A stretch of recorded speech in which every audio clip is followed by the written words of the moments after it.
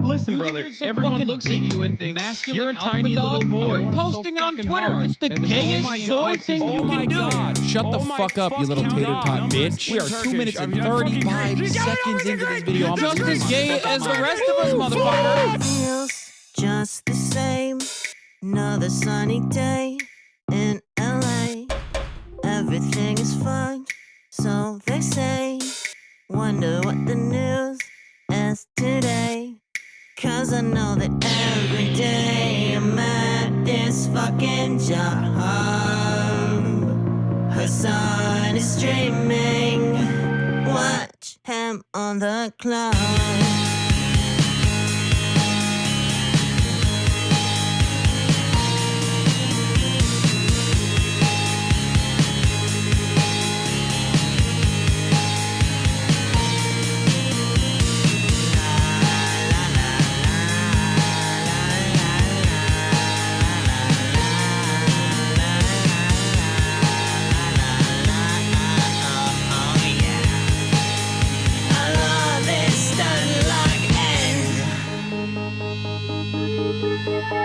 Listen, bro, the Lyra does not need this. Trans people love playing Hearts of Iron. Eating pussy is the basic bare minimum thing you can do. Where did they find these people, dude? And women want to have sex. Your job is posting. You're gay. Okay. God, I hate women so much. Is he really a socialist? He's such a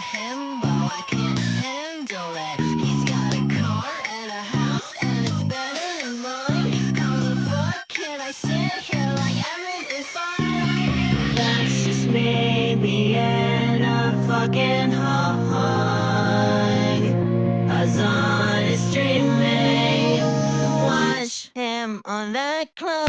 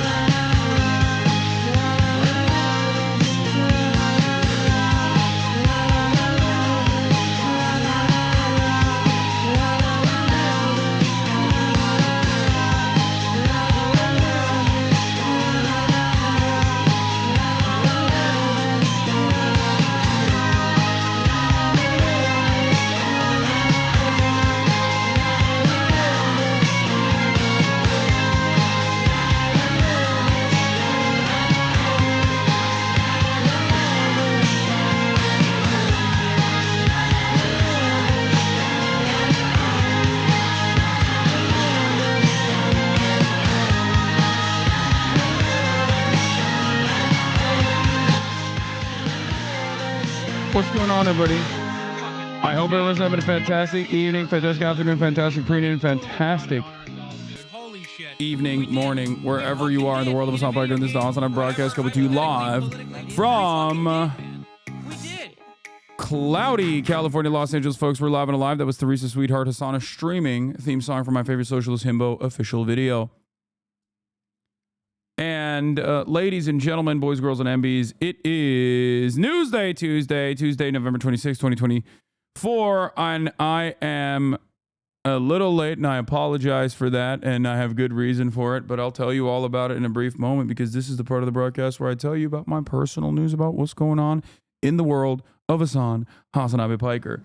In between the time period where I press the stop streaming button and press the start streaming button, it is Newsday, Tuesday, ladies and gentlemen, for all the parasocialists out there who want to know what's going on. First and foremost, I cleaned my microphone and I swapped it out with an orange mic windsock.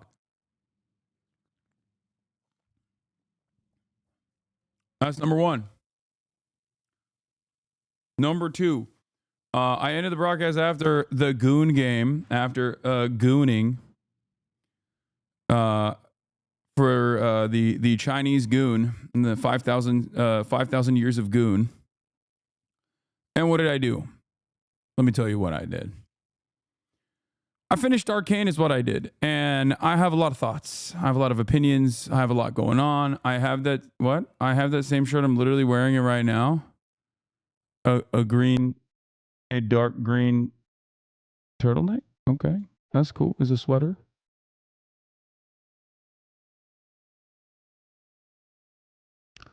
Folks, I finished Arcane and it was very sad. It was amazing. I found out that it took 9 years to make both of those seasons.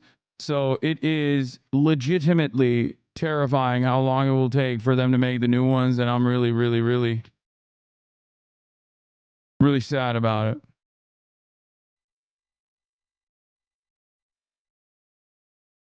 Arcane is basically I fell asleep. You're wrong. It's so fucking good. It's so goddamn good. It might be the best. It might be one of the best, like, animated series I've ever watched. And yes, I am on CNN, and I will be talking about that quite a bit, of course.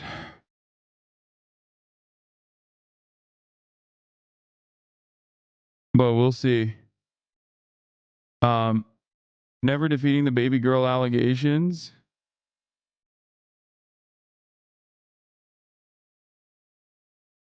That's crazy. Okay, I'll take it.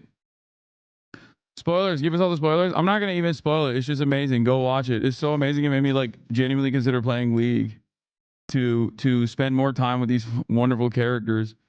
Don't fall for the trap. Just don't install League. Enjoy Arcane for Business. Yeah, precisely what I'm gonna be doing. Donnie is trying to get the longer version approved. Yeah, we spoke for like an hour and a half, almost 2 hours, and that is after we worked out too. So it's sad that like CNN was like, no, we should do it short. We should just post the short version. So we'll see. We'll do the CNN appearance, obviously, and many others. A lot going on in the world, but yeah. Last night I finished Arcane. It was amazing. I love it. I highly recommend it. And you definitely don't need to play League. I'm anti-League. I'm anti-League of Legends. I am openly and overtly and expressly anti-League of Legends. So the fact that I'm telling you League is, Arcane is good while telling you League is bad, you should understand. Hickey hiding Hasi. Yeah, I'm hiding my hickeys. I'm 14. Anyway, we got civil unrest in Pakistan. We'll talk about that too. So, folks, let me tell you. Went to bed last night, woke up early. You already know what it is. It was basketball time. Okay, it was b-ball time, baby. And I played with Mike from the Crash Dummies podcast. He's in town right now. And I'm going to be honest, he cooked me. He cooked me twice. I came back, but he was just so wet. He was just draining threes left and right. It was crazy. It was disgusting work, okay?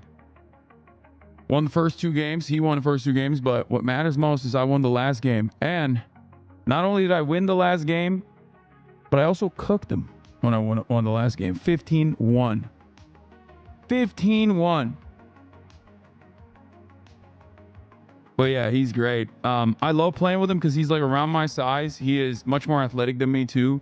Like, it's always great to play against someone who challenges you in ways that other people can't, because like he's so strong and so fast and so explosive from his football background that it's just like,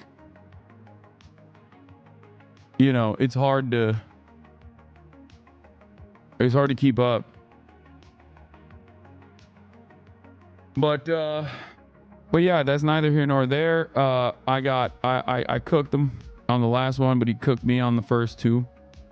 1v1 Dalton Connect when? Dude, he would. That's not even a question. I had a bunch of phone calls this morning as well.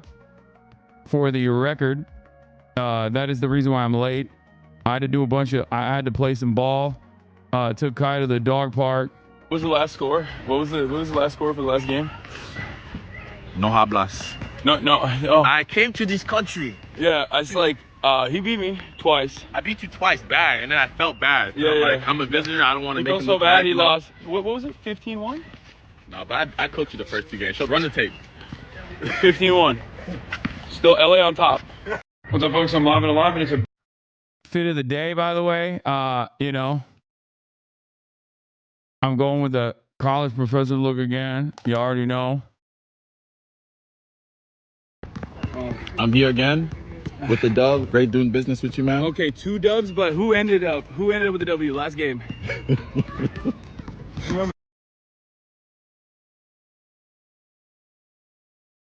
Yeah. So those high waters, well, yeah, I know. Bro looking like Cave Johnson from Portal 2.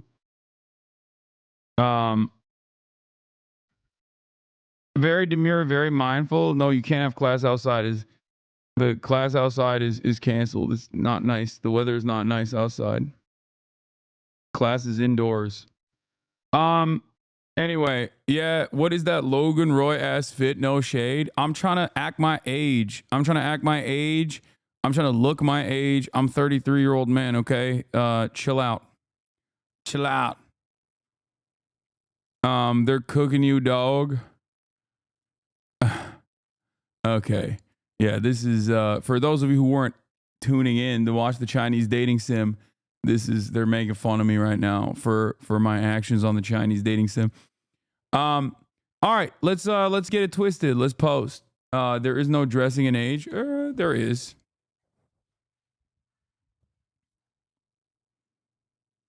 There is.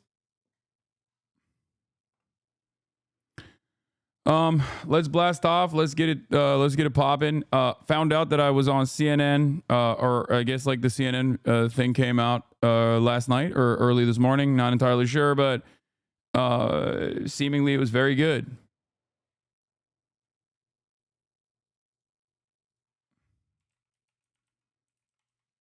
Seemingly very good.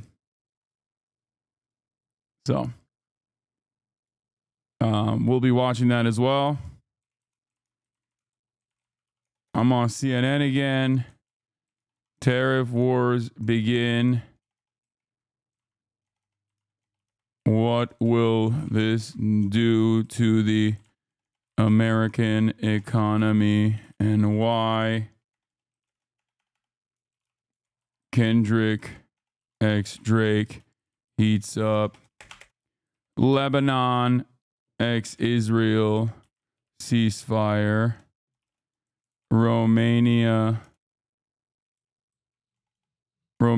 alt-right weirdo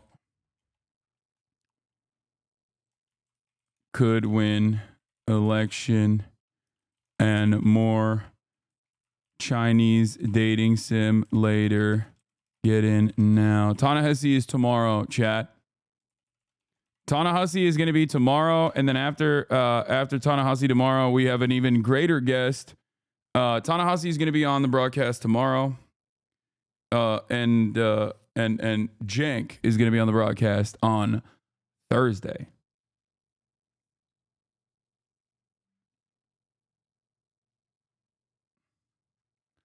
Okay. What brand is the turtleneck? I think it's Le Maire.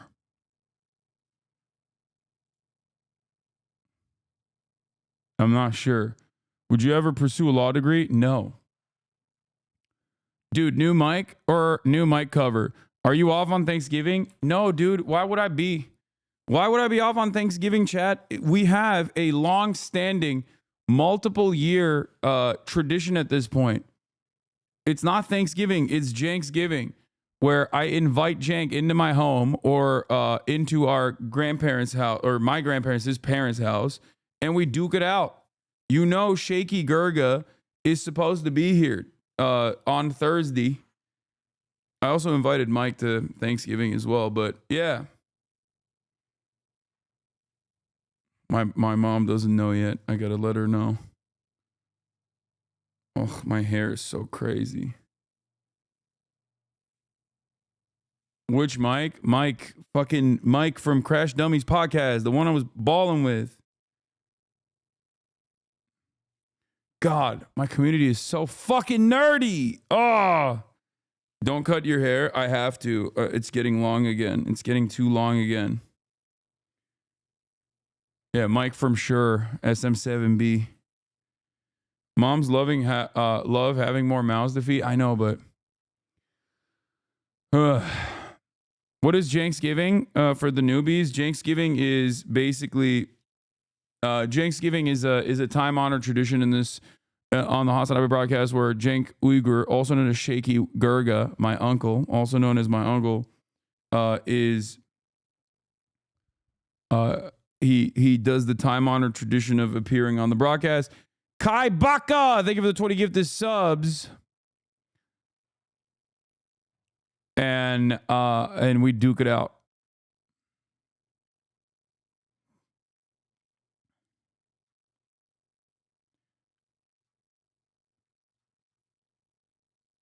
You should wear contacts more often. What is happening right now? Chat is going crazy. Chat's giving me advice on what to do with my hair. Chat's telling me to wear contacts. Hello? How about we don't do that?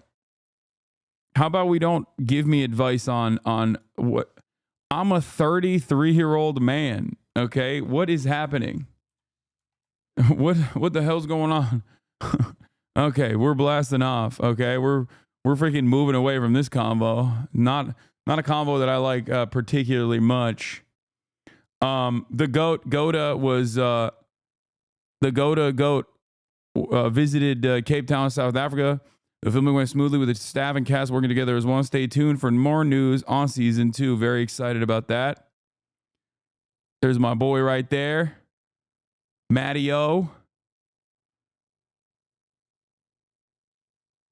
Oda's got no swag, by the way. It's crazy. I mean, it's expected, but like he is a zero swag dude, bro. I swear. Like, at least Hideo is like swagged out the wazoo. You know what I mean?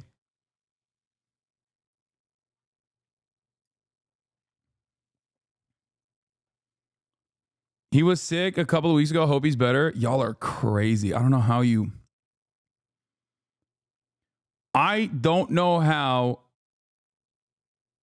you guys actually keep up with Oda's life. And because like he is very, I feel like he doesn't like, you know, Shonen Jump updates. I know, but it's like he doesn't. It's hard to keep up with anything that's going on.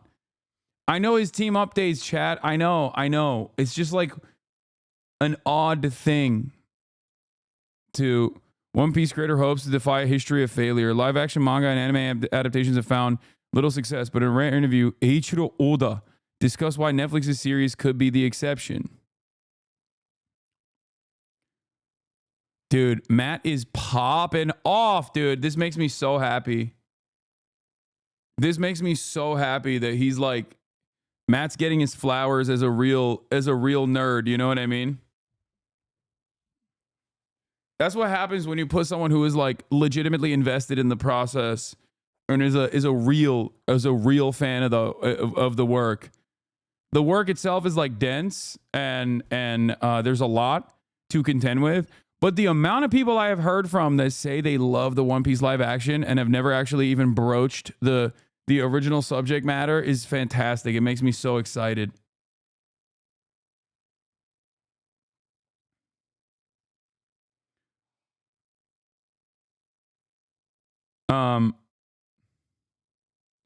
What? Did you see this Twitter engineer? And yes, they're a real employee. Post some insane shit. Yeah, I did. What do you mean? It's got 25,000 likes. Yes, I know he's a real Twitter engineer, not Twitch. Sorry, real Twitter engineer. Saying shit like this. Is that shocking to you? The fucking website is owned by a neo-Nazi chatter. What the fuck? It's not even a chatter. It's definitely Megaphonics that sent me that. There's got to be a Megaphonics link that I just clicked on without thinking, mindlessly. Wow, I can't believe a Twitter engineer, is just as racist as the owner of the fucking website, who is a fucking white supremacist. Wait, what? Jose did a TYT? Oh, man. Jose did a TYT deep dive? Hey, yo, that's crazy. This proves literally how dumb MAGA people are. Oh, yeah, I seen this. I seen this. The older millennial. I seen this. Kojima-san is watching woke movies. Yeah, this was funny. Hideo Kojima, Daniel Craig Queer, he watched it. Kojima-san, that woke movie. Kojima-san, I don't feel so good. Anyway, we're going to do Tariff Wars and stuff, but I've talked about them quite a bit. But before we do that, let's cover the Donny O'Sullivan piece from CNN.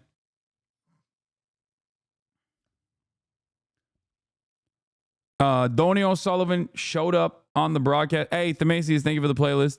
Donny O'Sullivan showed up at the HasanAbi compound and got brolic as heck. Okay. We're gonna be looking at the article / story. It's gonna be running on TV. Donny O'Sullivan is gonna be running on TV as well, which is very exciting. Okay, but let's take a look. Let's take a look at what happened. This is Hasan Piker. This is my dog Kaya. I thought you legitimately were gonna work out. I could do some weights. He's a social media superstar with almost 3 million followers on the video streaming platform Twitch. They're eating the pets. So this is that whole masculinity thing people are talking about, huh? And he's part of a growing group of streamers and podcasters reaching young men online, a space Trump tapped into to reach young male voters. Punch in, then you won't be able to see that he's not doing any weights. But Hasan is not a Trump supporter. He's a progressive, a fan of Bernie and AOC. The Democratic Party even invited him to the DNC in August. One thing we've been hearing for weeks now is that the left needs a Joe Rogan. Yeah. I don't think that the Democratic Party can podcast itself out of this issue. Joe Rogan, he endorsed Bernie Sanders in 2020. Maybe they should do an autopsy on why he left the party. I like to work out. I'm very bro-y. A lot of people look at the optics of that and they don't like it. They think like, oh, well, he's a little toxic, isn't he? And they don't really listen to what I have to say because I'm significantly more progressive than the average Democratic campaign. Yeah, I've heard you say when it comes to stuff that guys like, you seek that stuff out online, whether it's watching a streamer, whether it's watching guys talking about working out and fitness. You say that the right wing just dominates that space. Yeah. Why? Well, I think that's why I started on Twitch, right? I know for a fact that the video game space is like people who consume this culture, people who are a part of this culture are not all right wing. I wanted to showcase to people that like, no, you can be a progressive person, you can be a leftist and like have fun at the same time. How many people were watching your live stream on election night? The total unique number was 7.5 million. There's a general sense that when it comes to the world of podcasts, alternative media, I don't even know what you want to call it, that Trump did a much better job with that than Democrats and Harris. Absolutely. I think that's true. I was a naysayer early. When I saw the Aiden Ross collab, I thought this doesn't have motion. So this is Trump with Aiden Ross. When Trump went on Aiden Ross's stream, I was like, it was awkward. It was weird. But then I saw Trump on Theo Vaughn, and he started talking about cocaine, and I was like, uh-oh, this humanizes him. Cocaine a stronger up? Yeah. Cocaine So you're way up with cocaine more than anything else you can think of. Cocaine will turn you into a damn owl, homie. You know what I'm saying? Yeah. It'll. Harris did consider going on Joe Rogan. Yeah. But she didn't. So that was a mistake as well, I think, because Joe Rogan can't deliver adversarial interviews if his life depended on it. What is it that the Democrat Party has to do differently? Well, I think that they need to change their policies. It's a policy thing. Yes, it's 100% a policy thing. Because I'll say, right, which is the boring answer. Although it would be very self-serving for me to say, I'm the left's Joe Rogan, the Democratic Party should give me millions of dollars. That's not going to solve this problem. What will solve this problem is if the Democratic Party actually adopts real left-wing economic populist messaging instead of purposefully avoiding that stuff because they're terrified of upsetting their corporate donors. I think Trump speaks to male insecurities better, and I think Trump speaks to the anger that people have, whereas the other side of the political spectrum does not speak to that anger at all. There's been a lot of controversy around you. Yes. The way you talk about Israel is viewed by some as anti-Semitic. Yeah. Are you anti-Semitic? Of course not. The real problem here is that I'm an anti-Zionist. The real problem here is that I'm extremely critical of Israel and all of the information that's readily available, especially on social media for so many people that don't necessarily rely on mainstream media any longer to get their information. And that's why you see this generational gap. If you're over the age of 35, you're still operating on the old boundaries. You're like, no, Israel's the most moral democracy in the Middle East, maybe in the world, right? And I think that the major generational divide that is, I think, in a very damaging way, feeding into the mistrust overall that people have with mainstream news in general, is coming from that. Tonight, the president. That's it. So we did a much longer interview, and I believe that Donnie's trying to get it longer, too short. I'm sure that everybody could learn a lot from Hasan about the alt media landscape and his policies when he's engaged in a longer, deeper discussion with someone like you without the exaggeration for effect stuff. Would love to get a longer version posted. I'll talk to my colleagues, he said.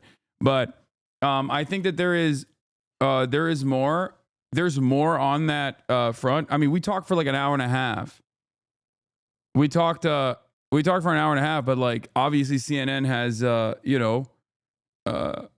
time constraints. They make this like pre-produced. They make this pre-produced stuff, and then they try to slot it in. But I think they did a decent job of like to the best of their ability, just posting some of the best parts of it, I guess. But it's actually going to be on, wait, what is this? Front page CNN.com. Check more top stories.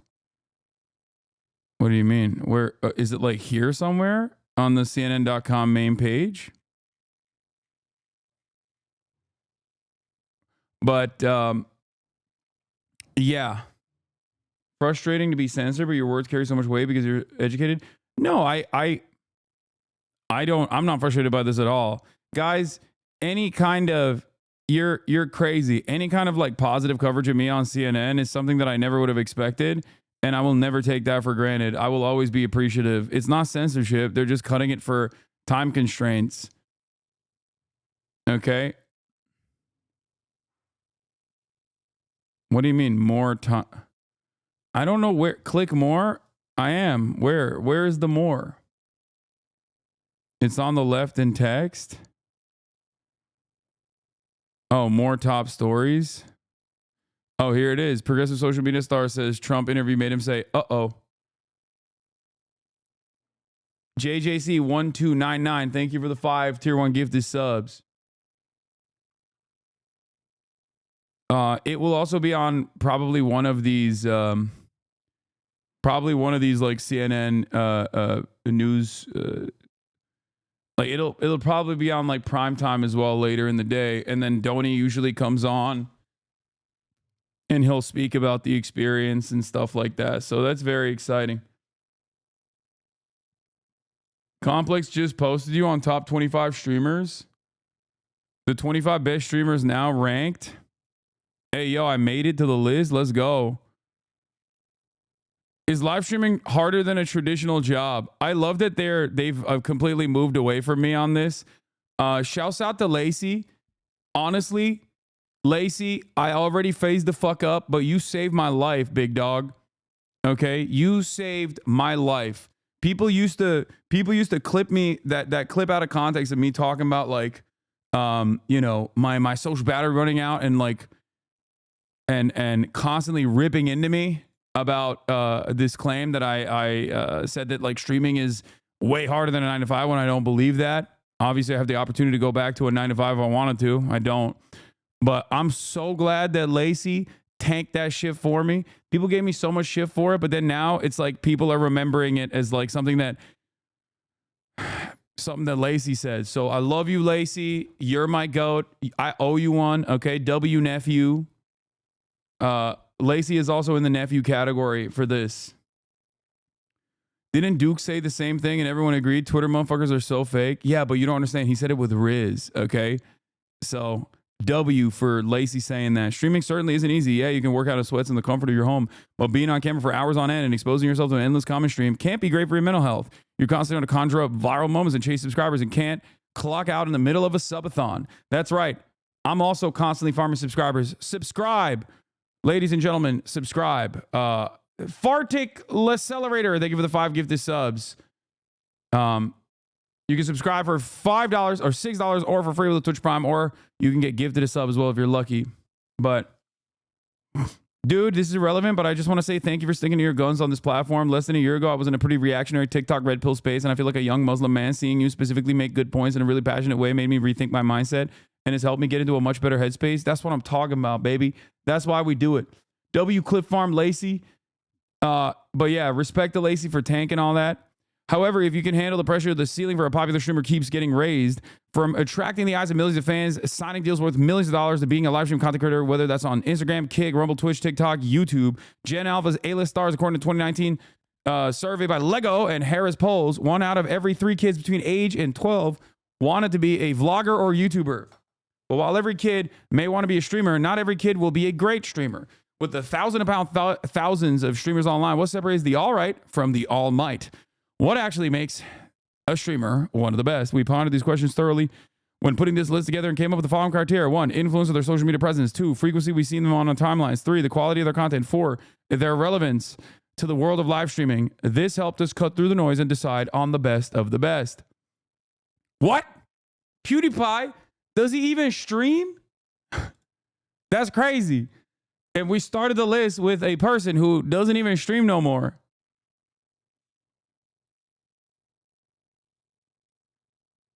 Age 12. PewDiePie had his fair share of controversy. Ninja. Oh, this is all time? Is this like all time greats? Not 2025. No, it's 25 best streams ranked now. Wait, that doesn't make sense. Ninja. Hey, yo, Valkyrie. Follower subscriber count 4 million. Valkyrie got a start nearly a decade ago, but it took a few years to release a certain online gaming phenomenon. That one game, oh yeah, Fortnite, to have her big breakout. Popular gaming organization. She's now co-owner of Boss Biz Shit. Like many streamers, Valkyrie started on Twitch, but she made a move to YouTube when they offered an exclusive contract.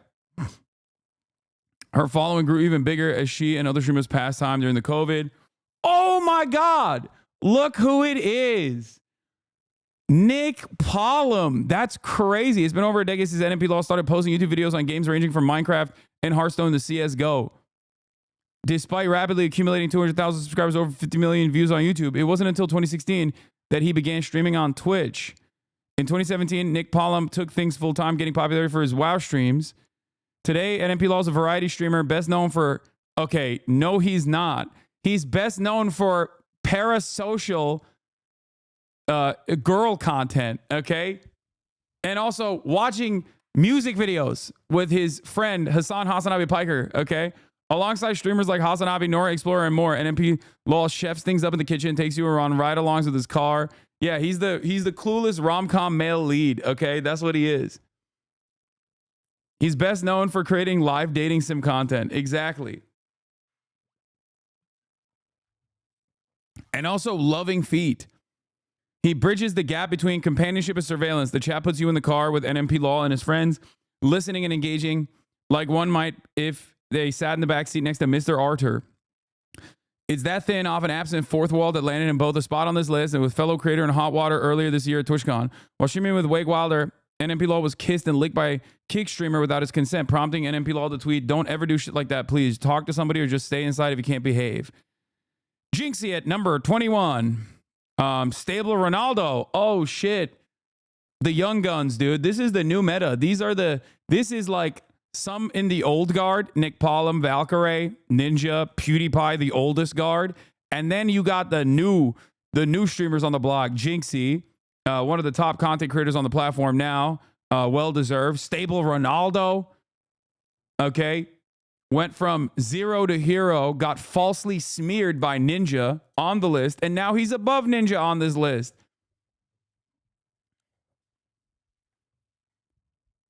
Okay. I like that. Cutie Cinderella, goddamn. Cutie Cinderella is a force in the live streaming world, but she won't let you call her that. The Washington-born content creator would rather call attention to everyone else's influence and achievements in an attempt to downplay her own. This endears her to her audience and humanizes her so many. While she is largely known for creating the Streamer Awards, her event planning goes much further than her much-anticipated award show. Among the hits, Shit Camp, a 5-day summer camp in which popular creators live stream various activities that emphasize teamwork and bonding, Master Baker. And we can't forget her appearance on podcasts like Whine About It and Fear Ann, which give her a different platform to be totally herself, chill, soothing, and wise. Okay, I don't know about that. Maybe on Whine About It. Probably not on Fear Ann, though. She ain't never chill nor wise on Fear Ann. You know what I'm saying?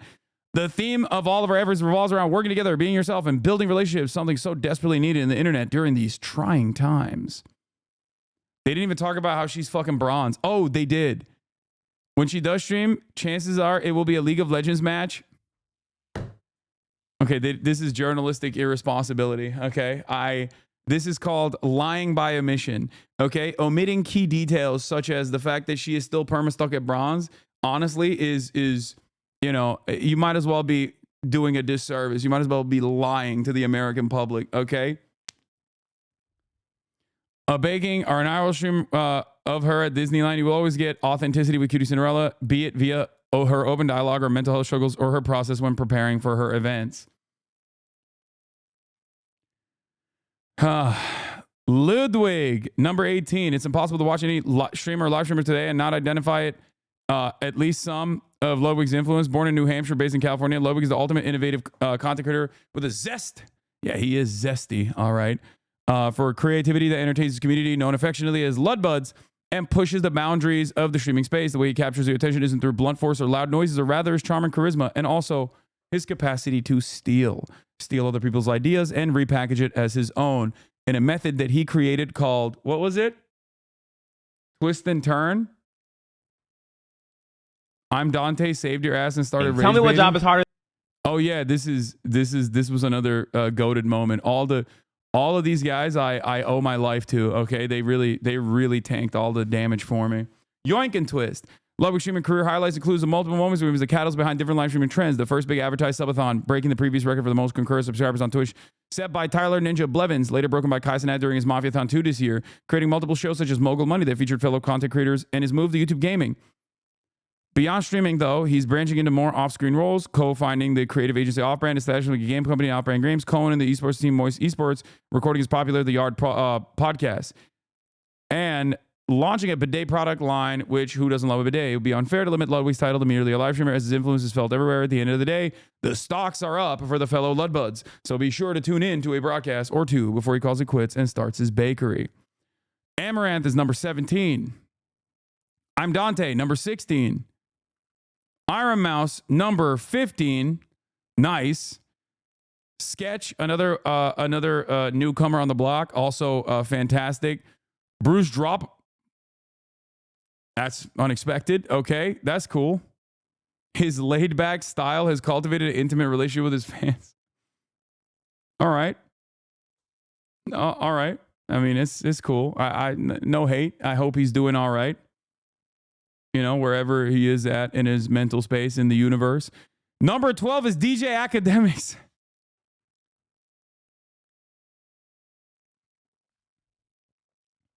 That's crazy.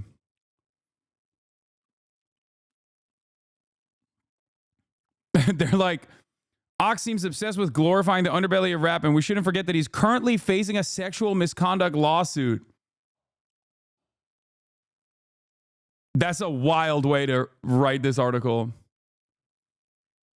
Agent, well-deserved at the 11th slot. Number 10, another phase member, Plague Max. Never forget I beat him in basketball. Just a fun little reminder. I'll always have that. I'm probably never going to play him again, honestly, because he'll cook me in a 1v1. Nephew's on here too. Jason the Ween. God damn. I mean, I love this list. This list is dope. Damn, they did Jason dirty. I know they could have showed a way better photo than this one. But hey, it is what it is, you know? You're like a foot taller than Max, bro. Yeah, have you seen his handles, though? Are you kidding me? He's fast as fuck. And he's really good. I think 1v1, depending on which way, depending on how well I can shoot, I think Max could cook me potentially.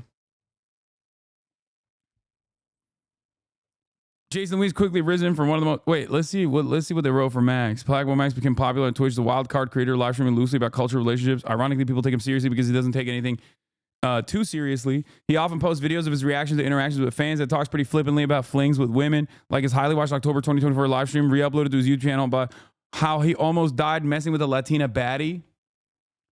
21-year-old live streamer has 1.2 million followers on Twitch.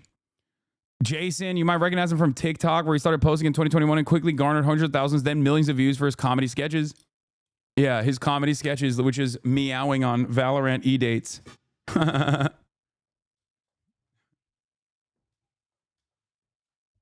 That's funny. Hold on.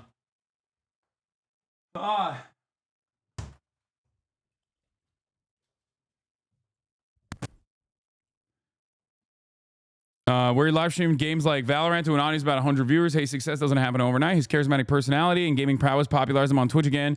On YouTube, where he started uploading clips on 2022, 2024, respectively. He also dipped into music, releasing 10 songs and clocking over 58,000 monthly Spotify listeners with his dreamy bedroom pop ballads. It seems the internet simply can't get enough of him, no matter the platform. Why do you call Jason nephew? Because he's my nephew, dude. I'm Unc, and he's my nephew. That's why I call him nephew. That's W nephew. I like all the FaZe guys. You know this already, especially the new FaZe Clan talent is fantastic. They've done a pretty good job of just like, you know, making content that's fun, funny, and goes viral, that is not meant to be taken super seriously, while also simultaneously they're not like weird and gross and toxic, you know what I mean? Even like Ronaldo and Lacey, who sometimes will say like edgy shit, like they ultimately, even when they sometimes say like edgy stuff, they ultimately are very their heart is in the right place. XQC is courted controversy by shading people who gamble, only then to become a gambler and stream about it himself, and losing over $100 million in the process. He's also in a controversial legal... Oh my God, they cooked his ass. Number 7, Phantom. Goddamn. Number 6, Pokimane. Oh, what is that? Sheesh. They put me at number 5.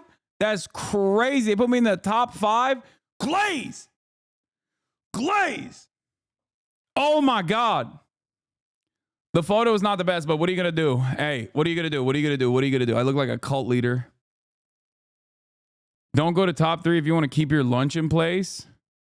Wait, why? Duke, Aiden. Well, Kai Cenat deserves it, and IShowSpeed also deserves it. So what the fuck? Hey, okay, I'll take it. If you're looking for goated political commentary on Twitch, then look no further than the debate lord himself, HasanAbi Piker. The Turkish-American creator who currently lives in California wasn't always a streamer. He previously worked at the progressive news show The Young Turks and making videos around leftist politics for a younger audience. After creating his own show at the news show in 2016, Piker began streaming on Twitch 2 years later while still at TYT, eventually leaving to take streaming full-time. Since then, Piker has become a recognizable name in both leftist political spaces and the general live streaming constellation. But it isn't necessarily his background that makes Piker a great streamer. He's hot, but sure, but he's also funny, honest, smart, and warm. He's knowledgeable about politics historically and holistically, and he can break down complex political topics in a digestible yet entertaining fashion. On top of that, Piker's politics and values make him someone who fosters a rather inclusive chat that makes marginalized viewers feel welcome. Plus, he isn't some boring old millennial. He games hard and has done streams with other creators like Pokimane Valkyrie, as well as political figures such as Alexandria Ocasio-Cortez and Ilhan Omar. All of this makes Piker something of an elder brother to his chat, someone folks look up to and aspire to be, which makes sense considering the Abi in his name is Turkish for elder brother. Nailed it. I'll take it. Number 4 is Duke Dennis. Makes sense.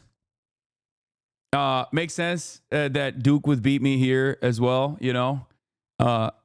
Where hasn't this guy defeated me in the marketplace of ideas? Having served the U.S. military from 2013 to 2017, Dennis began his YouTube career and his military career was ending. Number 3 is Aiden Ross. Ay.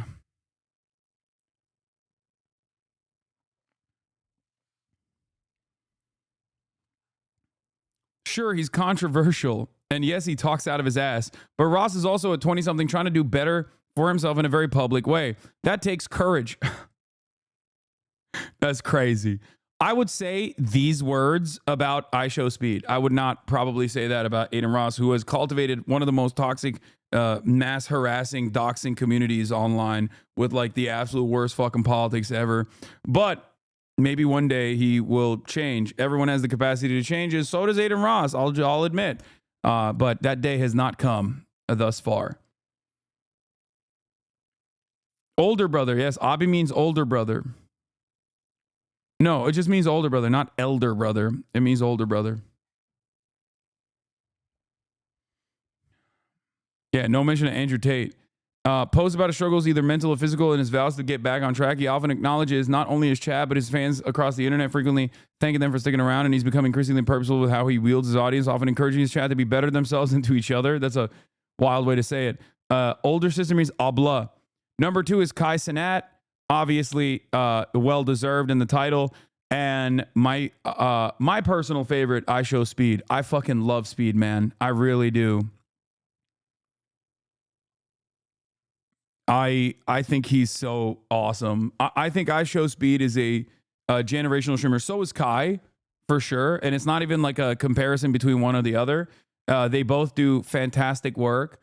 And it's amazing to have them at the top of the game. And I really appreciate what they do in general for the space and what they do in terms of like entertainment. It is always shocking to remember how young they are, especially Speed. And I think that especially for both of these guys, really, both for Kai Cenat and IShowSpeed, okay, let me tell you something. Both of these guys could have gone down like very different paths, okay? They could have gone down very different paths. The circles that they were around and everything else, really, like they could have become very different versions of themselves, I think. And instead they are just like very good. They like even when they got that Rumble deal, that was fucking awesome. Like they went and they packaged themselves to get a Rumble deal. They got the bag and they basically streamed like once on Rumble and got an insane amount of money and then never did it again. And it's obvious that, like, you know, it's obvious that they both have the correct mindset for this space. Nayshaw unintentionally gassed you up on his IG story yesterday where he posted the top 10 active Twitch streamers with you at number 2. Wait, really? Sick. Yes, I already watched the CNN video. But yeah. Speaking of rankings, remind chat to vote. It's the last day of voting. Okay. Guys, it's the last day to vote for Streamer Awards. If, like I said, if you vote for me for Just Chatting Streamer, you get a Tasteful Nude. I'm probably not going to win this year. Let's be real. This year has been a tremendous number of different controversies. And normally I get a lot of support from all these other active communities as well, from other content creators, but I don't think I'm going to get that this year. So we're on our own in a very tough, very, very heavily dominated, stacked field. And so you're up against Kai. Yeah, Kai is probably not going to show up to the Streamer Awards, win the fucking full sweep, and that's probably what's going to happen again.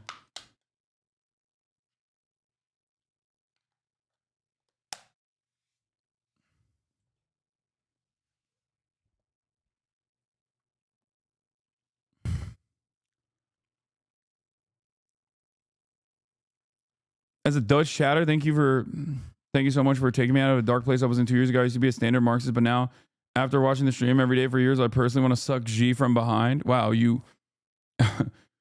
Now you're a socialist, you're a promoter of socialism with Chinese characteristics.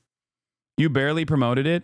Yeah, I don't feel like I should promote it every fucking day. I mean, big streamers don't do that normally. And if I lose, then I lose, you know? It is what it is.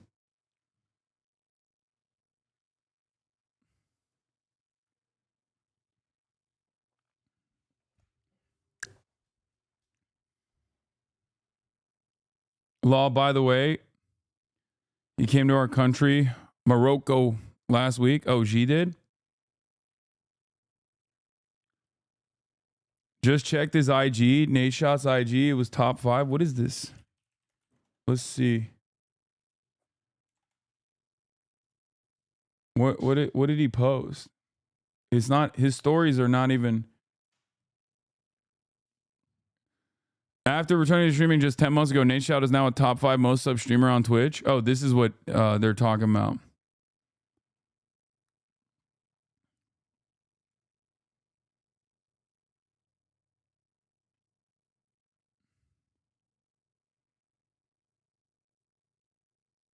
I know you're not covering serious topic yet, but would you read a short thread on evidence against Bolsonaro? Pretty open and shut case. Why is Kai in so many categories? Because he dominates the field. What are you talking about? They are fast.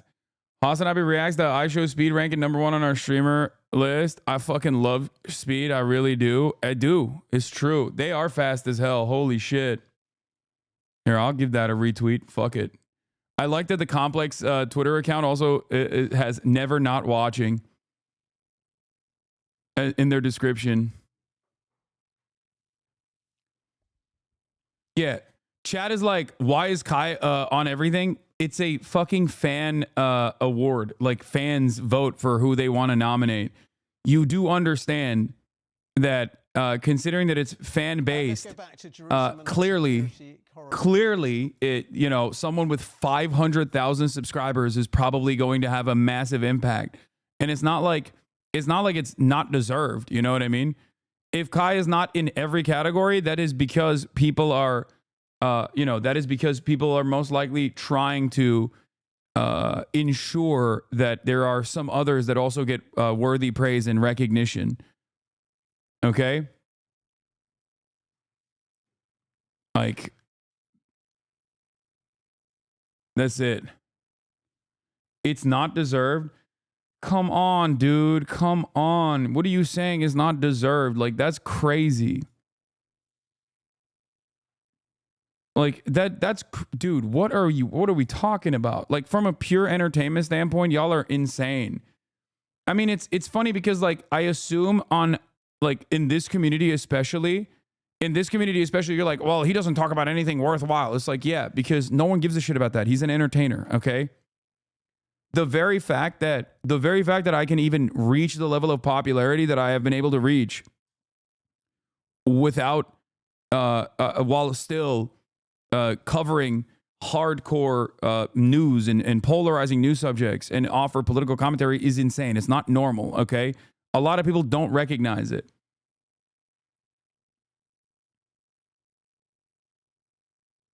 Y'all are being ridiculous. Like, nobody's asking you to fucking sit through every single Kai Cenat subathon, okay? But just be normal. Be normal, please.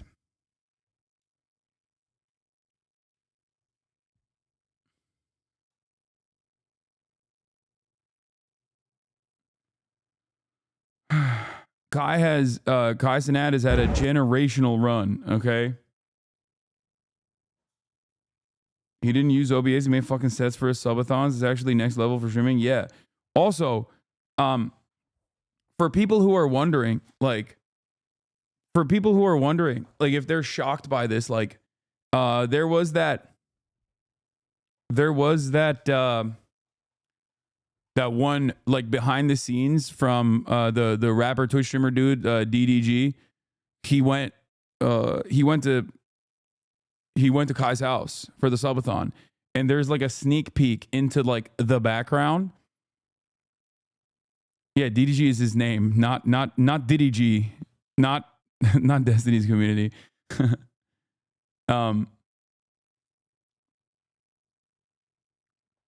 But yeah, he vlogged it. He vlogged it, and it showed like a little peek behind he had Chris Brown on and is homophobic from an entertainment standpoint, but I get it. But, like, Sheltered Rosewood, I need you to understand something, okay? And I mean this in all sincerity. When you don't like someone, I promise you that means that they are popular for a good reason. Like, I cannot begin to explain to you how directly at odds you are with normal human beings on the planet, okay? Like, and many people in this community will also channel the similar frustrations that you're talking about, but that still doesn't change the reality, okay? Anyway, look at the background of this. They're just gonna mic him real quick. Like, this is the level of production. You know what my shit looks like. This is my shit, chat. This is it. That's my production, okay? My production is marginal. It's limited. It's got, and even then it's like crazy in comparison to, I don't know, the average, what you would expect from a Twitch stream. But, like, and then look at this. You know what I mean? Look at his shit.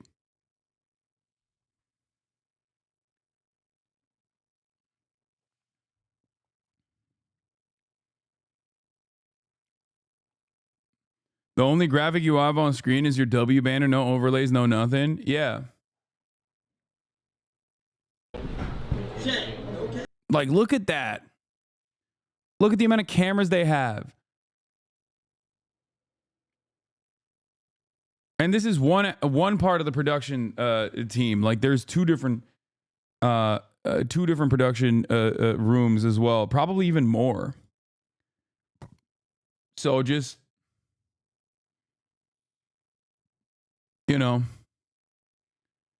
there's a reason why he's like popping off,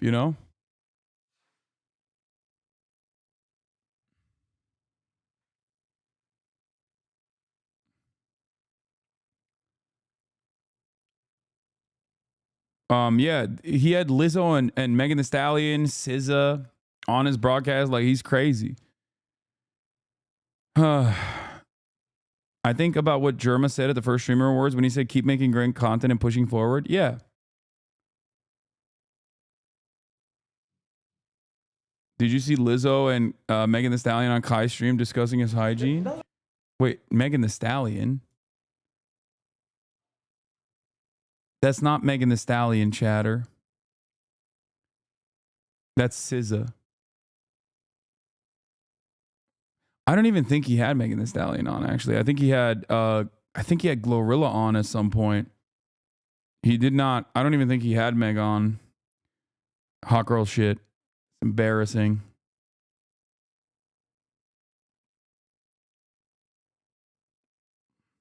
Yours or his? No, it's not that. It's just my toes are fucked up. But that's his. Those are his. They are his. So you don't want foot on foot?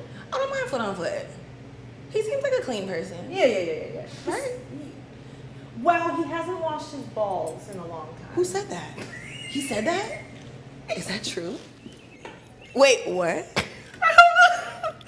Well, he's been showering. You seen him showering here? He's been showering with the trunks on. That's what they said. They say he showers every day with the swim trunks. Oh, that's my first question. On stream. You need lots of equipment so you can hire lots of people. If you hire me, I'll make you bracelets. Thanks. Yeah. That's what really ups the ante for Kai Cenat's production is that he has a bracelet guy. On stream. It's been 23 days.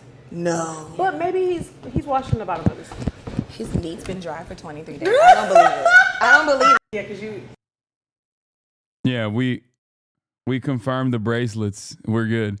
Yes, we're going to talk about Israel's ceasefire. Israel's security cabinet has approved a U.S.-backed ceasefire deal with Lebanon. Prime Minister's office says 10 ministers voted for the deal while one opposed it. We're going to be talking about that in a brief moment. Actually, when are you inviting SZA on the broadcast? That's the funniest part about this is like, I have no motion, okay? People will sometimes have these ideas where they'll be like, dude, why don't you have this celebrity on the broadcast? And it's like, are you kidding me?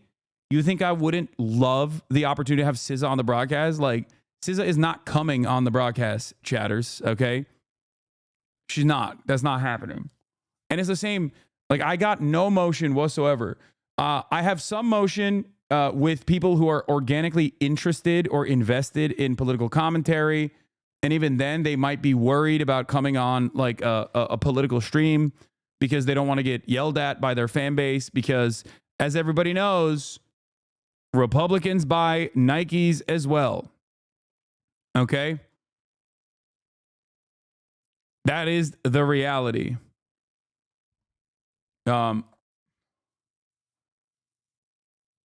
Also, you know, I don't even know if I want half the celebrities to be here on this broadcast, given how some members of the community fucking react to anyone that is like marginally different in their worldview than chatters. They just like treat them like they're fucking Adolf Hitler.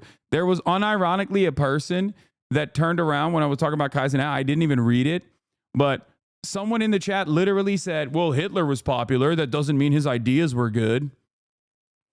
Like, the moment that you're comparing a entertainment streamer like Kai Cenat to Adolf fucking Hitler is a moment that you need to log off instantly, okay? Take a shower, log off, check in to the nearest medical professional you can possibly find. You're a fucking freak, okay? Now, that's far from the norm in this community. Obviously, I'm not saying that is representative of like a lot of the people in this community at all. SZA like one of your IG video posts? No, she liked the IG video post of me getting encountered by Harry Daniels.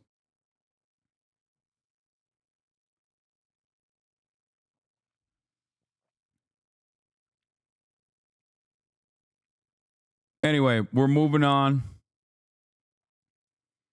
I have a genuine belief that Kendrick at the very least knows about you. I mean, maybe. He is very online. Stop talking about it. Your haters will use it as a wedge between you and Kai. Yeah, it doesn't matter.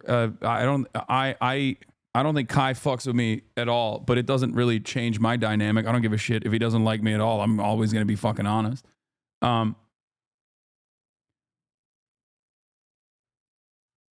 Anyway,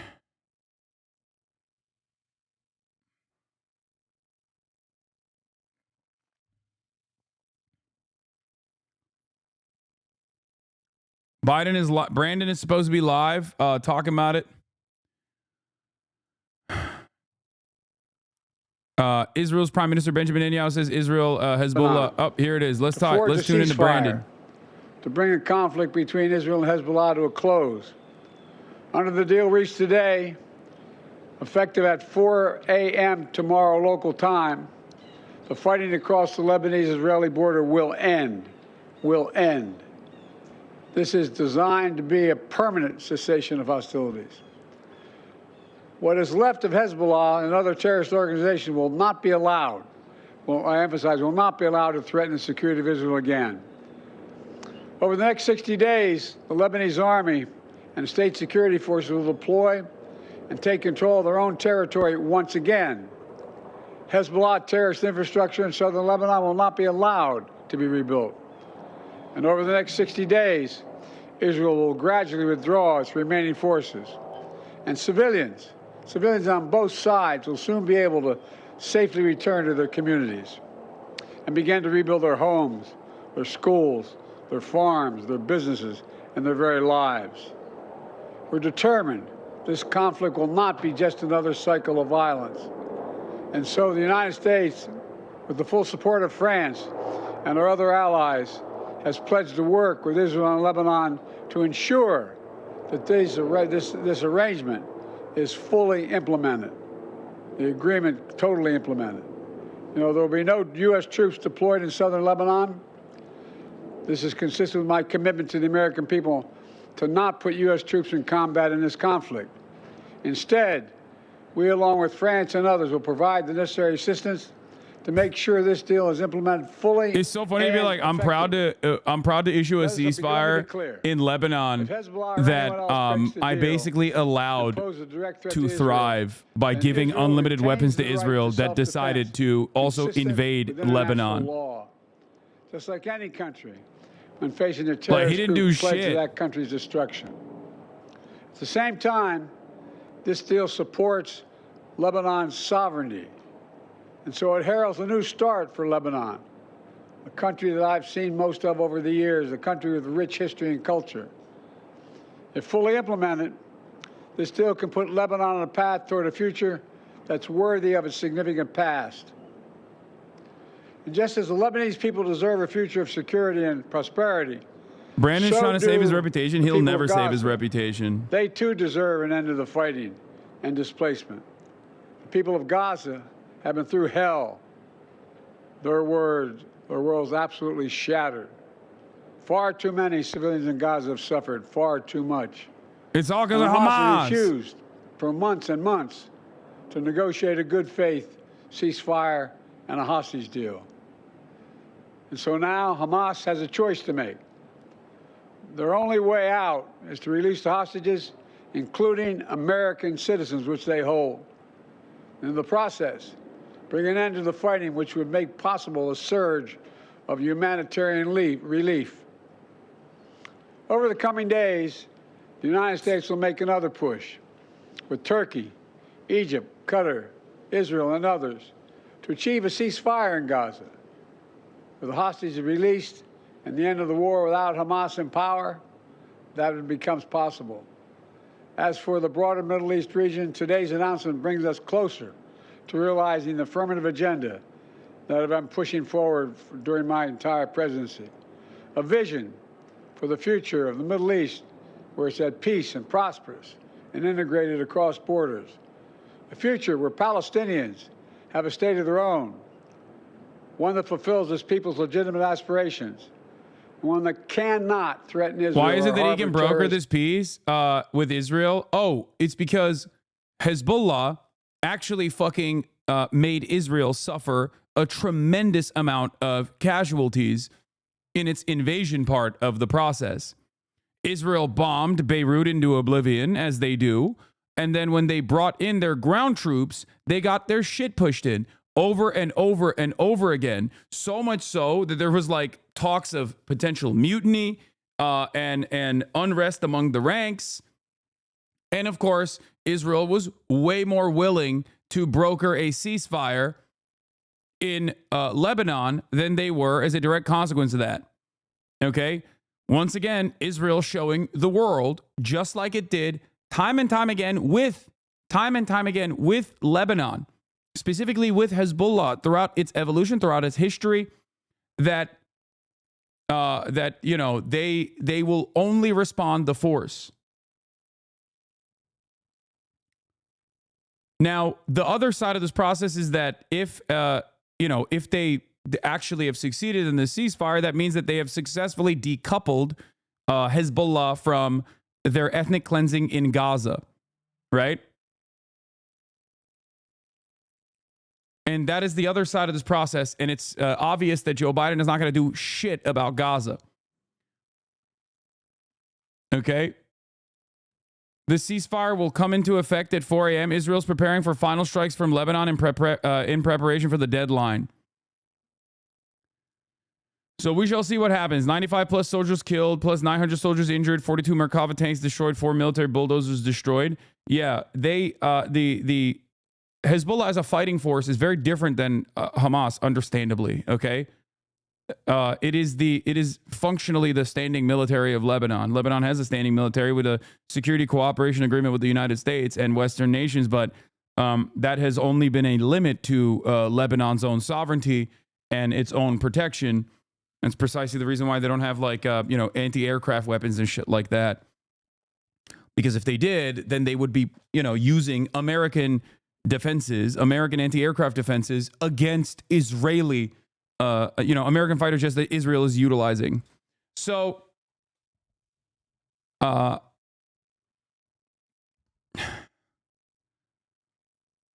is what's going on here. Once again, this is the fourth time at this point, or third time at this point that Israel is pushed into Lebanon and then pushed out of Lebanon by force and has conceded. But then they'll say, "Oh, we got our mission across. We did it. We succeeded." What did you succeed? You killed a shit ton of Lebanese people. You blew up a shit ton of villages, and then that's it. Now, I do not know what happens next in this process, but in the final 48 hours before a ceasefire in 2006 war, Israel dropped internationally banned cluster munitions across South Lebanon. That still kill children who unwittingly stumble across them to this day. We've seen the scramble for a last-minute destruction on a ticking clock before. This is the updated version. IDF issues airstrike notices for central Beirut neighborhoods, including Hamra for the first time, far from the suburbs and rarely hit. Ironically, the fact that Israel is devastating Lebanon's capital today means ceasefire is likely imminent. Heavy bombardment in final hours is a common tactic. Roads jammed with civilians fleeing. Saying that Israel has the right to defend itself even after this ceasefire, and that at the same time the US supports Lebanon's sovereignty. We did hear from Prime Minister Netanyahu just a few hours ago, before a full vote of the Israeli cabinet, saying that he recommended this ceasefire, but also saying that Israel has the right to open fire again on Hezbollah, even if, for example, it begins to build tunnels again. So Prime Minister Netanyahu, and I think you heard President Biden there too, trying to reassure a skeptical Israeli people that this will not lead to the return of Hezbollah in years to come. Prime Minister Netanyahu talked about that Hezbollah had been defeated for decades.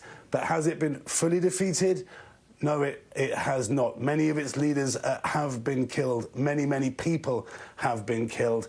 Another question too, will those tens of thousands of Israelis in the north be able to return to their homes? There are many in those communities who think. New over 100 prominent Jewish Georgians, including rabbis, board members of the ADL, and cultural leaders, signed on to a letter supporting Ossoff and Warnock's vote against some Israeli arms sales.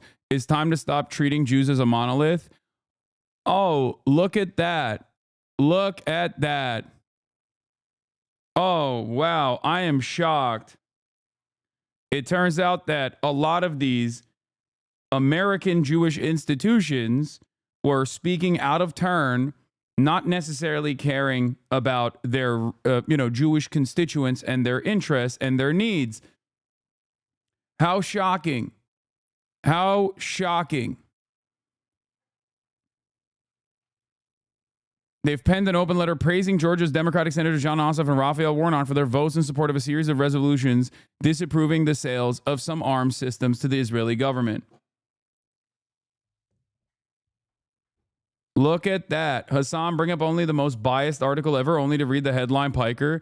I love that I'm currently in the process. It is simply just, you know, an article, okay? That's just what this is, okay?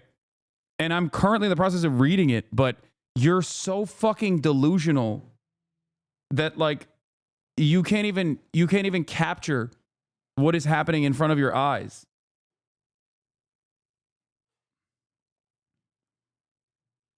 What? Fucking annoying. What is happening?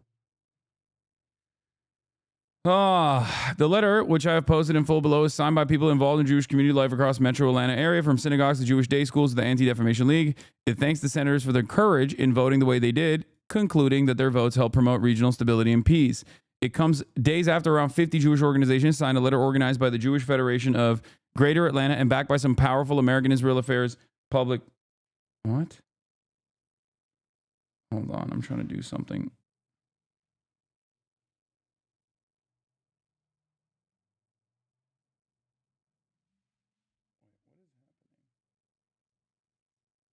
Oh, okay.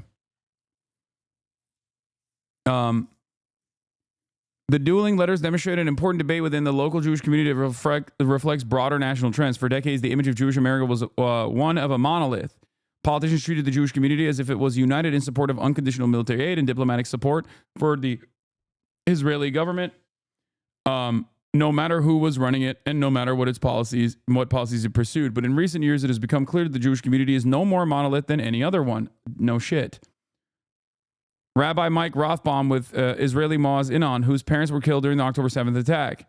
The signatories this week's letter and other Jewish Georgians opposed to the Federation letter made clear to me in interviews that they see no contradiction between supporting Israel and limiting the flow of some offensive weapons to its government to help bring about an end to the conflict.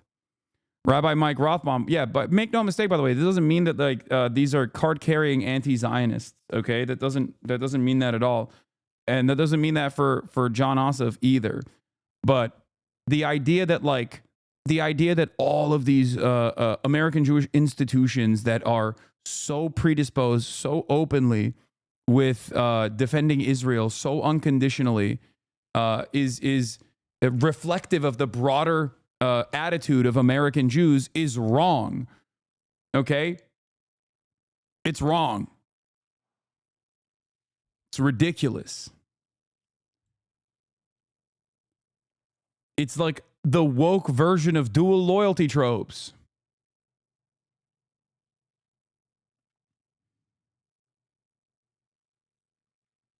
Anyway, even though Israel's claiming that they have beat Hezbollah, they're just lying. But then what happens when the Lebanese military tries to take control of Hezbollah-controlled territory? I don't know what will happen internally in Lebanon, and I do hope that there is no like civil war, like Civil War 2.0. You know what I mean? Probably not, though. But we'll see. I'll talk more about Lebanon in a second.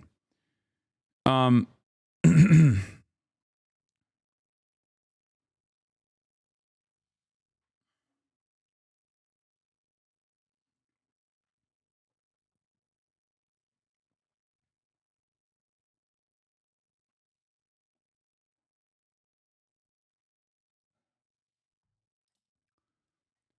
I gotta sneeze.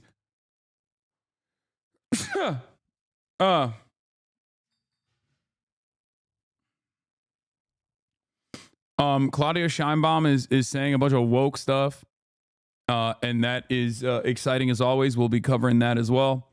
But let's get back to the Lebanese ceasefire and where we're at with the Lebanese ceasefire. Okay, starting first with security correspondent Frank Gardner, who is there for us, I think. Frank Gardner, can you just bring us up to date on the latest from the Israeli Prime Minister and exactly what he was saying in that address? He spoke like he was recommending a ceasefire deal and said that he would be putting it to his cabinet. Yeah, you could be forgiven, Ben, for thinking that this is pretty opaque and confusing. And believe me, I've been struggling to understand, has the Security Cabinet approved this thing or not? And the answer is that he has recommended it, it's expected to be approved, and he will present it tomorrow to the full Cabinet, and it's expected to pass. But can I give you a definitive answer that it has definitely, absolutely passed the Security Cabinet? I have not seen that in writing. But then again, I've been stuck in the studio. So I think the signs are that Israel is approving or about to fully approve within the coming hours this ceasefire deal. There is enormous momentum here for the United States. Prime Minister Benjamin Netanyahu has spent part of the last hour endorsing the reasons why this deal should go ahead. He's been recounting all the ways in which Israel has degraded the military capabilities of its enemies, both in Gaza, in Yemen, in Lebanon, in Iran, and Iraq and Syria. And he said that the Hezbollah, which attacked us from October the 8th onwards, his words, is not the same as the force it is today. Now, all of that, I think, is going to come as little consolation to those people in the north of Israel who have been saying they don't think Hezbollah has been sufficiently degraded, despite the enormous airstrikes that we have seen in the last 24 hours going into Beirut and in the days before that, with a lot of civilians killed there. Despite all of the damage to Lebanon, there are people in the north of this country and Itamar Ben-Gvir, the security minister, who have said that they want to see this war prosecuted further and longer. But anyhow, it doesn't look like they're going to get their way. It looks like the ceasefire deal is going to go ahead, which is 60 days, a kind of trial 60 days, 2 months, during which the Israeli army will withdraw in stages from Lebanon, from the south of Lebanon, where it's been active. Hezbollah will withdraw north of the Litani River, 30 kilometers north of the Lebanon border, and the security vacuum will be backfilled by a bolstered Lebanese National Army and troops from UNIFIL, that's the United Nations interim force in Lebanon. But critically for Israel, the reason why I think he's been able to pass this, to get this deal through the Security Cabinet, or at least get their backing for it, even if they haven't actually physically signed off on it yet. The reason that Israel's been yes, this is an earlier coverage from an hour ago, but it just got signed.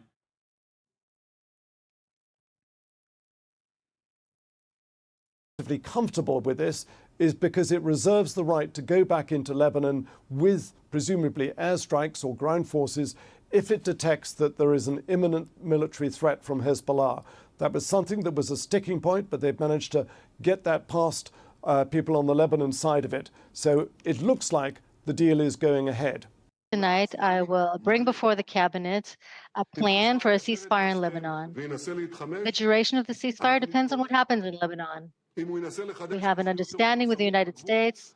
We are maintaining our full liberty to take military operations. If Hezbollah tries to attack us, if it arms itself, if it rebuilds infrastructure next to the borders, we will attack them. If they launch missiles, if they dig tunnels, we will attack.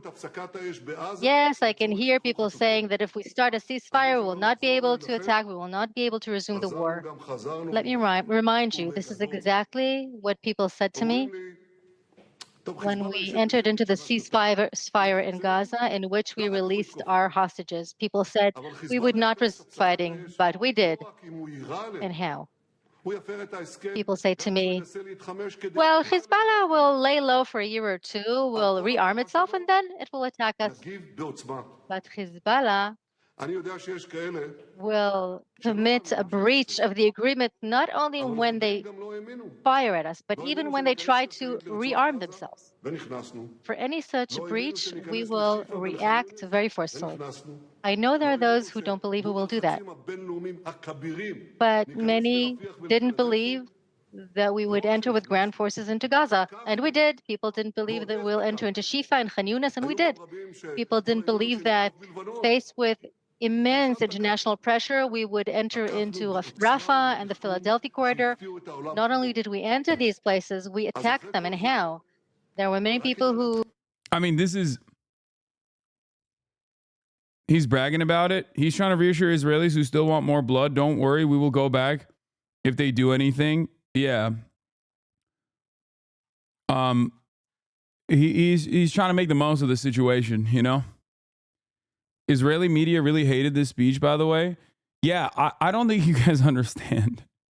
There is a lot of appetite, I think, in Israel for just endless violence, okay?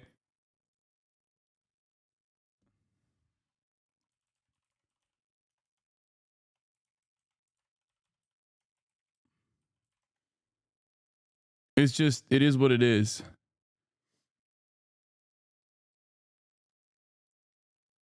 CNN is covering it live right now. Let's hear what they have to say. No, they're talking about Trump tariffs. Will be passed on to you.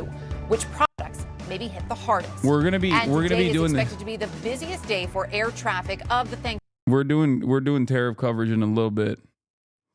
Who didn't believe that we would ever attack in Lebanon, and we attacked there too.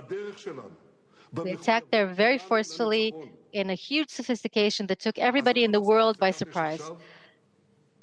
So after all of that, maybe we should start believing in our determination, in our commitment to obtaining victory. In Lebanon today, there was talk of a ceasefire, yet the sound was still of war.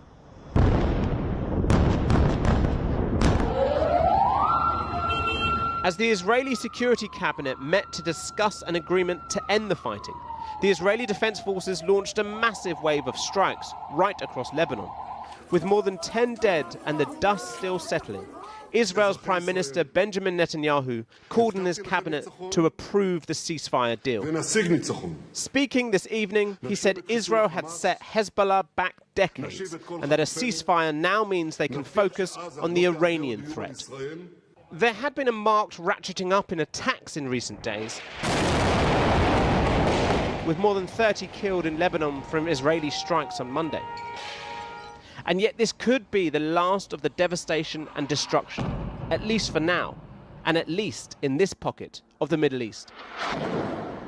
Hezbollah began firing into Israel following Hamas's attack of October the 7th and Israel's subsequent assault of Gaza, a show of solidarity among the two Iran-backed groups. The tit-for-tat exchange of missiles lasted nearly a year and led to around 60,000 Israeli citizens having to leave their homes in the north. It was this that Israel gave as its reason for escalating. In September, they assassinated Hezbollah's leader Hassan Nasrallah in a massive strike in Beirut, and days later launched a ground invasion of southern Lebanon. Israel says it's now killed more than 2,000 members of Hezbollah, but the war has displaced 1.2 million Lebanese citizens, and the death toll stands at more than 3,700, many of them civilians. Now, after 13 months, a deal. Reports suggest that the ceasefire is roughly based on UN Security Council Resolution 1701, which brought to an end the last conflict between Israel and Hezbollah in 2006. The first stage of the agreement will see the withdrawal of all Israeli forces from southern Lebanon within 60 days. At the same time, Hezbollah will pull back its armed presence north of the Litani River. That's about 16 miles from the Israel-Lebanon border. The Lebanese army, along with existing UN peacekeepers, will then provide security in the buffer zone, with the US chairing a 5-country committee to monitor any infringements of the agreement. The US has also agreed to give Israel a letter of assurance that they will retain the freedom to strike Hezbollah if it poses a threat. Something vital in trying to sell this ceasefire deal to those displaced by the conflict. Most of them have spent months living in hotels like here in Haifa, and they do not believe the threat of Hezbollah has gone. We don't feel safe, and if we finish now, it will, the weapon will stay there for the future Hezbollah people. This is southern Lebanon today. Israel's assault has left a wasteland where once there were villages. For Netanyahu, he has successfully ravaged Hezbollah's military capabilities and killed its top leaders. But at what cost to the Lebanese people stuck in the middle, with any ceasefire potentially just a pause in a Cold War always on the edge of heating up? And what of the source of this war? Gaza. where fresh rubble lies atop more than a year's worth of constant bombardment. Talks of a ceasefire here are long forgotten, and yet the need for an end to the war is as great as the desperate clamour for food in Khan Yunis. Well, joining me now from Beirut is Lebanese MP and former Deputy Prime Minister Hasan Hasbani. Thanks so much for coming back on the program, Mr. Hasbani. Trump posted Kai on his IG. Wait, what? Kai Cenat has been posted on Donald Trump's official IG doing the Trump dance? Wait, what? He wasn't even doing, was he even doing the Trump dance? That's crazy. That's crazy. I don't think that's the Trump. Trump can't even move his hips like that. Yeah, I don't believe that. Barney, apparently the bombing is still going on in Lebanon, perhaps even in Beirut. How does it feel to be bombed into a ceasefire? Yeah, this is basically a ceasefire under fire. These are the last hours before any potential declaration in the early hours of the morning, tomorrow morning, of an agreement.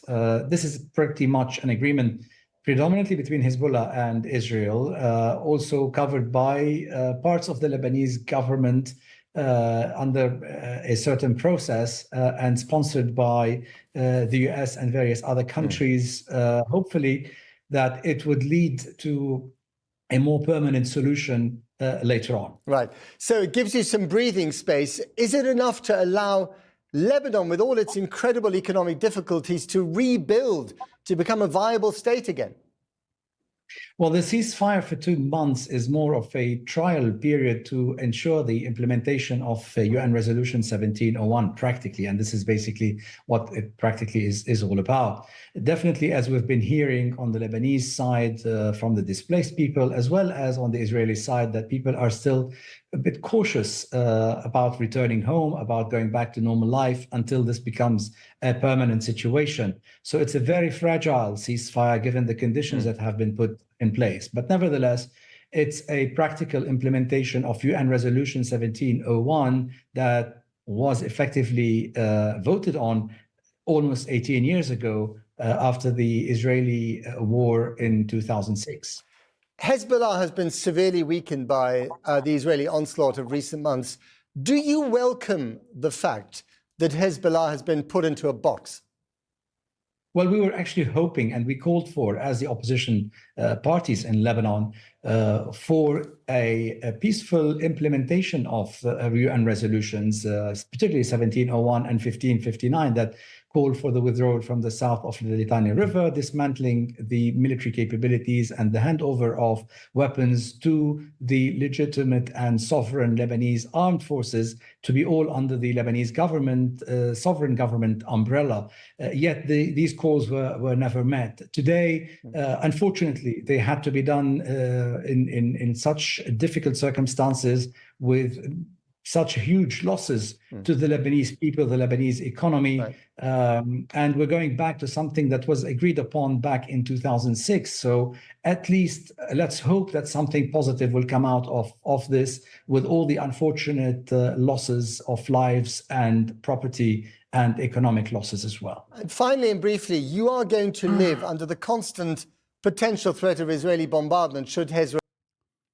All right, let's get the drop side news. Breaking. Israel's security cabinet agrees to ceasefire deal with Lebanon. Hezbollah excluded from negotiations. This is from 1048, a couple hours ago. The framework agreed, Lebanon said, is not a ceasefire, but a cessation of hostilities. There are no terms about Hezbollah disarming. Israeli drones are still buzzing in Beirut skies, where Israel is carrying out heavy bombardments. See Drop News' timeline. That also is like the buildup to a ceasefire in general. That's a part of how Israel operates. It's a part of how Hezbollah operates as well. Leading up to the final moment of ceasefire, there's going to be heavy bombardment. Okay. At least 10 people were killed in massive attacks in the Dahiyah district earlier today. Prime Minister Netanyahu, addressing the press now, says Israel maintains the right to attack militarily. We will respond forcefully to any breach of the agreement.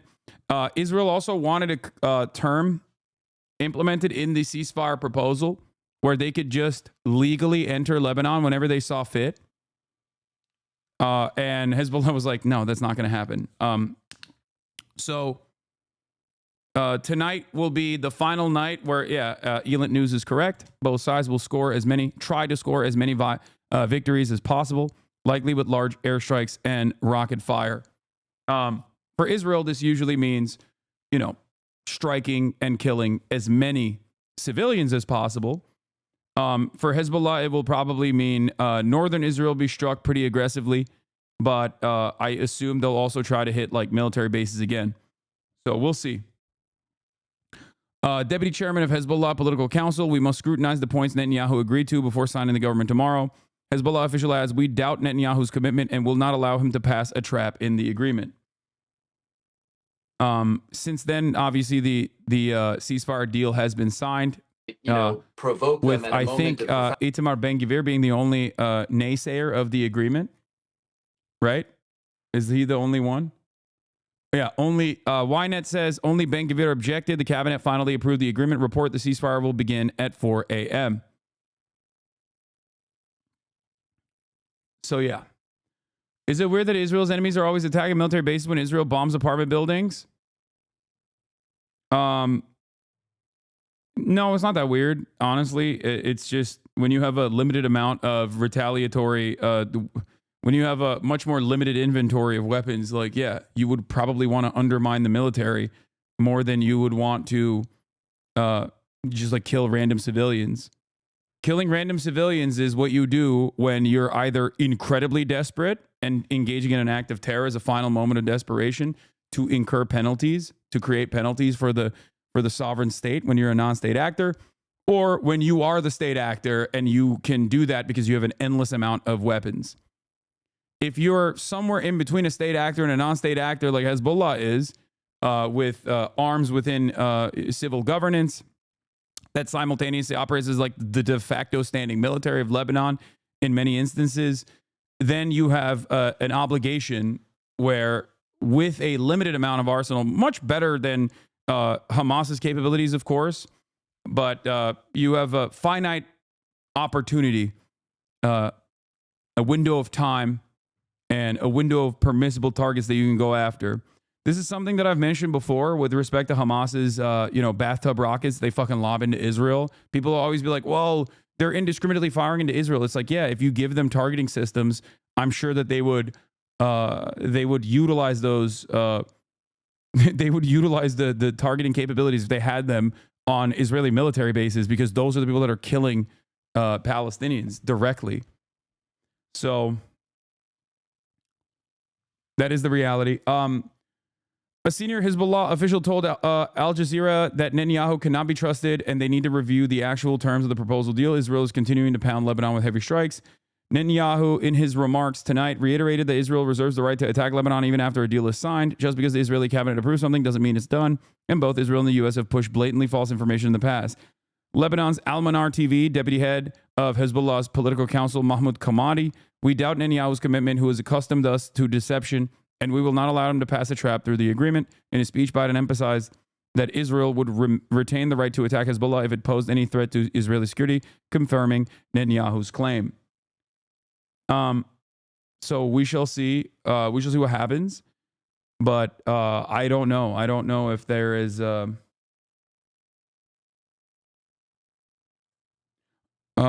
was a mistranslation in the quote. There's a news circulating quoting Hezbollah MP Hasan Fadlallah stating that the document released to the public is different from the real one. This is not accurate. What he said was that the document that arrived at Lebanon was different, as in changed, to the one that left Lebanon to the occupation entity, meaning Lebanon changed the conditions they did not agree to, not that a wrong document was leaked. Yeah. I'm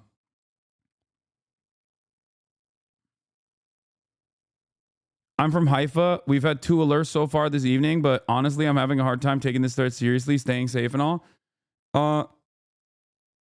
I think that in the interim period leading up to this ceasefire, there will be heavy bombing back and forth, both in Beirut, in Lebanon, like Israeli bombing, and also in different parts of Israel as well.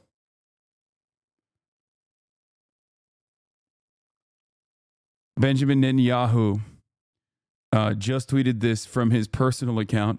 Trump, Congress looking to put suffocating sanctions on kangaroo ICC over Netanyahu arrest warrant. Nice, man. Congratulations.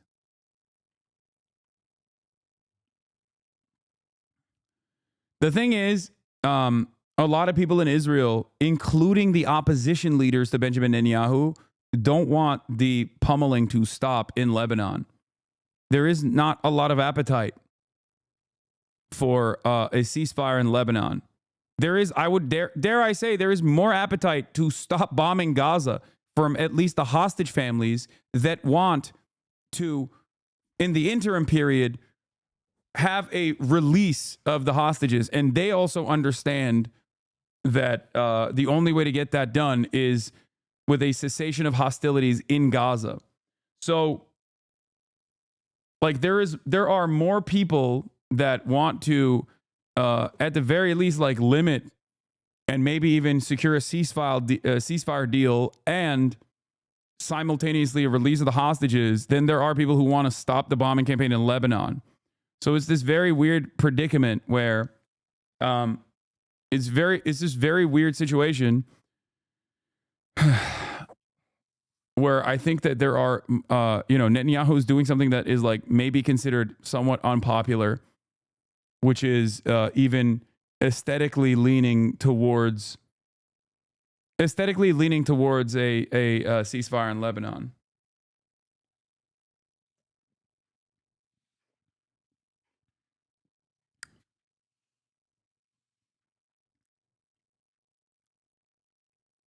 What do you even say to the people who've been screaming to the void, getting arrested, brutalized for criticizing Israel? How do we not give up? How is it expected to keep fighting? I mean, just remember what you're fighting for. What do you mean? There are very real people, families being ripped apart, babies being shredded by American munitions. They don't have the comfort of being able to give up. So we have to do whatever we can to continue the fight. You know, that's it.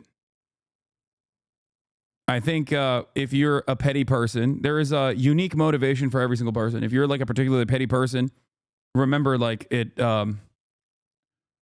in times of like nihilistic sentiment seeping in, remember that that is what defenders of Israel want you to do, is to give up, to feel powerless, and to feel like there is no hope, that you should just simply give up and forget about the Palestinian population. You should simply give up and forget about the Lebanese people that have been killed. What is this? Hasan, make this happen, bro. What the fuck is this? Right? Was just starting to get good. I would love to have Hasan on Spawn on Me to dig some more. What is Spawn on Me? I don't know what this is.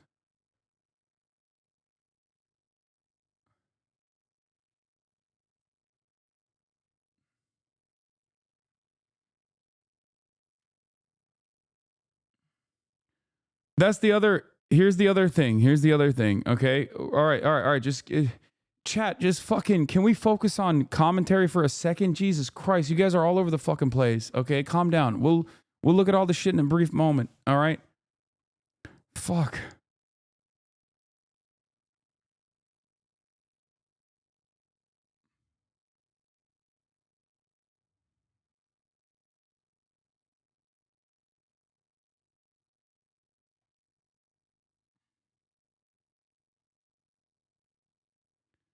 Huh.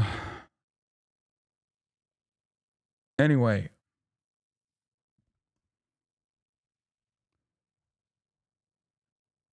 Another way that this works is like the steady pressure applied by pro-Israeli groups that spend a great deal of time doxing and harassing and viciously smearing anyone and everyone who is even remotely critical of Israel. You can't give in.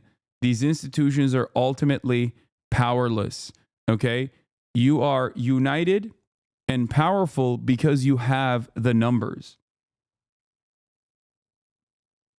okay? You have the numbers. People have the capacity to recognize right from wrong, okay?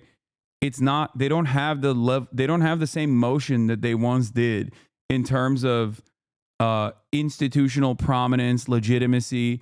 These organizations, like, dude, I'm telling you, 5 years ago, if a Stop Anti-Semitism style org came out, on the Fox News article that came out 5 years ago, the Hasan is promoting terrorism article, if that had come out 5 fucking years ago, okay, my career will be over.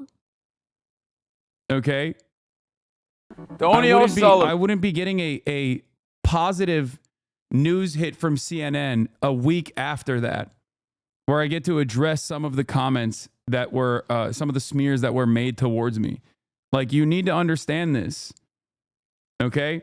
And this is my own personal experience, so it's a little bit different than the average person who does not have the same way to launch defenses against any sort of bad faith smears. But like, think about how these smears destroyed Jeremy Corbyn only a couple years prior versus now.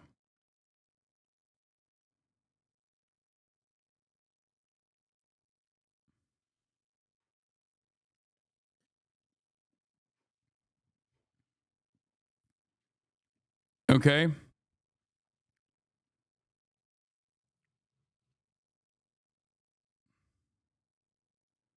NMP caught you. You trying too hard to win Just Chatting Streamer of the Year, buddy. Let it go.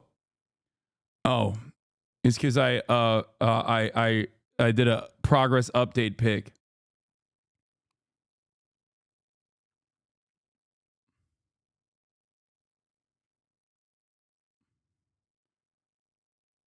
Post that pic on IG. What the fuck you doing, bro? Yeah. This is me on the left. This is me on the left in 2021. 285 pounds. Barely could fucking stand up for 15 minutes. I would literally start panting. And this is me from this morning on the right, feeling myself a little bit. The briefs are wet because I had just played basketball.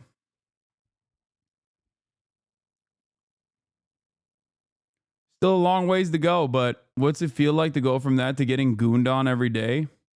I think people were gooning on me here too, to be fair.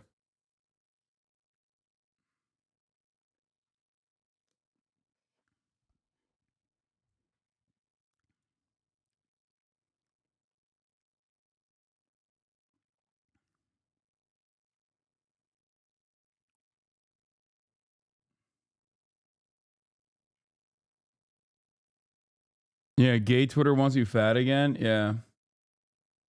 My friend was broadcasting her phone from the bathroom. That's insane. I just posted this. How is that even possible?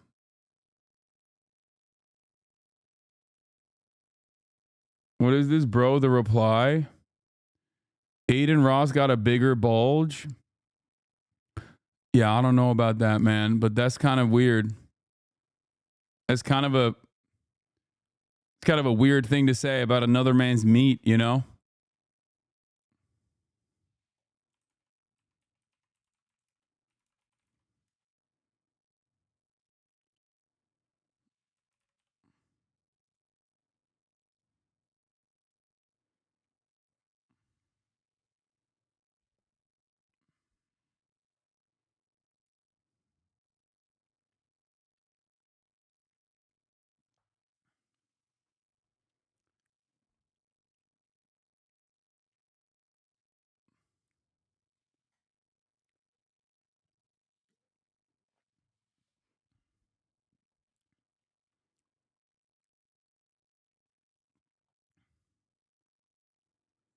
Yeah, bro said, hold up, let me check Aiden's meat real quick and compare and contrast.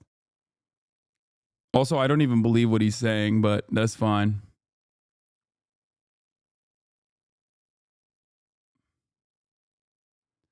Why were you so fit at 285 pounds? I was not. What are you talking about? This is not fit at all. How does this even look remotely fit to you? Look at my belly. What the hell?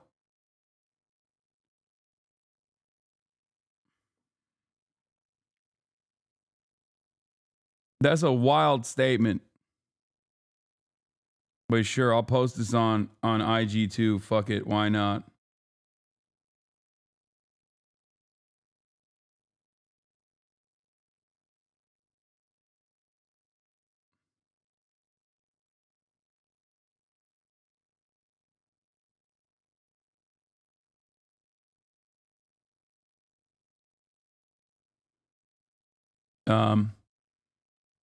Why won't you face others in the marketplace at dongs? You right. I'm too scared.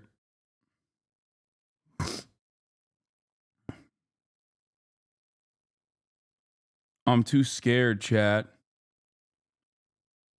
to face others in that marketplace. You know?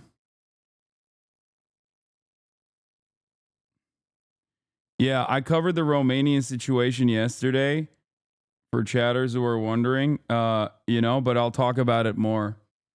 I'm sure there are chatters who would kill to be as slim as you are in your before photo. Yes, I'm sure. I understand that. Make no mistake. I get it.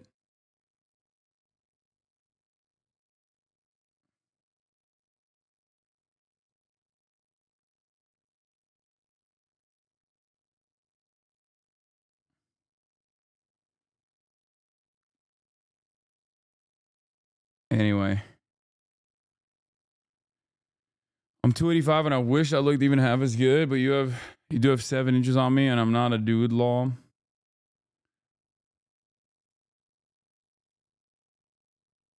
I had to pull over so I could check out. Holy shit. Oh my God.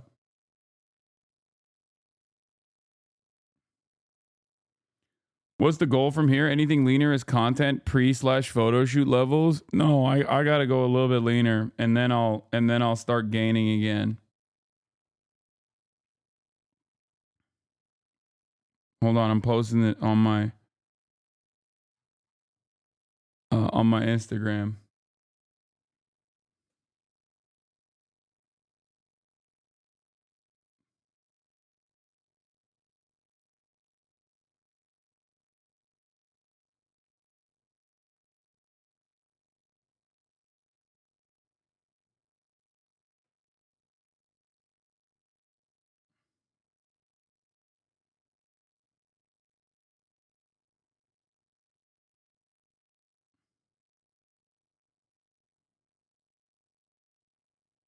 Okay.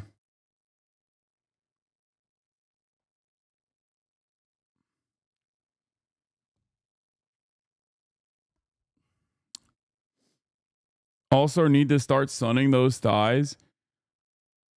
How do I start losing weight? I'm fat and lazy. Work out. We're going to talk about Drake's legal action in a second. Hold up.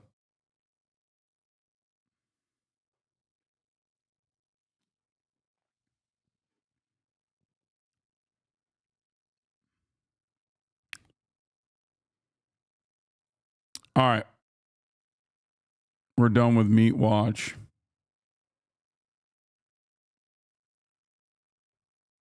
I think that these progress pics are also reflective of the progression of your mental health. Oh, yeah. Absolutely. It has dramatically changed it has dramatically improved my mental health, like in very, very significant ways. Okay.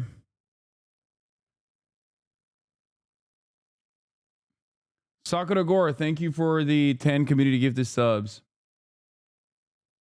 Was your back pain fixed from improving back strength? Yes.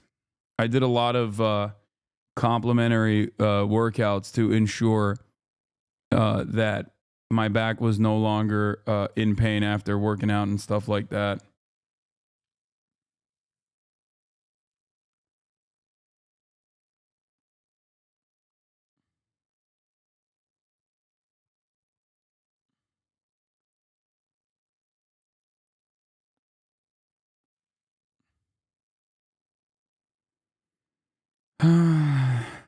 Anyway.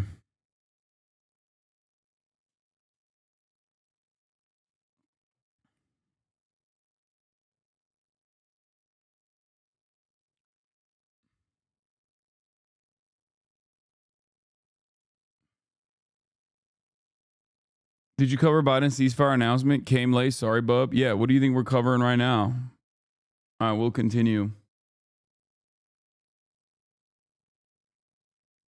Hezbollah tries something on again, as the Prime Minister said just a few minutes ago.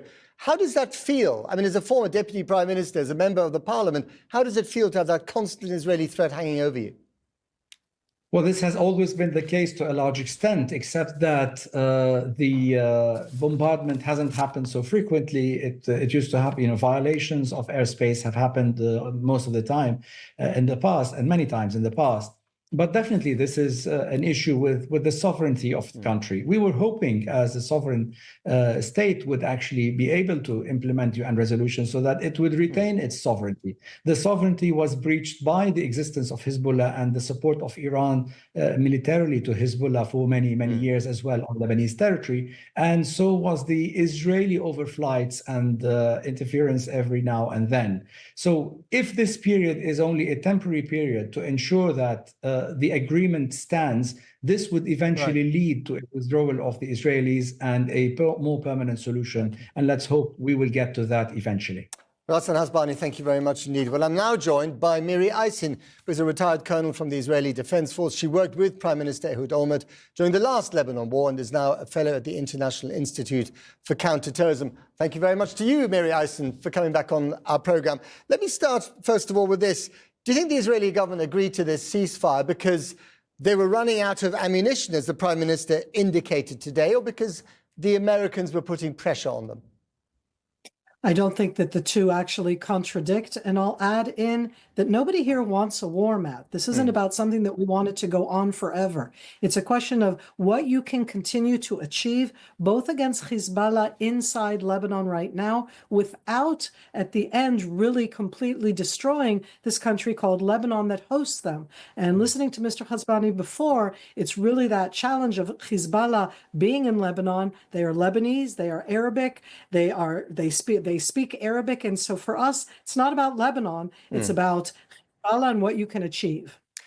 But the Prime Minister, Netanyahu, that is, also just said that they will now focus more again on Hamas and also on Iran. What does that mean, do you think, focusing on Iran? The Prime Minister has been very consistent, Prime Minister Netanyahu. I'll even say from 2009, he's been our Prime Minister for many years, in focusing on Iran. And in its own way, it's as if that the Hamas attack on October 7th, that part of the reason, just part of the reason for the failure, is because the Prime Minister was looking at Iran and did not see Hamas. But I say that right now, that at the end, Iran itself, as a country, 90 million strong. She went,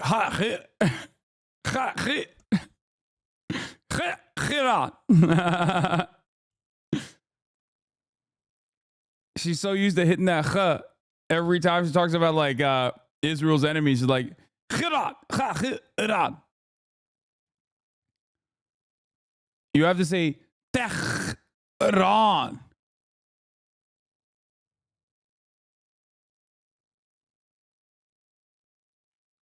Tehran.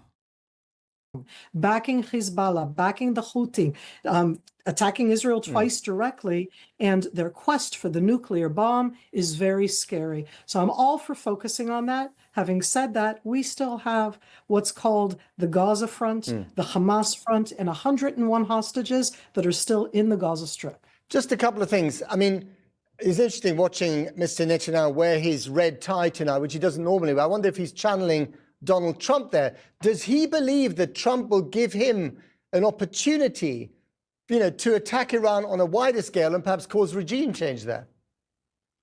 I don't think that Israel has the capability to do regime change. And I would say in that sense, there's a difference between targeting the nuclear facilities, because those nuclear facilities don't threaten Israel, Matt, they threaten the world. Nobody wants Iran to be nuclear.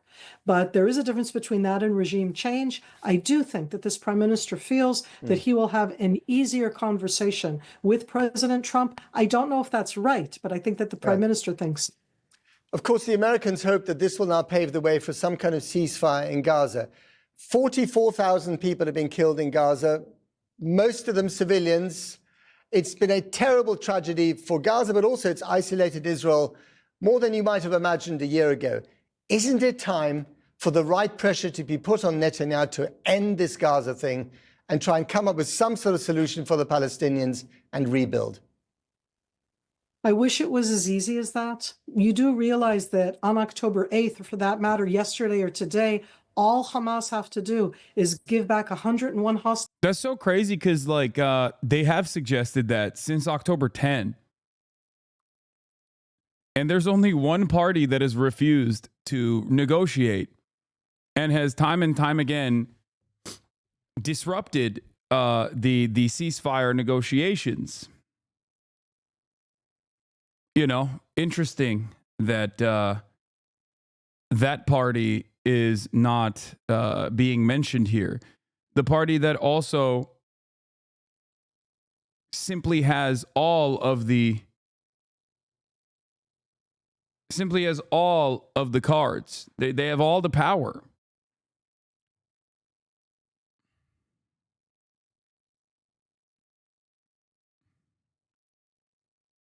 Interesting.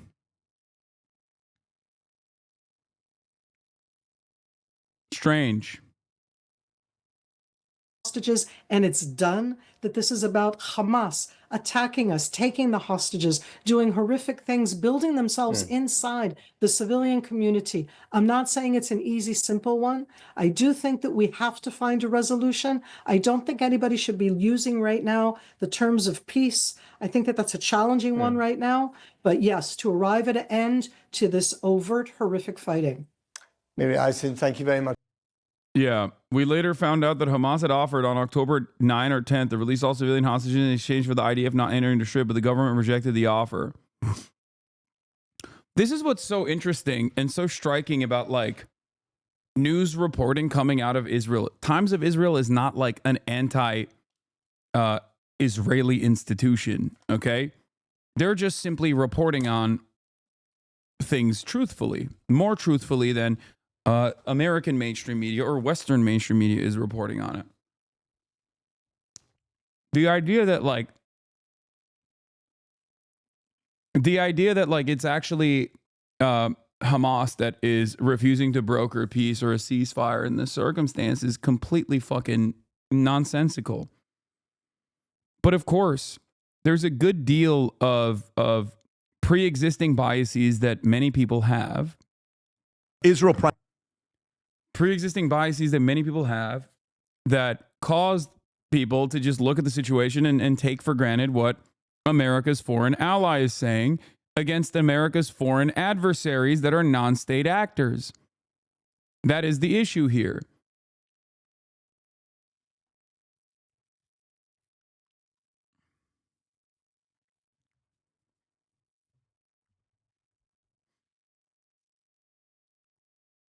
I was talking to a friend of mine who said that any reasonable party in the position of Hamas would have agreed to an unconditional surrender and removal from governance with the amount of people dying and in crisis. Do you think Gazans would not agree to some sort of conditional surrender if they could? Is Hamas not in a position where total surrender is a much better outcome than to keep fighting? This is not in the hands of Hamas at this point. It has always been in the hands of Israel. The notion that while Israel, guys, do you not understand what's going on? Israel has destroyed all semblance of normal life in the Gaza Strip. They are permanently annexing North Gaza right now as we speak. They are conducting a fucking genocide. What makes you think that the people that are right now defending themselves against this genocidal force are currently in the wrong? Like, this is not October 7, okay? We're not talking about October 7. We're talking about an October 7 style situation occurring on a daily, if not a weekly basis for the last year. Okay? It's so crazy. They've already started the partitioning process. The notion that like the guys that are fighting back in the process of like this ethnic cleansing campaign are in the wrong and they need to stand down with no fucking with no guarantee whatsoever that like Israel is going to actually not complete its genocidal project is so ridiculous.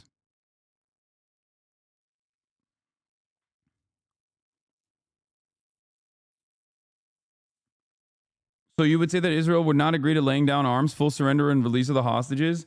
I also believe the cards are in the hands of Israel, but our understanding of a full surrender is not possible. No, why would it be possible? Israel killed the civil governance faction's principal negotiator in Tehran. Like, dudes that like Ismail Haniyeh is not a part of the militant faction within Hamas. He is responsible for the civil governance. He was also the principal negotiator, and Israel fucking executed him alongside, hundreds of thousands of civilians. We don't even know the full number of the casualties at this point. They've destroyed virtually every single building in the Gaza Strip, and they're doing the final solution to the Palestinians right now, especially in North Gaza. What makes you think that there is going to be any stopping, anything that stops them from doing so?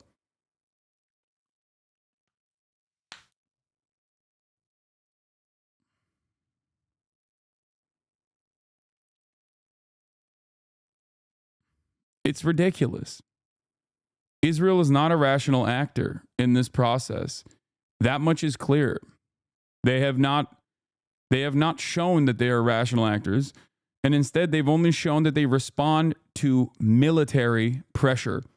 As in, when they engage in a war of attrition, they've shown time and time again that like their economy surrenders, and then their forces incur too many penalties, and that's the only time where they back down. Look at all of the other look at all of the other places where, there has been some kind of civil negotiation. Look to the West Bank if you want to understand what it looks like when your civil governance division that is supposed to represent the interests of the civilians living there, when they become a de facto part of the Israeli security apparatus.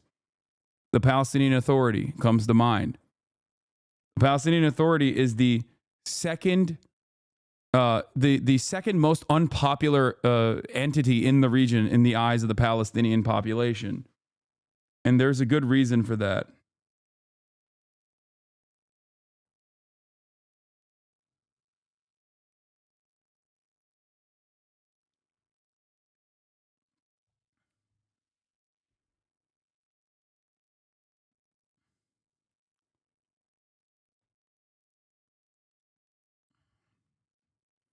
Yeah.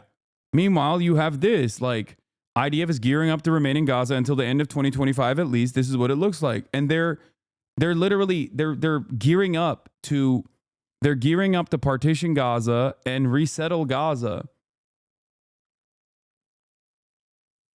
So I don't know how people just don't understand that. Like, they hold all the cards in this process.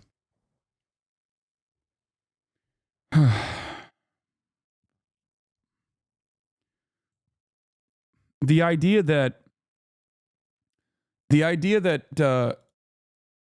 Israel, the Israeli government actually cares about what happens to the hostages is also a laughable notion. They do not care. If they cared about what happens to the Israeli hostages, they wouldn't be killing the Israeli hostages with their endless bombing campaigns. Like, what are we talking about? How many hostages have they killed so far? The idea that like, oh, dude, if they stand down, if Hamas stands down, like Israel will stop is ridiculous.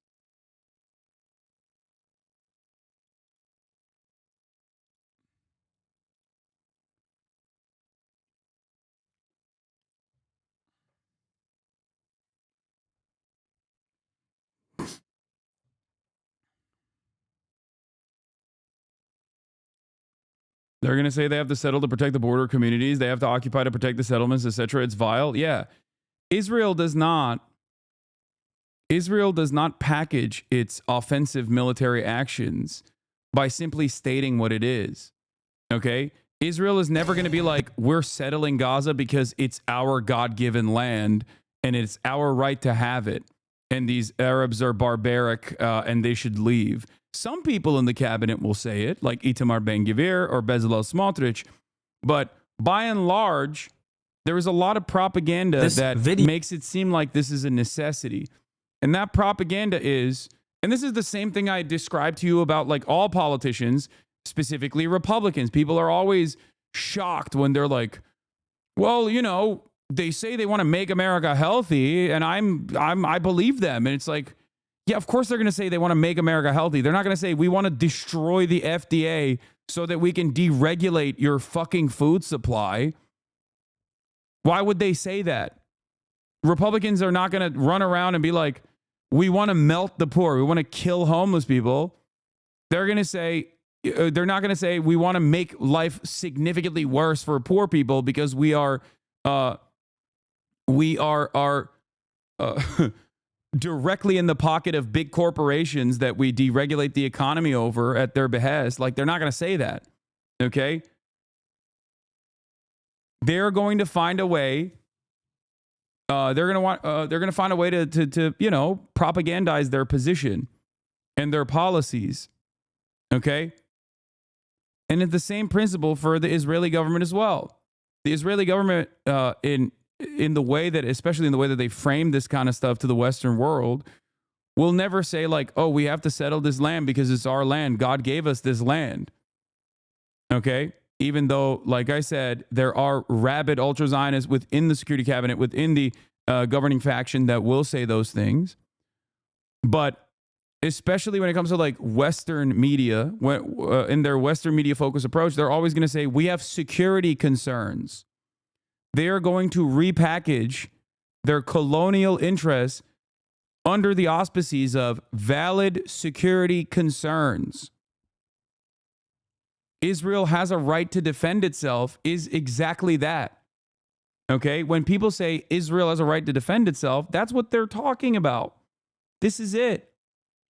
Video shows Israeli rollers, bulldozers, and trucks paving a new. If Hamas conceded it would be over, what deal are they expecting at this point? Wait, what? What the fuck? Tell me what Hamas wants to do. How do you justify that? Any terrorist organization that acts that way would get the same reaction. It would end if Hamas concedes. Hamas can't represent the people of Gaza. Yeah, okay, big dog. Okay, I'm going to unban this person.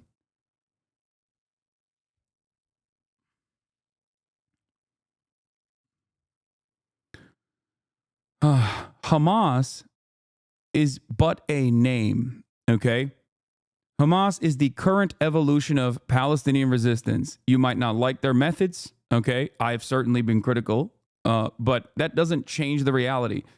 You are outflanking members of the Israeli cabinet, the Israeli war coalition, that have also come to that same fucking conclusion, like you're a goddamn Bibist, despite the fact that you will probably be exactly the type of person that says, oh, I hate Benjamin Netanyahu. How dare you say that?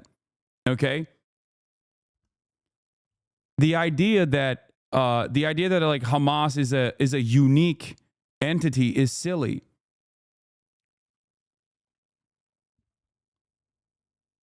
Okay, you kill everyone in Hamas. Now you have Hamas too. How do you think Hamas started? How do you think Hamas became the governing faction and the governing coalition in Gaza? If you don't understand the history of it, and if you refuse to understand that, like, of course people are going to fight back against constant oppression and constant death and destruction and constant violations of their human rights, yeah, people are going to fucking try to fight themselves out of that corner, especially when they realize that there is no negotiating. That is the last 30 years of the so-called peace process. And the analysis that the Palestinian population has succumbed to. That is what they recognize.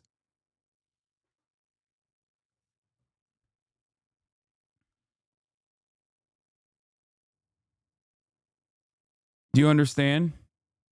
Road along the Gaza-Egypt border. They're building a new buffer zone known as the Philadelphia Corridor, and the Israelis are there to stay. Here is what it looks like during the day. New realities on the ground are being designed, realities that hint at Israel's endgame for Gaza. Zooming out, we can see Israel building road networks all across the Gaza Strip, with some being kilometers wide, including a buffer zone around the edges of the enclave. These will be fortified with checkpoints, watchtowers, bases, and other surveillance tools. Using these strategic corridors, the Israeli army will be able to monitor any point in Gaza without necessarily occupying the entire territory. The idea is that in post-war Gaza, whenever Hamas fighters surface from underground and prepare to fire rockets, the Israelis would detect them in no more than a few minutes and launch a counterstrike. The Israeli leadership believes these corridors would make further Hamas transgressions improbable in the long term, or at least decrease the damage. Yeah, splitting one concentration camp to 3. They can inflict. The Palestinian civilian population would be able to return, though they would reside within smaller chunks of territory, each disconnected from the other. Conflict is like that. The hand that wins gets to draw the map.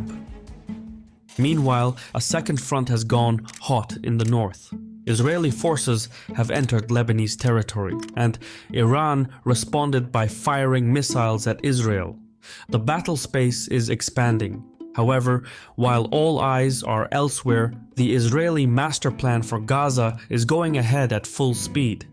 I genuinely believe that seeing all sides is paramount at times like this, which is why I asked Ground News to sponsor this video. Following Iran's missile attack on Israel, some 600 articles were published worldwide. And while I appreciate that I can see perspectives from on the ground in Iran and Israel itself, at the same time, Sinwar's right hand, Rawi Mushtaha, is now confirmed to have been killed in an airstrike, along with other key Hamas officials. One by one, Israel is taking out the existing Hamas leadership. Just a few dozen articles were published on this, and it appears to be a blind spot for left-wing media. With everything that is going on in Lebanon and around the world, a story as— I'm doing ethical reacts, man. What do you want me to do? Is Ground News trustworthy? I think they use their metrics for left, center, right, and like their media biases from that fucking Koch brothers funded stupid ass report that put me as like worse than Alex Jones. So I don't know how credible they are, but overall, I mean, I don't really get dinged on these platforms anyway, but I assume it's decent otherwise, maybe. I don't know. As important as this will simply drown in the background noise. So I appreciate that Ground News surfaces these kinds of stories. Yeah, I think they say CNN is as far left as InfoWars, right? Like the list is really fucked up. Worse than Alex Jones, where's the lies?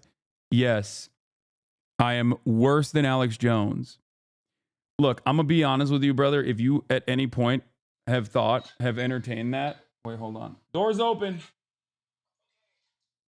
If you at any point have thought that I am even remotely similar in my commentary to someone who was sued for billions of dollars for routinely and serially harassing the families and victims of a mass shooting by claiming it's not real, you have to really reorganize your priorities and maybe take a deep breath and wonder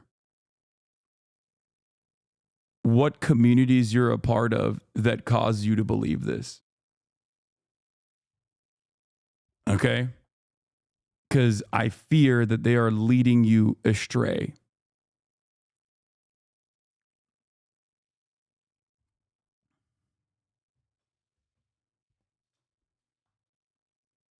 Your beliefs in communities are wild, though. Yeah, I know.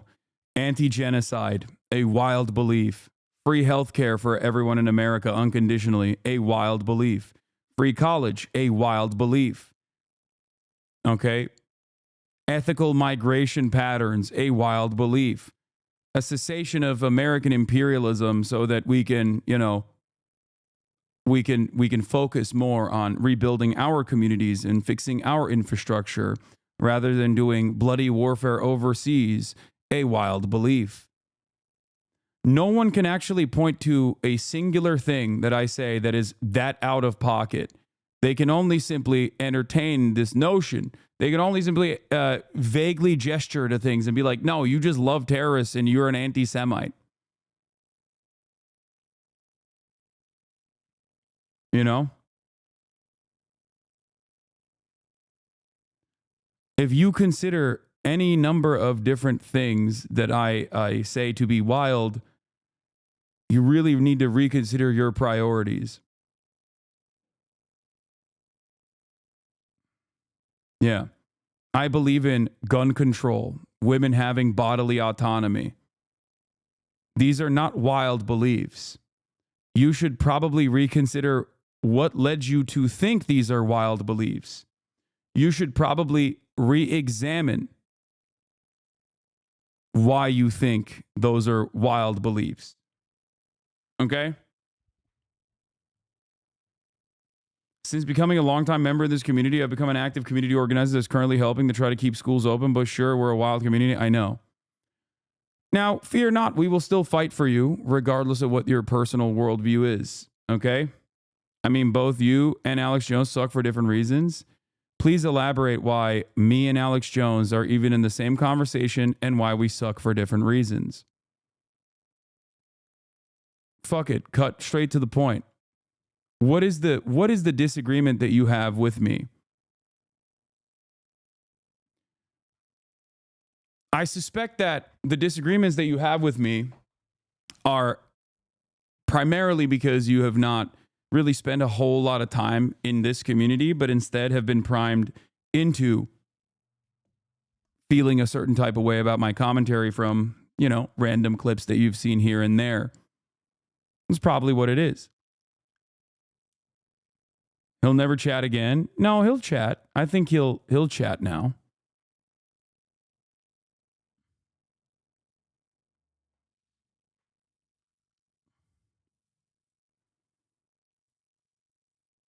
This chatter was just on Twitter hating under your post with a Sam Hyde and D meme ban.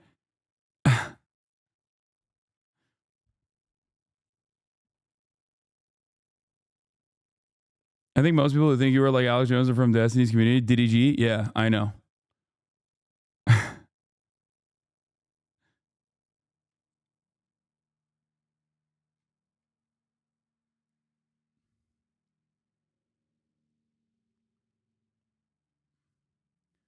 Ground news might apply different methodologies, by the way, than just simply that one.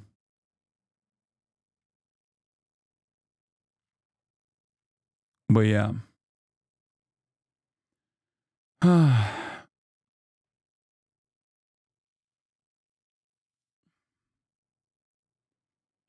It is wild that people will just like simply say this shit and they will never.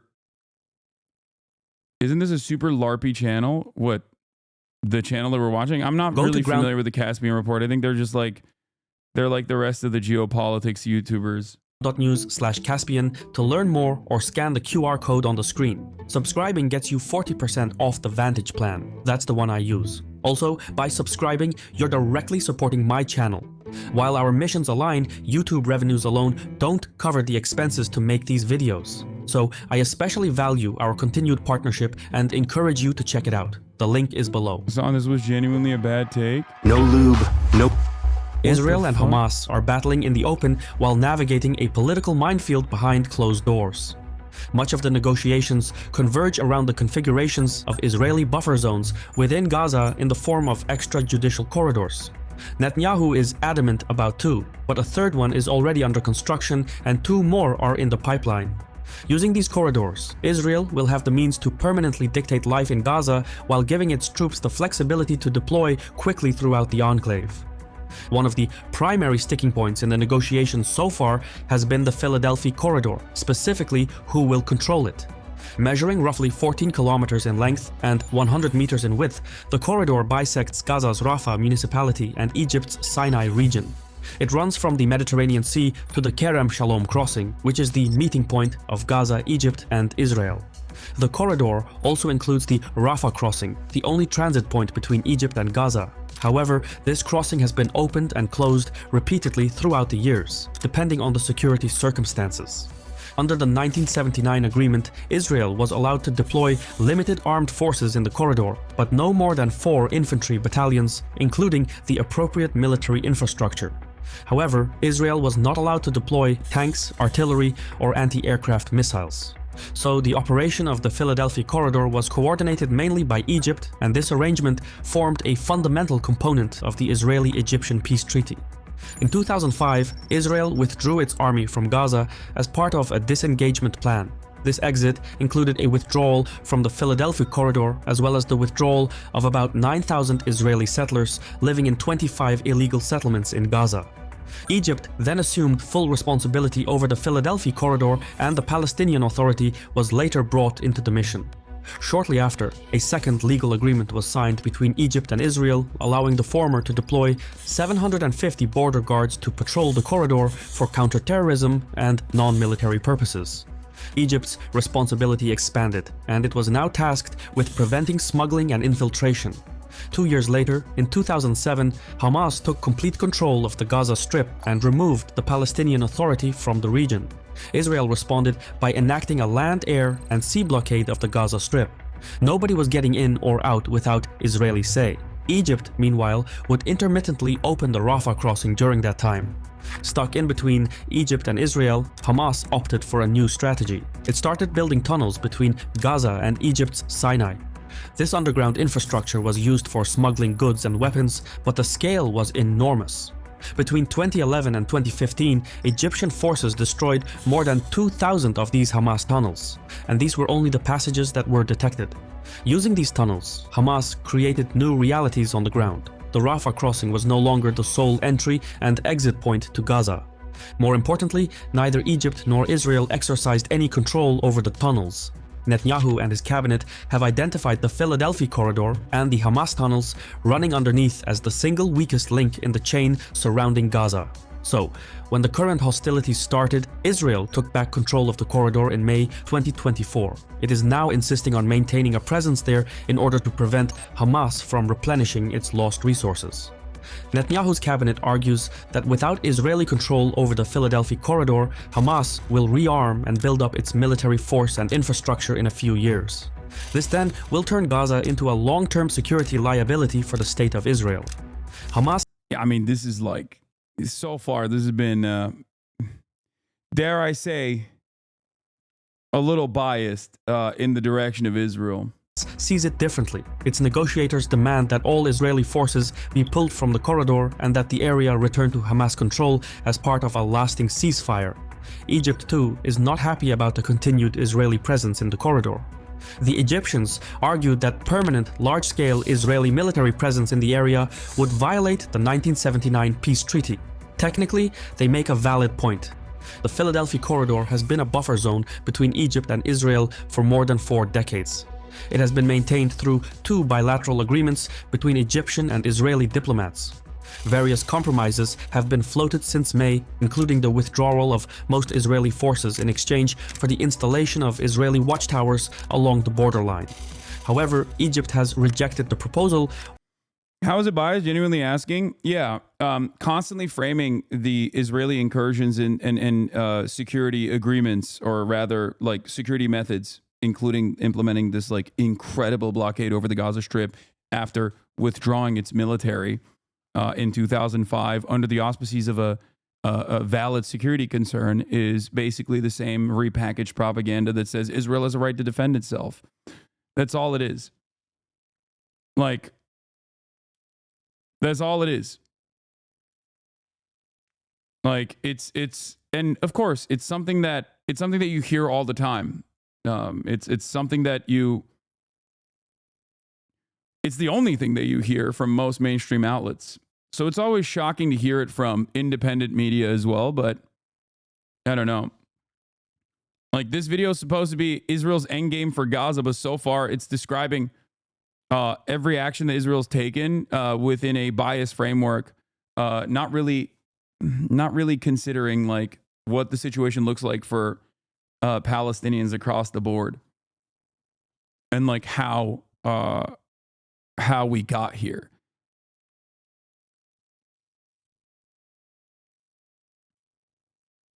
It's a little bit disappointing, but while Israel can't just return the situation to what it was before the current hostilities, the Israelis feel that they need to ensure the security of their border communities, and so they're going about it unilaterally by paving the entire... Yeah, you don't understand. The potential security threat of Hamas is more important than the occupation and the genocide of the Palestinian people. Israel's defense trumps all. Who gives a fuck about the Palestinians' defense? Yeah.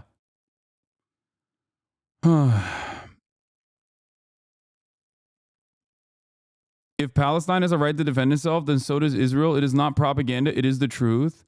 Yeah, if Israel actually cared about Israeli defense, though, and Israeli security, they wouldn't be maintaining a fucking apartheid. The fuck? Yeah, there would already be a singular, solitary, secular state, okay? Where Palestinians and Israelis, in the way that they currently exist, could have equal rights, equal civil liberties. But that is a non-starter for many people who defend Israel, I assume yourself included. And you will say, how can we be around these barbaric rapist monsters? We can't. That's the issue. And it always goes back to the same first principles. You do not see Palestinians as normal human beings, just like you, with ambitions, with goals, with dreams, but instead a hive mind of barbaric anti-Semites who want to do mass rapes and shit. Also, yes, Israel doesn't have a right to defend itself under international law because they are a belligerent occupier of the Palestinian people. So thank you, Jay Mershon, for mentioning that. That is also true. Israel quite literally does not have a right to occupy the West Bank illegally, and it certainly does not have a right to, once again, bomb belligerently the entirety of the Gaza Strip in the interest of defending itself. It does not have that international right. As a matter of fact, Hamas, post-October 7, Hamas does have an international right to engage in self-defense as a spontaneous militia. So that's the other side of the equation as well. If we are just simply looking at real international rights, like what it actually says in the books, the reality of the matter is Hamas and any number of different Palestinians have the right to defend themselves against a ethnic cleansing campaign conducted by a belligerent occupier. Israel, on the other hand, does not have that right. Israel is violating the international rights of the Palestinian people. So that's what's really interesting about this equation, and really interesting about the asymmetry of violence that you're experiencing, that you're watching unfold in front of your eyes, that you're trying to desperately defend. The irony here is that Israel is in direct contravention of international law. And that's precisely the reason why there is an ICJ court case launched by the South African government against the Israeli government for conducting a genocide, and also the ICC court case simultaneously against those who are the top genocidaires.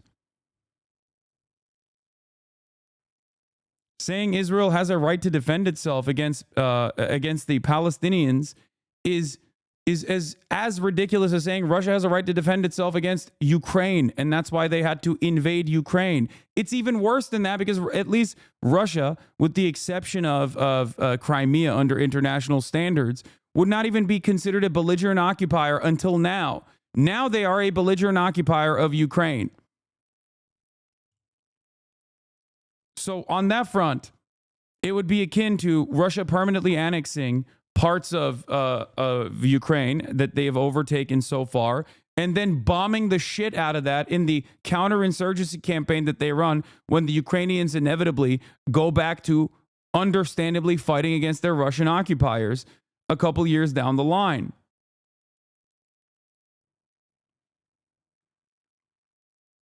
I don't see what the problem is. I've been informed by experts. First of all, this is literally not even Kyiv. This is Lebanon.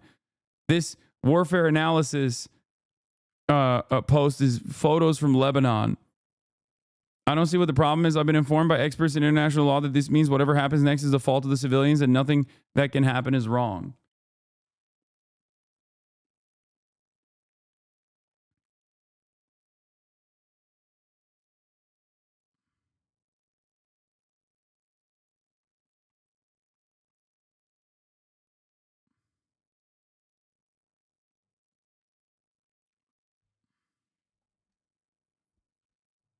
Yeah, here's Francesca Albany speaking on exactly this, okay? UN Special Rapporteur for the occupied Palestinian territories. Defense can be invoked when a state is threatened by another state. This you can technically say Israel can invoke this against Iran, for example, and vice versa. Iran can invoke this against Israel. Okay? Which is not the case. Israel has not claimed that that has been threatened by another state. It's been threatened by an armed group. Qualify it the way you want, but it's an armed group within the occupied territory. And frankly, even saying the war between Gaza and Israel is wrong, because Gaza is not a standalone entity, it's part of the occupied territory. But so, in particular, Israel cannot claim the right of self-defense against a threat that emanates from the territory it occupies, from a territory that is kept under belligerent occupation.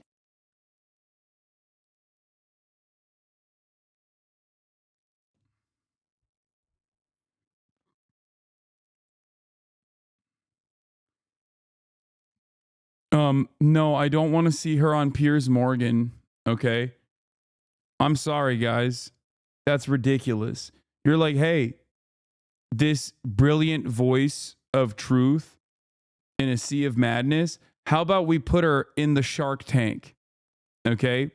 Strapped, and strap her with a bunch of like bloody meats onto her body, and then let's watch that process. It's like, no, I would rather see her in very different settings than fucking the clown show of Piers Morgan.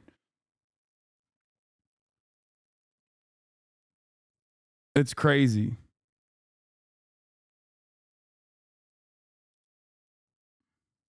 Of the corridor.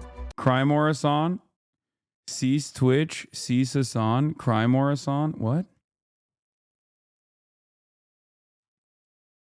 Does it seem like I'm crying? Are you okay? Are you experiencing a psychological breakdown? What's happening? Are you all right? Are you, yeah, dude's having an episode in the chat. I hope you're all right, man.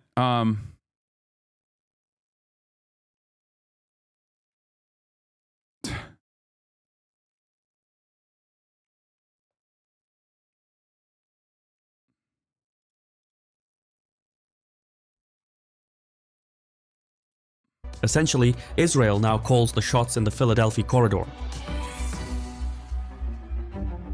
Israel's endgame for Gaza is to dismantle Hamas's presence and ensure that no buildup can ever happen again. Controlling the Philadelphia corridor is essential to that plan, but there is more to it. Further north sits the Netzarim corridor. It was established as a result of the current hostilities. Measuring about 6 kilometers in length and 2 kilometers in width, the Netzarim corridor stretches from the Israeli boundary to the Mediterranean Sea. It also bisects Gaza City from the rest of the Strip. The name itself, Netzarim, is a hint towards the future. Netzarim was one of the illegal Israeli settlements that existed in the Gaza Strip before the Israeli withdrawal in 2005. So the reintroduction of the name hints the Israelis might consider renewing efforts at constructing new settlements in Gaza.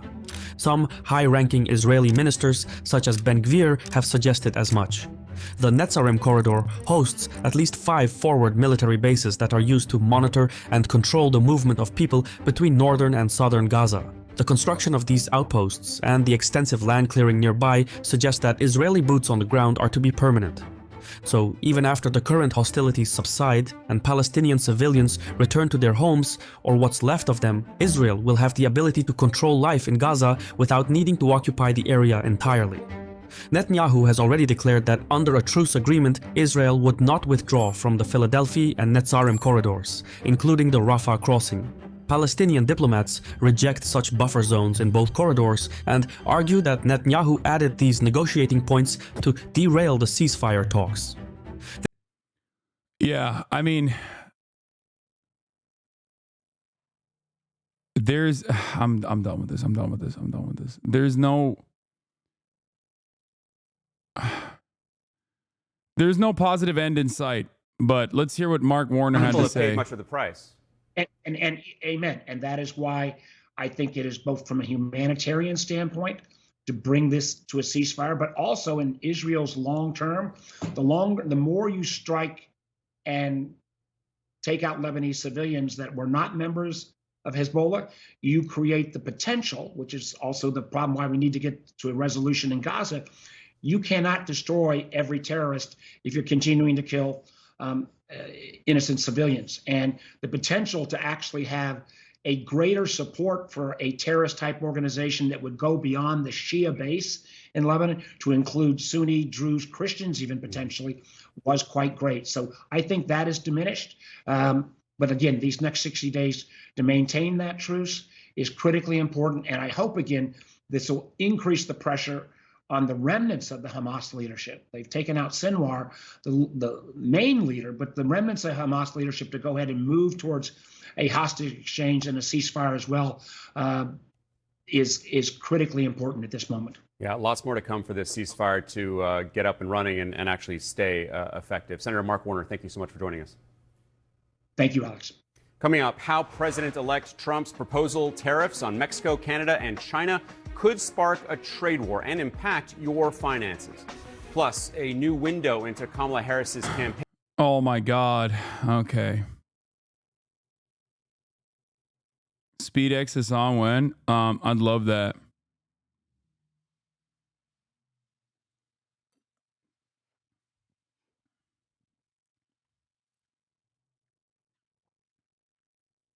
I don't know how contenty it is, but Pod Save America interviewed the people responsible for the Kamala Harris, and it's apparently maddening. Yeah. Welcome to Pod Save America. I'm Dan Pfeiffer. By the way, speaking of which, I will be fucking hosting Pod Save America tomorrow. So it's actually good to see this conversation take place. Yeah, I forgot to mention that. Yeah, a lot is going on, okay? A lot is going on in the HasanAbi universe, and I just often forget. Mark Warner wanted to ban Steam for being too anti-Semitic. That's funny.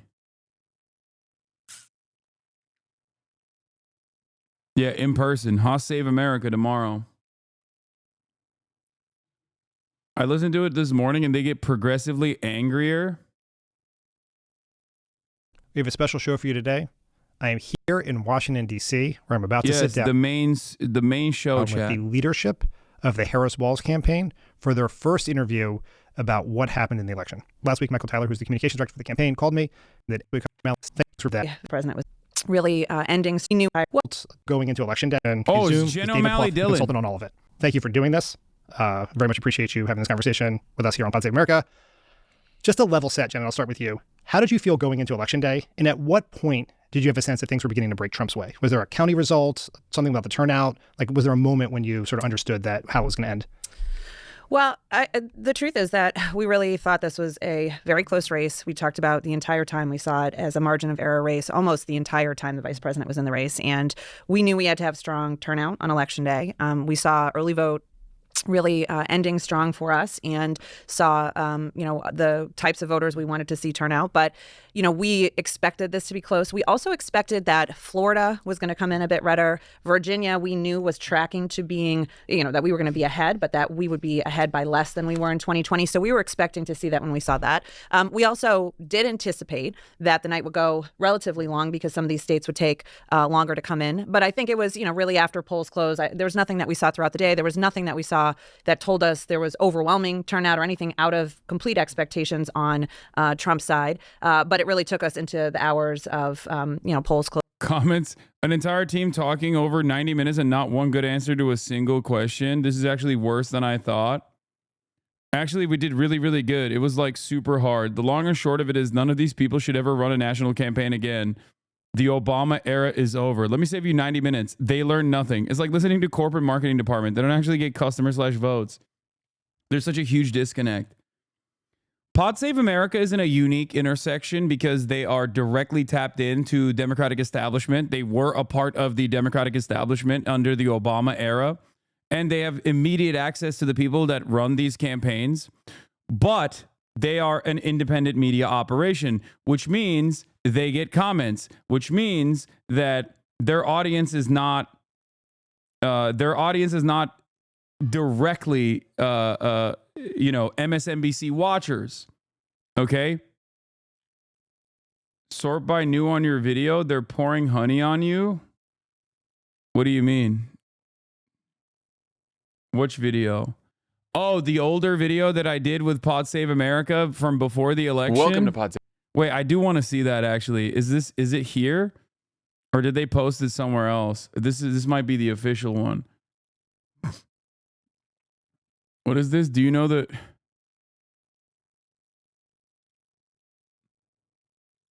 Do you remember the Garbage Day Internet Culture newsletter? Just remembered he said you should be the token leftist on Pod Save, lol. Mega popular Twitch streamer.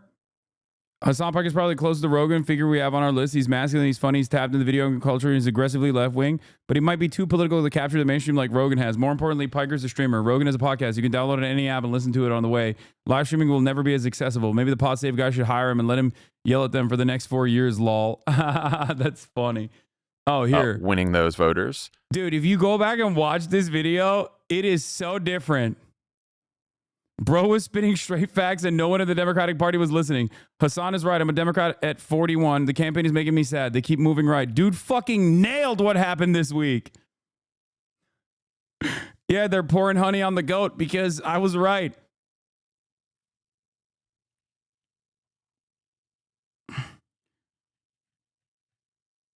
Have Sam Hyde on to talk about what's happening. He's very erudite. I have my disagreements with Hasan, but he was right about the bro vote. Aged like fine wine. Hasan was right. Aged very well, Hasan. Sounds like Hasan was right. Trump won the Gen Z vote. They should have had this dude in their campaign. All his criticisms that were even before the election turned out to be the exact reasons why the Dems lost the election.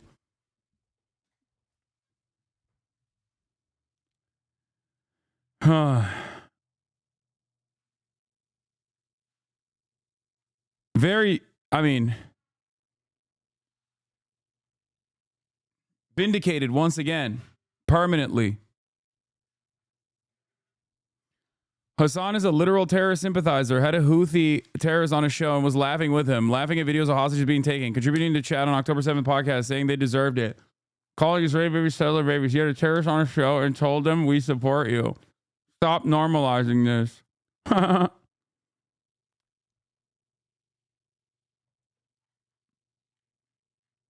We need a Rogan, but entirely different except for aesthetic. Yeah. This is why, while it is incredibly self-serving for me to tell every liberal person that I'm the Joe Rogan of the left because they're desperately looking for one and then they should give me billions of dollars so that I can be the Joe Rogan of the left. I still have to be honest and say that you can't podcast your way out of this issue.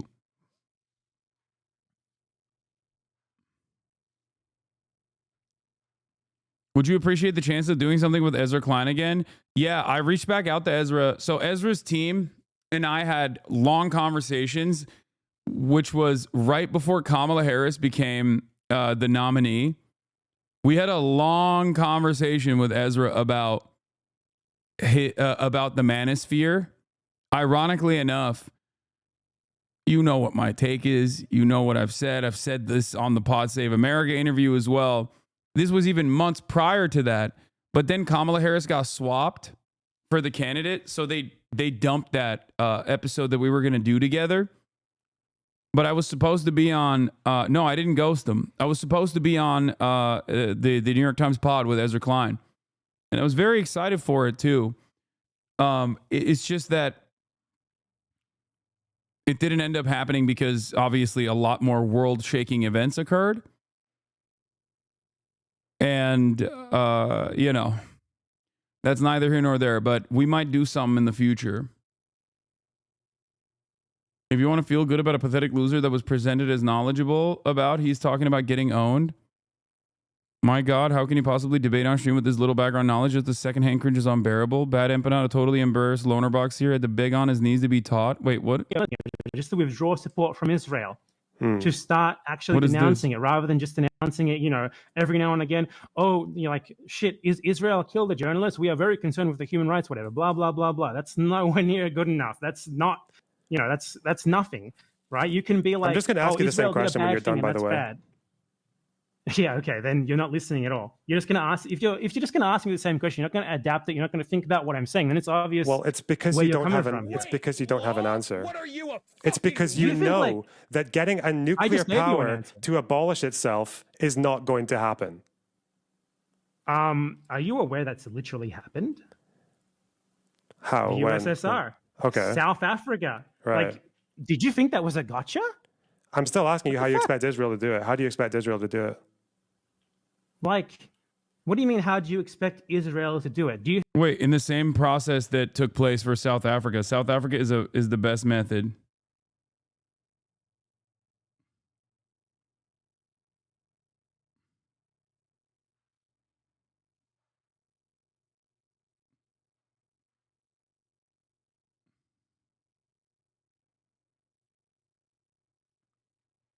Like,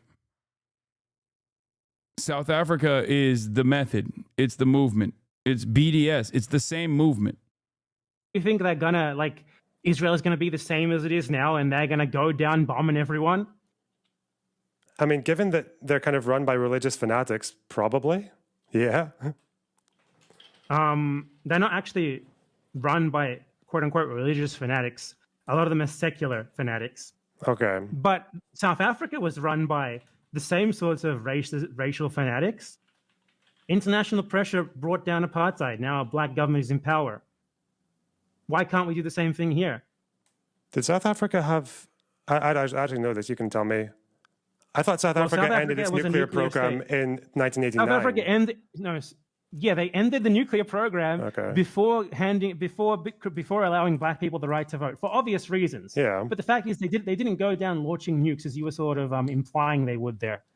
So there's Also, what kind of argument is this to be like, yeah, they'll just nuke the world. We just have to keep letting Israel do apartheid shit. I mean, he's Googling it live, but like, regardless, checking the Wikipedia page to figure out when the South African nuclear disarmament occurred doesn't change the dynamic at all. It also doesn't make sense. Like, the argument doesn't make sense. Like, oh, what? Like, the Samson option exists, so I guess like we just have to let Israel do whatever the fuck it wants? Like, what do you mean? Wait, what's the obvious reason? What do you mean? Yeah, they didn't want black people to have, they didn't want a country that was no longer an apartheid that could possibly be run by black people to have nukes. The only countries that are outside, the only countries that are run by, black and brown people that are allowed to have a nuclear program or nukes in general are either ones that have escaped the throes of Western colonial violence and become a hegemonic power like themselves, or a hegemonic power in their own right, China, or countries that are still directly controlled countries that are still directly controlled by the United States' State Department interests, like Pakistan. Pakistan actually is a really interesting example of this case because currently there is a tremendous amount of violence unfolding by the military that runs the country that is directly in the pocket of the United States of America. The only brown and black countries that are allowed to have nukes are only allowed to have nukes as long as they are good servants of U.S. empire.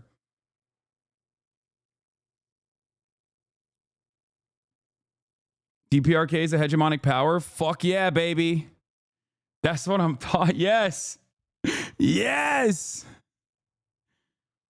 That's what I'm talking about. Jucha. It's real. It's here. It's happening. They got motion. They're sending troops to Ukraine. It's so stupid to say this, but yes, countries that have developed their own nuclear programs outside of the orbit of influence of the Western superpowers. And think about how long that has taken. Think about how long that has taken to even get to that point. We still don't know if they fucking have nukes. Why doesn't Saudi Arabia have nukes? Don't worry. Don't worry. It's coming. I don't know if you guys heard. Just, watch this space, okay? That's all I'm going to say. I can't say what I've said about my criticisms of offering Saudi Arabia a nuclear program, because when I say those things, then Fox News clips it and acts like I'm in favor of Saudi Arabia getting nukes or whatever, but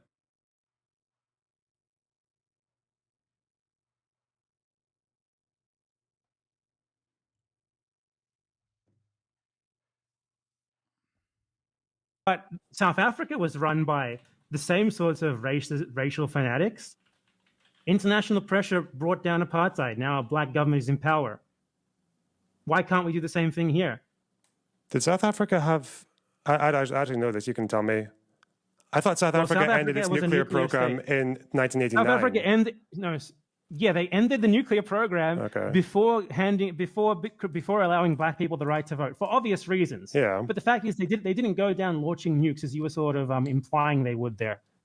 So there's an example. There's examples of international pressure, right? South Africa went from like massive support across like the EU, the US held that until the end, but across like most of the most powerful countries in the world over the course of like 20, 30 years to essentially being bullied into giving up power. So we probably have why can't that happen in Israel? We have to disarm Israel probably before getting... I understand black and brown, but which of the countries that you just listed are run by black people? What do you mean? South Africa is the country that is now run by black people that was, that disarmed its, that ended its nuclear program. Disarmed themselves. We didn't disarm South Africa. Well, they ended their weapon agreed program. to end apartheid. Okay. They ended the weapon program during the end of the white supremacy. Just to withdraw. This says North Korea does have nukes. I don't know about that. Everyone always says North Korea and Iran have nukes, but maybe. I still have the HasanAbi doctrine, a guide, the nation building meme picture. If you don't have nukes, get them. Refuse to give up the nukes if asked. Yeah.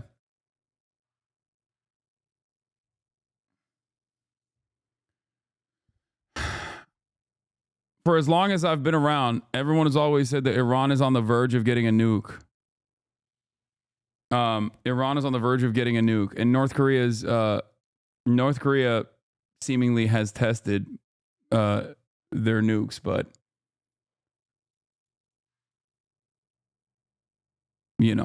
that's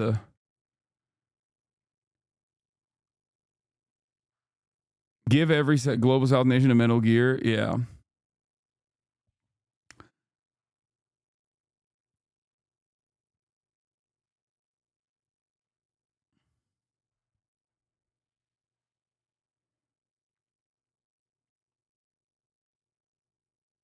UK, Canada, France torpedoed the UN nuke watch group being allowed inside Iranian facilities recently. Anyway, I don't know what the fuck we're watching. Loner Box.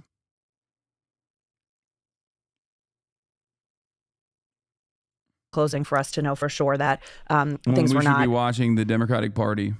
tightening. They were tight, but they weren't tightening in the direction we needed them to be. And is that just because Trump's turnout was so high?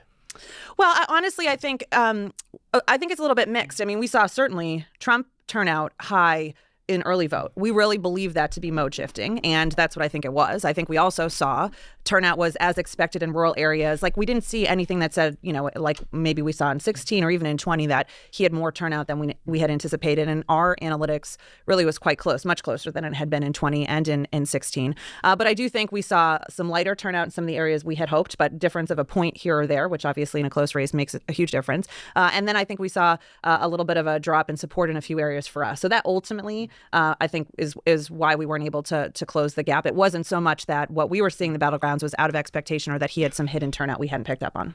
David, when you say it was a margin of error race, you need a high turnout, what did your polls tell you where the race was heading into Election Day?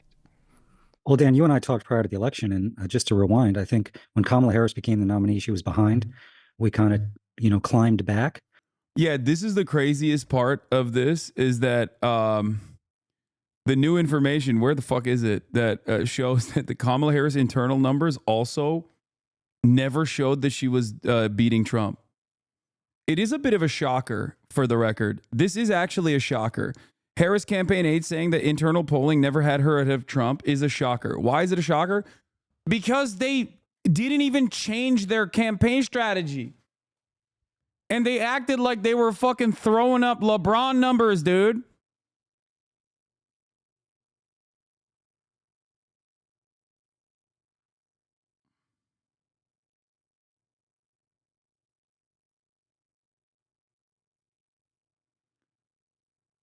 Is crazy. Like, they were throwing on purpose. Like, what the fuck was going on?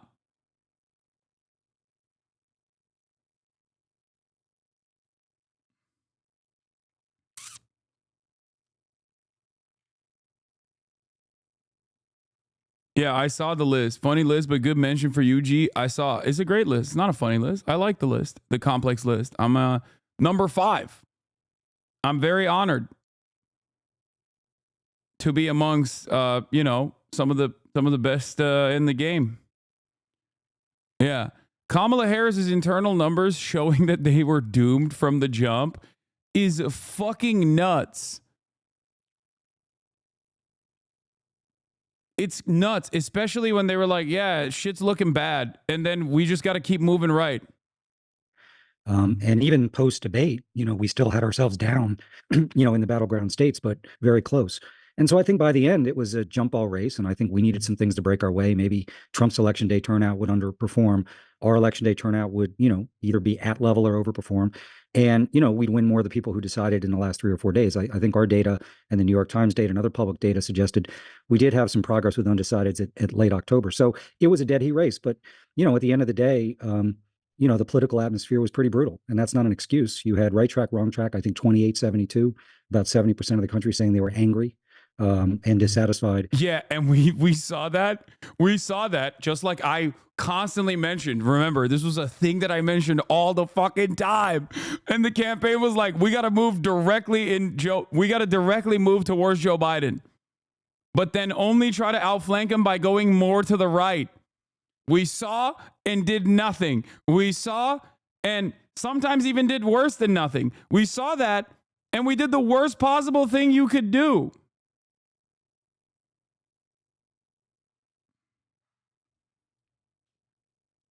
You had Trump's approval rating on his first term, frustratingly high, 48-51, depending on the state. Obviously, the incumbent president's approval rating around 38-41, depending on the state. And, I think the economy and inflation still driving a lot of votes. So I think given that we had a challenging political environment, the fact that we got the race to dead heat was positive, but boy, it was slow moving. And I think we were focused on 7 states. That's our windshield into the world, the battleground states. But, what we saw on election day was, New Jersey and California and Connecticut and New York, massive shifts. So I think where Kamala Harris campaigned, we were able to keep the tide down a little bit, but it ended up being a pretty strong, tailwind for Donald Trump. And I think it's worth reminding everybody, we saw in 22, even though that was a pretty decent Democratic year, we saw these shifts. We saw them in 20, we saw them in 16. Trump specifically, but Republicans generally.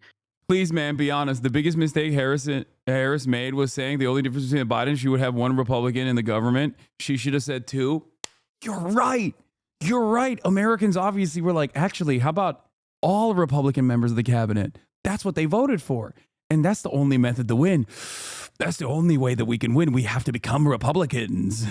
We just have to be Republican. We are the real Republican Party. Please vote for us. Why is nobody voting for us? Yes. Improving their vote share amongst non-college voters, particularly non-college voters of color. And this was a surprising race because Kamala Harris actually did, I think, better with senior voters than I think a lot of people would have thought. So margin of error race where we inherited a deficit, we got it to even, but the thing never moved. So to Jen's point, I think we were hopeful. I don't know how optimistic we were, but we thought, okay, this is tied. And if a couple things break our way, and listen, I'm naive in this way. I just thought at the end of the day, particularly because Trump did not close well, I thought Kamala Harris closed well. Trump was reminding people some of the things they don't like about him, that might give us what we needed. But at the end of the day, I think the political atmosphere, the desire for change, all those fundamentals that you've spent a lot of time talking about really presented huge challenges for us. So, we got there, but we didn't get the breaks we needed on election day. How deep was the hole that she had to climb out of? Well, Jen, I think, listen, there was the Biden-Trump 1.0, which is obviously pretty catastrophic in terms of where the race stood. When we got in, my recollection is some of that snapped back, but, we were behind. I think it surprised people because there was these public polls that came out in late September, early October, showing us with leads that we never saw. It was just basically a race that in the battlegrounds was 46-47, 47-48. So that's not where we started. We started behind. She was able to climb out. I think even after the debate, we might have gained, 0.51. It wasn't a race that moved a lot. And so I think when you think about our own internal analytics, if you have Wisconsin at 47-47 or Pennsylvania 48-47 Trump, let's say, which I think is where we had it at the end, you've got to have undecided to break your way more than your opponents. And you've got to get a little benefit from turnout, which we weren't able to do. Obviously, the defining event of this race was the candidate switch, and every decision you guys had to make, everything you had to do was defined also by the compressed calendar in which you were operating in. Quentin, you were there when that switch happened. How were you able, there was a 1 month period between the debate and when the president actually dropped out. Obviously, it seemed like dropping out could be a possibility. Were you able to do any thinking or planning in that 1 month period about what a race with the vice president would look like? Or did you have to sort of start cold on that first day, the moment you got the call or the statement went out? We started cold. There was no planning involved in any other candidates. We were honestly in crisis management mode of keeping President Biden in the race, convincing, Democratic allies that he could still do this. And one of the things was trying to keep the president out on the road as much. We were still doing everything we could from a campaign, and he made the decision that he did not want to continue on. And he pulled some of the senior leadership together and said that he was going to be with the vice president. It also wasn't anything that our team took for granted to just say, okay, she is the nominee. We knew that there was still a situation where we had to shore up delegates, and that's where we started from. And then after that point, that is when we began to say, okay, how can we define her? Also, Trump's favorabilities numbers were creeping up, as Pluff said, and we had to do something about that as well. And so it was a lot of walking and chewing gum at the same time, but there really was no sort of contingency planning to turn the race over to her right after that debate or at any point until President Biden definitively said he wasn't going to continue on. If I ran this campaign, I'd never show my face again. Why are they admitting this? Because they're going to get rehired. That's why. What do you mean? They've literally, these people, maybe not so much, but people who are attached to the campaign as consultants have been non-stop going on CNN and all of these other outlets to talk about how it was trans people that cost them the victory over and over again. They only get to be shameless. They only get to be shameless because people let them. Okay? That's it.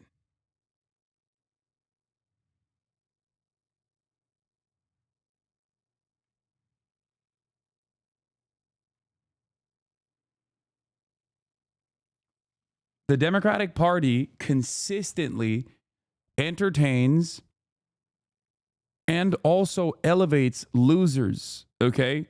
Because their goals overall is to maintain the status quo. That's it. God forbid, God fucking forbid that they disrupt the status quo. Did you just say it's literally people who are running the campaign saying that? These are the people who are responsible for the campaign, yes. But other consultants that have also been that have played a formative role in the campaign have been endlessly going on CNN and defending their positions by saying we did everything right and the voters were either too stupid to recognize it, which is, something that is if you say that out loud as a campaign person, like consultant, you should be fired permanently. Or saying that it's because we were just like too pro-trans or too Latinx adjacent.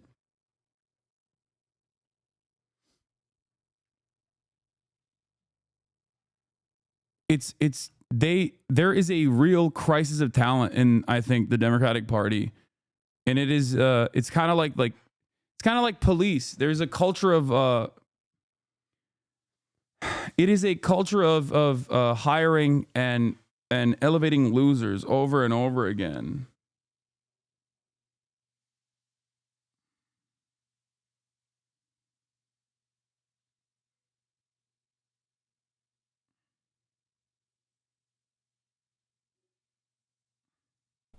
Stephanie, I think what probably surprised a lot of people in politics was the vice president was a largely unknown quantity to much of the electorate. Mm-hmm. So you guys, under a very short time frame, had to do two things, as Quinn said. You had to teach people about her and also make a case against Donald Trump, who had just come off, he was at an all-time high, come off the assassination attempt, the debate against the president. In terms of messaging, how did you think about the balance between the two? Well, the first thing we had to do is put on a convention, and we had about 3 weeks to flip a convention that was being built around Joe Biden. So, which is why we didn't flip the. By the way, these are, ironically enough, every single person here, I'm pretty sure, is also or was also a Joe Biden campaign strategist. So that's the other part of this as well. Kamala Harris did not have her own staffers. She has had a lot of turnover on her end historically, even when she was vice president. So, with the exception of Pluff, most of the people here are, they were already on the Joe Biden campaign. So if you're wondering why, they have this perspective, and if you're wondering why they might not even like shit on Joe Biden too much, that's the reason. Because that's the one like acceptable liberal take that I'm on board with, which is like if you blame Joe Biden. Because there is truth to that, okay?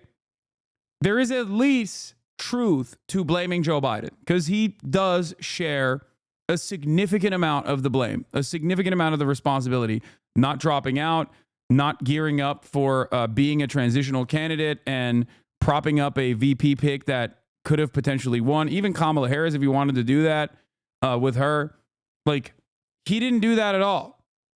And not dropping out until the very last moment, until he was forced to do so. Like these are all massively consequential decisions that absolutely played a formative role in Kamala Harris's defeat. But the former Biden staffers are not going to fucking say that either.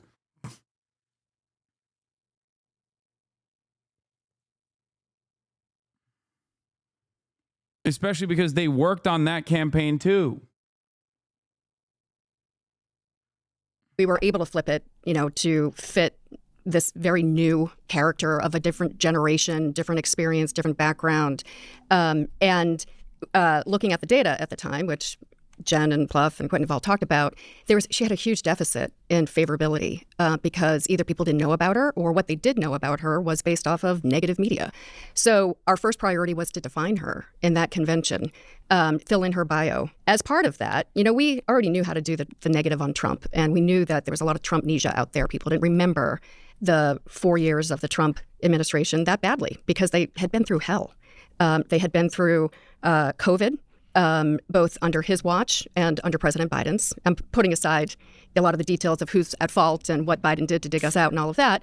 And then they had to deal with inflation. So they had been through hell. So looking back, you remember a previous time much more fondly because you've now think that you've gone through the worst. So we had to remind people what life was like. That was our second imperative. And then the third imperative as part of the convention and leading into the remaining days of the campaign is what's that choice? What are the two very different visions between Trump and Kamala Harris? So the convention it demonstrated a lot of enthusiasm for Kamala Harris, a lot of freshness, future-oriented, bringing a variety of coalitions together. We had independents, Republicans, Democrats, business leaders, sports figures. What about the progressives? Independents, Republicans, Democrats, business leaders. Everybody coming together around. Oh, no mention of the progressives. Okay, that's, maybe that's a problem. That, like, this does not factor into your equation at all. Perhaps that could be one of the major reasons why y'all fucked up.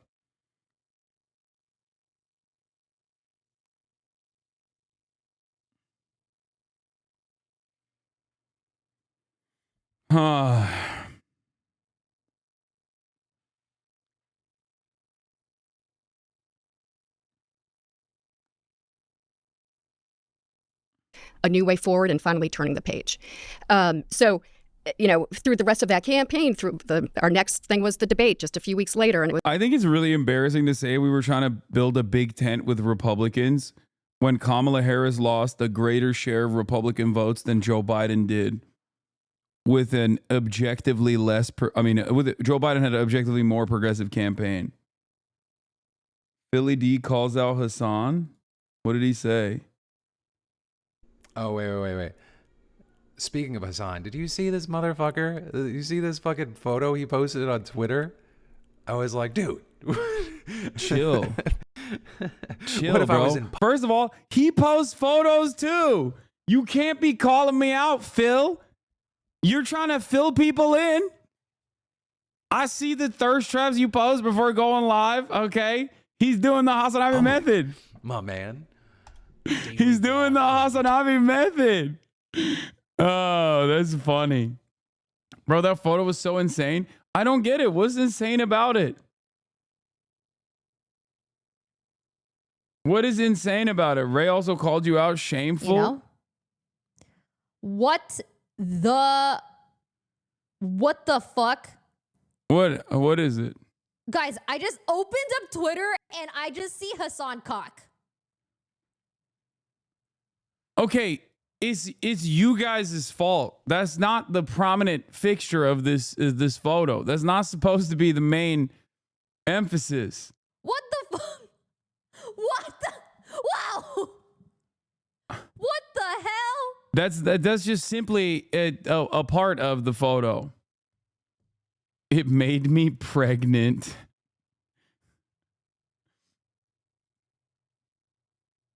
It's not like it's not supposed to be the most important part of the photo at all. It's supposed to not even be a part of the photo. It's just an afterthought. There's no other way to show my fucking legs. What do you want me to do? The photo is 30,000 likes in an hour. That is 2 hours. That's insane.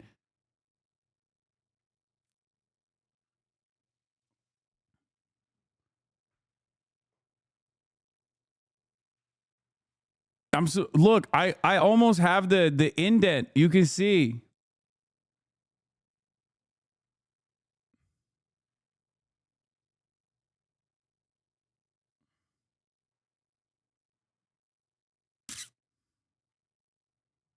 I saw the pig and had to have a cigarette.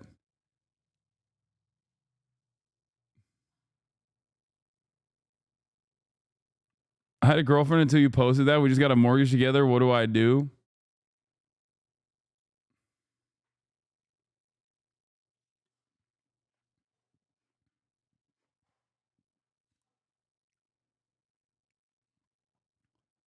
You're leaning back so your schmeat can be more prominent? No, I'm flexing.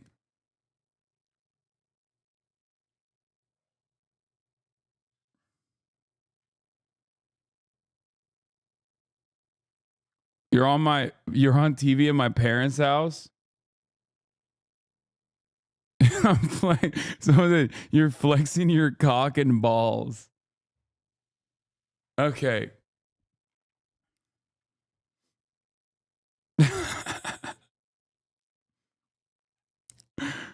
This is why so many fucking incels hate me, dude. The shit that you guys are saying in here. But that gyno though, yeah, I got a little bit of Dude, I don't know, man. I feel like my titties are tittied up.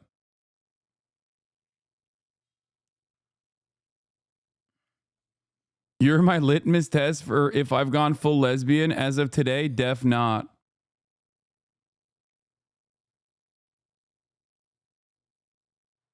Chat, we outmeted Donovan Mitchell. What?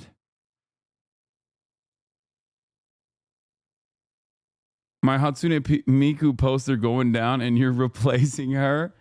That's okay. Everybody calm down.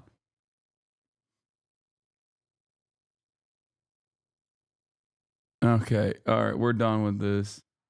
You have to see this reaction. No, I don't want to hit translate post on this.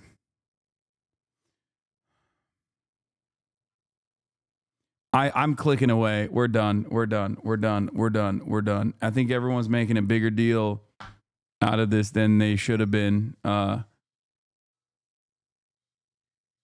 Mitchell did a Skims photo shoot and people started meat watching.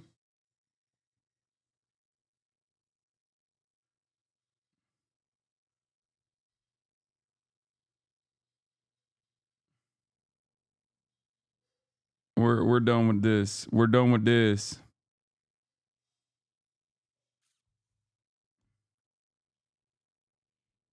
What is this? Context? Oh, is the Donovan Mitchell meet context? I mean, okay, that's not, I didn't outmeet him, dude. Are you crazy? He's got meat for fucking days. That's wild.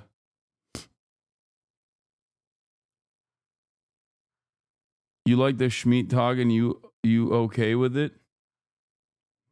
You should watch this TikTok. He has your take on Kamala. Politicians want to win over young people. I suggest they actually talk to one because they really think they can still get up there and pull that. I love small businesses. If you have a small business, I'll fight for you.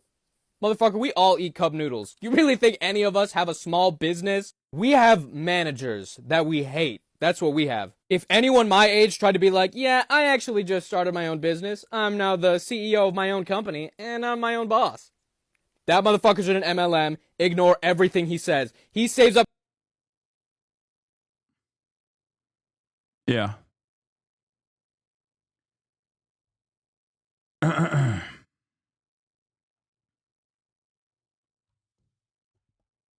Meet Shadow. Okay, guys, do you want me to go back to the Democratic Party's failures in this last election cycle, or do you want to keep talking about Schmeat talk?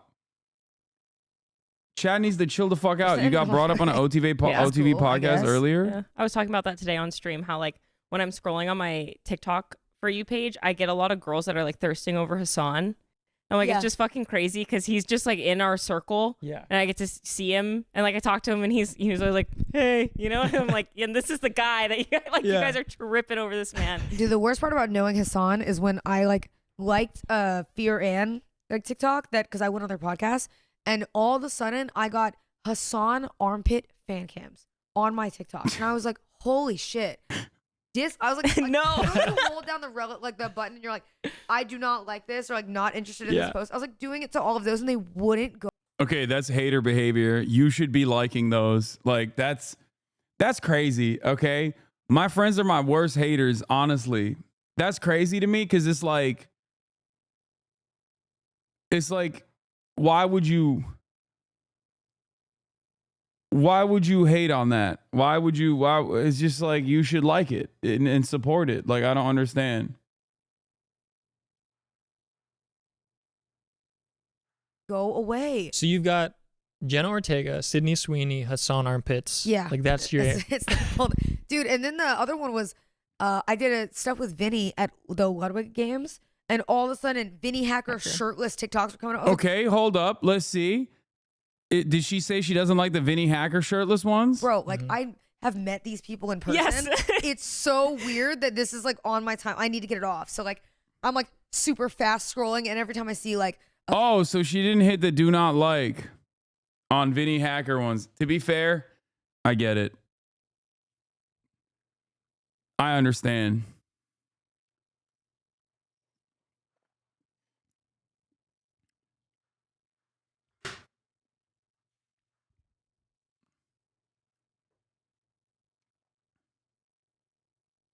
Heavy are delts that push the plates.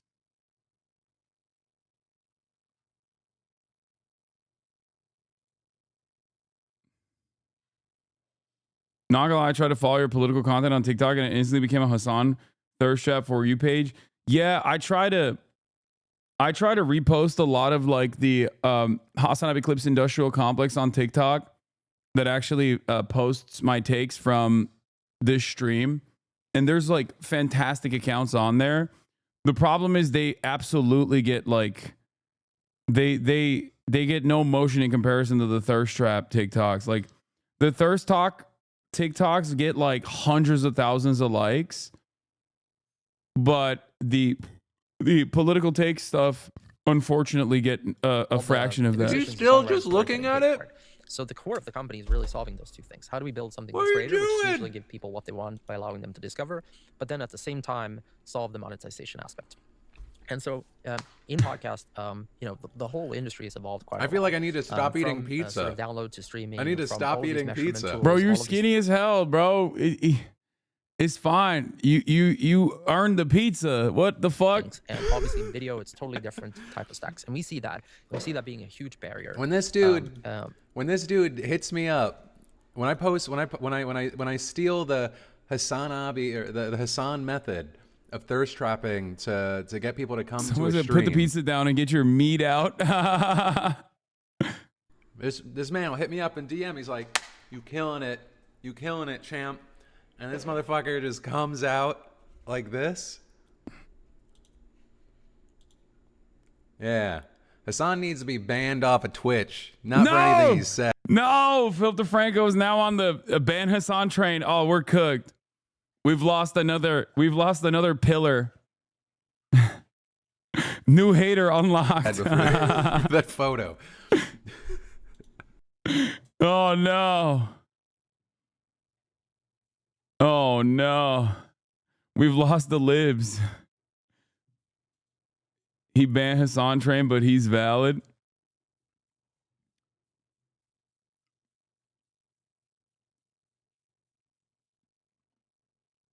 They say Icarus burned brightly before he went out, King.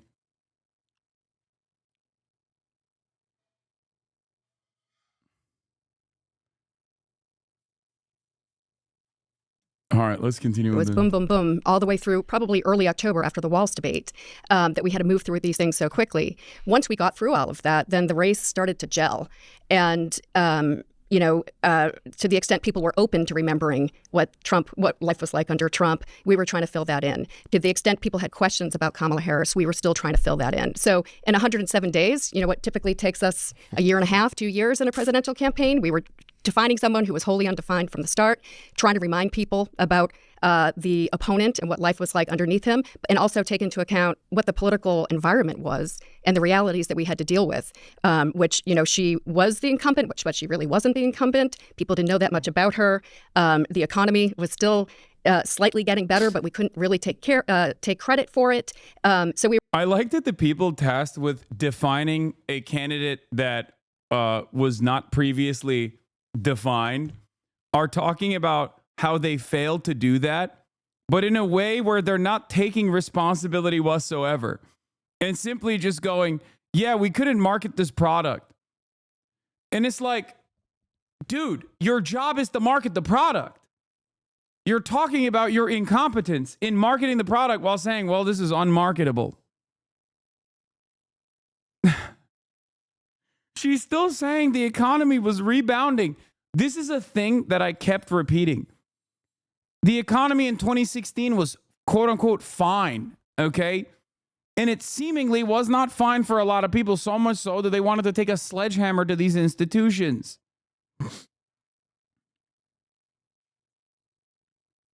Clearly, they did not consider it to be fine back in 2016 when they voted for Trump the first time. It's like especially not fine now.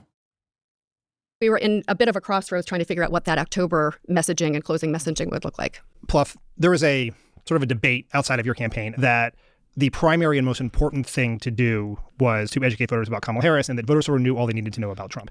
I take it you guys disagreed with that analysis and you felt a need to at least knock his numbers down a little bit. Is that right? Of course. I mean, that is nonsense. So first of all, back to where the question you were talking to Stephanie about. Kamala Harris started this race, if I recall, with favorable 33 to 35. She ended it at 48. She actually ended the election with a higher approval rating than Donald Trump. I'm not sure someone's won the presidency with a lower approval rating. So I think as people got to know her, they liked her.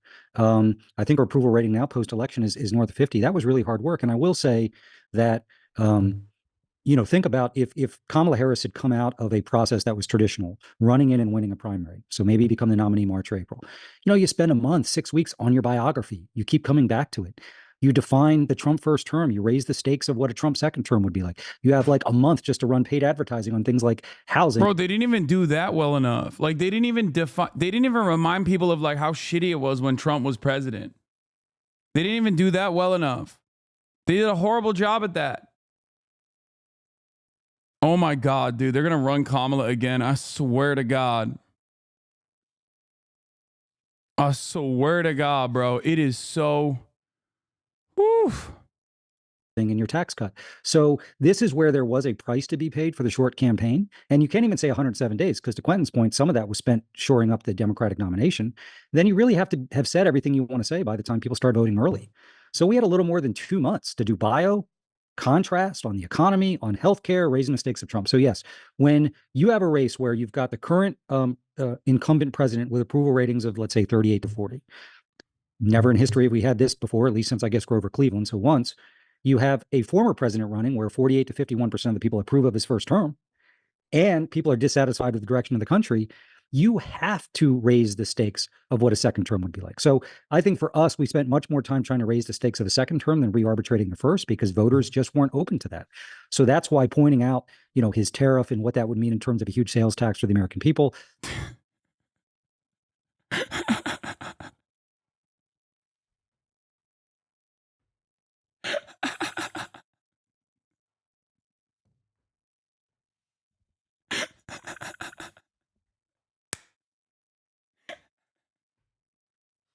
That's Chatter. I don't know how to respond to you, Chatter. That's so funny. Yeah, maybe they've missed a few social cues this election. The fact that he's more unhinged, he wants unchecked power. Project 2025 ended up being about as popular as the Ebola virus. Question. So we did a lot of good work there. And now, of course, the son of a bitch lied about it, and he's hiring everybody who authored it. Project 2025 is going to be the Trump administration agenda, as we pointed out. So we had to do that. So if we had just run a race solely on Kamala Harris positives, though we did a lot of that on what Kamala Harris wants to do on the economy, we did a lot of that. It's worth reminding your listeners who live in California, or New York, or Alabama, or Florida, you're not experiencing the presidential race as it's experienced in Pennsylvania, Michigan, North Carolina. We spent a lot of time, she spent a lot of time driving a core economic message. But in our view, that was not enough. When you've got someone whose first term was judged favorably enough by enough people to give him the election, and people are dissatisfied about where you are now, and you're part of that administration, you have to basically raise the stakes. And for us, it was on the economy. It was on the fact that all the people who stood in his way last time were warning us about him. It was about Project 2025. It was about abortion. And, I think we did a good job of that based on our data, but we had to stay on that. So I think that is an incredibly faulty reading, that what we should have done is just lift up Kamala Harris. We clearly did. Her favorability rating increased by, I believe, 15 points. If you look at who do you trust more to look out for people like your family, who do you think is going to fight for the middle class? Huge progress for Kamala Harris. Even on crime and immigration, we were able to make double-digit progress. So we were very focused on lifting her up. But to win a race like this, given the political atmospherics, which were quite challenging, we had to raise the risk of a Trump second term. Jen, you guys are obviously operating in a very, very tough political environment. Incumbent president, very low approval ratings, as Paul mentioned, wrong track, right track, approval of the economy, all very challenging. Also, in at least the public polling, huge desire for change, right? Frustration with the status quo. Not just that's here in the United States, we've seen that across the world since COVID. Challenging place to be if you were the vice president to the unpopular incumbent president. Felt like much of the convention, as Stephanie mentioned, was trying to make her a change candidate, talk about turning the page. So can you talk a little about how you tried to do that and whether you think she could or should have done more to distance herself from President Biden? Something that I think, as evidenced by the answer on The View, she was at least personally uncomfortable with. Well, yeah, I mean, look, first of all, I think people, when they vote for president, want to vote about the future. And they saw in the vice president someone they didn't know, someone they didn't know a lot about a background. So, you know, who she was, what she stood for, what she did as vice president. So in every step of what we were trying to do, we had to tell a pretty robust story in one ad or one policy rollout or one event that you don't often have to do because of the time we were in. But I do think. Yeah, and what they arrived at was, I'm a small business. My mother is a small business. I love small businesses because my mother was one. Also, I prosecuted transnational gangs.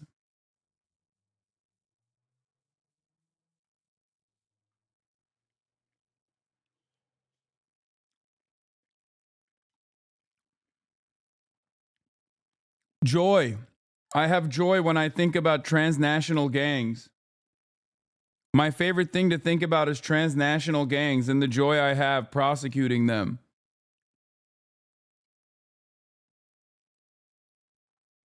And also the joy I have when I think about small businesses in the opportunity economy.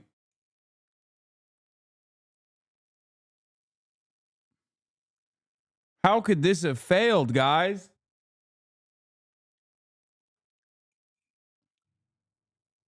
I don't understand. This was the greatest campaign message of all time. Yeah, I love the border wall. The border wall is great, actually. I've decided the border wall is great after calling everyone that defended the border wall a racist for 8 fucking years. I also want to drill. Drill, baby, drill. Every concession that the Democrats made read as just simple hypocrisy. That's it. Every concession that they made read as simple hypocrisy, that the Democrats were trying to just say, oops, we got caught lying. We actually like these things. These things were good. We were just lying when we said they're bad. So why the fuck does that matter? I think that we really focused from the get-go on how she was different than everyone else, different than Joe Biden, different than Donald Trump. And at the end of the day, the choice was her versus Donald Trump. And at the same time, you know, she was very clear that she was a new generation of leadership, but it wasn't just like a statement. It was, here's what I need to focus on. Her first policy announcements were economic, talking about housing, talking about lowering costs, understanding that people really didn't feel like things were progressing in the way that they wanted to, a la the right track, wrong track data, but how she brought her own point of view to thinking about housing, sandwich generation. That was probably her biggest applause line, one of the best testing things that we did. That wasn't a poll tested, let's work on this poll, this data to tell us this is the right issue we should go talk about. That was about her life and also understanding what people in the country were really needing. Oh. Bro, these people are, I think these people just are bad. That's it. And it's not like the Republicans are good or have better people. They're just less bad, I guess. And only because like Trump reads as more authentic than Kamala Harris does. And these people will never understand why. Saying Kamala Harris is like, trying to make it seem like Kamala Harris was like a unique orator. Oh, she came up with a sandwich generation all on her own because that's her real experience. Like, that's dog shit, dude. She had to make up for her lack of charisma with good policies, and they're not going to talk about the policies anyway. So why are you acting like a thing that people genuinely did not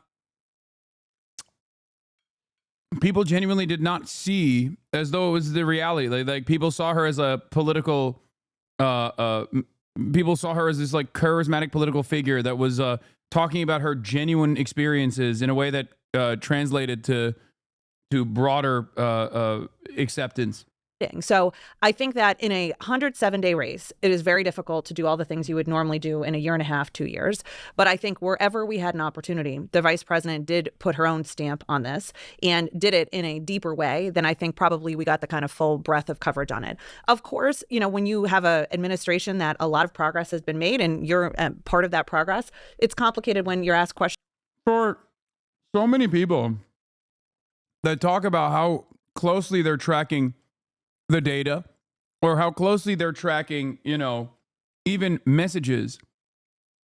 I wonder if they were closely tracking the messages around Gaza. Was that a consideration at all? I doubt it. Questions in certain ways, but at the end of the day, I think she really, every time she turned, talked to a voter, every time she was out on the stump, she really leaned into her own vision. But the headwinds were tough.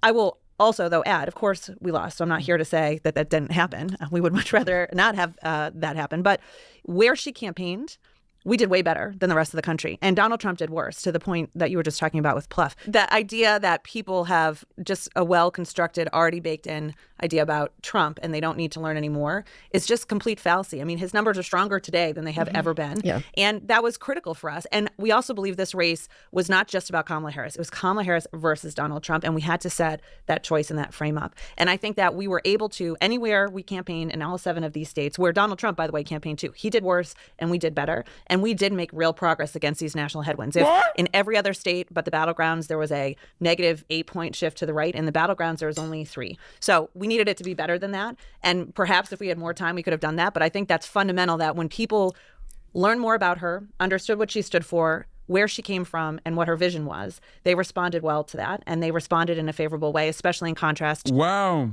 We lost by less in states where we campaigned, as opposed to losing even harder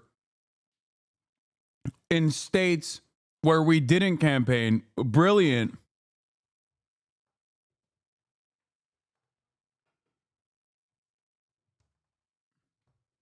Yeah, I mean, listen, we suck shit and we lost across the board and we're dog shit. We're awful.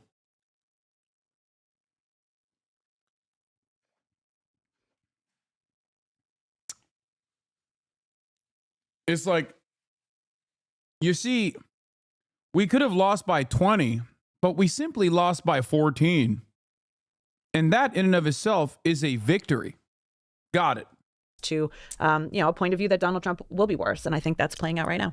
And Dan, on the Biden question, we, of course, got that everywhere we went. And we knew what the data was. We knew we had to show her as her own person and point to the future and not try to rehash the past. But she also felt that she was part of the administration. And unless we said something like, well, I would have handled the border completely differently, we were never going to satisfy anybody. So we did talk about things like she's a different generation. Most of her career is from outside of Washington, not inside Washington. So she knows a lot of the best ideas are from across the country. Her career has been about reaching across the aisle, finding common sense ways to get things done. It's not been based in ideological politics. All of these things, we were trying to tell a story. Oh my God, they're so stupid, dude. Oh my God. Oh my God. Wow. This is worse than I thought. I sometimes also fall into the same trappings that I urge chatters not to fall into, and assume that like a person in a position of power is at least knowledgeable or somewhat more knowledgeable than myself or more intelligent. I tell you guys all the time, like, some of these congresspersons are dumb as fuck, right? But we tend to forget how fucking stupid the average person in DC might be. Because they're, wearing suits and they're speaking in a professional cadence, and yet I'm in awe at how resilient the stupidity is overall. She said, "Oh, look at all of our successes of showcasing Kamala Harris as like outside of the DC bubble." How did she present that? By fucking saying common sense solutions across the country.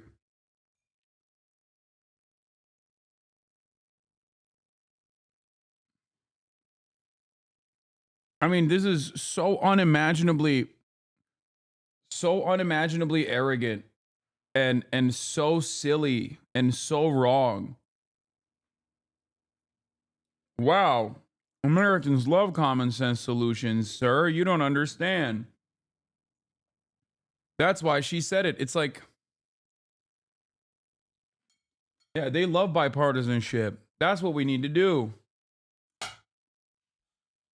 That's why that's why the candidate that has never actually even remotely broached bipartisanship defeated our bipartisanship candidate, because Americans love bipartisanship.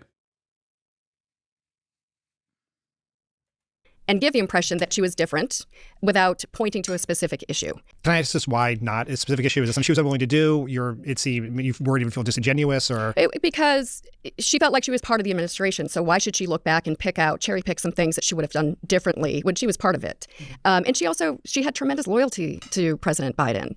And if we had said, just imagine this. You've been on plenty of campaigns. Imagine if we said, well, we would have taken this approach on the border.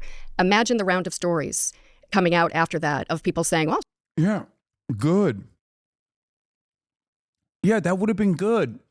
That would have separated you in the eyes of the electorate from the unpopular guy that you were replacing. That's called good media, not bad media. Ooh, drama. Why is Kamala Harris separating herself from Joe Biden? That's a story that benefits the campaign.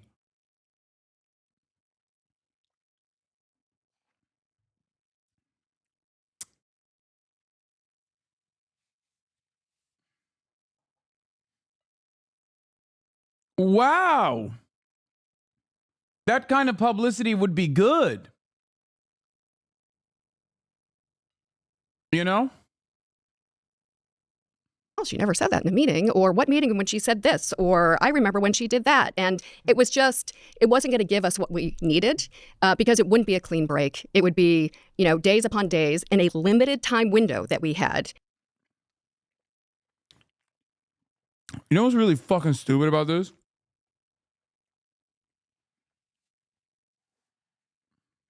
They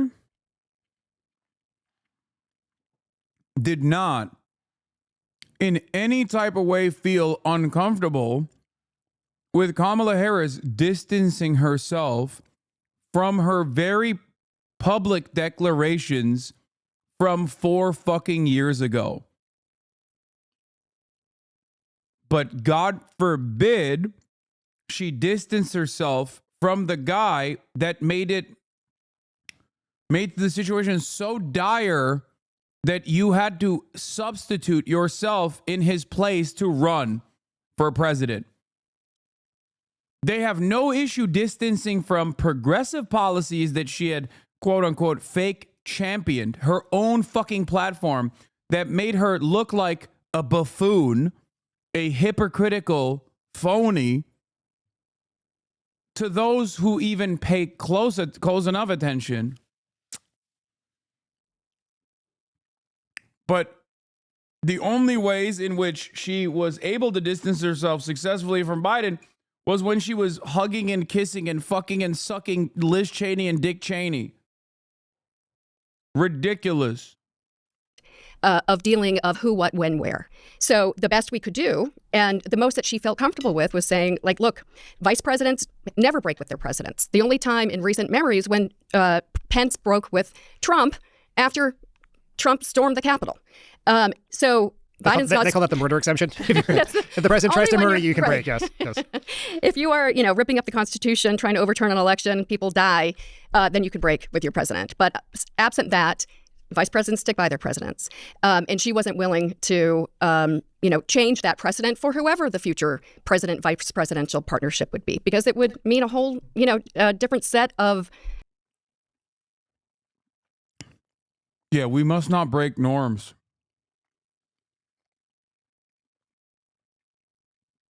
Excuse me. I love the rules and the norms. I am the norms abider. I am the rules and norms respecter. We must not break them. Okay, then why the fuck is Kamala Harris running for president? Why? Why is Kamala Harris president then? Running for president. She didn't become president. That was a violation of the norms. The fuck? Problems, as if we don't have enough problems in our democracy right now. So unless we were willing to say, Biden said green and she said blue on any particular issue, we were never really going to satisfy that. So our focus was, let's look to the future. Let's describe her and her approach to things. Let's use policies, future-looking policies, to demonstrate that difference. But in the end, we've all seen the data. Too many people thought that you'd be a continuation, which on the economy was, the incumbent killer. Quentin, in the post-election analysis, there's been a ton of focus on the very ubiquitous trans ad that the Trump campaign spent tens of millions of dollars on. There have been sort of two strains of all this. One, the sense that her position and the Democratic Party position on trans-related issues were one of the reasons. There's nothing funnier than talking about the economy being the incumbent killer when, like, you know, Mexico is right there, dude. Mexico is literally right there. AMLO was an old, doddering man, but he was very well liked. Part of the reason why he was very well liked, aside from his like daily fucking live stream broadcast that completely defeated any kind of stranglehold that corporate-backed mainstream media in Mexico could have, was the welfare expansion policies that he implemented.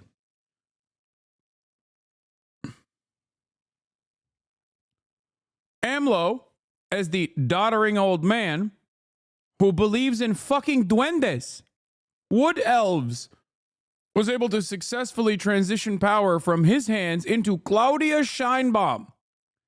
Not just a woman, not just any woman, but he presented her as his successor, but a Jewish woman in a country that's like 98% Catholic.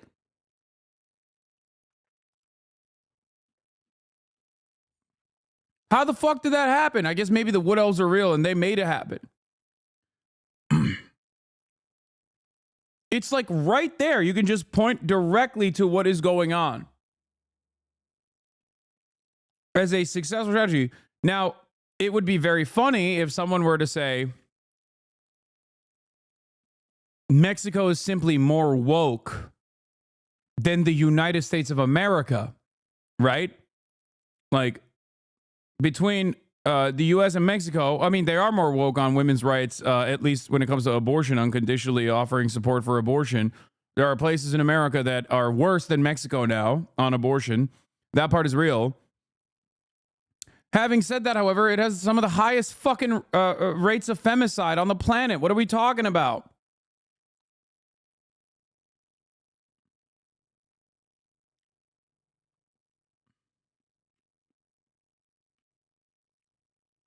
Perhaps there was some other reasons.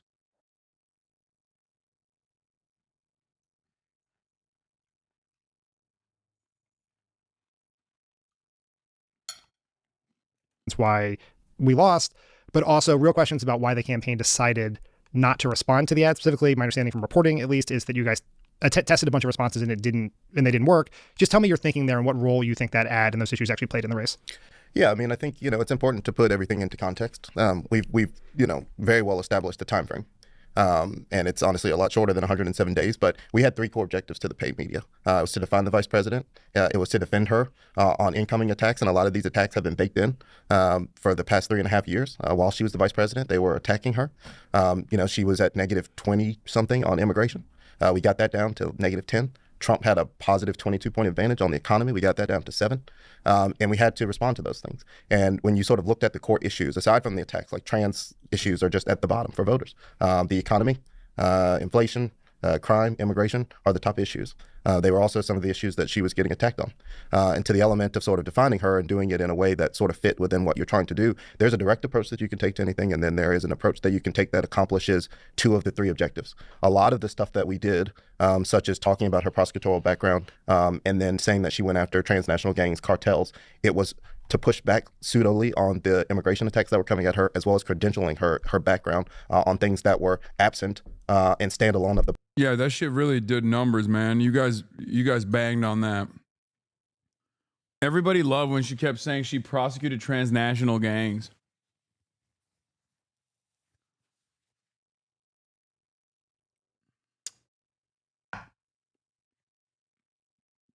The Biden administration. We did a lot of stuff about her record as AG, her record as a prosecutor, not as vice president, because it also allowed her to stand alone separate from the Biden administration. On the trans attack, obviously it was a very effective ad at the end. I ultimately don't believe that it was about the issue of trans. I think that it made her seem out of touch.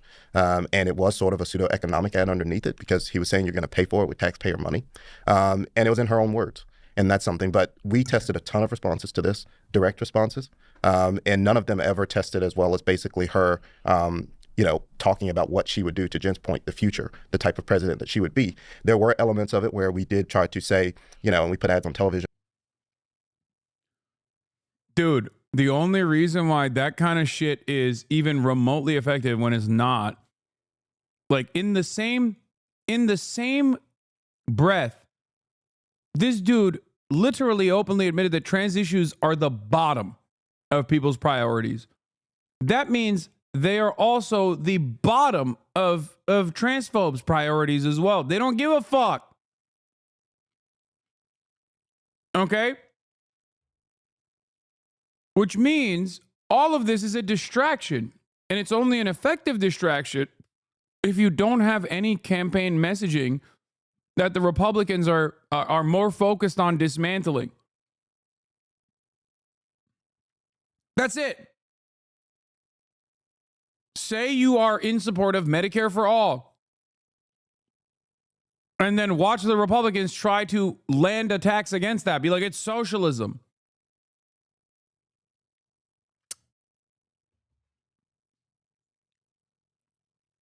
We focus tested it. There were no answers. It's like, yeah, because you're not fucking offering adequate answers to the they care about they, them, not you ad, which people still think is a fucking banger ad. It's so stupid. It only worked on the Democratic Party staffers and I guess the consulting class and those who are over at CNN and shit. That was not a good ad at all. Nobody gives a fuck about trans people. The most effective counter to that is to go, really? You think trans people are the reason why your egg prices are so high, you fucking idiot? That's all you got to say. I didn't realize all landlords in America were trans, okay? I didn't realize that, like, your boss, every boss in America is trans. Every corporate executive is trans or an undocumented migrant. Problem is, they love the corporate executives, they love the bosses, and they love the landlords, so they can't fucking say anything about them. It's so dumb. You should have just said, this hyperfixation on trans people is weird as fuck. They're your neighbors. Nobody cares about this. They are not the reason why your rent is going up. They are not the reason why the price of a carton of milk is so goddamn high.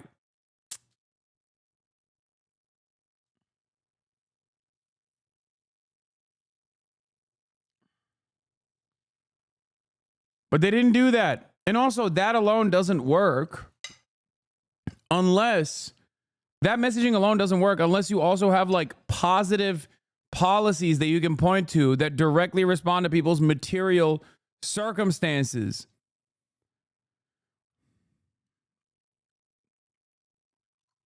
That deflection is successful as long as you also have other policies. That deflection wouldn't even matter. You wouldn't even need to do that deflection if the Republicans were too busy running against the positions that you are pointing to, that you are going to do, like they did with the price gouging shit, which was a demonstrable failure for the Republicans. And yet they stopped hammering that point. Kamala Harris could have gone up there and been like, dude, look, listen. Tens of millions of Americans turned around and were like, oh, we're going to deport 20 million people. As long as it lowers the price of eggs, I'm in. Okay? Some people didn't believe it. Some people believed it. Some people were hateful about it, and they definitely wanted it, and they voted for it. But most people were just like, it's the price of eggs. It's the price of bread. It's the price of milk. It's the price of my treats. Wages and wage growth did not outpace inflation. That's it. That's simply it. That's the point. That's the only point that matters.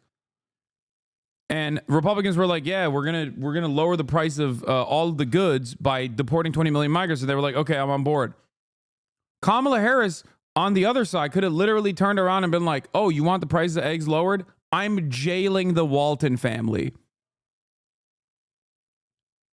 Which message would resonate better with voters?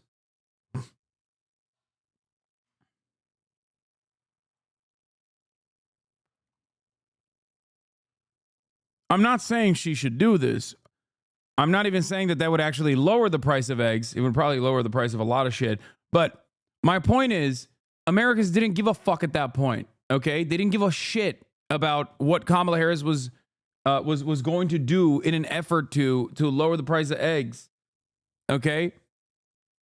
Yeah, Mexico also recently just renewed price control measures as well. As of November 11th. Claudia Sheinbaum said on Monday that she would renew an agreement with food producers and retailers to keep the price set of basic groceries affordable for consumers. The measure had been rolled out by her predecessor, former President Andrés Manuel López Obrador, in 2022, as inflation was as high as it has been in 2 decades. We want prices to come down for consumers, especially for those who don't have much. Sheinbaum, who took office at the beginning of October, said in her morning press conference. The new accord will be signed on Wednesday or Thursday. López Obrador, Sheinbaum's mentor, launched the price controls in collaboration with the private sector on a set of groceries, including corn tortillas, rice, soap, tomatoes, and toilet paper.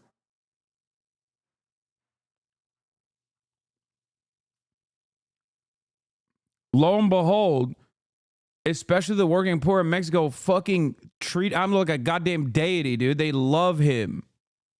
I know that there's a lot of resistance libs and shit like that in Mexico, but you know, the numbers on the boards. Look at his fucking approval rating. Look at her approval rating. Look at the numbers that she won by. People do not forget. There are fucking people who voted for Trump because they thought that they would get stimmy checks, okay?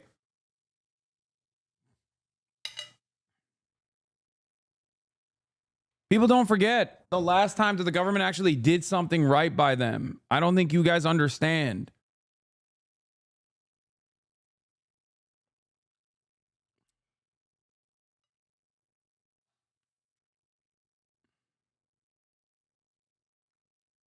Yeah, her approval rating is 74% right now. AMLO peak was 84%.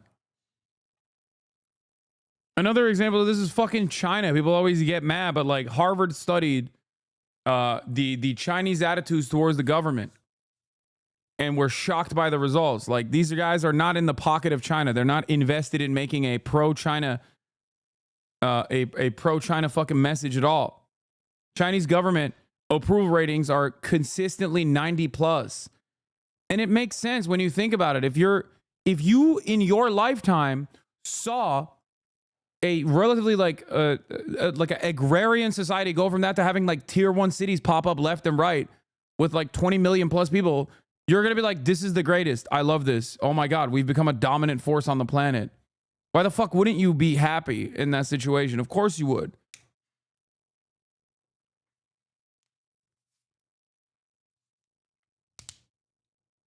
It's like not that difficult of a concept to grasp unless you're a fucking dumbass American and you forgot what democracy is supposed to be about. Now, I'm not even saying that about China in general. I'm just simply saying that governance, good governance, and democracy is supposed to be about offering things to your constituents. Okay? The greatest example I can also point to that you're seeing cycle after cycle is the black vote.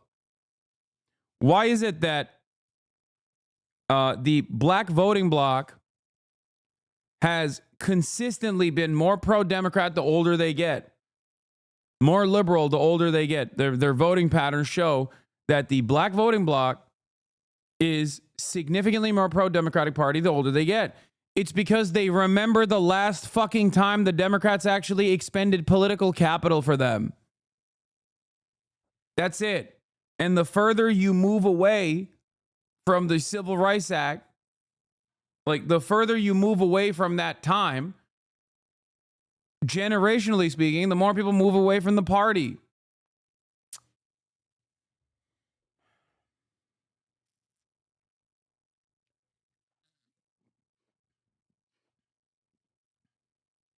I think it's the same with queer people still being so in the pocket. We still remember 2014. Yeah.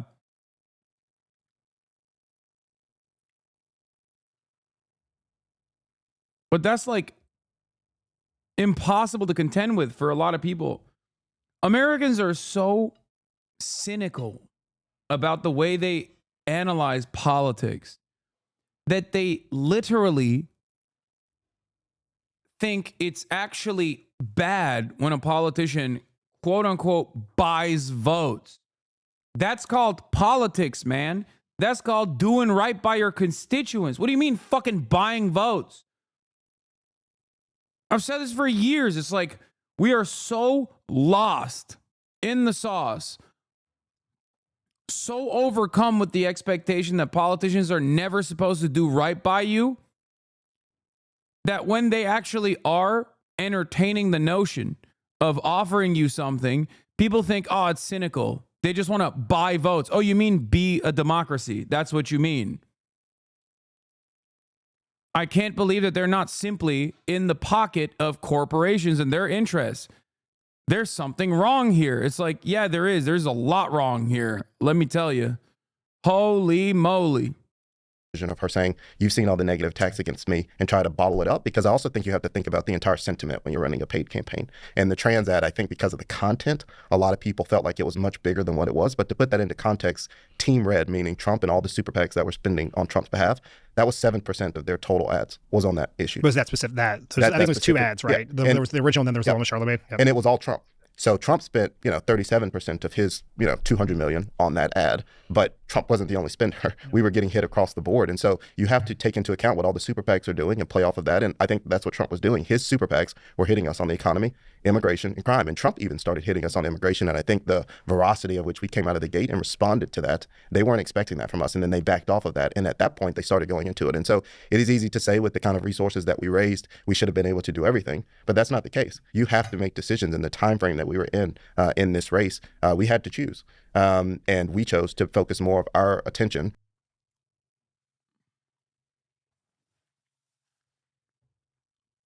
Bro, you had $1 billion that you raised in like a week. What part of this analysis is Liz Cheney? Where does she come in?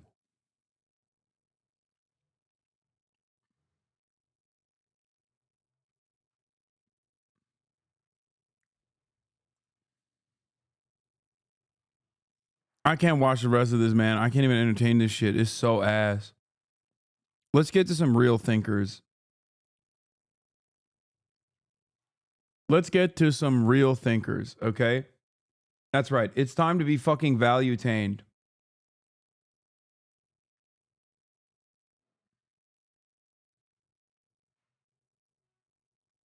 Patrick Bet-David! Prime Minister Netanyahu faces potential arrest in UK following an international criminal court ICC warrant for alleged war crimes in Gaza, which Trans is weird. Democrats like myself are sick of it. The money spent to get the trans vote is actually hurting a majority of their base. Can you explain to me what dollars were spent to get the trans vote? Can you explain to me any like even remotely pro-trans message that took place from the campaign this time around? There was not a singular trans person that spoke at the DNC. The one time that Kamala Harris was directly asked about the trans question, she said, we're going to follow the law. What happened there? Are you fantasizing about a future that didn't happen? Or are you fantasizing about a past that didn't exist?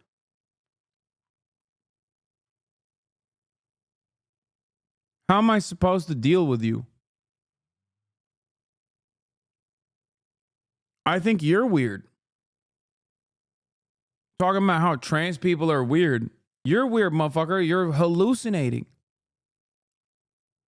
You got trans on the mind. Something broke. which also includes former Defense Minister Yoav Gallant. Downing Street has confirmed the UK will uphold its legal obligations under ICC Act 2001, which mandates compliance with such warrants. While the government refrained from commenting on specific causes, a spokesperson emphasized that Netanyahu would not receive special treatment if he were to visit UK. The ICC actions have sparked political debate, which we'll talk about here in a minute. And at the same time, you got, what's his name, comes out. Justin Trudeau comes out, page 9 it is, and he says the following. Let me see, does it say?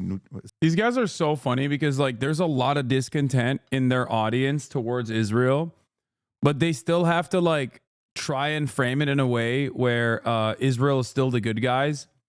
So he's just going to fucking point to like Justin Trudeau and libs to be like, oh, you know, this guy is just like Donald Trump, Netanyahu. He's just like Donald Trump, but of Israel.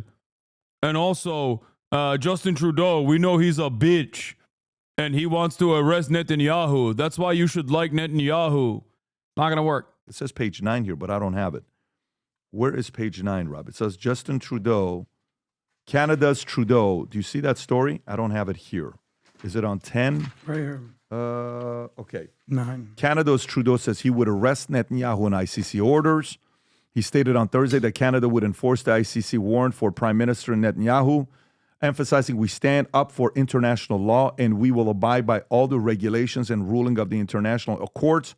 This is just who we are as Canadians. Trudeau highlighted broader goals amid the Gaza conflict, such as aid flowing in, the release of hostages, and return to two-state solution, condemning Hamas while urging for a ceasefire to protect civilians. He acknowledged the domestic challenges for Canadian communities impacted by the conflict, stating, we have to remember who we are, be there for each other, pushing for peace and stability as hard as we can. Tom. This whole thing is borderline ridiculous. You've got two countries that are basically at war, one against its will, right? Israel's been dragged into a war, and it is a war. It's not just a border skirmish and a battle, it's a war. And they have been dragged into it. And now you're going to say, yeah, those babies shouldn't have been sleeping in their cribs if they didn't want to get fucking murdered by Israel. Israel saw brown children existing and was like, we have to kill them.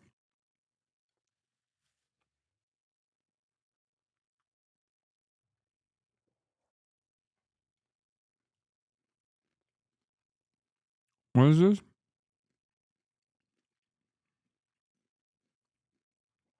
Public school systems are littered with this initiative. I have 2 kids in elementary school that have to deal with this. I'm not hallucinating. Haha, hopefully you understand what is pushing Democrats away from the party. I voted for Kamala. I'm just telling you what's happening. Public school systems are littered with this initiative? What are you talking about, dude?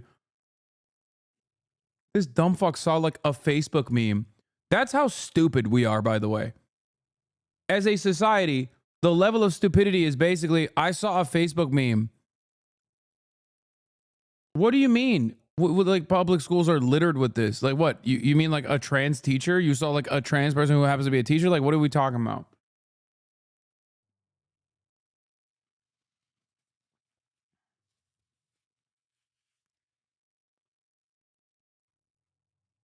all of the leaders that are doing things that are horrible, and the people from Hamas and Hezbollah and Iranian leaders that are responsible for things, funding them, encouraging them. Oh, so you've been stealing your homework from Ben Stein? What? Representatives in an effort to alleviate. Oh. And doing all this, the one guy that you say, we're going to pull him over for speeding because, you know, he's done some things and these are... There's no way ICC should arrest you guys for charging $99 for a garbage hat. So the ICC is wrong because if we hold Netanyahu accountable, then we have to hold the U.S. president accountable. They forgot to add paid for by AIPAC in this video. Come on. See, I fucking told you. Independent thinkers, okay, that go to Patrick Bet-David don't want to hear him fucking rehash like Republican Party positions. They want him to talk about the truth. Okay? Did he just call Lindsey Graham a voice of reason? This man is surely out of his mind. Tom and Adam also should be arrested for their hypocrisy.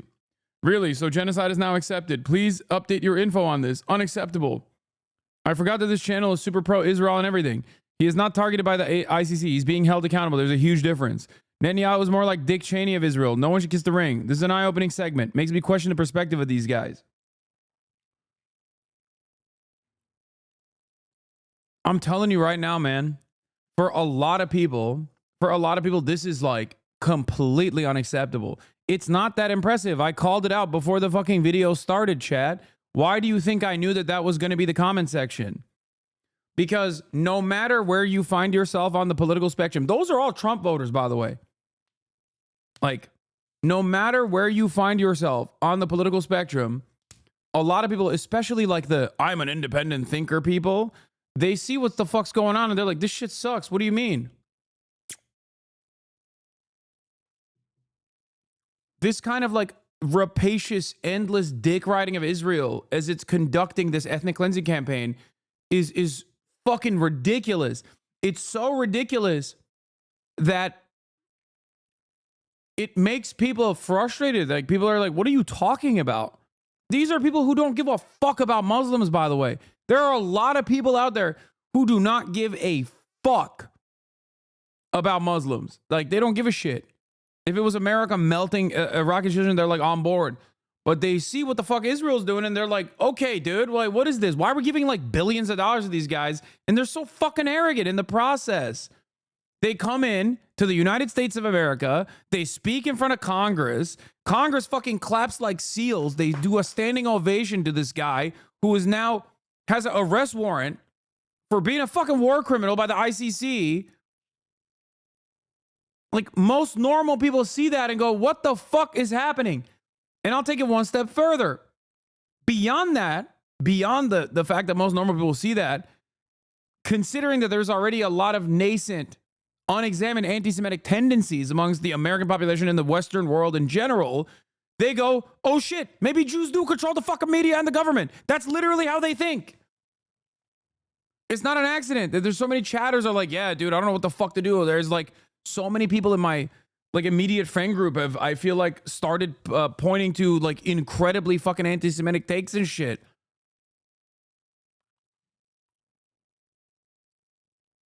That's what's going on. That's what the fuck is happening.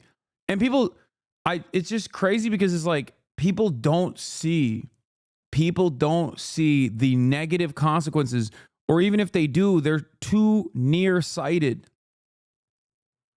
Okay? They are so fucking short-sighted to not recognize that this endless defense of Israel is just genuinely making people go, yeah, I'm anti-Semitic. Who gives a fuck? Fuck you. Okay? And when you also dilute the severity of the term anti-Semitism, anti-Semite, to like even point to people like myself who are obviously anti-Israel, not anti-Semitic at all. As a matter of fact, I criticize Israel because it fucking constantly claims it's doing this shit for Jews. What the fuck do you think people are going to think? You might think in the long term, like, Israel will win this and it doesn't matter. And, you know, you just got to keep rehashing the same old dynamic over and over again. Like, oh, all criticizers of Israel are anti-Semitic. Why do you hyper focus on Israel? What about all these other war crimes? It's like, bitch, what the fuck are you talking about? We're giving billions of dollars, dude. Like, it's not a good deflection anymore. It's like fucking, it is literally like promoting ISIS and being like, ISIS is the most significant Islamic movement. And like, if you criticize ISIS for their acts of terror, you're a fucking Islamophobe. That's what it sounds like.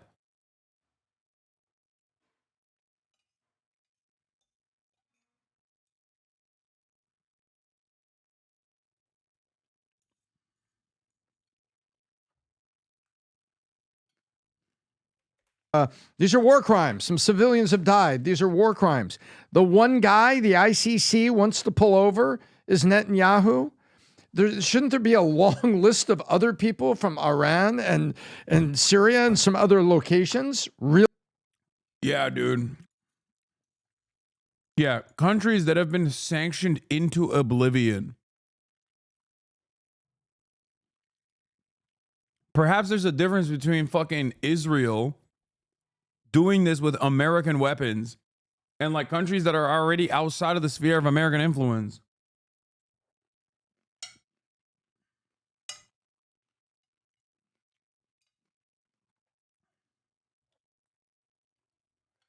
Really? The one guy you want to pull over?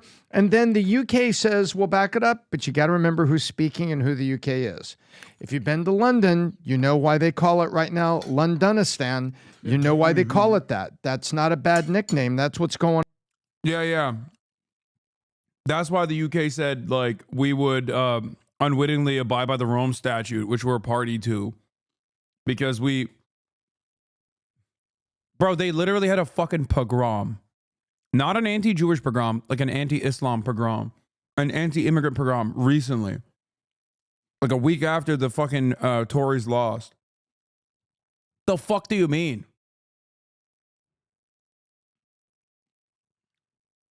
Like a real one, not like the Amsterdam one. Jump on PBD and set the record straight, homie. I should. Patrick Bet-David is so, I mean, he's a little bit cowardly. I think he's letting this guy do it. This guy's like a crazy Christian fundamentalist, if I'm not mistaken. He's right about Iran, though. I just don't think it's the right policy window. Dude, what the fuck could the ICC do about Iran? You think the Ayatollah is going to fucking Europe? Iran as a nation state has been sanctioned into oblivion, dog. What do you mean?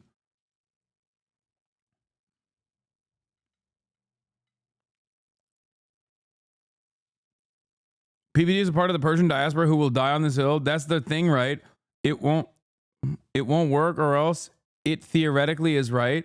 Yeah, like sanctioning Iran or saying that like the Ayatollah is a fucking war criminal is not like, it's not going to do anything. You know what I mean? They already are. They've already gotten hit with the fucking greatest fatwa of all time, okay? American sanctions.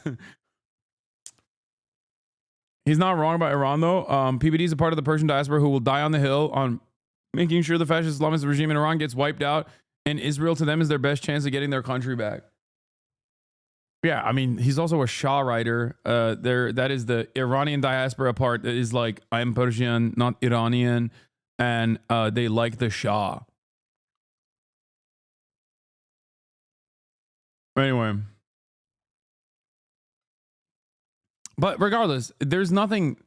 It's like, dude, it's the same principle behind like fucking giving Putin the war criminal declaration, which actually is more meaningful because that does actually stop him from traveling to like BRICS nations or whatever. Like he couldn't go to South Africa, he couldn't go to Brazil. So that is more significant. The Ayatollah is not going to Brazil. You know what I mean? Like the Ayatollah's not traveling outside of the country, you know? So you're not even like limiting his travel. The Ayatollah Goes to Brazil is funny. Yeah, it's a good movie.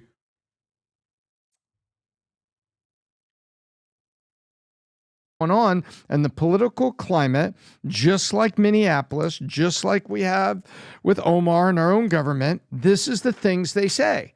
And so you're not hearing the core of the UK. You're not hearing sensible, Western leaders saying, hang on a second, there's a war going on and there's people, should be a whole group of people that's pulled over for speeding here.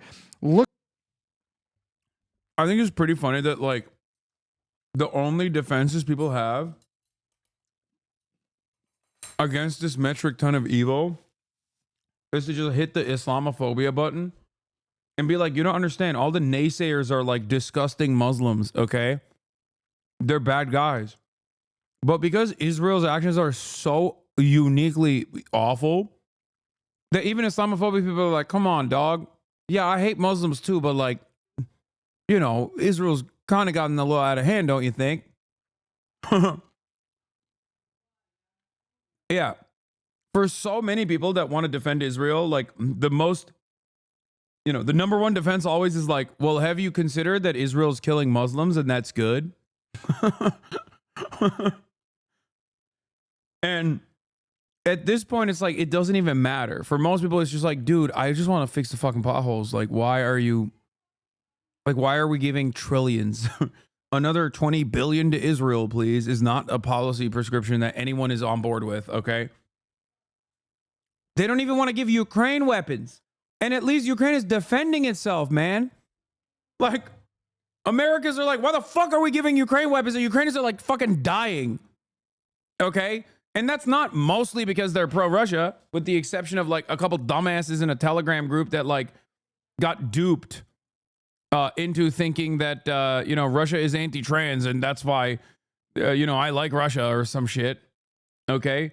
With that exception, it's like, for most people, it's like, why the fuck are we giving Ukraine so much money? That's what Americans think, okay? So, for a lot of Americans who don't even want to give fucking Ukraine money or weapons when they are defending themselves against a nation state that America has historically considered the enemy from the USSR times all the way to now, why the fuck do you think they would be fine? With the exception of the right-wing, rabid, evangelical Christian weirdos, most Americans look at this and go, why the fuck are we giving so much money? Why are we giving so much money to Israel? This doesn't make sense.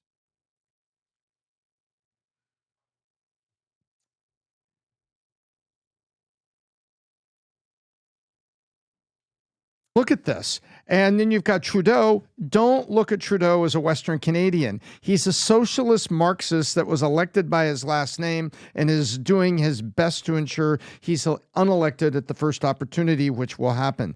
That's what's going on here.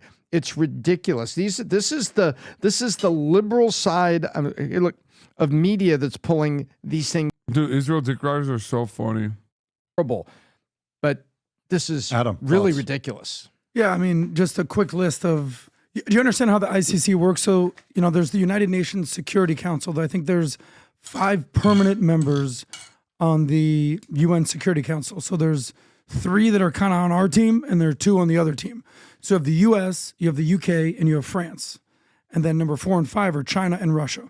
And at any point, anyone can veto or suggest that someone goes to the criminal court of the ICC.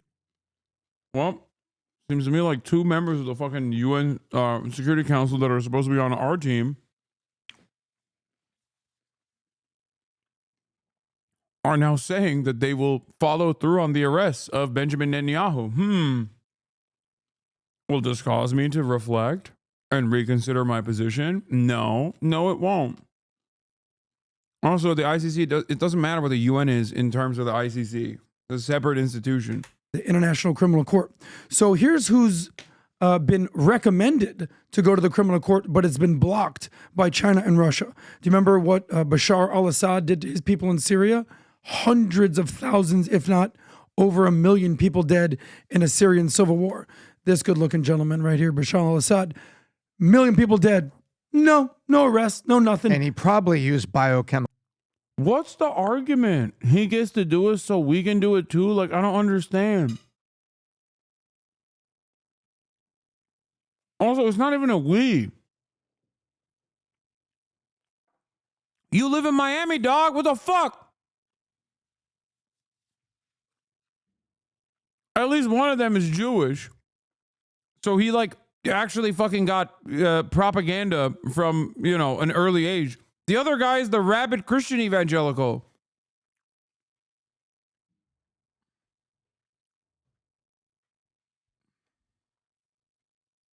Well, he did.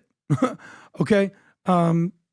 Ayatollah Ali Khamenei, what they're doing to basically subjugate their people. The thug-like regime in Iran, no ramifications. What about Erdogan? Yeah, he'll say that too in a second. Erdogan just shut off water access to 1 million Kurds in northern Syria. He's going to say that. Yeah, guess what, dude? You want to know why he gets to do that? Because he's fucking NATO. That's it. Okay?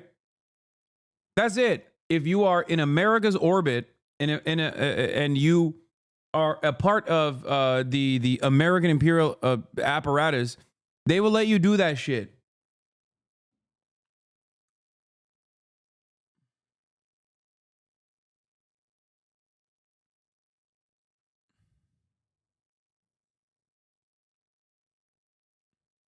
What? The FBI posted its file on Black Lives Matter today. It's small, only 77 pages and mostly news clippings. But it looks like at some point during 2017, they were monitoring protesters showing up to Ben Shapiro lectures. That's amazing. I'm so glad that the federal agencies are working round the clock to, make sure that these real criminals are prosecuted and apprehended. Fuck, man. God, this country is so ass, dude. It's so fucking ass. It is so goddamn ass. In the past, I have had my dealings. And it's so funny when they're like, we're very well aware of who you are. That's what they said to me back in the day.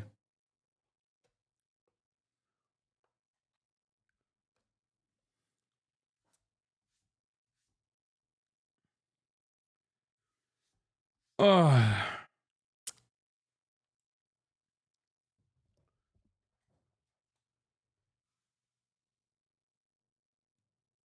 Ben with the UCLA and 100 cops came with him recently. Yeah, I saw that.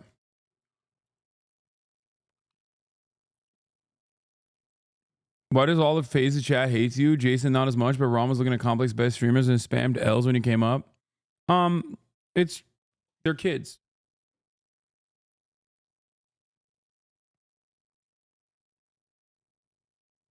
Because they're 12. Yeah. There are a lot of them are kids. They don't really think about any of this stuff. They think I'm like I haven't really interacted with Ron and Lacey's communities as much.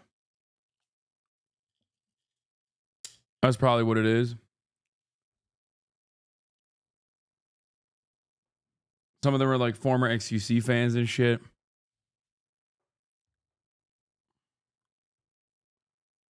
Yeah, they think I'm a boomer.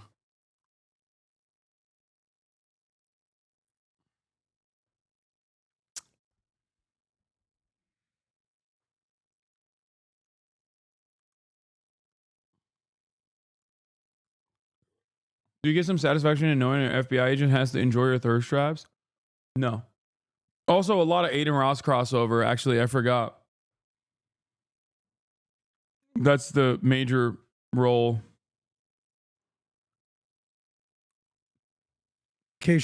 No, nothing. By the way, I can't watch the rest of this. This shit sucks. All right, let's get to the fucking tariffs, dude. President-elect Trump, he is blasting Mexico and Canada over their handling of the border and promising to punish them with high tariffs on day one of his administration. He's also vowing to raise tariffs on China. Our senior White House correspondent, Selena Wang, is at Mar-a-Lago with the latest. Good morning, Selena. Good morning, Michael. President-elect Trump is threatening. Do you think your FBI agent is your fan? You would be shocked with the places in which there are HasanAbi heads. Every day, someone reaches out and tells me something that I truly find to be insane. Okay? It is some real, I'm not even kidding. This is some real Tyler Durden Fight Club shit. It is wild. I'm talking like Department of Homeland Security. How the fuck did that happen? I'm talking, I mean, look at the yeah, someone said, I know a Department of Homeland Security guy who loves you. Yeah.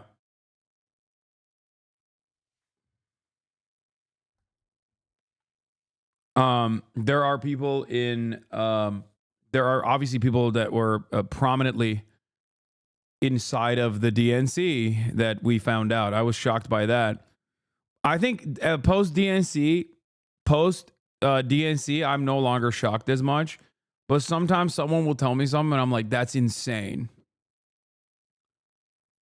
Like a person that I shit on quite frequently that, you know, I don't want to reveal anything, but there are a lot of people who I regularly shit on and their staffers or people that work under them are, you know, constantly watching me.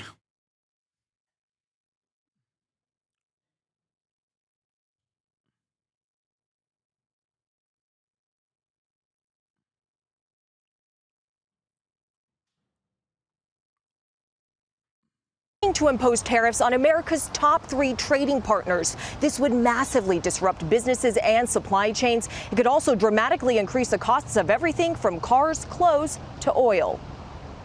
Kamala is a HasanAbi head? No, but I mean, Kamala's campaign was, yeah. They were the ones who wanted me to go to the DNC against the DNC's wishes. Let me tell you, it wasn't fucking Jamie Harrison's side of the DNC that wanted me there.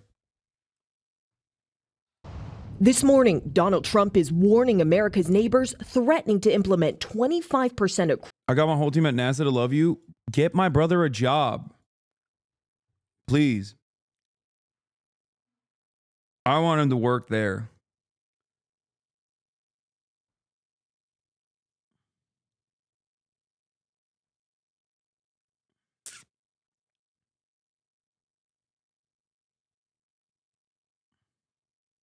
You know, before they fucking wipe it out entirely.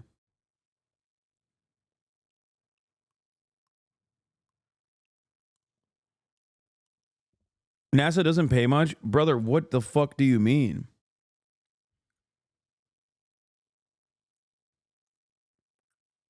You think Marat gives a fuck about the money? Are you kidding me? First of all, let me tell you something, okay? Aerospace engineers don't make as much as you think they would be making. I promise you. It is actually shocking how bad that shit is. And there are plenty of people who probably work in the defense sector and also specifically as like aerospace and mechanical engineers in this chat that will tell you, yes. Like shit that you would assume is like 300K, like you'd probably be like, oh yeah, this is like a top of the line experienced engineer. They should be making like 300,000. You know? Like think about that. That is like one of the, like you have to get a higher degree. You have to, yeah, no, they get paid like, if they're lucky, they get paid like 100 grand mid-career.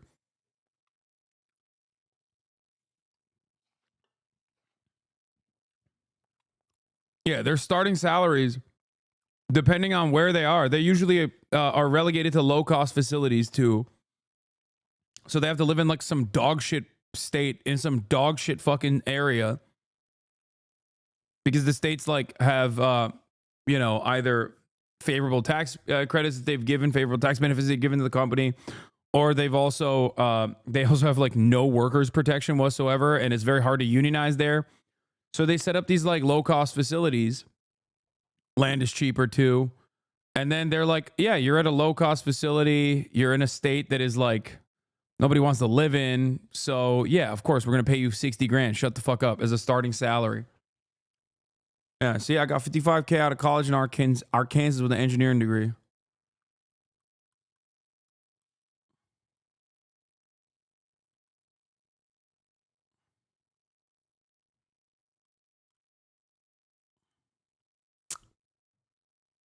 Yeah. Engineers, 100K is a low salary. Are you out of your mind? Brother, for someone who's like, you know, half a decade into their career, almost a decade into their career, as a fucking rocket scientist, are you stupid? What are you talking about?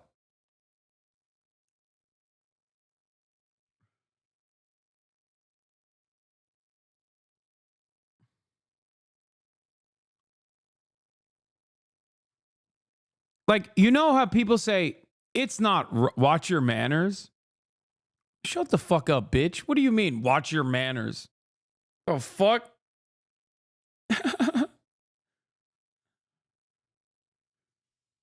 God damn. Where the fuck do you think you're at? Anyway, you know how people say, it's not rocket science? The reason why people say that is because rocket science is hard. Okay? And the expectation from normal people is that, you know, when someone is doing rocket science, that they're probably going to be paid a lot more than the average person.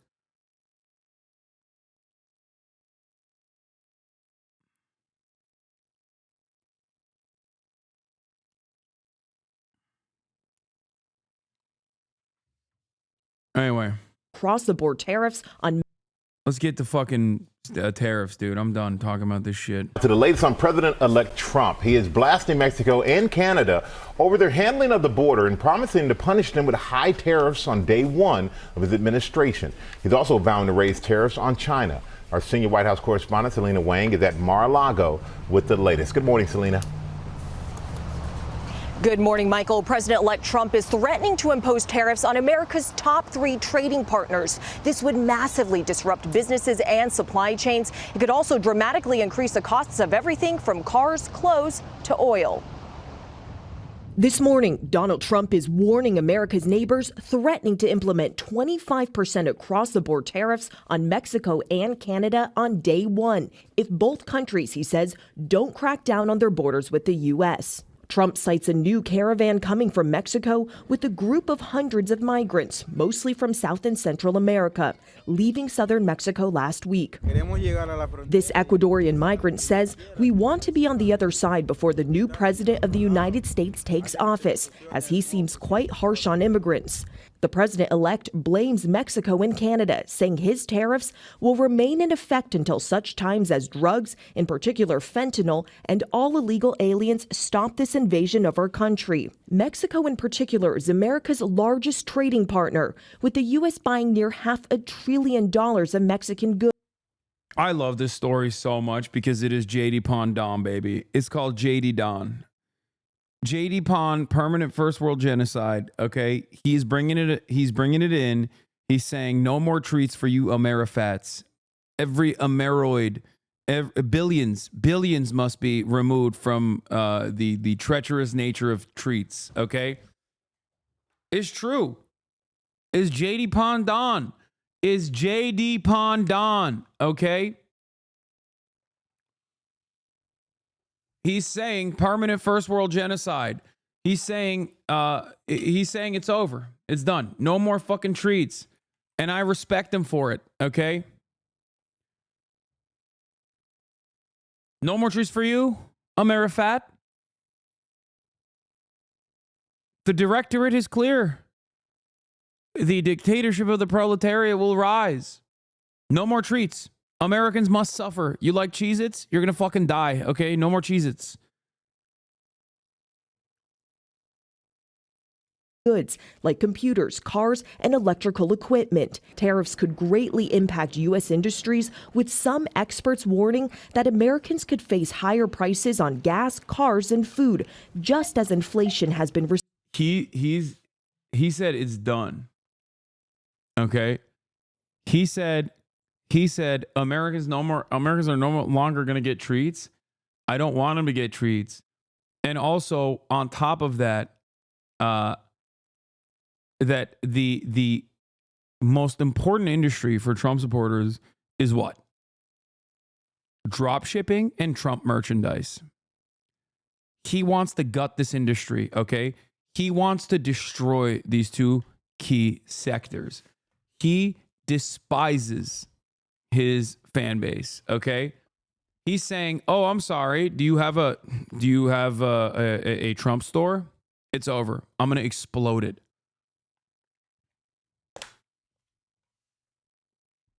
He said, "No more drop shipping and no more Trump merchandise." Receding. Mexican authorities have broken up past caravans, with many more disbanding on their own. But Trump's incoming. Oh yeah, by the way, this is the other thing I called. A lot of people were wondering, like, Hasan, why the fuck is Trump doing this trade tariff shit? And I told you it's gonna be to win favors. That's it. It's that, and also to maybe in the future gut what remains of the income tax.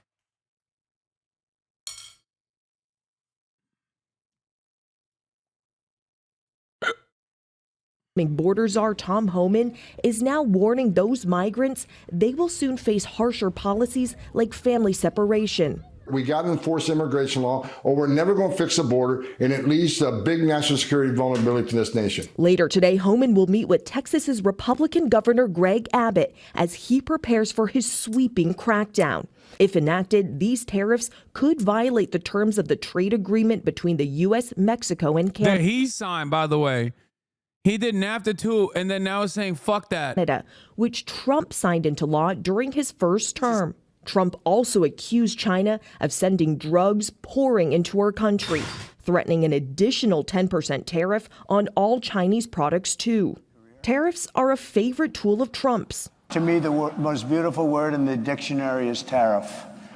And it's my favorite word. Trump's comments drawing responses from trade partners. The Chinese embassy saying economic and trade cooperation is essentially mutually beneficial. No one will win in a trade war or a tariff war. And Canada responding, saying they'll continue to discuss these issues with the incoming administration.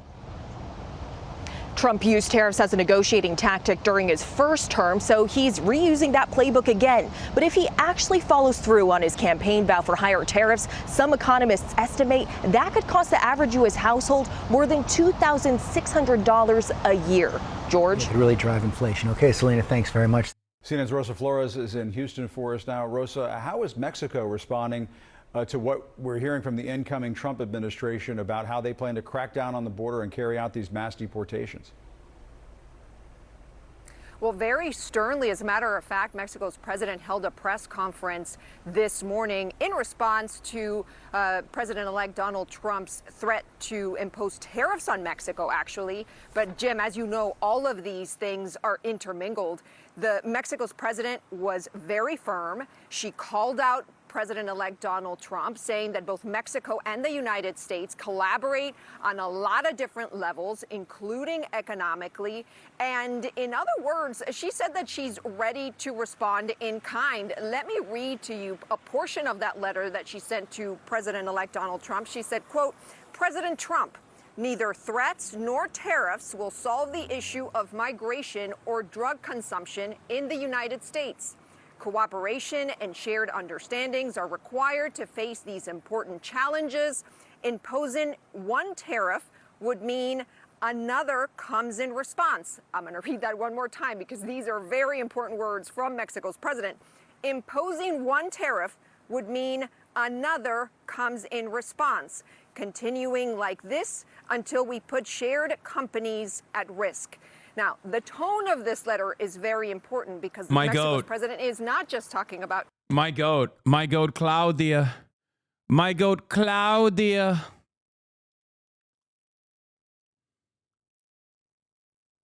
Conservative Reddit claims this is a Trump negotiation tactic that is in the Art of the Deal book, and that he's hitting with the highest possible deal for them to squirm and take action, and he will lower the tariffs once they do.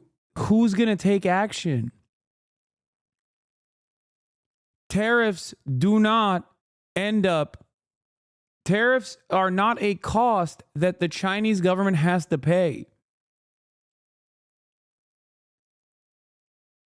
And there are certain raw materials, for example, that companies need. There is a lot of shit that is not either refined here, or there's a lot of shit that isn't just here. So, like, what are you going to do? You can't materialize things that don't exist within the boundaries of the United States of America.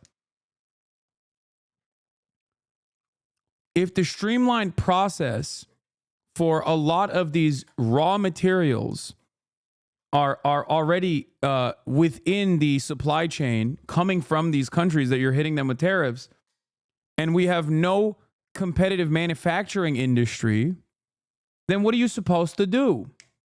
Sometimes we do have like tomatoes, avocados, things like that, bananas. You know what I mean? With bananas, there's not really a substitute, but like tomatoes and avocados, you could make it here, right? You do make it here, right? You grow them here, but not by the numbers necessary. So what are you supposed to do? What are you supposed to do? We get it from Mexico. What are you supposed to do?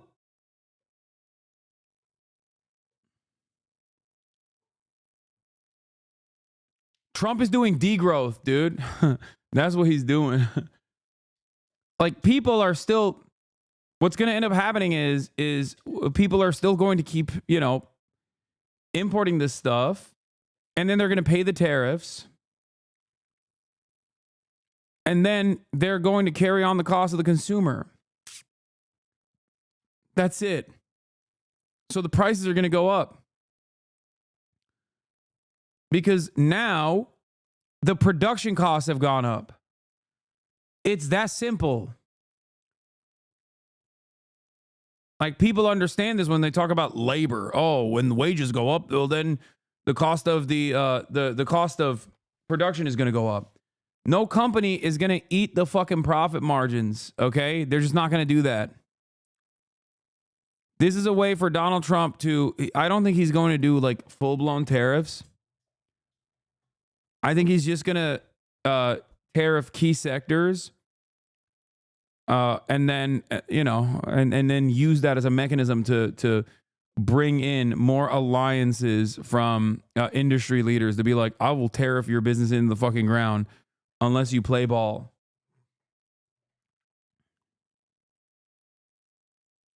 Companies need to be able to eat the upfront cost, though. Okay, if companies were going to eat the upfront cost, why don't they do that for fucking wage increases rather than fucking putting tariffs on random shit that then goes in the pockets of the American government so they can fucking not, you know, fix the potholes and instead give it to Israel? The fuck? Force the companies to eat the profits, eat into their profit margins, and increase wages then.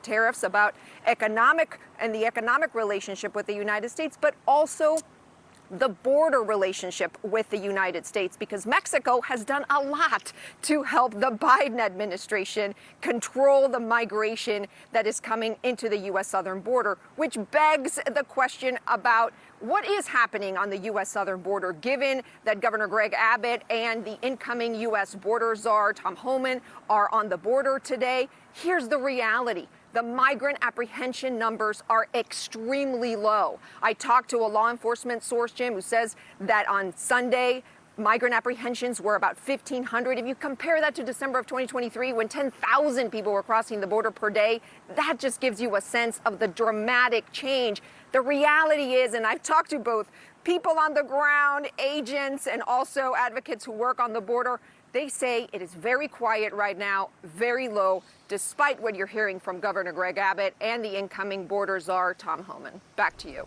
All right, Rosa Flores, important context. Thank you very much. What do Americans want in terms of what were their top priorities for Trump? This is according to CBS News YouGov poll that came out. Their highest priority is lower prices. 79% of Americans want lower prices.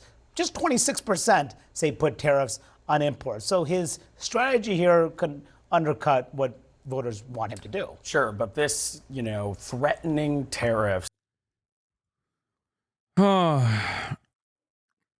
Dear President-elect Donald Trump, I'm writing to you regarding your statement on Monday, November 25th, concerning migration, fentanyl trafficking, and tariffs. You may not be aware that Mexico has developed a comprehensive policy to assist migrants from different parts of the world who would cross our territory en route to the southern border of the United States. As a result, and according to the data from your country's Customs and Border Protection, encounters at the Mexico-United States borders have decreased 75% between December 2023 and November 2024. Moreover, half of those who arrive do so through a legally scheduled appointment under the United States CBP-1 program. For these reasons, migrant caravans no longer arrive at the border. Even so, it is clear that we must work together to create a new labor mobility model that is necessary for your country, as well as address the root causes that compel families to leave their homes out of necessity. If even a small percentage of what the United States allocates to war were instead dedicated to building peace and fostering development, it would address the underlying causes of human mobility.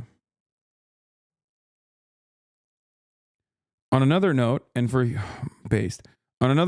humanitarian reasons, Mexico has consistently expressed its willingness to help prevent the fentanyl epidemic in the United States from continuing. This is, after all, a public health consumption problem within your society. Yeah, she's saying, like, you Americans are fat fentanyl addicts, and it's not our fault. You have created the market for fentanyl. So far this year, Mexican armed forces and prosecutors have seized tons of various types of drugs, 10,000 firearms, and detained 15,000 individuals for violence related to drug trafficking.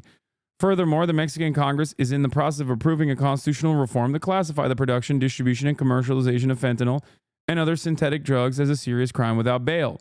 However, it is publicly known that the chemical precursors used to produce this and other synthetic drugs are illegally entering Canada, the United States, and Mexico from Asian countries. This underscores the urgent need for international collaboration. You must also be aware of the illegal trafficking of firearms into my country from the United States. Again, also correct.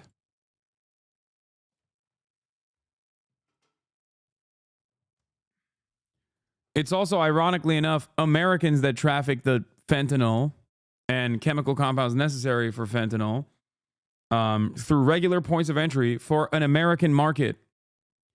And then Americans also trade guns for said fentanyl and chemical compounds.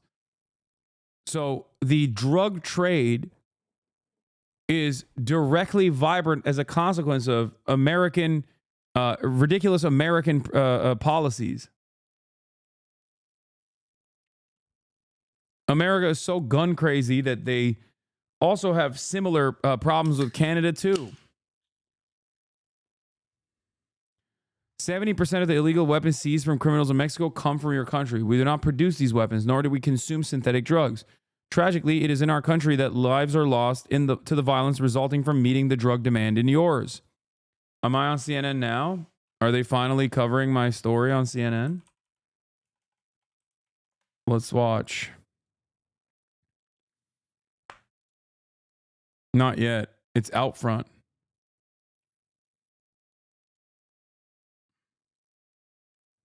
I just saw you on CNN. Oh, wait. I guess we missed it then. Because it's Aaron Burnett out front right now.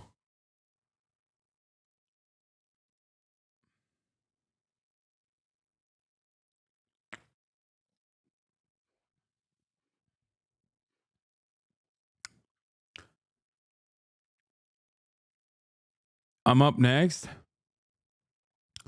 Okay. Hopefully I'll be able to finish this in time. President Trump, migration and drug consumption in the United States cannot be addressed through threats or tariffs. What is needed is cooperation and mutual understanding to tackle these significant challenges. For every tariff, there will be a response in kind until we put at risk our shared enterprises. Yes, shared. For instance, among Mexico's main exporters of the United States are General Motors, Stellantis, and Ford Motor Company, which arrived in Mexico 80 years ago. Why impose a tariff that would jeopardize them? Such a measure would be unacceptable and would lead to inflation and job losses in both the United States and Mexico. I am convinced that North America's economic strength lies in maintaining our trade partnership. This allows us to remain competitive amongst other economic blocs. For this reason, I believe that the dialogue is the best path to understanding, peace, and prosperity for our nations. I hope our teams can meet soon to continue building joint resolutions. So that part is also correct.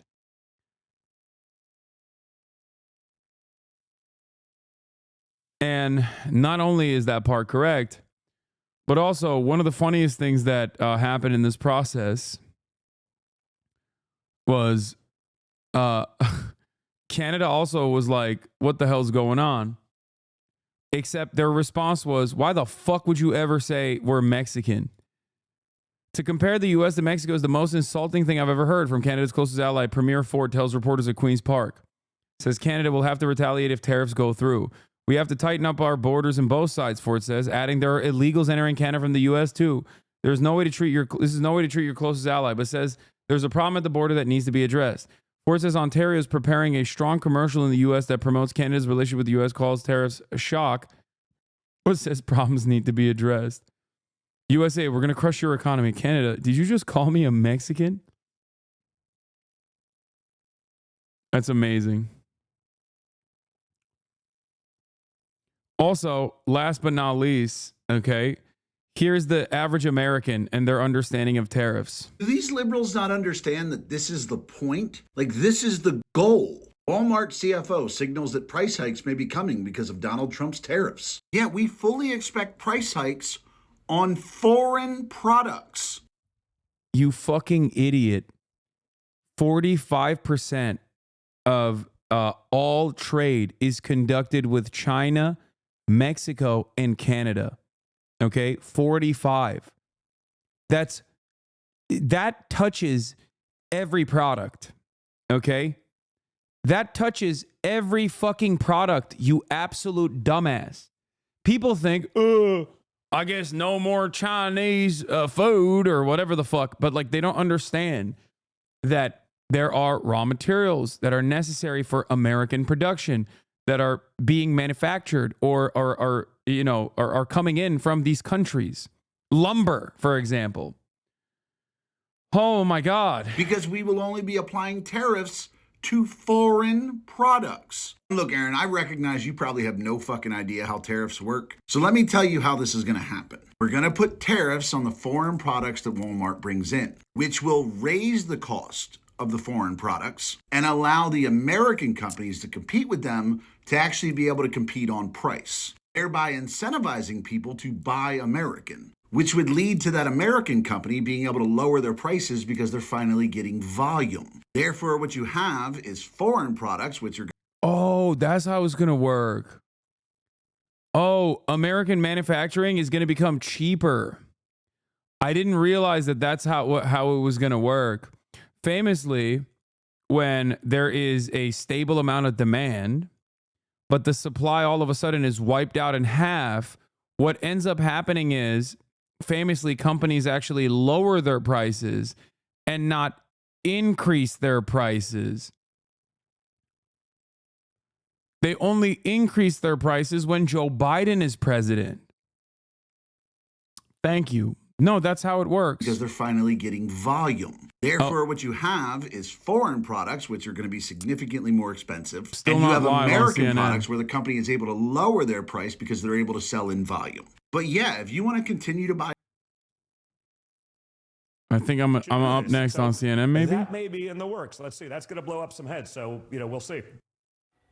All right, this comes as Democrats right now are pinning their hopes tonight on this man, Hasan Piker, the left's biggest influencer. In fact, 7.5 million people tuned into his live stream on election night. 7.5 million. So who is he? And is he getting young men to swing left? Tony O'Sullivan went and talked to him, and he is out front. Tony O'Sullivan. This is Hasan Piker. This is my dog, Kaya. I thought you legitimately were going to work out. I could do some weights. He's a social media superstar with almost You're 3 on million TV? followers on the video streaming platform Twitch. They're eating the pets. So this is that whole masculinity thing people are talking about, huh? And he's part of a growing group of streamers and podcasters reaching young men online, a space Trump tapped into to reach young male voters. Punch in, then you won't be able to see that he's not doing any weights. But Hasan is not a Trump supporter. He's a progressive, a fan of Bernie and AOC. The Democratic Party even invited him to the DNC in August. One thing we've been hearing for weeks now is that the left needs a Joe Rogan. Yeah. I don't think that the Democratic Party can podcast itself out of this issue. Joe Rogan, he endorsed Bernie Sanders in 2020. Maybe they should do an autopsy on why he left the party. Yeah, I've heard you say when it comes to stuff that guys like, you seek that stuff out online, whether it's watching a streamer, whether it's watching guys talking about working out and fitness. You say that the right wing just dominates. Look how that tall space. she is. Yeah. Why? On TV. Well, I think That's why I started on Twitch, right? I know for a fact that the video game space is like people who consume this culture, people who are a part of this culture are not all right wing. I wanted to showcase to people that no, you can be a progressive person, you can be a leftist and have fun at the same time. How many people were watching your live stream on election night? The total unique number was 7.5 million. There's a general sense that when it comes to the world of podcasts, alternative media, I don't even know what you want to call it, that Trump did a much better job with that than Democrats and Harris. Absolutely. I think that's true. When I saw the Aiden Ross collab, I thought, this doesn't have emotion. It was awkward, it was weird. But then I saw Trump on Theo Vaughn, and he started talking about cocaine. And I was like, uh-oh, this humanizes him. So you're way up with cocaine more than anything else you can think of. Cocaine will turn you into a damn owl, homie. You know what I'm saying? Yeah. Harris did consider going on Joe Rogan. Yeah. But she didn't. What is it that the Democrat Party has to do differently? Well, I think that they need to change their policies. It's a policy thing. Yes, it's 100% a policy thing. Because I'll say, which is the boring answer. Although it would be very self-serving for me to say, I'm the left's Joe Rogan, the Democratic Party should give me millions of dollars, that's not going to solve this problem. What will solve this problem is if the Democratic Party actually adopts real left-wing economic populist messaging instead of purposefully avoiding that stuff because they're terrified of upsetting their corporate donors.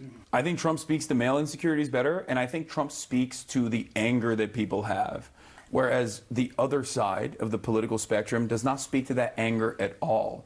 There's been a lot of controversy around you. Yes. The way you talk about Israel is viewed by some as anti-Semitic. Yeah. Are you anti-Semitic? Of course not. The real problem here is that I'm an anti-Zionist. The real problem here is that I'm extremely critical of Israel and all of the information that's readily available, especially on social media for so many people that don't necessarily rely on mainstream media any longer to get their information. And that's why you see this generational gap. If you're over the age of 35, you're still operating on the old boundaries. You're like, no, Israel's the most moral democracy in the Middle East, maybe in the world, right? And I think that the major generational divide that is, I think, in a very damaging way, feeding into the mistrust overall that people have with mainstream news in general, is coming from that. Joni O'Sullivan, CNN, Los Angeles. Yeah, it was so thoughtful and important to hear that. Ken Martin is out front. He is running to be the next chair of the DNC. He's the current chairman of the Minnesota Democratic Farmer Labor Party. And I really appreciate your time, Ken. So, you hear Hasan Piker. 7.5 million people watched him on an election night. He's all in as a Democrat. But then he's talking to Joni about how the video game and fitness space online is dominated by right-wing people talking about it, right? Not necessarily everyone into fitness, right? That there's that gap. And he says that Trump speaks to male insecurities better. He speaks to the anger that people have, and that Democrats don't speak to that anger at all. I'm quoting Hasan here. He's very direct about the problem. Do you agree with him? Well, first off, Aaron, thanks for having me on tonight. And actually, I think Hasan's right in most of what he says there, and particularly as it relates to the fact that the Republicans have been, since the 2020 election, a constant drumbeat of misinformation, disinformation, and lies on platforms that the Democratic Party really wasn't competing in. We live in a 24/7, 365-day information environment now that we have to be competing in a much better way. Podcasts, streaming services, TikTok, social media, of course. My two boys, 22 and 20, they get their information from TikTok, right? And so we have to start realizing that we have to be where the voters are. That's half the battle, of course. Okay, and no, he's missing the point. I didn't say just be at the podcast. Others who are already trusted validators and messengers in these spaces to help push these messages out and to have conversations with voters and people who are feeling frustrated and angry and left behind. That's not what I said. When we send people into these spaces, it tends to be politicians. It's the opposite of what I said. Heads. People like Hasan have deep influence and certainly have a voice and a following. So, there has been a lot of focus, and he sort of touches on that because he's talking about the dominance of right-wing voices in very male spaces like video games or fitness. And there has been, though, broadly speaking, Ken, so much focus right now, and as you're looking to run the DNC, this is at the center of it. I said you're not going to podcast your way out of this problem. Aggressively away from certain social positions like DEI, right? Or from issues where Democrats certainly seem to be in this election and certainly were successfully branded as much to the left of American voters. For example, Kamala Harris's support of taxpayer-funded surgeries, transgender surgeries for illegal migrants. The heads of the Trump and Harris campaigns see the impact of that issue, of that now famous ad, very differently. That's crazy. I wanted to play each of them for you. Oh, my God. We targeted black men, Hispanic families. Oh, my God, I'm dying. White families, suburban women. We ran that ad everywhere because they it also got to the did point not about boys and girls locker rooms. They're like, no, we have to find a Joe Rogan to the left and give him $1 million. That's the point. That's what we got to do. Most ruthlessly effective. I don't know how else I can communicate this point like openly. Politics. This trans ad was not driving vote. There's a belief that if only we had responded to this trans ad with national and huge battleground state ads, we would have won. I don't think that's true. So, Ken, how do you see it? One of the most ruthlessly effective negative ads in all of history, or this trans ad was not driving the vote. Even if they'd responded to it more effectively, they wouldn't have won. Which point of view is right? Well, I don't know which point of view is right. What I do know is we don't have to abandon our values here. We can stand up for the oppressed and marginalized and people who are being pushed out of this conversation, while also at the same time centering this conversation around people's economic pain and their frustrations with what was happening in this country these last several years. It's not about left or right to me. It's about making sure we focus squarely on a working class agenda that centers the struggles of this multiracial, multi-generational working working class that is feeling left behind, that's working harder than they ever have before, that's struggling to get ahead and feeling like no one gives a damn about their lives. At the end of the day, that's the thing that unites all parts of our broad coalition in the Democratic Party. And we need to focus back on basics here, right? But at the same time, we do not need to abandon our values. We will stand up and protect and fight for people who are being pushed out of this conversation in this country and bullied and attacked like we see in Congress right now. All right. Well, I really appreciate your time. Ken Martin, as I said, chairman of the Minnesota Democratic Farmer Labor Party. And I know, sir, you are running to run the DNC. And that decision for the Democratic Party is going to be crucial. So much is at stake. So thank you for your time. And you mentioned what's going on in Congress. Well, that comes down to this. The Republican Congresswoman Nancy Mace now leading the charge when it comes to attacking transgender women. But wait until you see what she used to say about the trans community. This gives About Face a whole new name. K-File has the tapes. Plus, Harry Enton with what? Okay. CNN watches you on mute just like chat. Yeah, I mean, the recovery was better from the guy. The recovery was better. Yeah, Aaron Burnett posted me on CNN. It's crazy.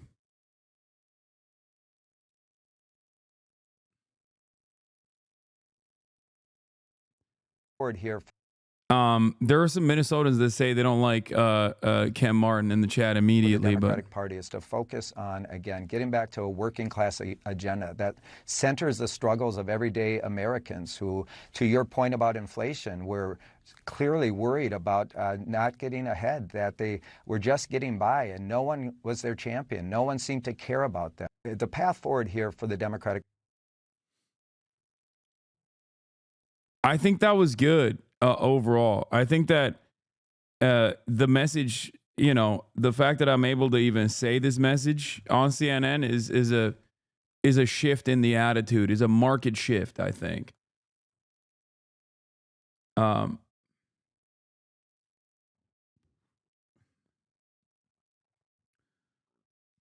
least they weren't outright attacking you. No, like, I think that I don't know, dude.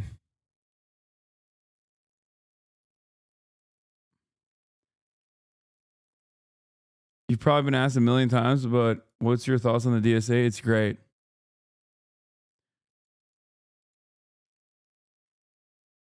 You gave him a layup and still fumbled, though.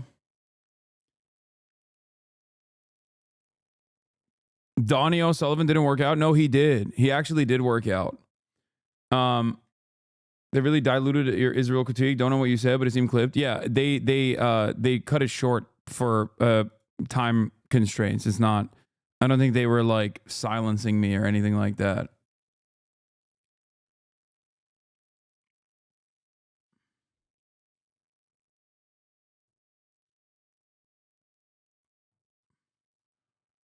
FM Masochist, thank you for the 50 gifted subs.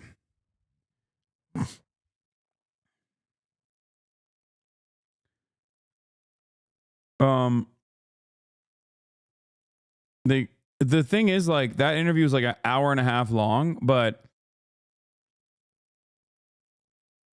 what is this? From the river to the sea is a chant used by extremists to support the destruction of Israel is appalling to embrace. Yeah, it's fine, dude. It's every Democrat is this way.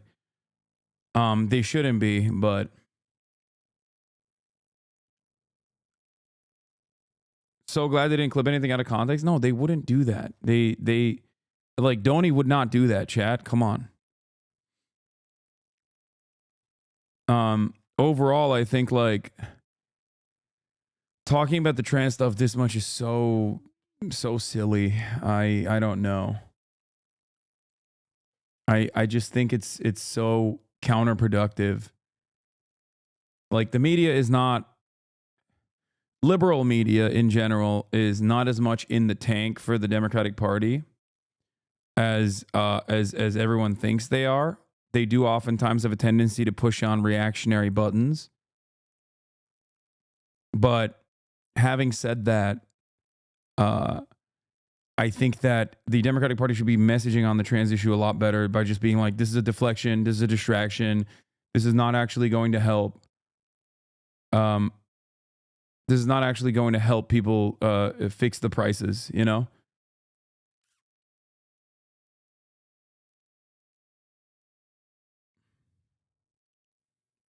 It's very stupid.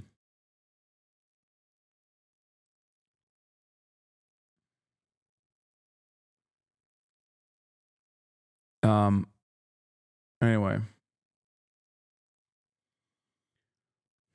The primary people who will benefit from the tariffs are real estate investors, which is Trump's primary thing. So, no. The people that will benefit from Trump's tariffs regime is going to be people that are... What? Kamala Harris has a message for you? I just have to remind you, don't you ever let anybody take your power from you. You have the same power What the fuck is this? that you did before November 5th. And you have the same purpose that you did. Bro, this is a wild clip. Is she drunk? What's happening? Mamala's off the perk, dude. Goddamn. And you have the same ability to engage and inspire. So don't ever let anybody or any circumstance take your power from you. Democratic Party be like, we need $30 extra million right now. Here's an inspiring message from Mamala. You need to make videos like this, bro? Yeah, that's true.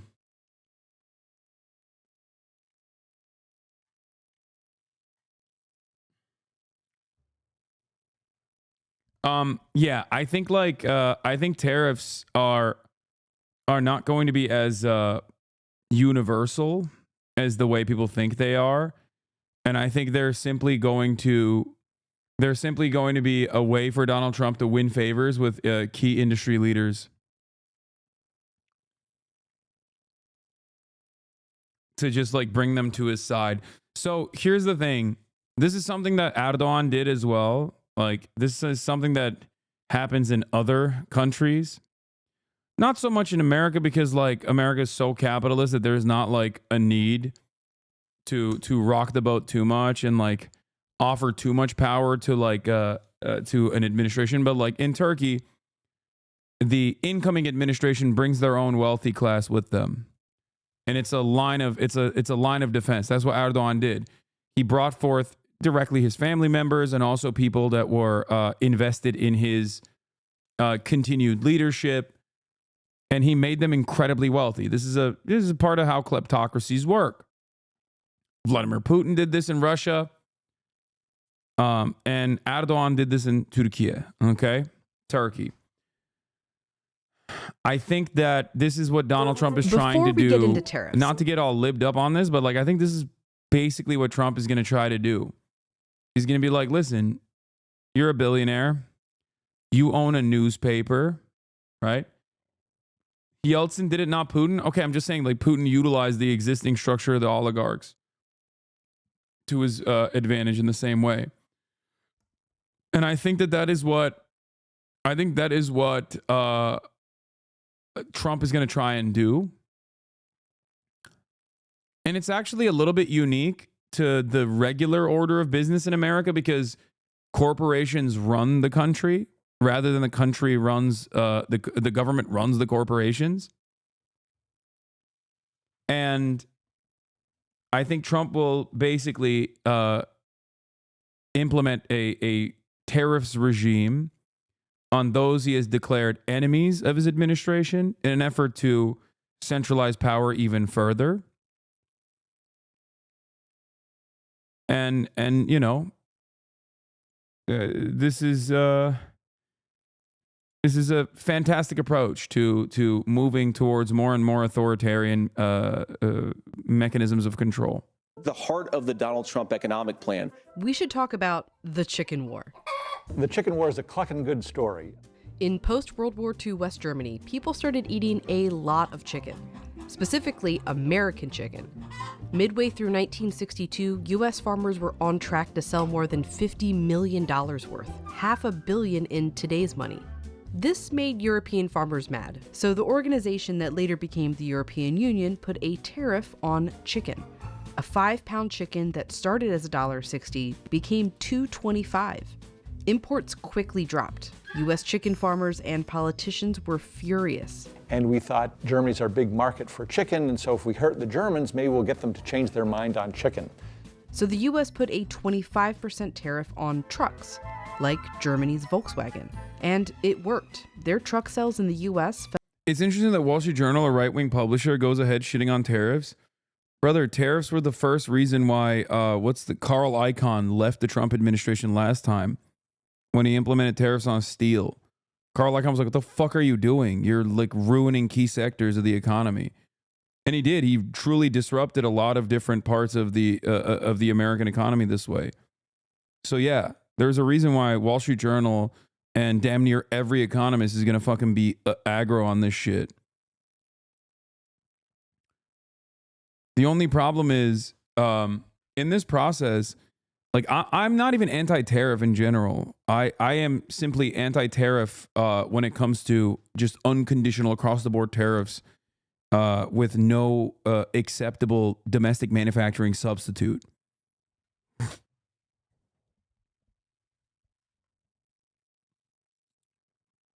That's why you're not going to get liberal institutions that are still, right-wing conservative, but like pro-capitalist to be on board with tariffs in general. Fell by half, and they never really recovered. Meanwhile, Germans paid more for their chicken, and Americans had fewer truck options. Like one of the things that I'm incredibly annoyed by with like Toyota Hilux tariffs, for example, like the Japanese competitive car manufacturing industry, is that I hate that there is no acceptable small substitute, like small truck with the same cab size substitute in America. Then it's a lose-lose for everybody, right? Like, I understand the importance of American manufacturing. I really do, especially when it comes to vehicle manufacturing. The issue, on the other hand, is that due to CAFE standards, like all of our domestic car manufacturers have realized that, you can have these behemoth vehicles that are larger and larger, that are basically child mutilators, and there is no end in sight for, there's no change in that. Not to change the subject, but people are very upset for you not getting in the tub at your goal weight of 225. I don't know what you're talking about. No one is upset. It's kind of a perfect example of what tariffs do. Hurt consumers while protecting very specific industries, or attempt to get countries to change their behavior. While they haven't been a large part of trade policy in decades, former President Donald Trump wants to change that. Some might say it's economic nationalism. I call it common sense. I call it America first. President Trump has really sort of brought a lot of people out to think that tariffs might be something that's useful in America's economic arsenal in a way that hasn't been used in the past. Here's how tariffs work and what Trump's proposals would do. Let's start in 2018, when President Trump put tariffs on washing machines. We're going to benefit our consumers, and we're going to create a lot of jobs. Since then, whenever a washing machine is imported to the U.S., the company on the U.S. side doing the importing pays a tariff to the U.S. government.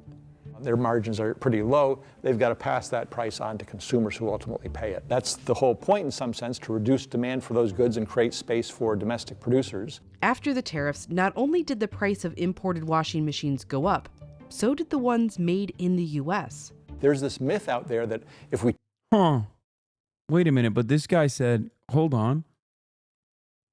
But this dumbass said that it wouldn't happen, that it would be cheaper.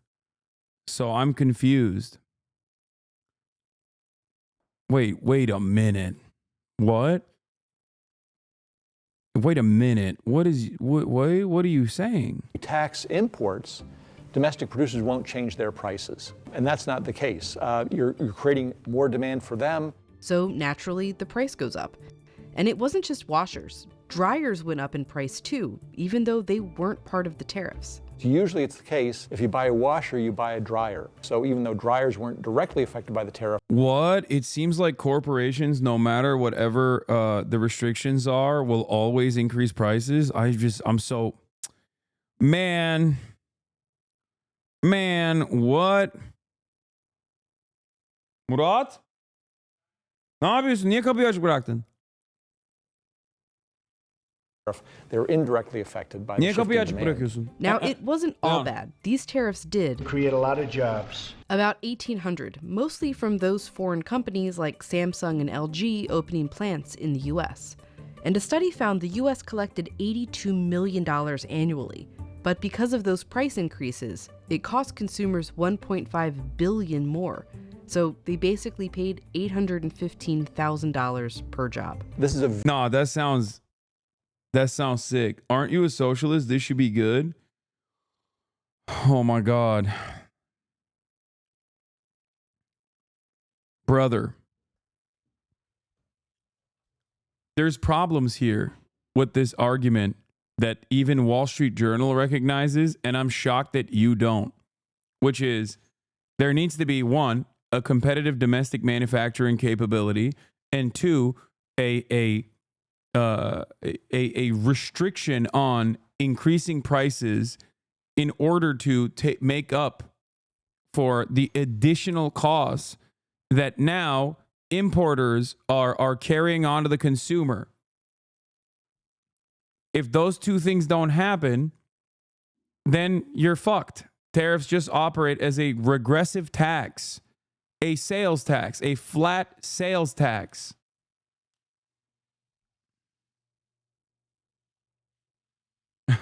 Tariffs equals socialism. Trump isn't doing economic protectionism.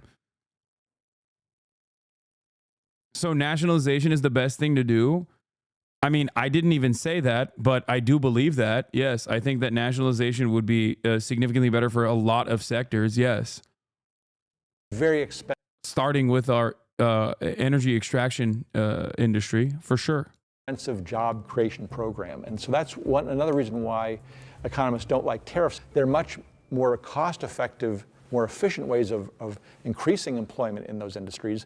These weren't the only tariffs Trump created in 2018. The big ones were on steel and aluminum. Those are really designed to... Costs will always be passed on. Prices will not be reduced when import competitors are figuratively eliminated from the marketplace. Why would a company offer a cheaper price when they own the market?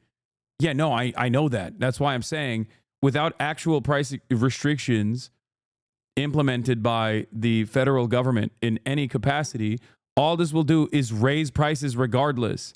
Especially if you're doing broad sweeping tariffs. Like this is just one good being imported. Okay, it's one good being imported, and even then, it still has this kind of impact. Punish China for its transgressions of international trade rules.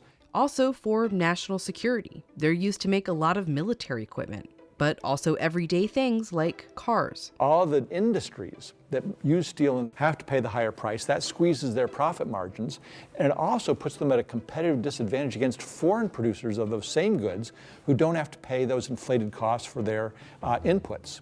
And so a lot of studies have shown that you lose jobs, as many, if not more jobs, in those downstream industries as you gain in the upstream industries that are being protected by the tariffs. Many studies on the 2018 tariffs found some pros, some cons. Manufacturing jobs, which were on the decline, didn't increase, but they did level out. The overall economy lost jobs, mostly in those downstream industries, and the costs of the tariffs were passed on to U.S. companies and consumers. So, not great for the economy, but it did motivate U.S. I imagine you'll still live comfortably even if the prices come up. Yeah. Except it doesn't matter because I'm not a selfish fucking asshole. Do you not understand? Literally every single thing that I advocate for does not impact me. I'm not a trans person, but I advocate for trans rights. Okay? I'm not an undocumented immigrant, but I believe that we have to have a more just and equitable process for people that are migrating into the country. What the fuck? I have the capacity to not only have empathy, but beyond that, even in a self-serving manner, understand that if we actually fix some of these underlying material inequalities, then America will thrive, okay? Then America can lead, America can match its potential as the wealthiest nation on the fucking planet. That's it.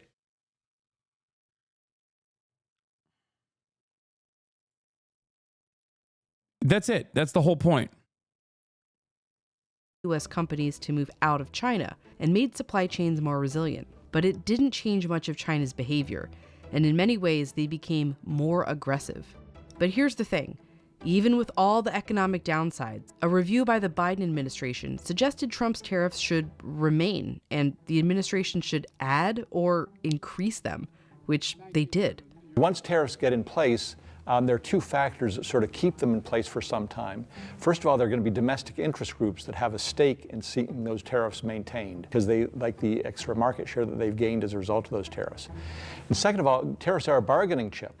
So why would we sort of unilaterally get rid of these, even if there's some economic benefits, when we might use it in some negotiations down the road?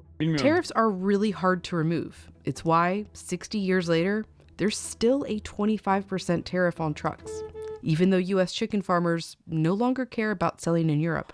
So we're still living with the legacy of the chicken war. So that's sort of another lesson of history, is you have to be careful about imposing these tariffs because you think you're doing it for short-term strategic reasons or you're just helping out this industry temporarily, but they can last for decade upon decade upon decade. Tariff policy is kind of old. Even by the chicken war, they were only imposed on around 7% of U.S. imports. Trump's plan for a second term is to bring them back dramatically. This is the policy that built this country, and this is the... Yeah, also, there's no point. There's never been a point in American history, as far as I know, and maybe I'm wrong, someone can correct me on this, where tariffs have been implemented across the board on 40% of all trade. 45, to be exact. China, Canada, and Mexico make up 45% of all trade in the United States.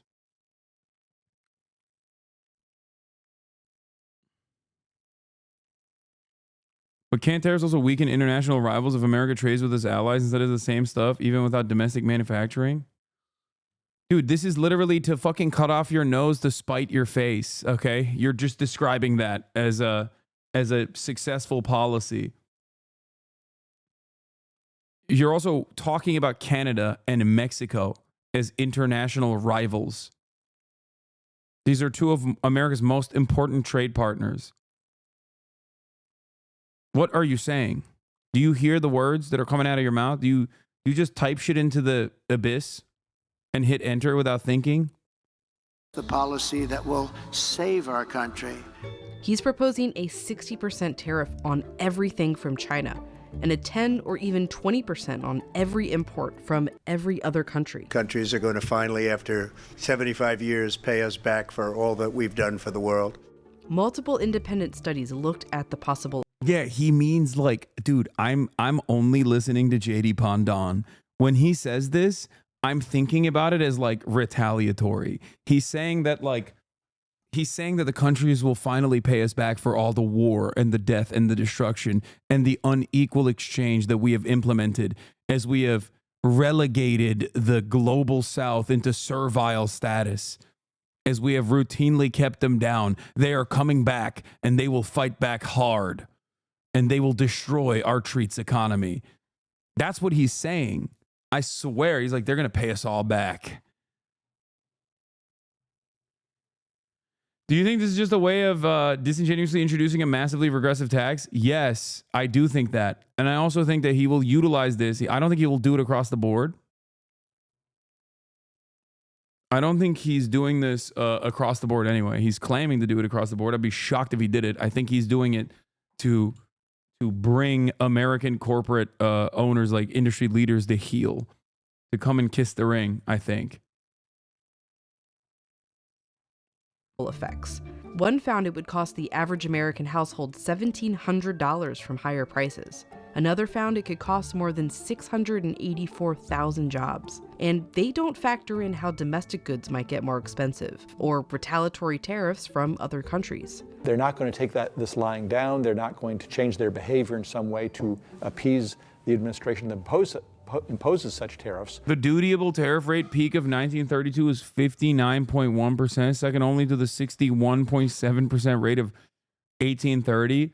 Okay, so the last time was 100 years ago, where we did not have the same logistical international supply chains that we had created that we now desperately rely on. That's crazy.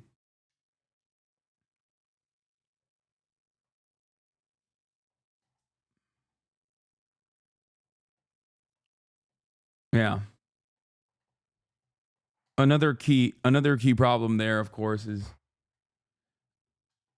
this is pre-globalization and during the Great Depression. This is totally nutty. They're going to retaliate. So not only will U.S. imports shrink, but U.S. exports will shrink as well. Trump wants to use these tariffs as a revenue stream for the U.S. to pay for tax cuts. As tariffs on foreign countries go up, taxes on American workers and families come down. Studies found his proposal would likely bring in around $250 billion per year, about 5% of what the federal government currently brings in with taxes. So if tariffs are harmful, always harmful even to the economy, why is Trump so focused on them? In the last 20 years, China The answer is because he's a fucking psycho. Okay, let's has see. gotten aggressive, investing in manufacturing to become the world's largest exporter. Even today, they invest more than any other country. It has let them export things like steel and aluminum at below market values. That, coupled with numerous trade rule violations. It's funny to say this as like in an ominous way. China's become the industrial powerhouse of the world, but it's bad. It's unfair and bad. Wow, it turns out centralized planning is impossible to compete against, and the American centralized planning that has no long-term goals in mind and is basically just a money faucet for corporations that will give nothing back to the American public in return is probably not a very good idea. You cannot compete with a nation state that has 10-year, 20-year, 30-year plans set in motion and has the power to execute them because, and I repeat this all the time, America, the American government, works at the behest of corporations. In China, the corporations work at the behest of the government. Allowed President Trump to really restart the whole discussion about using tariffs to achieve certain objectives, such as punishing other countries, and the Biden administration has just continued that. So the whole environment has... Like, we have always tried to positively incentivize our producers by utilizing subsidies, okay, to keep prices in order. That is the maximum amount of centralization that happens in America. Corporations, on the other hand, can just take those subsidies and reframe it in a way that it still benefits shareholder value rather than the actual stakeholders, such as the workers that work at these corporations. And we demand nothing in return. Like, the American government demands nothing in return. They can do buybacks. They can do whatever the fuck they want. We've deregulated every aspect of the American economy. And then we're just like, oh, this is shocking. How the fuck? Why aren't things working in the way that we want them to? China doesn't operate that way. This is how complex manufacturing even a bottle of root beer is. Ingredients: molasses from the United States, anise from Spain, licorice from France, vanilla bourbon from Madagascar, cinnamon from Sri Lanka, cloves from Indonesia, wintergreen from China, pimento berry oil from Jamaican balsam oil from Peru. Now imagine a computer or a F-150 pickup truck. Yep. Most parts of it are also, the raw materials are coming from all around the planet. Most parts are assembled in Mexico and then assembled once again in the United States of America. But like, So many of the key components are coming from China. What do you do?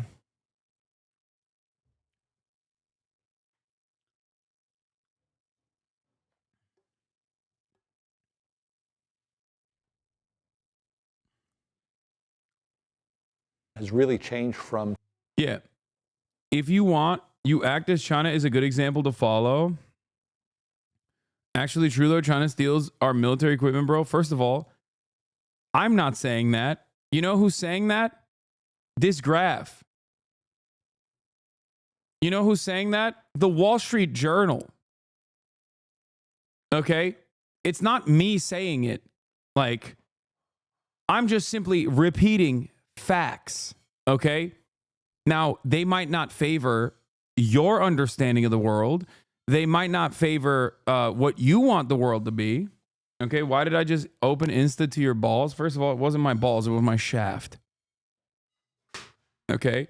And secondly, that wasn't supposed to be the main part of the photo. The photo was to show gains, not the meat gains that I've made over the years, but instead the gains I've made over the years on my body fat percentage and musculature.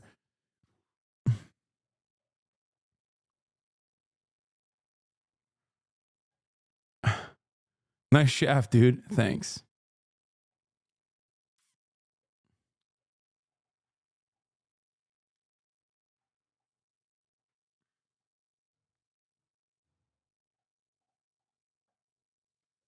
This is skewed, though. The main reason is that they lump all potential companies as state-owned in China. This is quite expansive as a definition. This is used all the time to say China isn't being fair. I'm an economist studying China for what it's worth. Yeah, of course it's not fair. It's not fair because centralized planning is more effective than the decentralized, subsidy-backed way that we do economic planning in this country. That's why it's not fair. That's why the European Union will come out and be like, the Chinese electric vehicles are going to wipe out our entire automotive industry unless we literally fucking add tariffs to the Chinese-made EVs, because they're literally a fraction of the cost of all of the European cars that we are manufacturing, and they're competitive. It's not fair. Their products are too good and their price points are too low. Every instance of trade war and foreign policy revolving around China from the Western world is literally, how did we let it get this way? How do we allow China to become the bad bitch? This is fucked up. We must do something about it. You understand? That's literally all of the conversation. Everyone constantly goes, dude, what the fuck? We thought we could use them as slave labor in perpetuity. We didn't realize that our capital owners moving manufacturing to China was going to end up devastating our countries. That's what it is. We didn't realize that they wouldn't operate like India, for example. That we didn't realize that they would actually have a longer term plan in mind with the way that they used foreign capital to engage in even development. This was unacceptable. We thought this entire time that we could just keep using and abusing the Chinese labor force. What the fuck? People always talk about how, the Chinese manufacturing is stealing our IP. It's like, brother, you think that the companies didn't know that? It's a part of the process. They were like, yeah, you stupid Chinese will never be able to actually fucking steal our ingenious IP. You will never be able to make competitive products. That was the idea. Once they actually started making competitive products and even better products, actually, they went, oh my God, what the fuck's going on? Oh shit, we can't do anything about it because we're too reliant on Chinese manufacturing.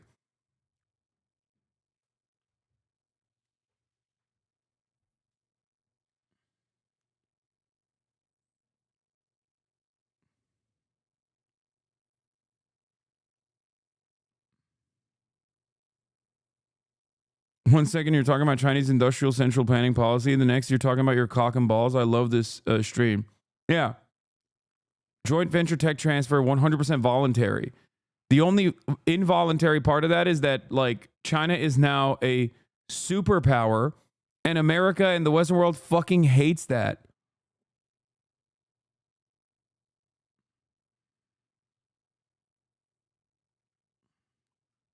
That's the problem.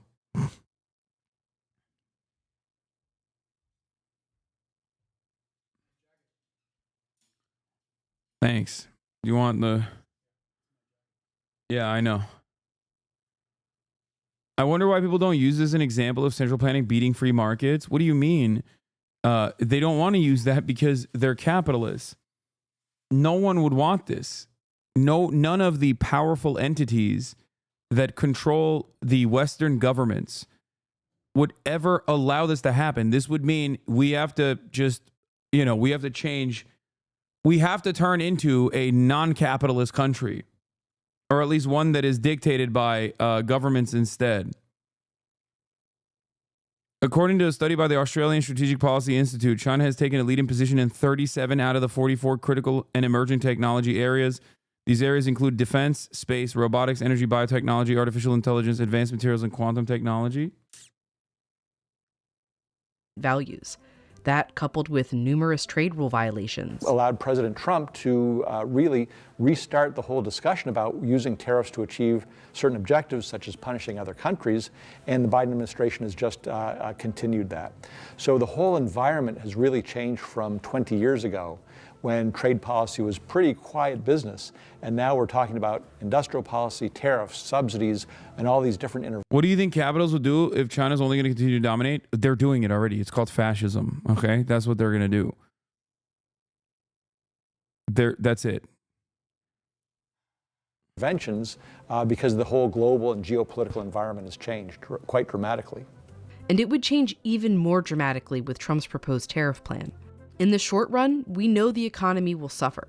In the long, I think one of the best examples you can use in your immediate life is TikTok. China fucking comes in and makes this insane product that is insanely addictive, okay? Insanely addictive. But once it reaches mass consumption and everybody loves it and everyone's addicted to it, it becomes more politically consequential to ban it, okay? America's like, oh, I like this product. You should be forced to divest from this product that is very successful. You should sell this to an American capitalist instead. Okay? That's it. And China's like, no, I'm not going to do that. America's a tiny part of the, TikTok marketplace. It's fine. We're not going to do that. Instead, we're just going to lobby the American government in the same way that any other corporation does. And we're going to activate all the fucking people that love TikTok to go and call their congresspersons.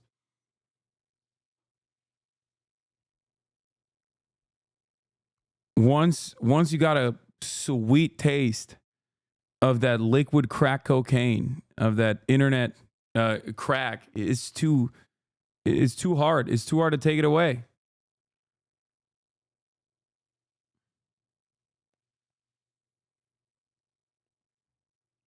run, no one really knows. Will it be a war between the US and the rest of the world, or the Western world against China? Trump wants to play a game of chicken to find out. No, Hasan, stop spreading fake propaganda. China's dirt poor, I swear. We're a third world country. We're all eating rats like North Koreans, I promise. Yeah. EU wants technology transfer from China, EV tech. EU to demand technology transfers from Chinese companies. Huawei's Mate 70 now doesn't use American technology and is as good, if not better than Apple. This didn't have to happen. Trump and Biden gave up America's technology power and led by stupidly sanctioning Huawei in China. What did they expect? That China would roll over like Japan did in the 80s? We've had generations of arrogant, myopic, and stupid people running DC. Trump and Biden for shot into own goal. China for 3 from half court.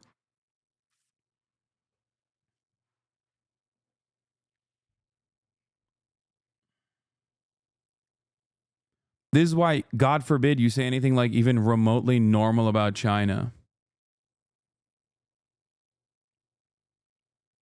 Okay? People get very mad. Oh, speaking of which, by the way, BDS works. Puma no longer sponsors the Israel Football Association. In a highly unusual move in December 2023, Puma leaked news to the Financial Times that it would not be renewing its contract with the IFA, set to expire at the end of December 2024. Kit providers don't announce that they won't be renewing a contract, let alone a year in advance. Puma was no longer able to sustain the growing pressure and wanted out, clearly illustrating the impact of the campaign to boycott Puma. We thank the many groups around the world that work tirelessly and relentlessly to force Puma to end its complicity with Israel's apartheid regime and its Gaza genocide. Yeah.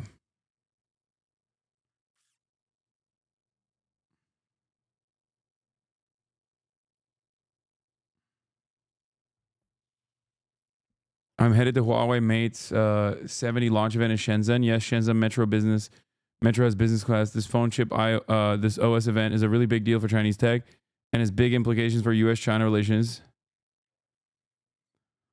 In May 2019, the U.S. Department of Commerce added Huawei and its affiliates to the Entity List, which restricts U.S. companies and allies from exporting tech to Huawei. They expected this to cripple Huawei because it wouldn't be able to acquire any semiconductors made with U.S. tech. The U.S. government assumed that by restricting Huawei's access to cutting-edge semiconductor manufacturing equipment, particularly extreme ultraviolet lithography machines from ASML, the company would be unable to produce cutting-edge chips at the process nodes smaller than 10 nm. EUV lithography is crucial for efficiently manufacturing chips at 7 nm and below, utilizing light with a wavelength of 13. I don't know what the fuck any of this shit means. It's nanometers, right? They're saying that you can't just like make these tiny-ass chips. Then on the morning of August 30th, Huawei quietly dropped the new flagship phone, the Mate 60 Pro. No product release event, no specs, nothing. At first, no one even knew if the phone had 5G because of all the US sanctions that cut Huawei off from advanced tech. A friend of that morning showed up in the lobby of my office with a new phone. We call it 4.99G, he said with a wink. We speed tested it at the 5G phones in our office, and it beat all of them. Huawei wasn't supposed to have a 5G chip.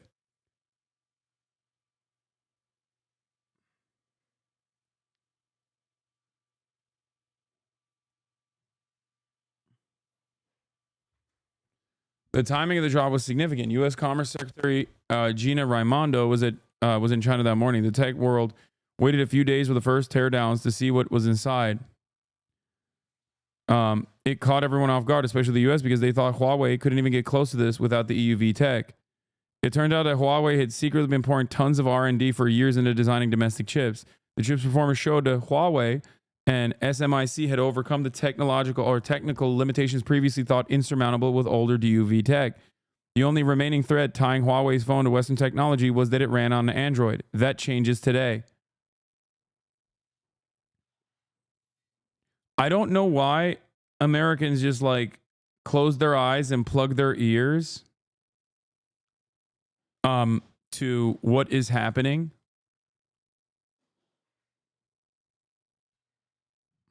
Huawei's based their 5G tech on a scientific paper by Turkish scientist Erdal Arıkan. Nice.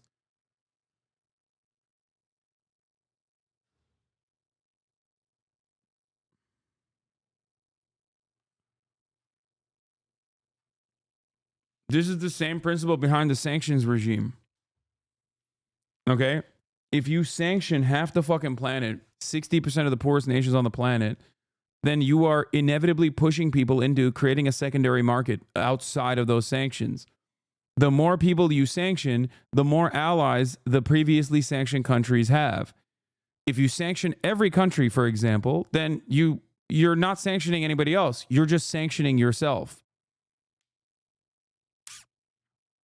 America has consistently, in their endless hubris, dominated the entire planet, thinking that the rest of the world would never catch up, that they would be consistently servile to the interests and the needs of the American marketplace. The reality of the matter is, this is why the One Belt, One Road initiative was so devastating. China wanted to develop Africa not exclusively because they wanted to extract raw minerals and rare earth metals and whatnot in a more efficient capacity. They also wanted to create a second market that would consume the products that they're developing, knowing full well that inevitably America will close off the consumption faucet, even if it hurts themselves in the process. it's not because like China wants to uplift the global south or whatever and they're socialist or anything like that. They just wanted new customers. And that's what's going on.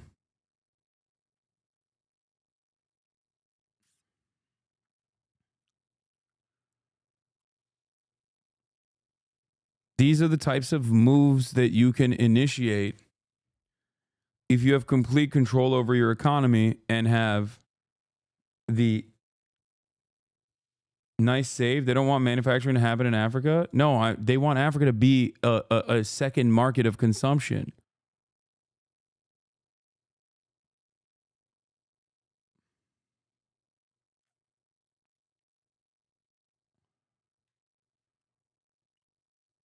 These are the types of things you can do if you control the entire economy. And that you are able to do whatever the fuck you want.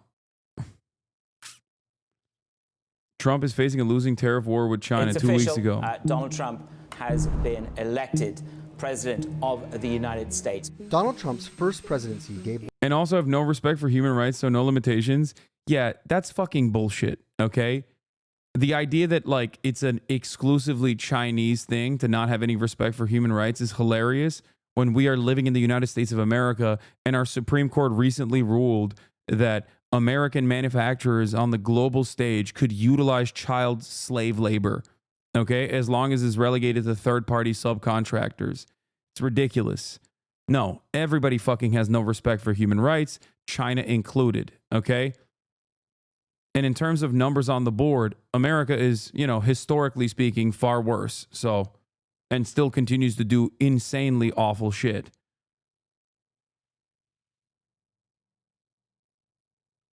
We love talking. I mean, this is the same dynamic. We love talking about like mismanagement and famine due to genuinely devastating consequences that people in positions of power have implemented in like transitional socialist states. Okay, and we're like, oh, communism killed 7 quintillion, okay, 20 gorillion, omega billion people. And then we just look at the global capitalist marketplace where there is an abundance of food. There's a surplus of food. We throw food out. And that curing famine at the global level is simply a logistical problem. It's simply a problem born out of capitalism. And yet we do not contend with those deaths as a deaths caused by capitalism. 14 million a year due to famine every year. But that's because people have not picked themselves up by their fucking bootstraps.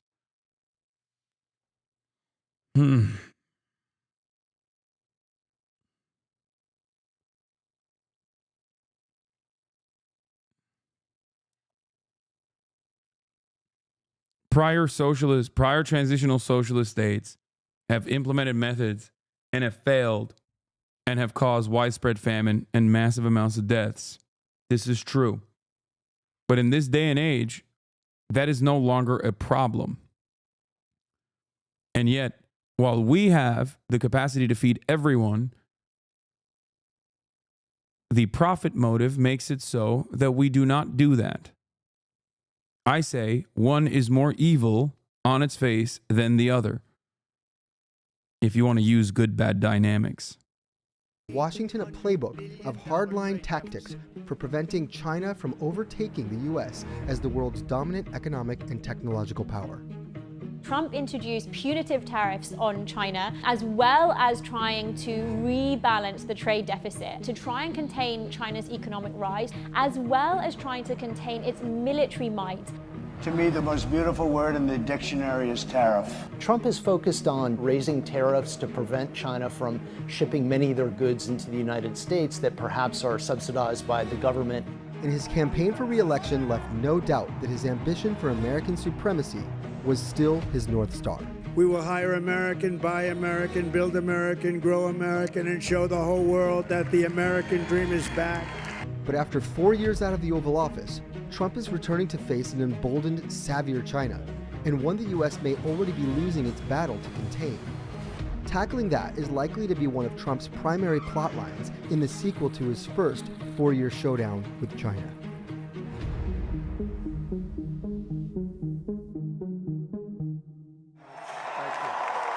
Thank you very much. Let's rewind for a second. When China joined the World Trade Organization in 2001, it marked a new era in global economics. Lower trade barriers allowed China to ship cheap toys, t-shirts, and TVs around the globe, and an export bonanza that helped lift hundreds of millions of Chinese into the middle class. Then around here, two pivotal events occurred. I am officially running for President of the United States. And that same year, China officially revealed a 10-year plan to upgrade its thriving export economy with cutting-edge innovations. Made in China 2025 is essentially President Xi Jinping's vision to secure China's place in the world as a preeminent global technological leader. At its heart, it's really about ensuring that China's national security goals are at the heart of its policy making. It's the kind of grand ambition that would galvanize successive US presidents into taking action. This is number one, but this is the first of many. The U.S. efforts to contain China's growth began with tariffs and some of the trade policies in the Trump administration. Basically, they sought to make it more expensive for Chinese companies to sell to the US and consequently redress a massive trade deficit, the imbalance that occurs when a nation imports more from a country than it exports to it. President Biden is holding back on a decision to scrap any Trump-era tariffs on China imports. You can see this has had an impact. In 2023, the deficit shrank to the smallest total since 2010, reflecting a decline in imports shipped from China. But globally, China's productive prowess is at historic heights. Its manufactured goods trade surplus is the largest relative to global GDP of any country since the US right after World War II.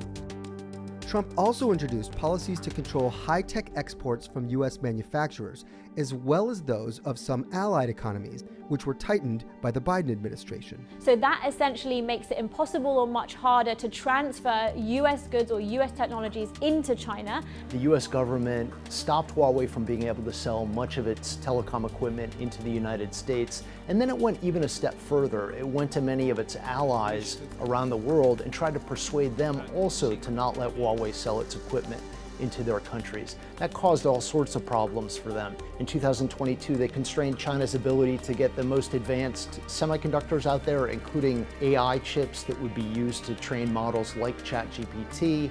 They also constrained the country's ability to get chip-making equipment, including the machines that make the most advanced. Yeah, they literally went to the Netherlands, were like, you cannot work.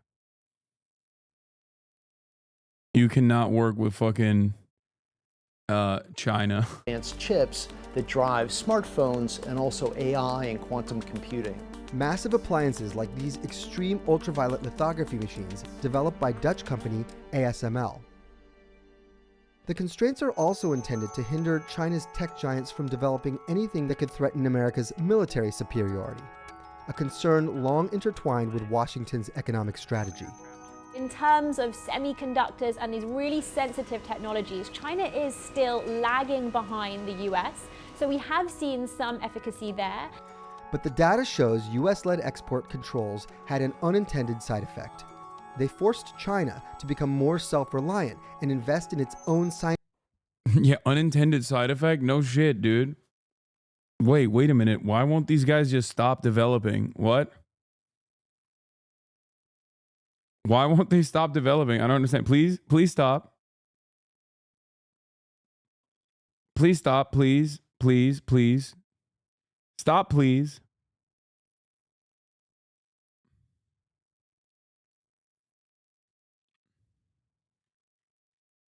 Excuse me. It would be nice if you stopped developing, please. Self-reliance, the best policy against American imperialism. That's right, baby. That's right. You know what I'm saying? Self-reliance is the best fucking policy. That's right. That's why Jusha will thrive one day, okay?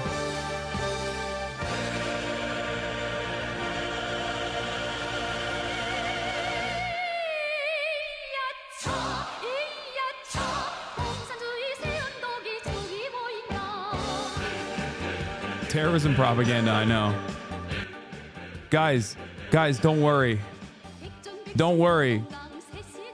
In the upcoming administration, Trump will make it illegal to even think about repairing your John Deere tractors, okay? They will come to your house and kill you with autonomous robots if you even dare to think about fixing your own fucking hardware. That right there is true liberation, everyone. That right there is innovation, okay? If you even say, hey man, why are we giving 20 quintillion dollars to Israel this cycle? Can I please get some health care? They will come to your house and they will kill you. Okay? They will put you in the work camp that Thomas Homan, the human thumb, is the administrator of. That's real freedom, baby. Dare to dream. America first.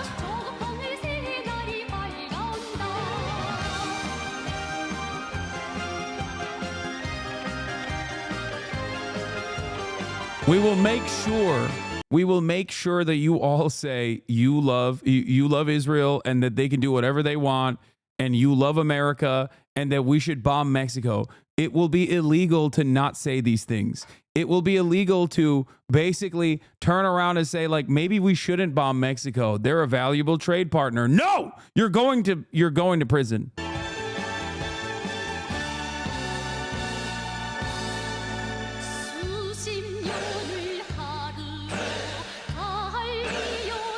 Hey, hey.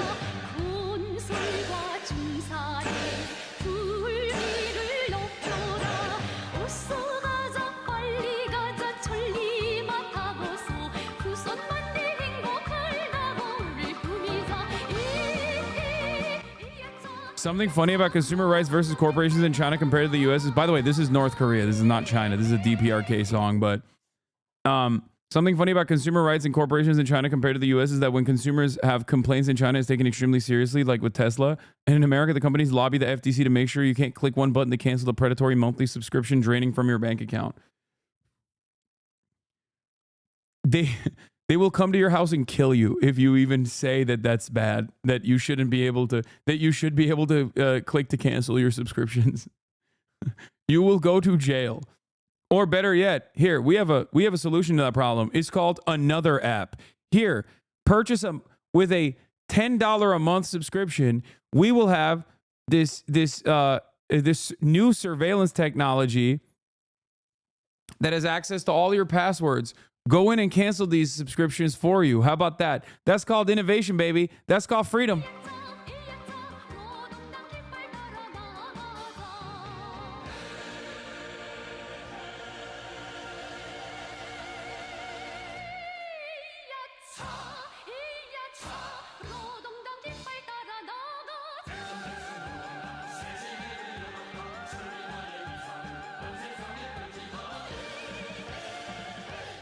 With a $500 per year subscription, you can give us your information and we will remove the virus we put on your computer. Yeah. It's cool, man. I don't know what you guys are complaining about. It's the best. America number 1, okay? China not even number 2, okay? China maybe like number 5. Oh, that's amazing. Can we please talk about the conservatime mind for a second? What? This kid disappeared off the face of the planet after shooting Donald Trump? That's what happens when people die.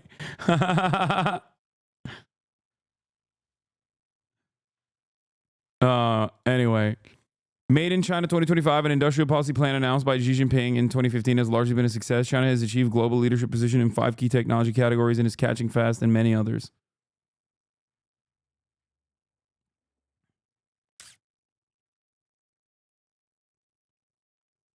It's also really annoying because it's like while they're doing that shit, okay, we're doing this shit, okay? They're doing that shit over there. This is what we're fucking predisposed with. We'll do it. We'll do it for them. But you can stay. You can not help, but don't impede us and do not knowingly harbor and conceal an illegal alien from ICE, because that is a felony. And we got one hell of an attorney general coming in, Pam Bondi. I think she'll read that statute the same way I do it. I'm not a lawyer, but I can read. And we're going to have consequences for people who violate the law and try to prevent us from doing our job. I do love Tom Homan because like he is melting in real time. Okay. He is the perfect definition of like a non-human. Like he is straightforwardly fucking melting in front of our eyes. He's like slurs. I can read, I promise you, Laura. A homunculus, yes.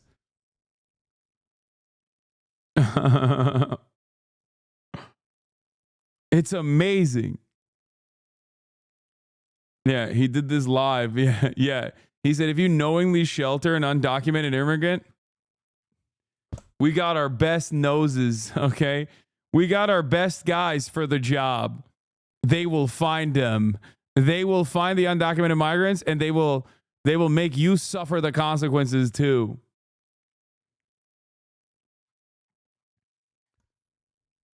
Yeah, we'll sniff them out.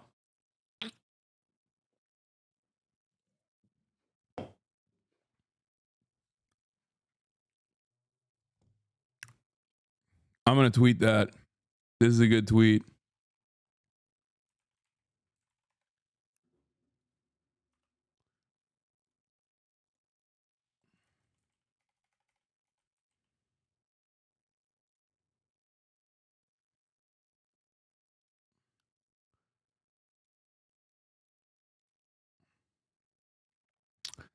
Let me tweet. Do people get the reference? What, from an incredibly famous movie? I think people will understand the reference.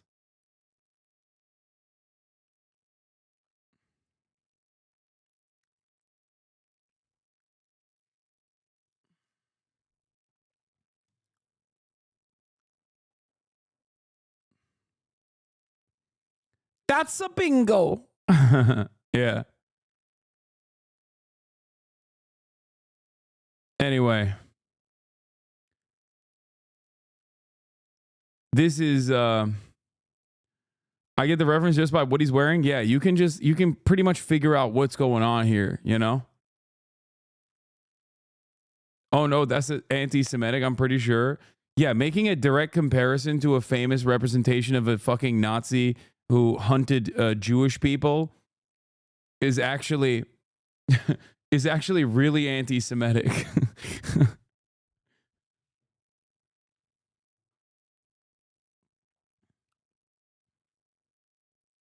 Yeah, it's only after the 6 millionth migrant that is killed in one of the concentration work camps because the American government decided it's actually infinitely cheaper to just start melting the undocumented migrants that are not completely enslaved at gunpoint. Only then can you make this comparison.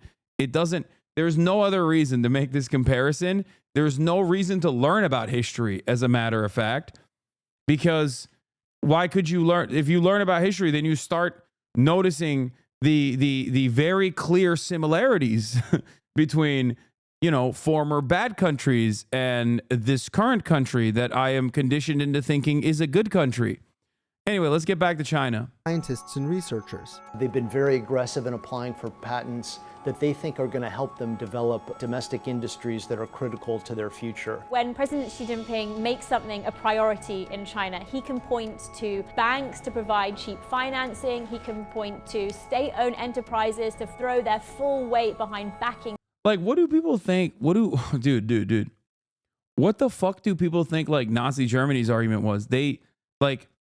Did they think that Nazi Germany didn't also do a steady bit of dehumanizing propaganda to make Jewish people, to make the Volkish Germans think that all Jews were terrorists? They did. Like, we're running the same cycle. It wasn't like they woke up one day and were like, yes, we are evil. Yeah, we love doing evil. We know we are evil and we love doing it. It's our favorite thing is to be evil.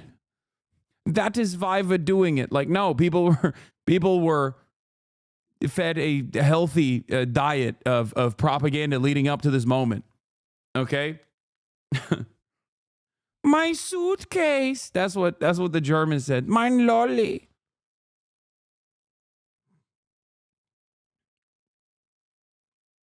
Which is why whenever I show like translated Hitler speeches is like identical to like current American and current Israeli speeches from key figures in both of these governments. You know? In that certain sector or industry. For instance, backers of companies like Shanghai Microelectronics Equipment considered China's best bet for competing with ASML's advanced lithography machines. At this point, I think everybody believes that they're many years away from being able to match ASML at the pinnacle of the industry, but they're pouring billions and billions of dollars into this effort, and they're very determined to be able to close the gap as much as they possibly can. Evidence that China's semiconductor ecosystem was expanding emerged in 2023 when Huawei released the Mate 60, or more precisely, when Bloomberg News commissioned a research firm to take one apart.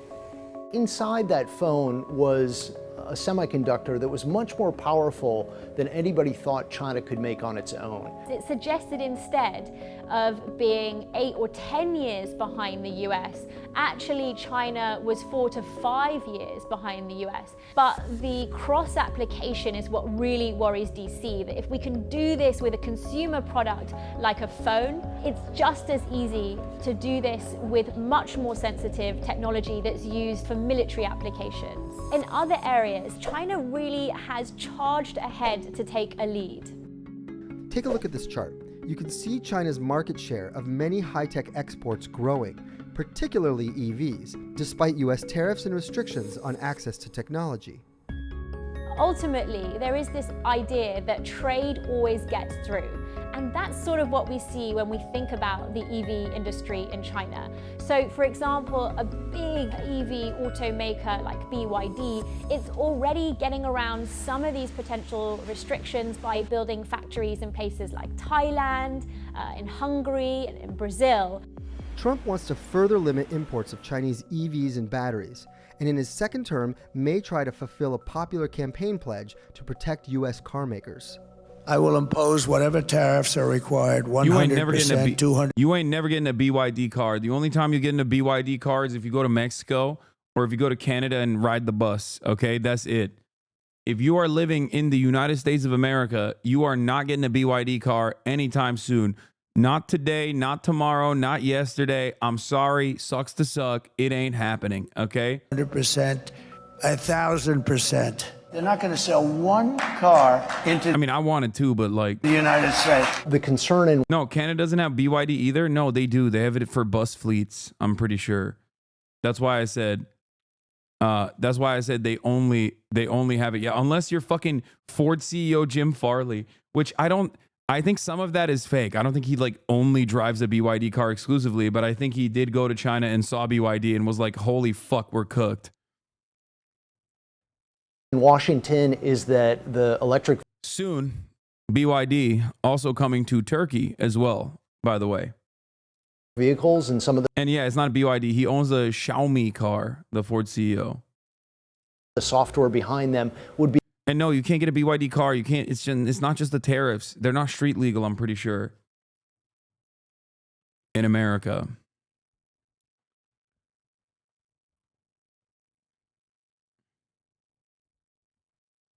You can buy them in Mexico, though. Be able to collect personal information and perhaps share it with the Chinese government, or at least with the companies that are involved in making those vehicles. It's the kind of rhetoric Beijing has vehemently rejected. China will continue to firmly safeguard legitimate rights and interests of its enterprises. And we resolutely support the Chinese companies in maintaining their rights in accordance with the law. So, have two U.S. administrations hindered China in ways Trump initially intended? It doesn't appear so. The vast majority of Made in China 2025 targets that Bloomberg tracks actually have been achieved or are on track to be achieved. Tariffs have helped cut America's trade deficit with its rival. But, as we saw earlier, they haven't prevented China from boosting exports elsewhere. And while the US may have slowed Beijing's progress in some areas, like advanced chip making, overall, Xi Jinping's industrial policies are successfully advancing China's tech. I don't understand. When I look at like economy broadcasters, they have a very different take on what's going on in China and the Chinese economy than all of my favorite YouTube channels that keep telling me that China is on the verge of collapse yesterday. Why is it that Foreign Policy magazine or Bloomberg or Wall Street Journal has a noticeably different approach to what is happening with the Chinese economy and Chinese global dominance, as a matter of fact, than every one of my favorite fucking YouTubers that have millions and millions of views? I don't get it. Technological capabilities. But even if the US hasn't managed to trip China yet, nobody expects a second Trump administration to stop trying. If you look at the geopolitical... Doesn't not letting Chinese EVs into the US harm consumers? Yes, but it doesn't even fucking matter. As long as we have a competitive EV industry, I don't even care, okay? Yes, I like Chinese EVs. I wish I could get one. But the reality of the matter is, as long as we had like good competitive domestic manufacturing, I would be happy, especially if the fucking laborers were paid well. The problem is we don't get that, and we don't get the Chinese EVs. It sucks. We have fucking Tesla. It sucks dick. As far as I understand, people didn't even express interest in the Ford F-150, which I'm thinking about getting, the Lightning. Marat really, really wants me to get the F-150 Lightning.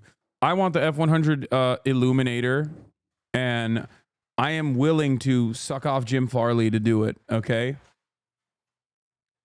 I want it. I want it bad. I want the Illuminator. I want the fucking F-100 Concept, the EV one. And I will give Jim Farley the good suck. Please don't buy the huge kid killer. It's cool. Some kids have bad vibes. You know what I'm talking about. The F-100, I've shown you this before many times over. The problem is it's a concept. They only sell the battery package, which is like fucking $400,000 or some shit. Look at how beautiful this is. It is everything that I want. The only problem is it's a two-seater.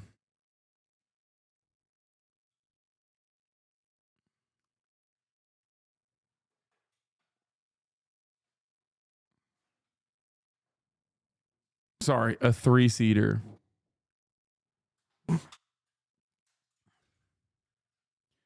Find a good custom shop. You'll pay dearly for it, but they'll build it. If I was going to get a fucking custom EV, I would probably get a Bronco. They have Bronco Resto-Mas with EV packages already. It's not even a problem. And they're probably a little bit more reliable.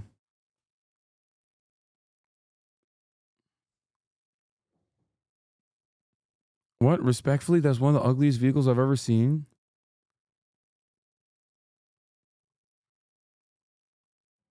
You guys are so insane.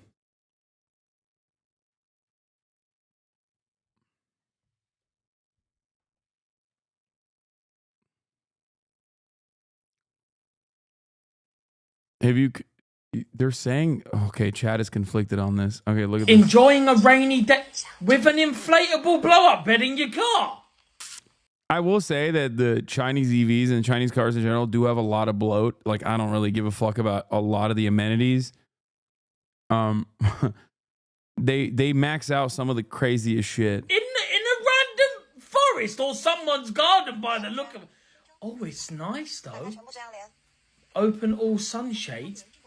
2 of them? Take my money. No, I'm not doing car content. So you can take the headrest off. Well, I think a lot of cars can do that. Oh, hold up. Oh, well, this just got a little bit saucy. What are we doing that for then? That looks like a very convenient angle. A little T. Oh, haha. What are we laughing at? I'm just... So that inflatable bed, does that come with the car? And then you can blind all the window. Oh my God, I'd have the best nap of my life. Little bit of Netflix on if you've got a screen in the car. Oh, I can see one. Tesla, eat your heart out. I'd love a Tesla, I'll be honest. Open the rear entertainment for... There's another screen. Take my money. And what... What, they watch anime? Imagine the back shots. Jesus Christ. Well, but you know what? This is, if I'm gonna leave this world, I wouldn't mind it being in this position with a dog. Yeah, I know. It's stupid. I'm not like I'm not crazy for all the extra shit that the Chinese cars have. Landscape, I think it's clear that the United States will continue to apply pressure on their ally for more restriction. How this sequel to Trump's first confrontation with China will play out is yet to be written. But if you listen to Trump, it's clear that keeping America on top is his ultimate goal. We can do things that nobody else can do. China doesn't have what we have. Nobody has what we have. Yeah. No, definitely. Definitely.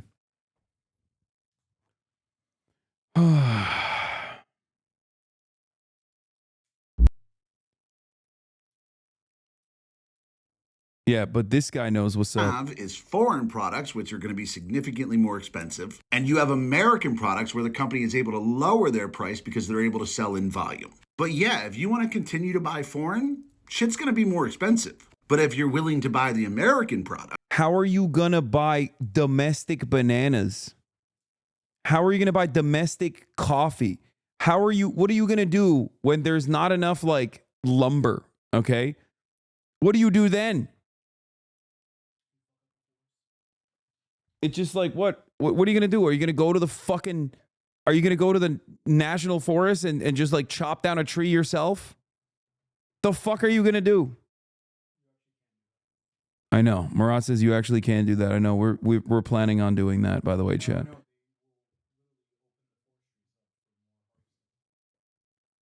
Oh, yeah. No, I know that. Are you against any form of American protectionism? No, dummy. Why would I be against American protectionism?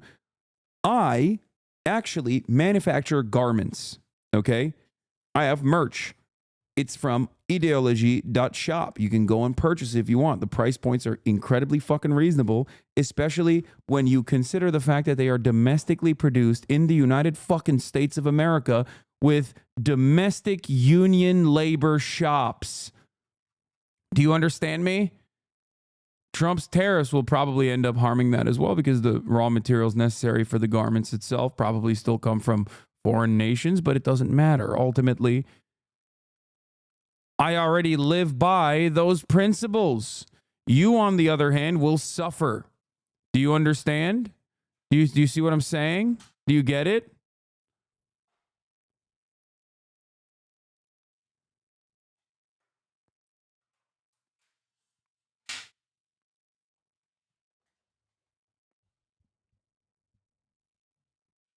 How are we going to get our domestic maple supply? Which is actually employing people here in the U.S. They actually have to pay their employees a real wage with real benefits and keeping the money here in the United States economy. Yeah, you're going to get a better price if you go with the American companies. So, Aaron, I just want to point out that this is the point. Like, this is what we expect to happen. Foreign shit, more expensive. American made, lower priced. And yes, Aaron, this is what we voted for.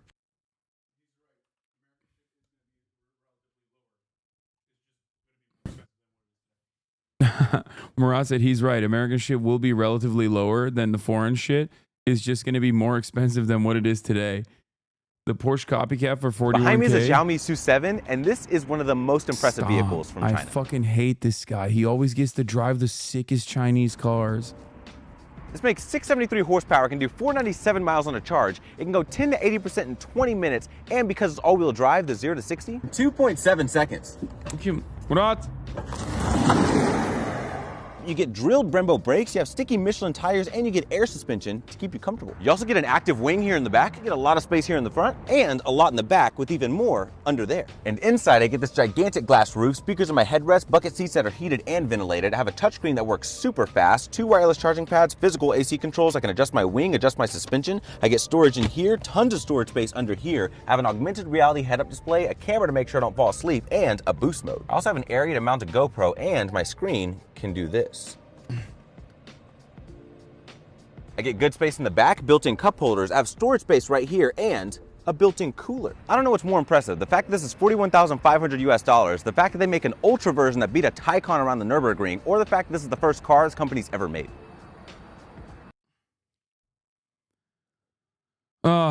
Anyway, I still prefer old school looking cars with EV swaps, to be fair, to the new annoying looking cars like this. But people are about to learn the nature of the global economy. Motherfuckers about to get educated. Them anarchists going to do them community gardens. Them anarchists going to expand the community banana trade. Yeah. No, it's going to be real funny when like all these fucking hogs want to get like, I don't know, domestically manufactured substitutes for goods that they normally got. And they have to go to like some fucking crust punk's backyard garden that he fertilized with his own shit. Okay. It's going to be awesome. It's like, yeah, man, this is ethical fair trade banana that I grew in my own garden. I've been fertilizing it with my own fecal matter. Anyway. Yeah, the best part about this is, like I've said, the inherent hypocrisy in the fucking tariff situation is that it straightforwardly destroys so many key Trump industries.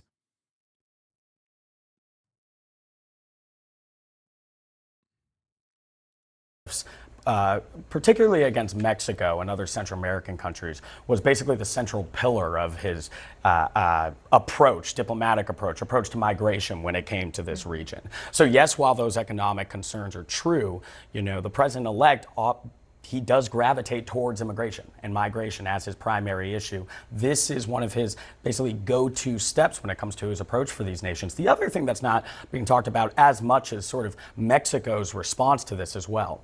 You know, in order to do many of those ambitious plans that the president-elect has been talking about, sweeping border restrictions, mass deportations, you also need somebody to take in those people that you're reporting, that being the Mexican government. They've been basically a collaborator and one of the prime reasons that the Biden administration has been able to drive down border crossings recently. And today, the Mexican government also issued a response to the president-elect. Hey, just before you jump in, just to read that response from Claudia Sheinbaum, the Mexican president. She said, President Trump, neither threats nor tariffs will resolve the issue of migration or drug consumption in the United States. Cooperation and shared understanding are required to face these important challenges. Imposing one tariff would mean another comes in response, continuing like this until we put shared companies at risk. A pretty stark warning. It is a stark warning, and I think that statement comes from a sentiment that I would hear often in Mexico as well while reporting there, and that's that there are officials in the Mexican government that also feel as if they have some leverage, you know, with this new administration. We often talk about this as, you know, the president-elect Trump, you know, issues threat to Mexico and has these immigration demands. Well, Mexico also knows that, you know, the U.S. needs Mexico in terms of many of these plans when it comes to the border. And that was one of the more sort of direct statements I've heard. But it was something that I think you often hear privately that's now made its way to the public when it comes Manu, to can I say just a quick word on China? Sure. China is a little bit different than Mexico and Canada. Obviously, those two are the biggest trading partners, are close allies. But with China, Trump really has used tariffs as a means. He talks about fentanyl quite a bit and kind of uses that as the punitive measure. But really, he's trying to force them into a position where he can get them to negotiate better trade deals. He says that they take advantage of the U.S. And so that's been his tactic all along. And it was very controversial under the first Trump administration. But the Biden administration, when they came in, they did a review and decided not to reverse a lot of those tariffs. And so actually, both parties have come quite a long way since the first Trump administration. Open up economy to free trade. Domestic industry facing higher competition starts failing. Sharply felt downsides allow populists to point the finger at minorities. Class in LATAM, POC in the West. Populist reintroduces tariffs back to the start. I mean, it's not going to go back to the start. When it comes to China in particular, it is much more controversial for countries like Mexico and Canada. But with China, there's a little bit more tolerance from both parties for actions like this. And I think you're going to see that even moving forward. One thing, though, has been, you know, Trump has had a shifting ideology on a like the most interesting aspect of this would be if Donald Trump was like, he just magically overnight was like, we are literally fucking building factories to ensure that we have competitive domestic manufacturing to keep up with these tariffs. You know?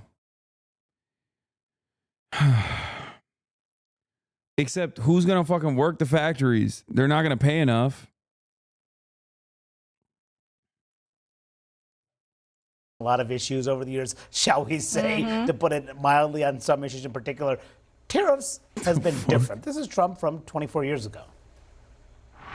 There are a lot of things I'd do if I were elected, but one thing I do definitely is stop other countries from ripping off the United States. They are ripping us like we've never been ripped before. If you look at Japan, if you look at China, where we lose $100 billion a year with China, and they do nothing to help us with potentially our biggest problem of all, and that's going to be North Korea. So I would start right at that point. And at the time, Trump was actually flirting with the presidential run, possibly alongside Minnesota Governor Jesse Ventura on the Reform Party ticket. A lot has changed, but not Trump on tariffs. Well, you have to think, too, he probably is a businessman and in getting merchandise from China has. He said North Korea's our biggest enemy, dude. That's so funny. Some experience with it. He was actually kind of hot back then. Shut up. Shut up. You are delusional, okay? Get the fuck out of here. Clearly felt like he wasn't getting the deal that he deserved. And this is one of those areas where he does feel like he, has a clear through line. I mean, that's very rarely do you see Trump 20 years ago kind of saying the exact same thing as he is saying today. Exactly. And he said it obviously on the campaign trail. But I want to actually turn right now to CNN's Matt Egan, who has some new reporting on how the Trump administration may, we'll see, pick and choose which companies pay for tariffs. Experts worry it's a process that opens up the door to potentially corrupt decision making. So, Matt, what are you learning? Well, Manu, there is a system in place for U.S. companies trying to avoid paying tariffs, especially on China.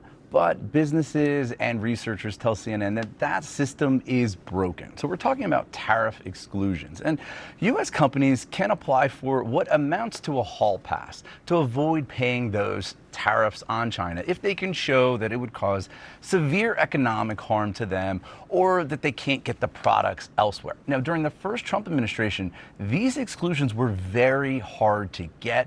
Between 2018 and 2020, only about 1 in 7 companies that applied with the U.S. Trade Representative were able to get these exclusions. And lawmakers and companies, they feared that the USTR was able to kind of pick winners and losers by deciding who got these exclusions and who didn't. And business owners fear. What is it? Isn't there like a study on this straight up from the Trump era where they looked at who was more likely to get exemptions for their tariffs, for the Chinese tariffs, like out of all the.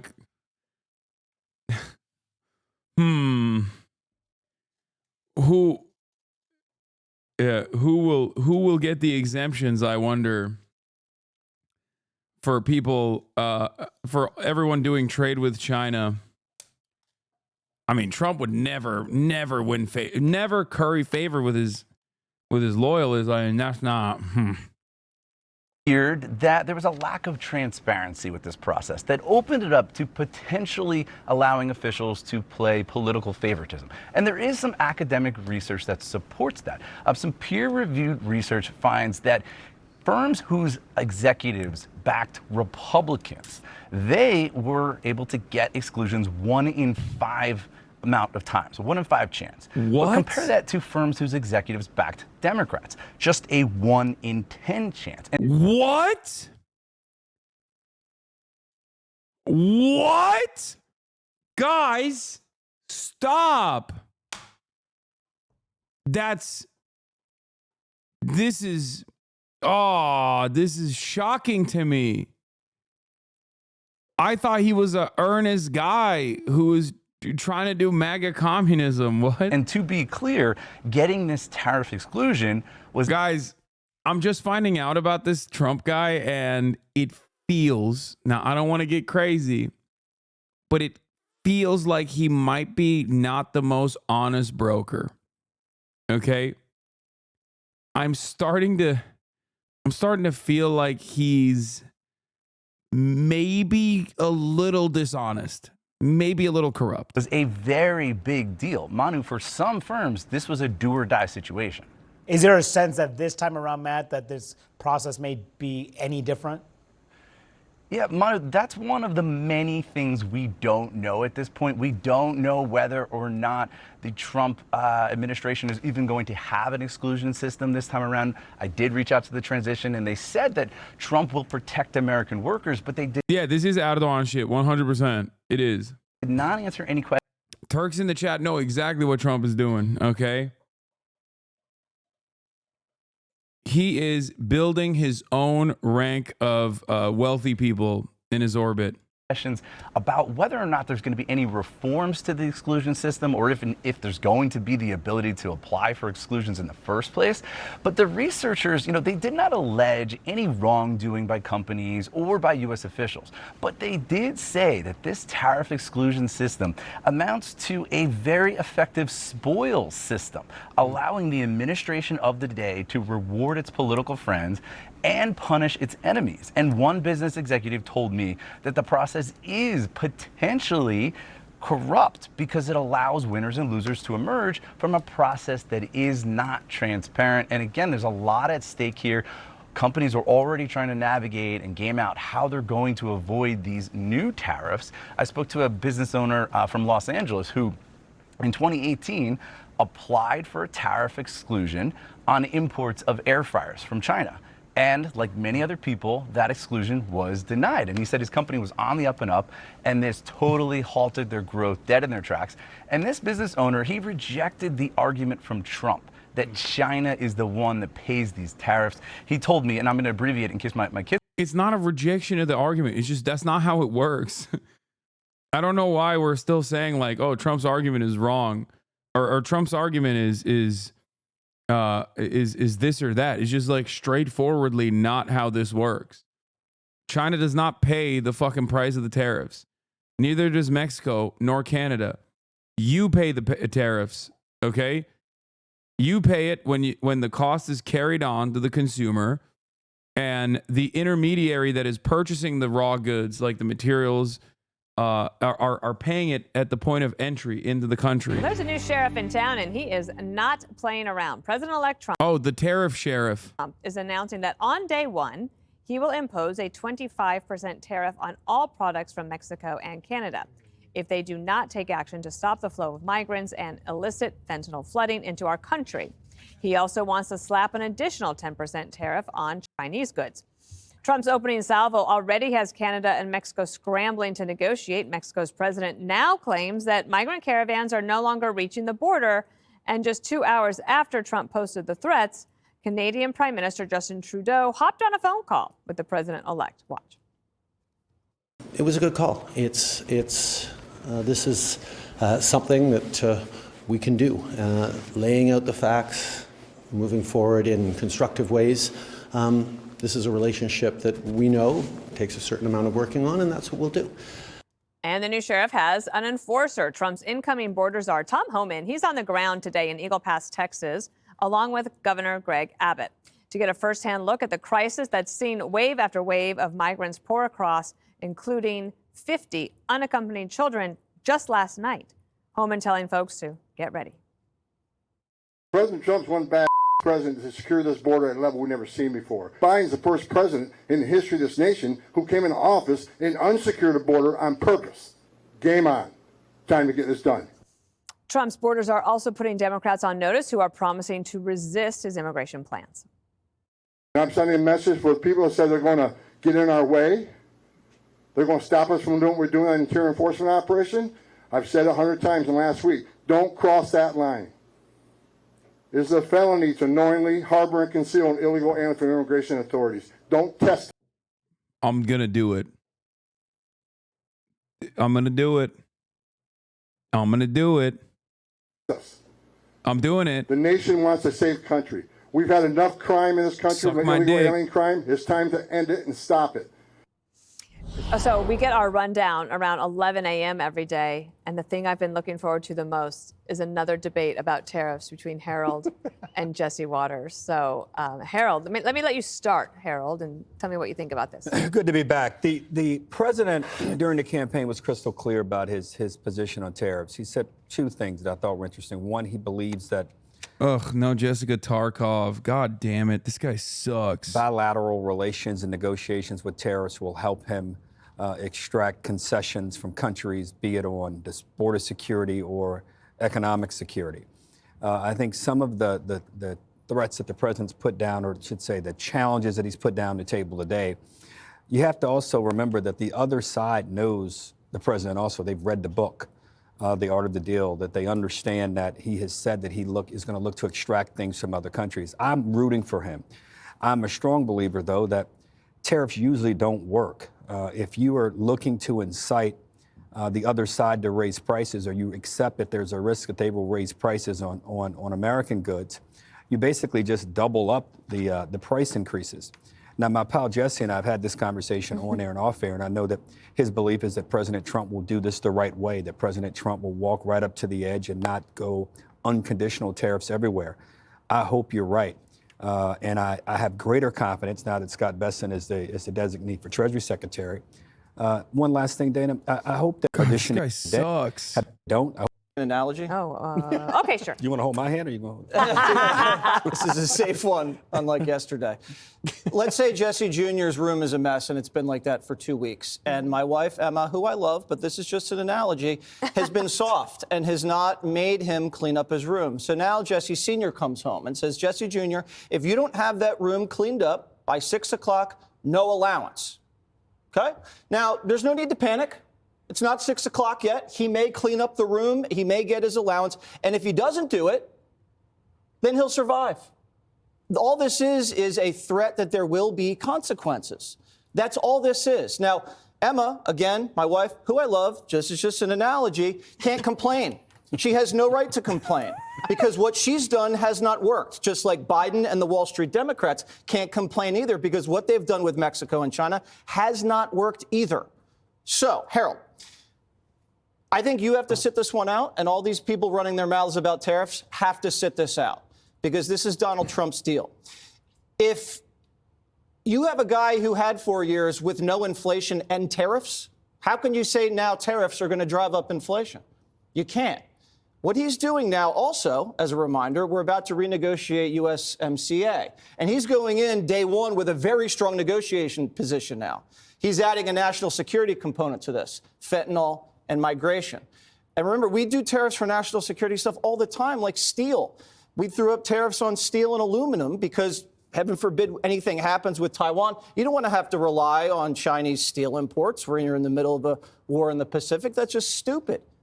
Chinese EV manufacturers are building plants in Mexico. Do you think Trump's going to tolerate that? They're going to sneak around import duties and try to ship cheap EVs and flood the U.S. market? Hell no. So this happens all of the time. I'm not worried about it. And if I hear one more word out of you, Harold, we're never speaking again. Tariff. Judge, let me turn that over to you. I was like, there's 20 different questions I could ask you, but let me just turn it over to see what you want to talk about. Well, I appreciate that. I think the first thing I want to talk about is the fact that this isn't Hollywood. And I love you, Harold. You know that. God better get out that Tom Cruise jacket and put a suit on. Tom Homan is not. They're not even. I feel like they're not even covering the impact of the tariffs as much, but they're just like flexing on Tom Homan being muscular in his border policies, because even these fucking dildos understand what is going on here, I think. Could be wrong, of course, but after reporting the story, I think it could be very much one of the biggest fights of Trump 2.0. Trump White House is set to make a huge push to pull federal dollars from sanctuary cities, believing that they got an election mandate to pursue mass deportations. But many blue cities and states are equally adamant that they have no legal obligation to help ICE. And in a rudderless Democratic Party, they could have a strong political incentive to resist. If the courts give Trump latitude here, a big if, I wonder how this gets resolved, because looking ahead, it's hard to see who backs down. Steve Bannon tells me Chicago, Denver, New York City could all be potential targets here. He adds, this sanctuary cities thing will be an early administration showdown, and I believe Trump will come down as hard as you can see. The sanctuary cities movement will be finished under President Trump. He's not going to play any games here. This is too important to the country. You can't play two smash mouth with this crowd. You have to do it early, and you have to do it hard. Chicago Mayor Brandon Johnson also told me that the point of the sanctuary cities fight is to distract Americans from Trump's agenda to cut tax for the rich and corporations. Johnson added, we're not intimidated or in the least bit afraid of threats that wish to undermine our values or any effort to separate working people from one another. I'm certainly not going to compromise our local police department's work by adding a component to their work that is not just.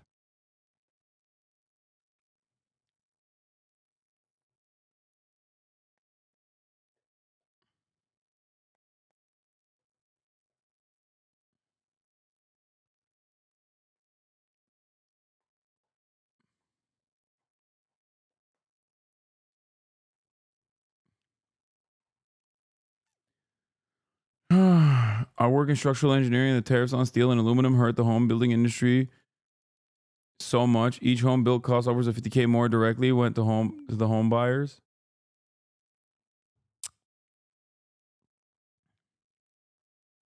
ICE agent is going to be posting on TikTok after not checking in Murderapolis. Yeah, Tom Holm is going to be like, yo, I'm sorry. Abdullahi runs Murderapolis. Abdullahi runs Murderapolis. I'm sorry. I didn't know what the truth was. Every community that. Abdullahi runs Murderapolis. He owns me. Also, wallahi, he runs Murderapolis. This is interesting. This is from YouTube Drama. Every community that DDG Brigades turns into the same shit show, just a HasanAbi snark page Lumeo. I saw H3 subreddit. I think you should make other accounts and just brigade the fuck out of like all of this shit and harass these people. Like if he's just gonna accuse us of doing every single thing that he literally does on his community, like you can literally watch Hasan AstroTurf, LSF, and YouTube comment sections in real time live. Like he does it on his stream. So if you think so, then yeah, do it. Make other accounts. Make sure you have a VPN. I need a VPN. I think there's something very funny about him saying this while he's literally tracking my Discord.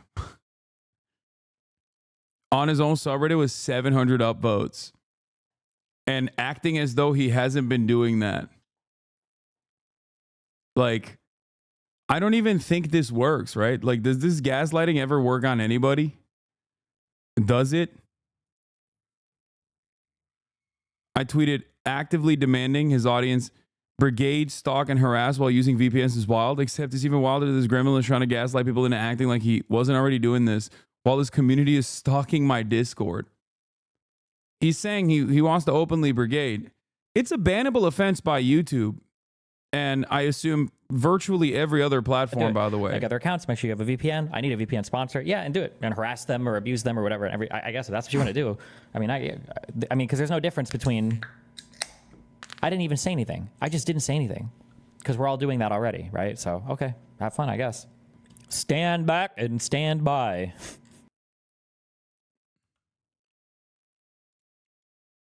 You guys need to make up and go on a date. I think you need to perish from this chat. Destiny asks his community to continue doing what they're already doing. Amazing. I don't understand why the r/Destiny subreddit isn't banned. They brigade like no other subreddit.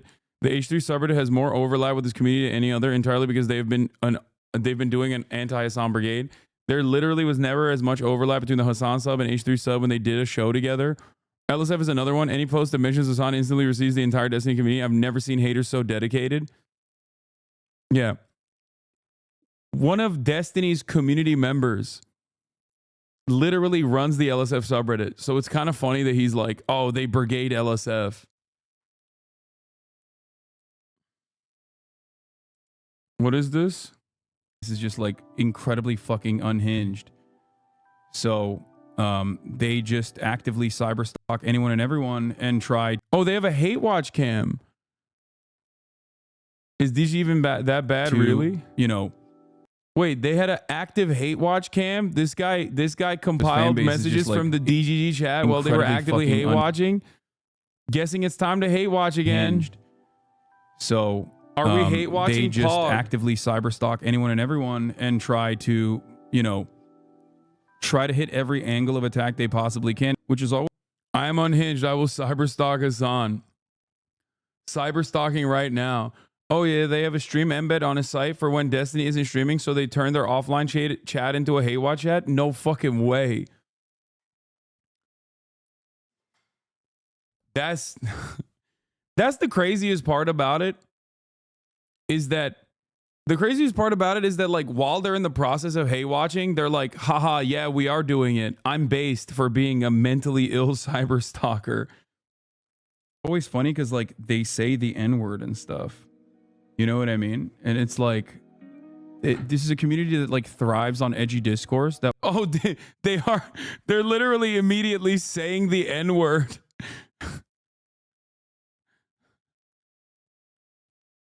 Sick, man. Y'all are powerful. Edgy discourse that will also cry because someone personally said that, like, he reads Wikipedia. Like, they'll lose their fucking minds.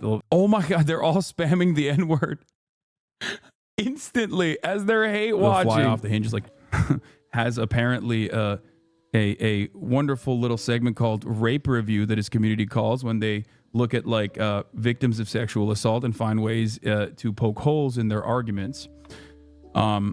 So that's cool. And last but not least is always doing projection. Does a metric ton of awful shit to other content creators, and then personally turns around and says, we are the real victims here, actually. Why the fuck does nobody like us? Wait, what do you mean? He 100% watches? He's like, he knows. They're like, yeah, he knows what we do in here. It must be. But then the other half is like, no, they're lying. Don't you do that, Hasan? Own personal.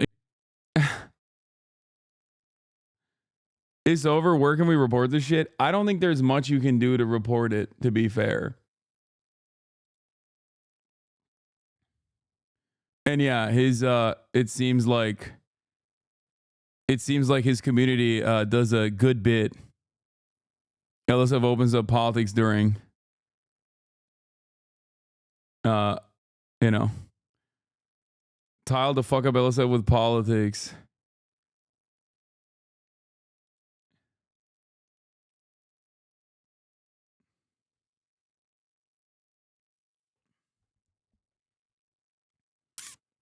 I don't get how Reddit and YouTube is still okay with it. I don't think people have, like, reported this kind of stuff. That's probably what it is.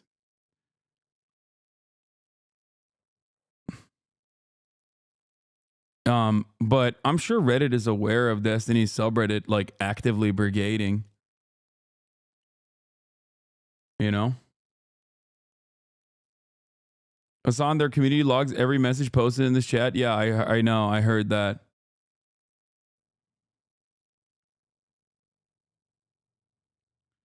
A DGGer got made mod of the H3 subreddit. That's why it looks more insane. Oh, nice. Meanwhile, in your Twitch and your Discord, the link to LSF is literally auto-modded. Yeah, I know. But we're doing that so that we can secretly... What is this? Embedding HasanAbi? Wait, what the fuck? They just have a straight embed on their website? Hasan is showing a live chat reaction where you said, oh, this is right now in real time. Where you said the M-word. Rainfall. They're literally watching right now. That's crazy. With 1,816 connections. That's crazy. I'm one of the strongest hate watchers and I'm not in the fucking video. Dude, I swear to God, it is. I've said this time and time again. Like, it is not healthy to behave like this. To all the stalkers, hello. I promise you, taking a shower, hitting the weights, you will fix your life. But the first step is just moving away from these communities that you're a part of, that you feel like you have a sense of purpose in. It's just making you a sadder person. I promise. It is harming you more than it does me. I know you think it's harming me and you can't cope with the reality that it doesn't, you know, like, none of these initiatives have been successful after 5 years. And maybe one day it will be, you know what I mean? One day we'll get them. It's going to happen. And it pisses him off or anything like that. And then when you can't figure out why, like, other other content creators don't have the same energy that you guys have towards me. And then you're like, how is this possible? Why do they not like my God King Destiny the same way that they like Hasan? Does he have blackmail on every single streamer? Is that what it is? And then you end up compounding on the fucking crazy ass shit. You become like a QAnon person. I know you guys care about the truth. Deep down inside, I know you care about critical thinking and the truth. Okay? And I promise you, there is a reason why the way you see the world is directly at odds with the way other people outside of your immediate community see it. And it's the call is coming from inside the house, okay? Like most normal people don't look at me with the same vitriol. He changed it, but D's Twitter header references communities anonymous alts for brigading. What is this? Well, I don't know what this is. Together we fuck shit up. Oh, yeah, I mean, it's whatever. That's neither here nor there. This isn't going to work. I know it's not, but I don't care. If it even one person is like, damn, man, maybe I should. Diddy Dan is in Washington right now trying to team up with the right-wing politicians. Like, it's weird. That's weirdo behavior, dude.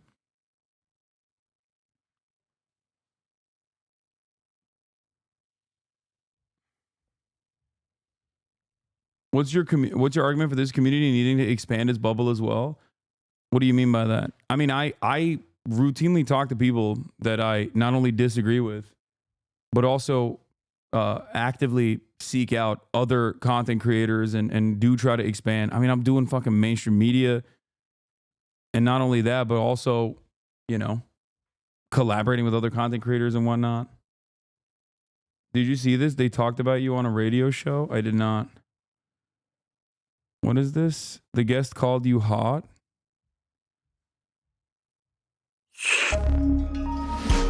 What's the time code? Listener supported. 1859. Did I listen to this? We'll talk about Joe Rogan. You know, again, like I said earlier, We'll find right of mainstream media institute that people get on the right. So here's a 1-minute sample for listeners who don't know. Hasan Piker, that sort of left of center influencer you're just talking about, describing the media diet for his cohort. And this is from a Crooked Media clip that was published on November 6th.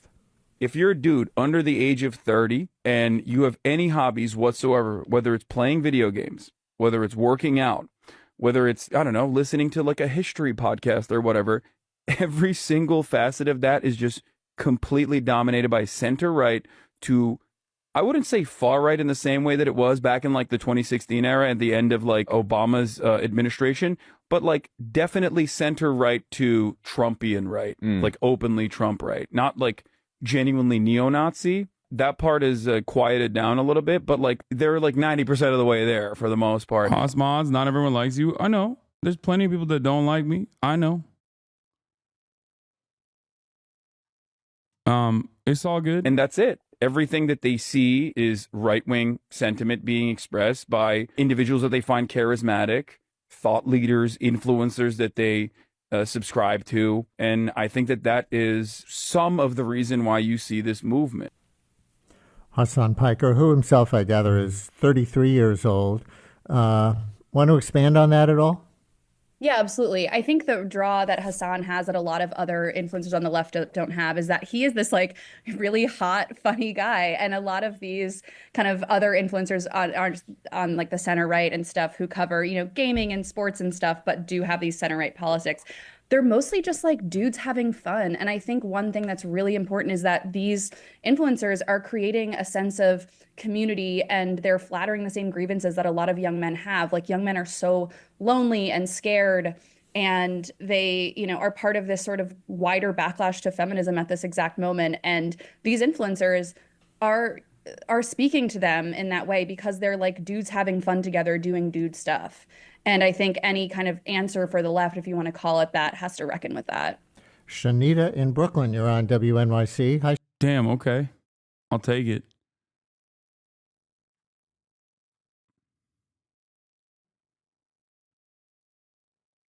But Yeah, dudes having fun. That is what we try to do around these parts. You know what I'm saying?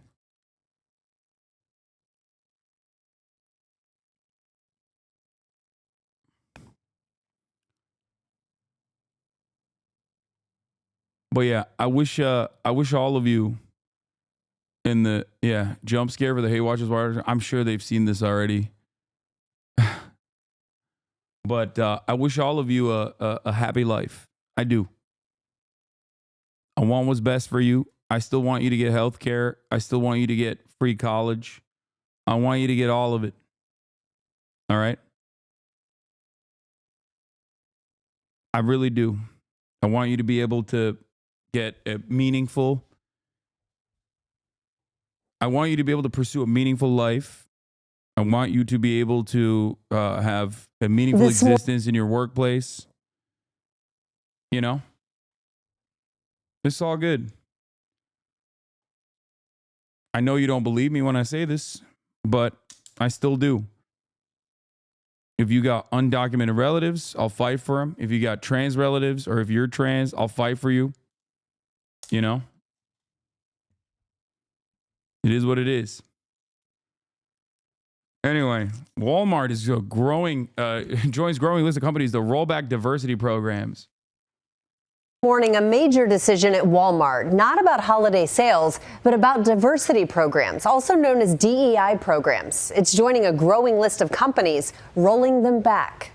This morning, the world's largest retailer says it's rolling back some of its diversity, equity, and inclusion policies. Walmart, which employs more than 1.5 million Americans, joins a list of major corporations revising DEI initiatives. The company saying every decision comes from a place of wanting to foster a sense of belonging, to open doors to opportunities for all our associates, customers, and suppliers. This is the single largest employer in the United States. We are talking about a company that is worth almost. This guy getting play is so gross. Robbie Starbuck. Yeah, it's real, man. This is really what happened. I can't believe this motherfucker is like a prominent.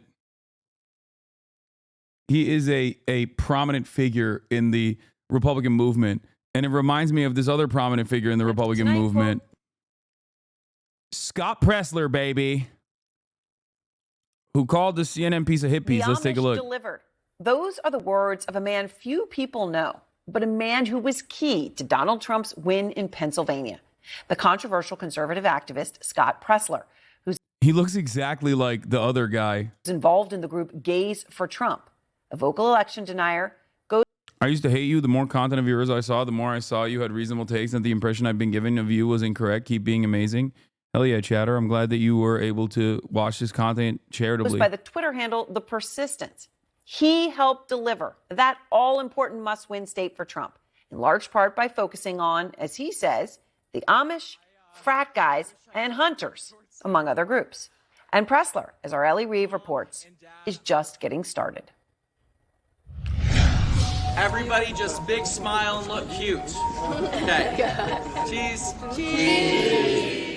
Scott Pressler is the kind of political figure only possible in the Trump era, going from social media influencer to actual proximity to power. Pressler is taking credit for turning Pennsylvania red. He created a PAC, Early Vote Action, to register voters. Is there a reason the biggest critique I always hear about you from mostly sane people is that you cherry pick? Cherry pick what? Like, are the criticisms, I don't know who you're talking about in terms of like mostly sane people, but are the criticisms just that you're a cherry picker? Are the criticisms valid, or do they not actually stand on their own, especially when, you know, oh, people you meet in real life, yeah, they're probably fucking watching clips, dude. What do you mean? Yeah.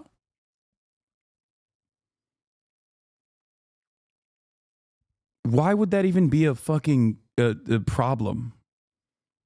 From like a random person that you meet in your life, you're like, hey, I really like this Hasan guy. I watch him and he's like, I hate that guy because he cherry picks. Honestly, this is more offensive than saying they're dying for nothing. Ukrainians are fighting and dying every day so that we can be safe and enjoy the right to say asinine, ignorant, and cowardly things on podcasts. Oh my God. Yeah, I'm just asking. I mean, you should ask them what they mean when they say cherry picker. I've never actually heard anybody say that. I wish someone could, you know, give an example of what they mean. But if I'm being super charitable, I assume they mean like, oh, he actually will address like the worst criticism that someone has made and not address like the reasonable criticisms that people are making. But the problem is they're not making reasonable criticisms.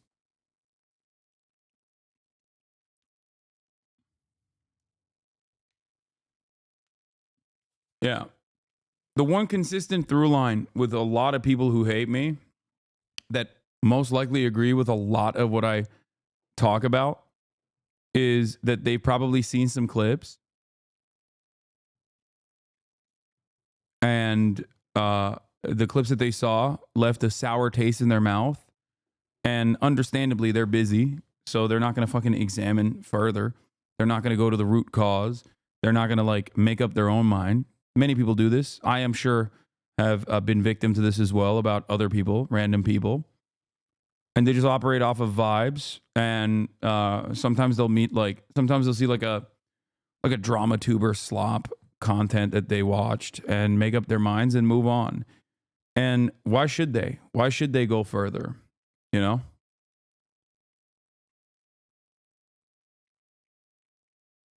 It makes sense. I also am very sarcastic usually, so that I think, like, I have a sarcastic tone when I talk that I think people don't fully understand. And if they're not aware of my convictions, if they're not aware of my worldview, that leads people astray. T-Pain thought I was a conservative for the longest time. You know? I think I rely too much on how much commentary I've dedicated to being anti-Trump, anti-Republican, anti-religious fundamentalism, that like the expectation is that people will know, especially if they find themselves in this community, exactly what I'm talking about, not considering that there are people that are not in this community that are simply seeing clips out of context. Now, of course, having said that, your sarcasm doesn't track with people below the age of 27. Yeah, I don't agree with that either. You're just saying that because people below the age of 27 are mostly relying on clips. They're not coming in here to watch. They're not learning anything about my worldview, and why should they? I totally understand it. And if your argument is, you know, or if your solution is stop being sarcastic, well, you're fucking stupid. I'm not going to stop doing commentary and trying to be entertaining in the way that I have developed my my stream around, just because people are maliciously dedicated to framing me in a negative light.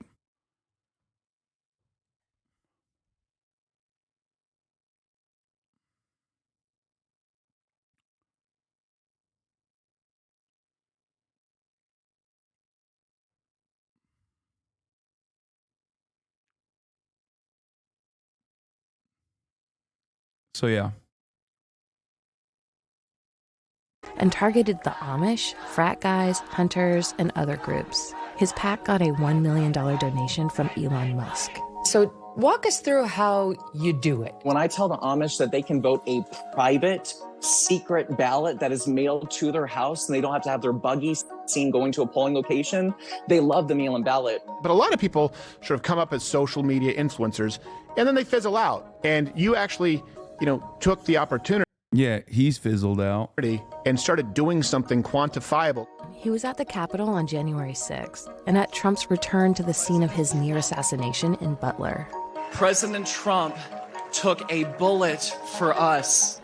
Last week, Pressler was in Bucks County, Pennsylvania, because of a controversy over what ballots would be counted in the Senate recount. A frustrated county commissioner had said some misdated and unsigned ballots would be counted despite the rules. If I violate this law, it's because I want a court to pay attention to it. This went very viral, in part because of Pressler. She apologized at the next meeting. The passion in my heart got the best of me, and I apologize again for that. I made a mistake. But by then, the Pennsylvania Supreme Court had ruled those ballots wouldn't be counted.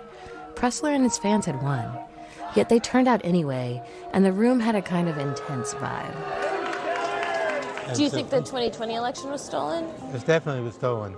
Okay, so can you explain something to me?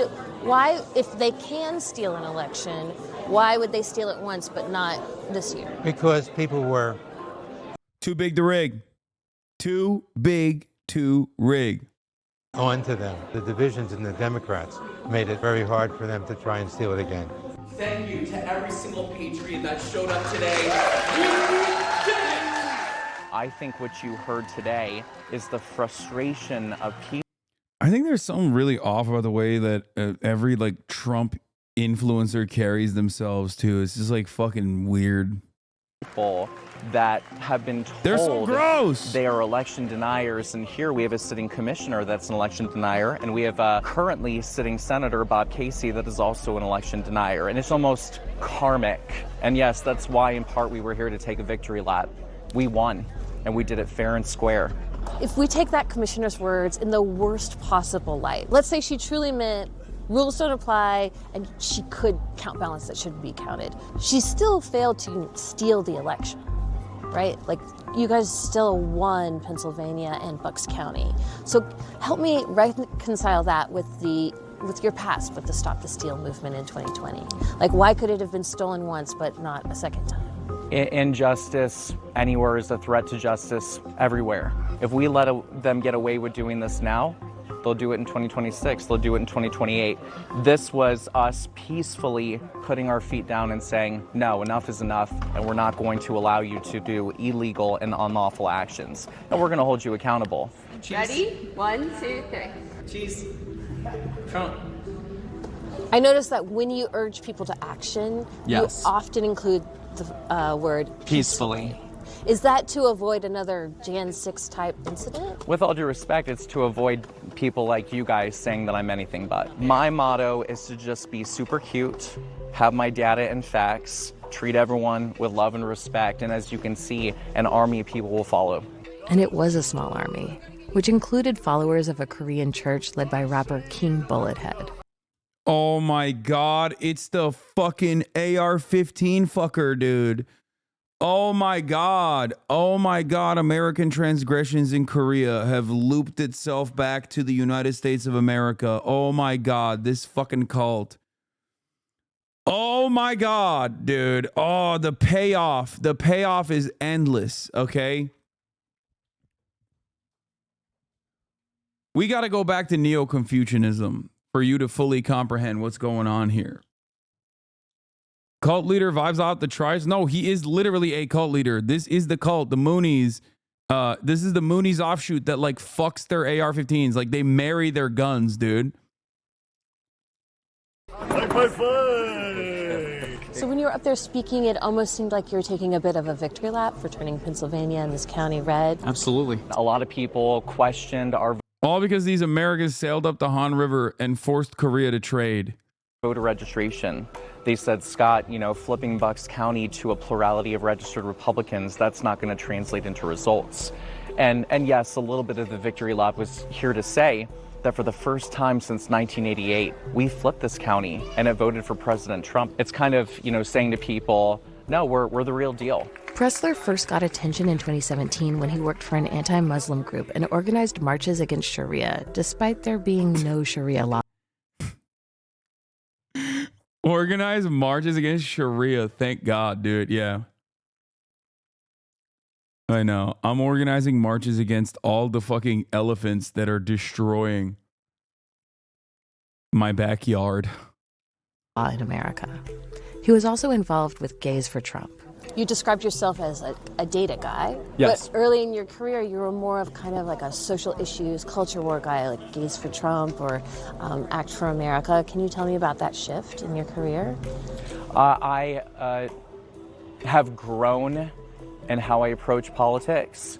I see my work and my evolution in politics as I laid a foundation, and now I am meticulously building on that an esoteric understanding of how politics is going to win elections, focusing on demographic groups, get them registered, get them mobilized, get them out to vote.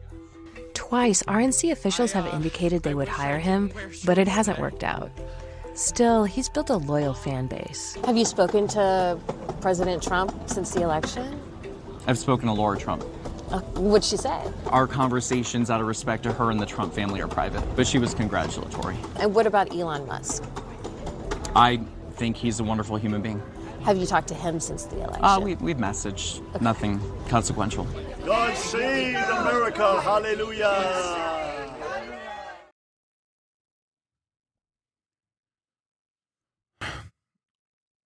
Tonight. It's not a hit piece, it's just a piece. I appreciated talking to us, and I think we had a good conversation. I don't get why, like, why like, it literally was somewhat of a puff piece. Why is he fucking mad? I don't understand it. $1 trillion on its own. Robbie Starbuck, a political commentator and anti-DEI activist, celebrated the development. He's previously pressured companies, including Lowe's and John Deere, to change their policies. We were able to have frank conversations with Walmart. And as I've said for a long time, I don't ask companies to take on my political views. I am simply advocating for corporate neutrality. Walmart says many of the changes to its DEI programs were already planned and not a result of conversations with Starbuck. The company is pledging to better monitor third-party marketplace items to make sure they don't feature sexual and transgender products aimed at minors. Walmart says it will also review its funding to Pride events and will end racial equity training programs for staff. GLAAD, an LGBTQ advocacy group, has said we cannot let fear and fringe anti-LGBTQ activists dilute the work that has been done in the name of visibility, acceptance, and opportunity. Companies need to listen to our movement. We are powerful and growing every single day. We will not stop until we have eliminated wokeness in corporate America. Walmart also says it will no longer consider race and gender as a way to increase diversity when offering supplier contracts. Walmart is a great American company and the nation's largest retailer, more than 1.6 million American employees alone, and annual global revenue of nearly $650 billion. My controversial opinion is that nothing is going to change, at least in this sector. Hey, isn't this that guy that hates Palestinians? Who? Oh, Tony Double Cirque? Yeah, he is. That's Tony Two-Tone. Mr. Two-Time. Double Cirque. Tony DeCoppel. So, speaking of Tony Double Cirque, I'm going to have Ta-Nehisi Coates on tomorrow. On the broadcast. I'll be interviewing him. But that's neither here nor there. I wanted to talk about this specifically. They're taking shit off the shelves. They did this shit. Yeah, I mean, the garbage, like, fucking LGBTQ branded product that, like, that's not moving the needle. It's already bullshit to begin with. It's like, on Pride Month, we're doing this. Now, the response is worse. It's worse to just, like, put out that garbage shit and then only to take it, take it away as though you are caving and capitulating to this, like, right-wing mob. I think that is not good. It's infinitely better to just never have this to begin with. Or if you're going to have it, then just don't fucking take it off the shelves. It's a self-own. It's an own goal for no fucking reason whatsoever. But in terms of, like, we're stopping our DEI initiatives or whatever the fuck, like, I think, I don't know. I mean, I don't think this is going to change anything. LGBT books are nice, man. No, I'm not talking about that. I'm talking about fucking, like rainbow colored t-shirts or whatever the fuck. But overall, I don't think that they're going to change their, like, hiring practices dramatically. They're just saying that they're moving away from DEI initiatives, whatever the fuck that means. I don't think that that's a real I don't think that there is any sort of real change, especially because a lot of the DEI practices was simply just like HR shit.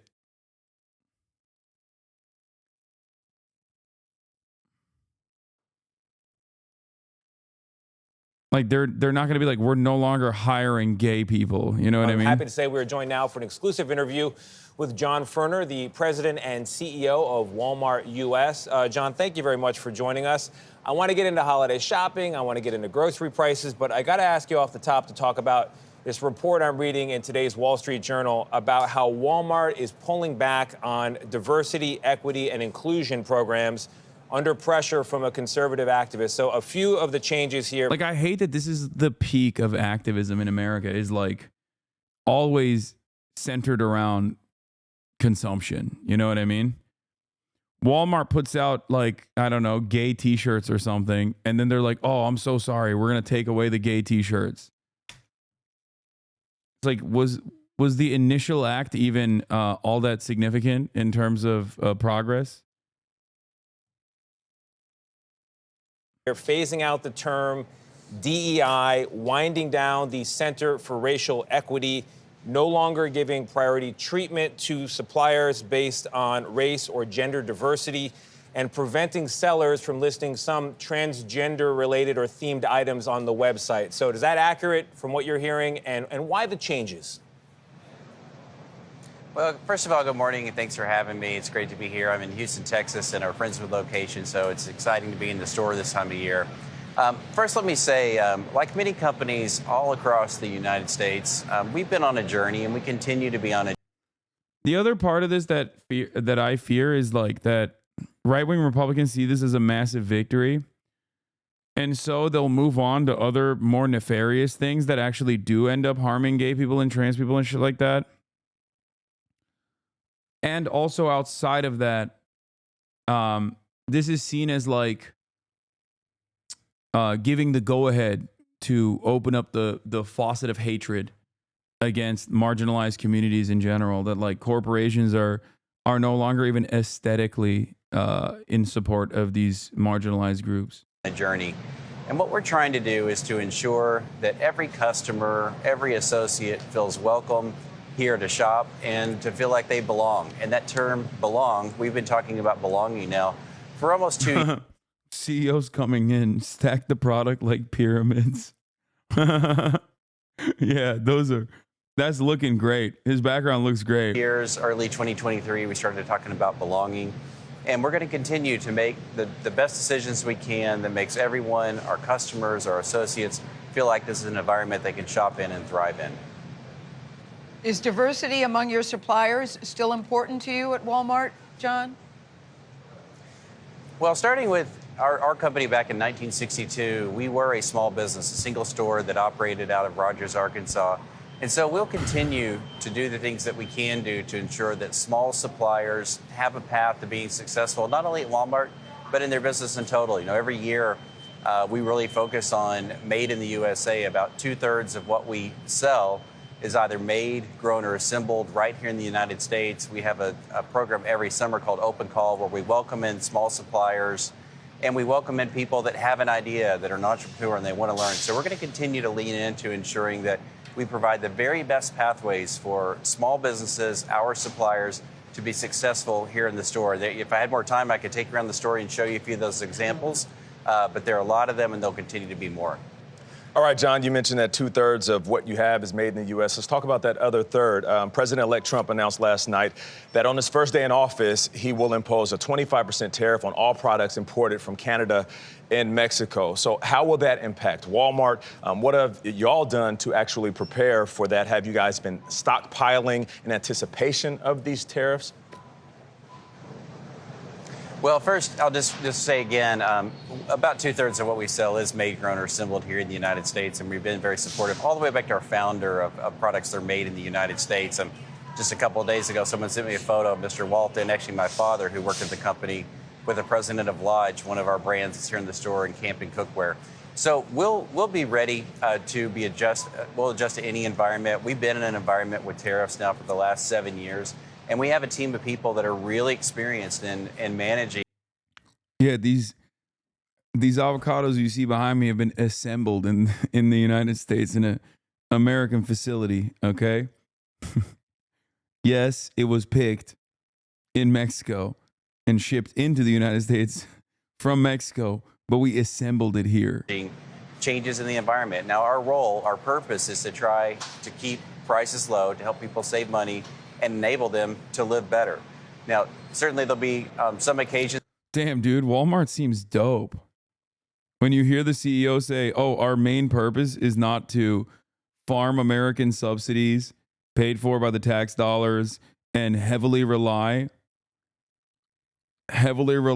on the welfare state in an effort to refuse to pay any of our workers an honest wage, where me and my brothers and sisters own 50% of shares of the company.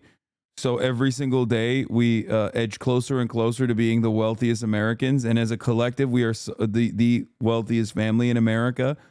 But hey, we care about you. We don't care about that. We care about making sure costs are low, you know?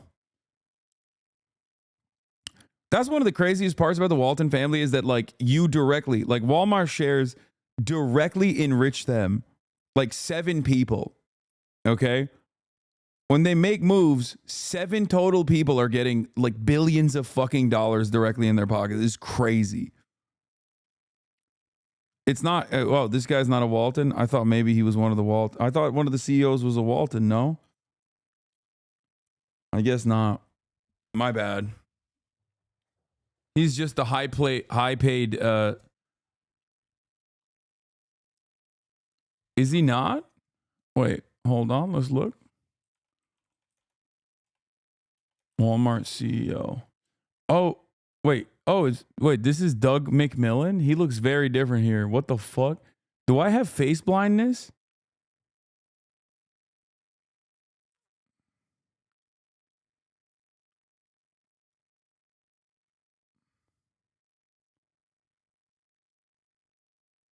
John Ferner.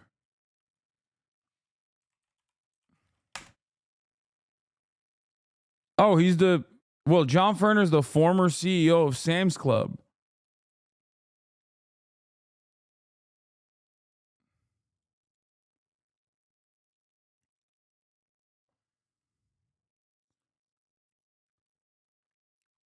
He began his career at Walmart in 1993.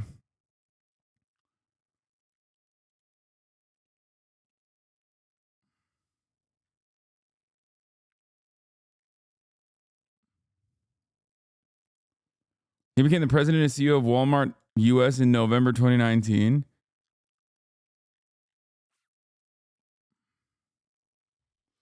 Walmart US and Walmart are different. He's wearing the same damn suit in the Wikipedia page? No, that's a gray one.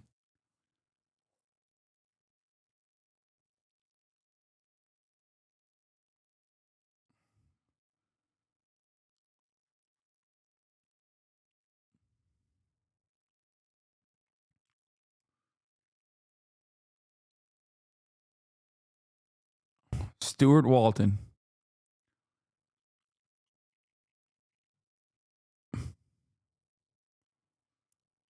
Bro went employee to CEO, kind of nice with it. Yeah, they're just like a small mom and pop shop, chat.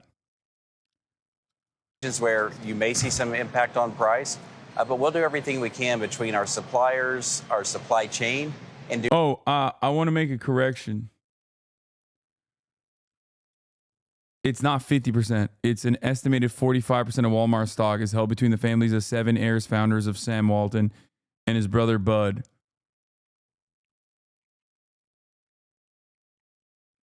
I said it's around 50% or 50%. I was wrong. Is actually 45%.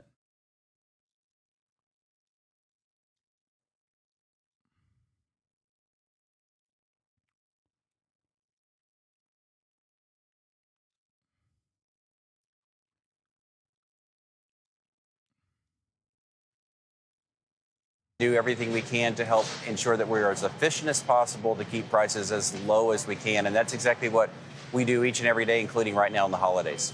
Are you worried about the tariffs, though? Well, we want to do everything you can, as I mentioned, to keep prices as low as possible. Right now, we just know what we've heard and what we've read about in the last 24 hours, and those changes they may happen, they may not. That'll be up to the administration, but we'll be evaluating carefully, and we want to ensure that we have great values for our customers. I mean, this week we have a Thanksgiving basket where you can feed your family for under $7, and it's a quality meal. This is 29 ingredients, all proportioned appropriately.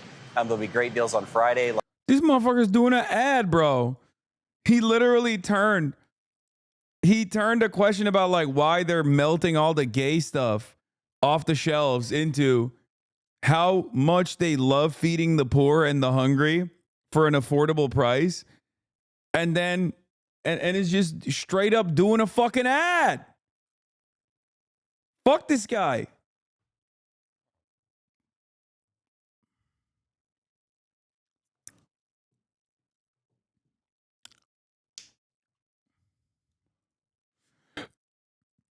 Drake files another lawsuit, by the way, today.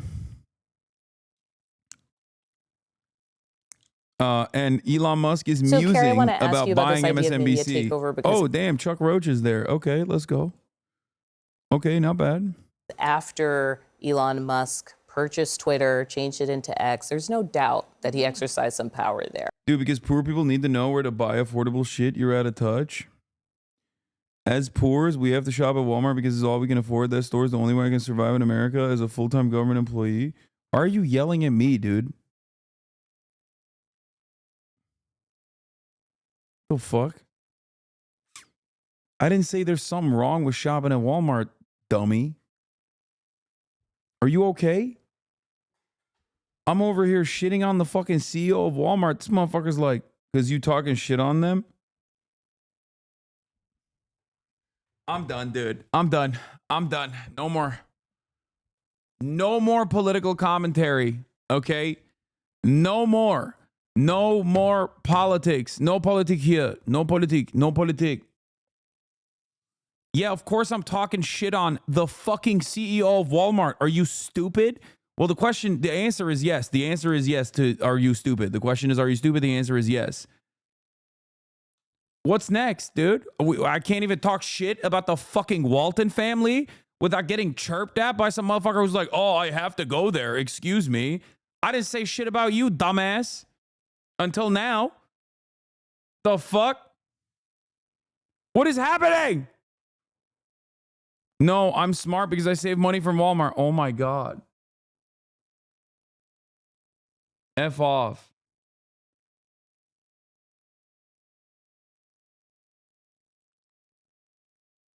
Bro, is a fettuccine for Walmart is crazy.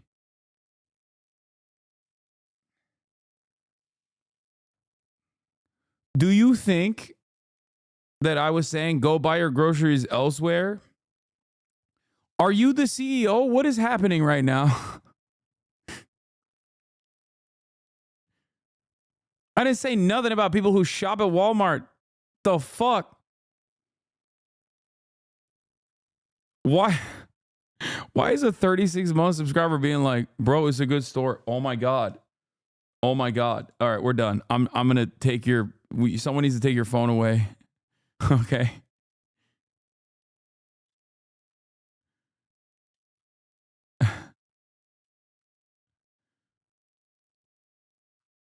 Oh my God. Oh my God. Oh, we're never getting socialism. I'm just going to keep it real with you guys, okay? It is not happening.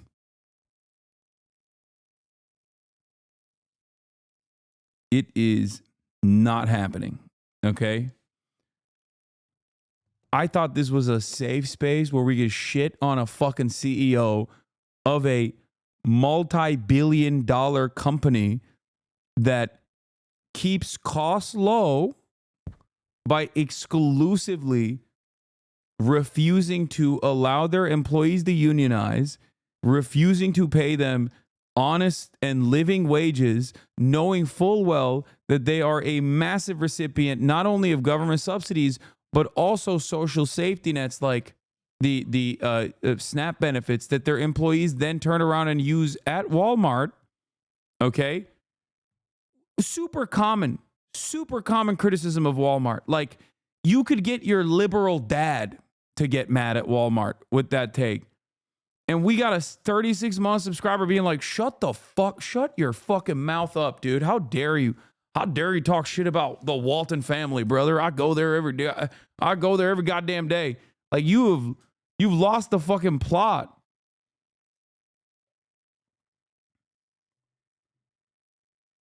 You just created a heater for shitting on Walmart? This is worse than the Bitcoin guy. A new hater has arisen. Yeah. How dare you talk about Walmart that way, man? Don't you know Walmart's got feelings, dude? They can hear you. Talk shit about Walmart on my watch. Not on my watch, dude. Say sorry. Say sorry, Mr. Walton. The fuck? You talk shit about Walmart, but they're not going to hear you. But you know who is going to hear you? A guy who misunderstood you, and his feelings are hurt because he shops at Walmart. Okay.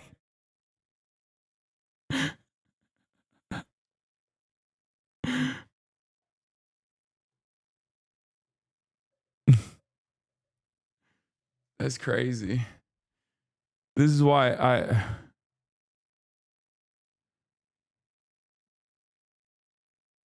that chatter is fetishizing his commodities in a way I never thought possible.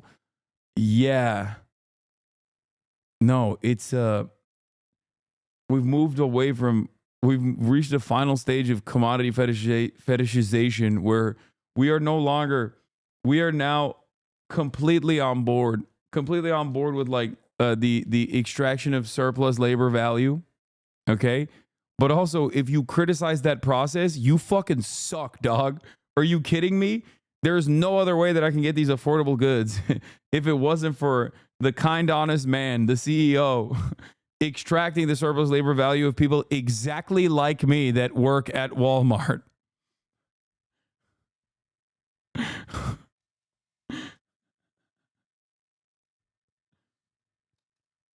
Chatters heard $7 Thanksgiving dinner and went, I will fucking die for my Lord Walton. Mr. Walton, sir. So how do you hear this even ingest kind of purchase of a cable network? Good to be with you tonight. Good to be with you as well. Lamar, I bought a turkey there earlier. Sorry, had a bad day. Had to spend $100 out of pocket because my insurance doesn't cover my meds. I'm tilted and sorry. It's okay, Chatter. I wasn't yelling at you for shopping at Walmart. I was yelling at Mr. Walton. I wasn't even yelling. I was just like explaining things that they do that are pretty fucked. It's like I wasn't even hitting like any sort of Marxist criticisms either. It was just like shit that even liberals don't like.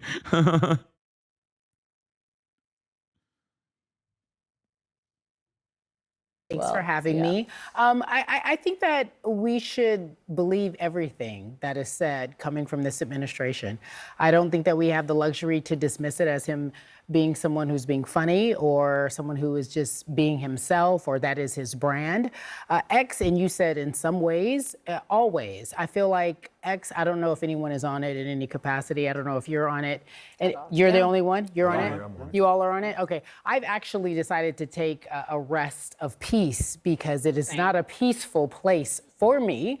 And I know if in fact you don't agree with this current administration, most people can say that it's not a peaceful place. I wouldn't be surprised if there was an actual bid made to take on MSNBC, but the fact that it just can't happen in real life. And we just can't. It's not even for sale. Yeah, it's not officially for sale. The last it's not time he even realistic. mused about maybe buying something. It's not even realistic in real life. But I do believe that media, everyone sitting here at this table, if you don't agree, we are in for some tough. We're in for some tough years ahead. I do believe that we are not going to be able to be as safe or say what we want to. I don't think free speech is going to be as free. Now, Scott, I want to bring you in here because this kind of link to Orban, we don't pull it from nowhere. There was a former member of the Hungarian parliament who was writing in Politico who kind of talked about this effort by that government and how specific it was in terms of purchasing media specifically for propaganda. Do you hear why they're making that connection?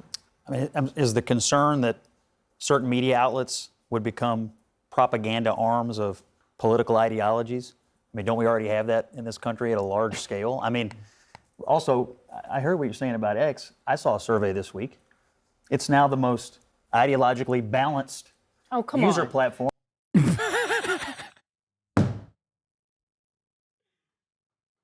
Now that we got some goddamn Nazis on there, some goddamn Nazis. Thank God it's ideologically balanced over at X, dude. Come on, dude. CNN is so funny. It's like they have to have this Nazi to make this thing ideologically balanced, this panel. Scott, stop. It's too early. I just sat down. I've only been here for 2 minutes. You cannot continue to say but you cannot say that. That's not the case. So Who's the source of that? What I find, we've reported it on this network. It's not accurate, and you know it.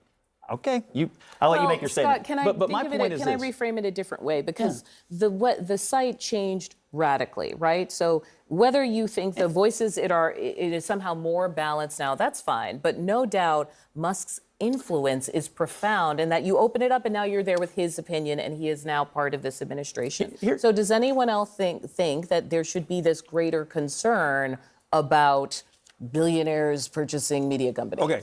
Would you be worried if Bill Gates controlled MSNBC? No, because he's sane. Because MS in MSNBC it was MS. comes from Microsoft. It was a partnership between Microsoft and NBC way back in the 1990s, back when Microsoft was under investigation by Bill Clinton's DOJ for monopoly. I don't remember anybody panicking over MSNBC back then. No, they definitely did. But continue. Well, like Fox was launching, MSNBC was And it's launching. still The here. cable news network was shifting. The landscape But was shifting. isn't the issue that the left has gotten so used to controlling almost all institutional information distribution arms in this country that when one little piece of it, whether it's X or MSNBC or anything else, gets taken away, the panic is so outrageous. I mean, that's how used to the left is having control of all of it. I don't think that that's an accurate assessment when you look at something like Sinclair Broadcasting Group that has purchased most of the local newspapers and local television stations and sends out distributed information. CNN needs to be like, what are you talking about? Even we're kind of center right wing now. Fox News is 73% of all mainstream news consumption for network television, for network news. 73%. These guys are living in fucking just a different plane of existence. It is crazy.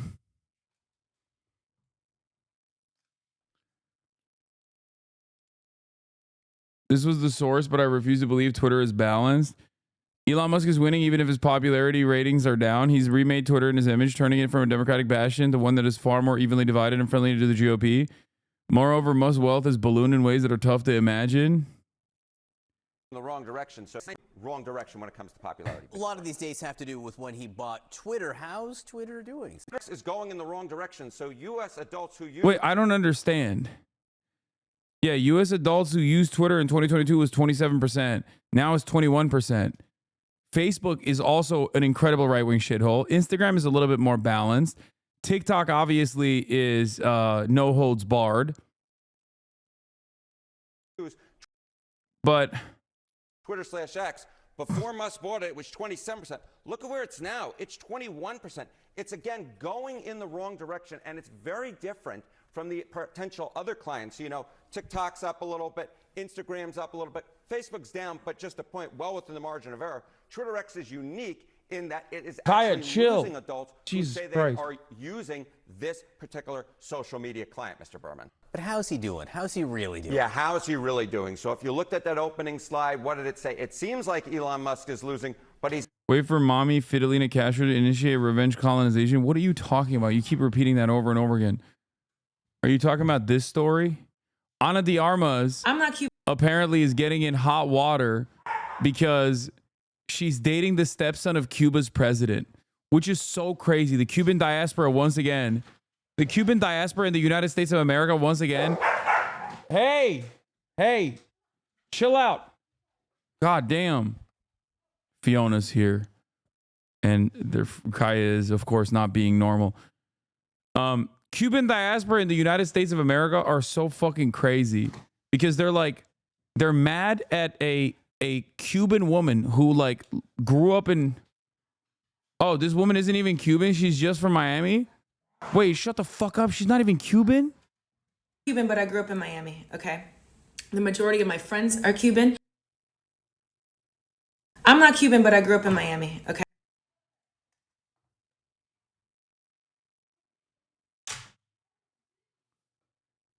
Dog! Are you fucking for real?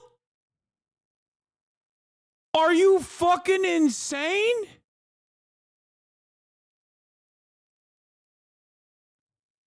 So you're mad at a Cuban woman for dating the stepson of the Cuban president?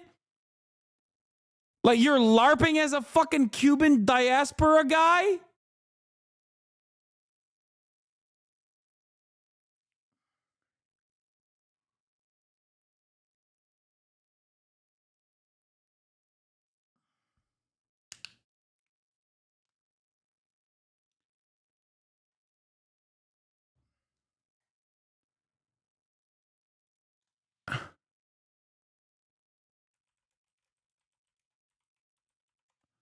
What the fuck?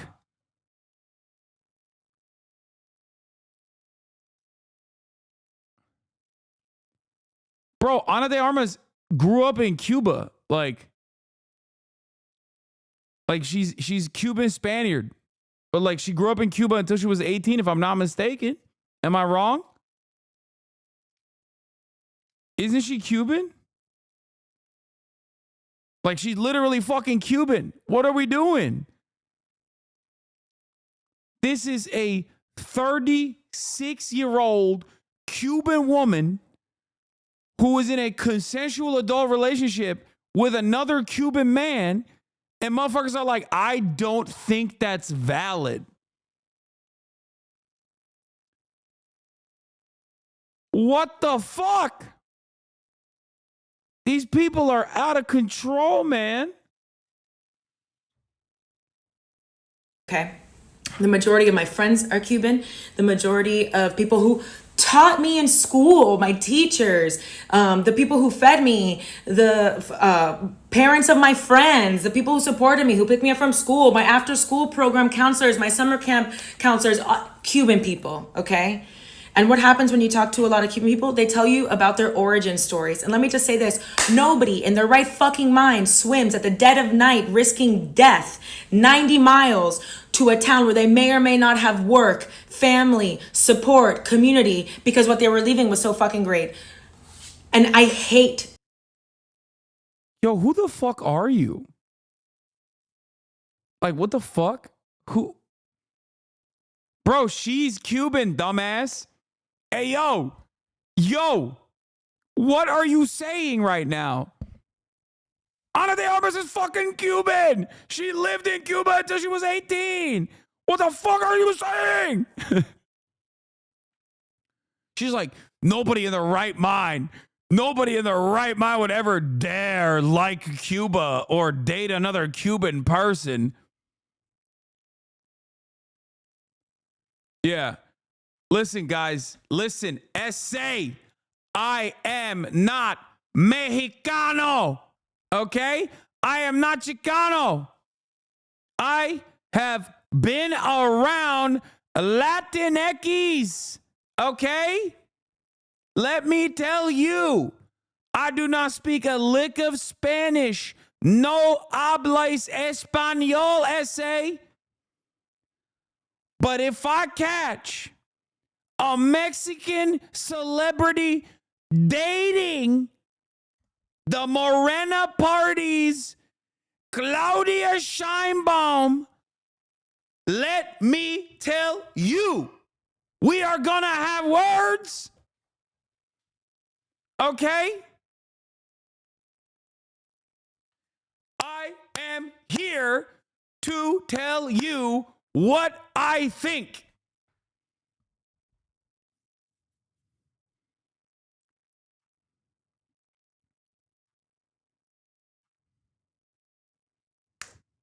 That's right. Like, how is this news, man? How is this fucking news?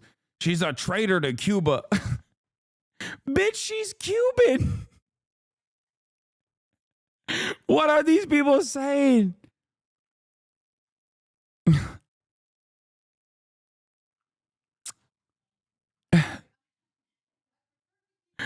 What the hell, man? I hate criticizing women, especially Latin women. Ana de Armas in Madrid, besándose con ese tipo, the stepson of a dictator, is a slap in the face of the community that supports her. Not even the Latin community, but her Cuban.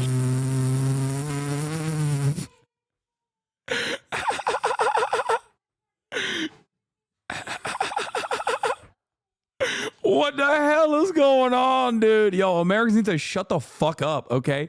Americans need to shut their dumbasses up. I'm done, okay? If you're an American, fuck you, okay? If you're an American, you need to shut your stupid ass up, okay? You're done. You're done. No more Americans. No more American conversations. I do not want to hear from anyone in Miami. I do not care what you have to say. I do not want to hear anything that you have. If you're from Miami, I don't want to hear anything you have to say about anything at all. Go back to cryptocurrencies. Go back to talking about fucking rug pulls or whatever the fuck you're shilling, okay? I'm done. I'm done. We need to do a Xi Jinping style firewall on the internet in Florida. That's hurtful, big dog. Okay, I'm fucking joking. God damn it, chatters. Let me chirp. Fuck. Without people being like, oh, dude, are you talking about me? I'm in Cuba. I mean, I'm in Florida, Cuba.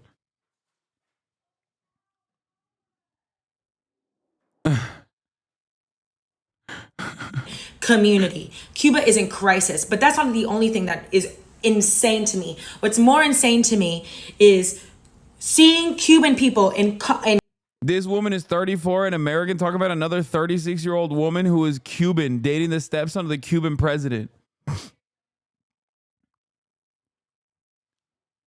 Like, it makes no damn sense, man. You should be embarrassed to put this out there. You should be embarrassed to say these things. And honestly, there's a hell of people who are probably fucking harping this up. Like, they're hyping it. In comment sections, sharing their lived experience. I don't know about you, but with me, when a community tells me that they are in crisis or this happened to them and they need this and they need that and this is what's going on, I believe them. Maybe that's just me. But to have people who are not Cuban, have maybe read a book many years ago or given something a Google or been on Reddit telling. Explain why this is embarrassing. What? Explain why this is embarrassing. She is a random American living in fucking Miami, shitting on a Cuban woman who's 36 goddamn years old, okay? Dating the son of the fucking stepson of the Cuban president. Like, why the fuck? Mind your own damn business. What the hell? She ain't even fucking Cuban. What's going on, dude? Why we can't just say mind your damn business? What the hell is this?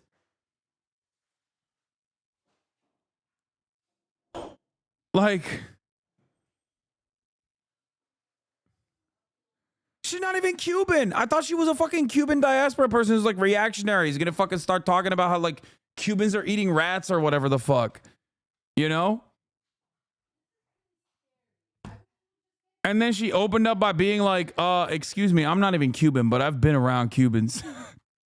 And let me tell you, okay, they have some words for old Fidel. Cuban people that they are wrong about their lived experience and it is propaganda is. The embarrassing part is that she's not Cuban, but is calling out the Cuban woman for being traitors, basically. That, but also simultaneously, even if they were a Cuban American, like they're still shitting on a Cuban person making this voluntary decision. Do you understand? I'm not Cuban, but I grew up in Miami. 314,000 likes.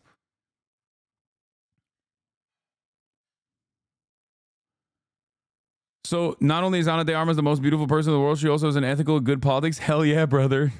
Empathy is so important.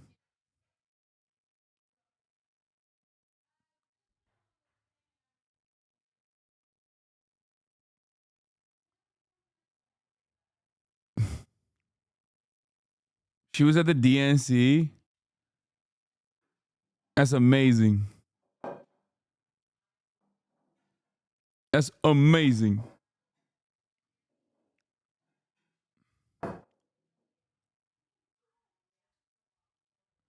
My New York sources have said Anna is plotting revenge to release her brother from political prison. Wait, what?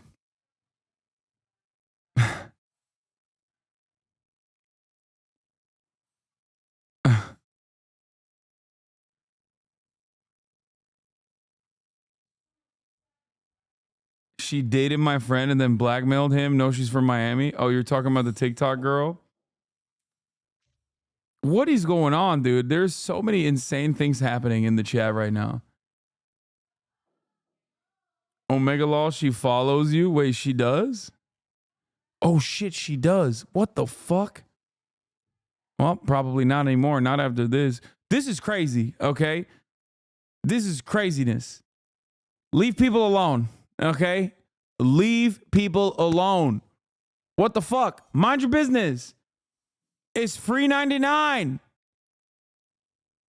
No, Ana de Armas doesn't follow me. And just like that, another HasanAbi hater is born. Apparently you spoke to her at the DNC. Oh, God.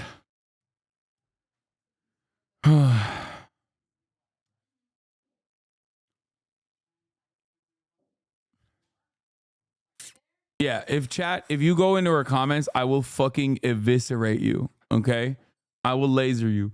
If I catch a single one of you dumb fucks harassing this person, I will literally laser you off the face of the planet. Okay? But still, this is crazy. This is fucking crazy. Disgusting and shameful. Cuban people are seen by the people who need it the most. Okay, I want more information on Ana de Armas dating this person, though. Like, why the fuck is this news? Ana de Armas' rumored boyfriend is the son of Cuban dictator. Cuba's dictatorship.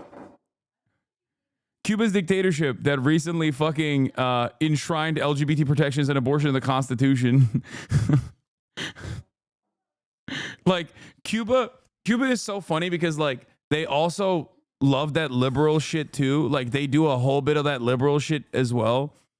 So ironically enough, America can't even hit him on the fucking on the liberalism, like we gotta liberalize Cuba type shit. I really want to go to Cuba. Knives Out actor was portrayed, photographed kissing lawyer Manuel Anido Cuesta in Madrid, Spain. Shortly after, it was reported that Anido Cuesta is the stepson of the Cuban president Miguel Díaz-Canel Bermúdez. His mother, Liz Cuesta Peraza, is Díaz-Canel's second wife. As a member of the presidential family, Anido Cuesta has participated in various official events and international trips, including a meeting with Pope Francis, according to the People en Español. Wow, maybe you should get mad at the fucking Pope too. Be like, oh my God, the Pope is meeting up with the family members of the dictatorship. The guy on the far right is Manuel Anido Cuesta. Oh my God, he is the one who's dating Ana de Armas. Okay, now I'm mad too. Never mind. I take back everything I said. That's what he looks like, bro.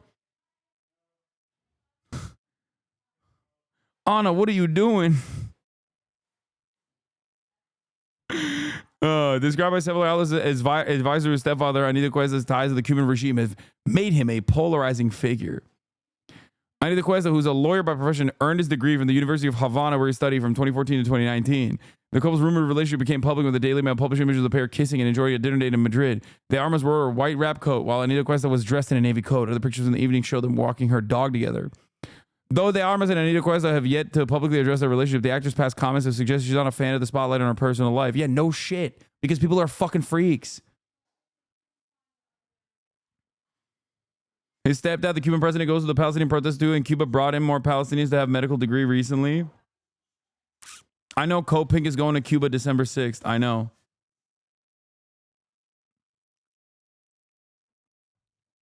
Reflecting on a highly publicized relationship with Ben Affleck. Yeah, dude. I mean, she upgraded. Actually, Ben Affleck is kind of woke too. Oh, never mind. He looks way hotter here. Okay, I take it back. Yeah, no disrespect. No disrespect to Cuba. Hey, I love you. I love you, Cuba. Okay. I love the Cuban government. I would like to visit one day. And also, no disrespect to this man. He is a hottie here. Okay. The other photo was Cuban diaspora Hasbara.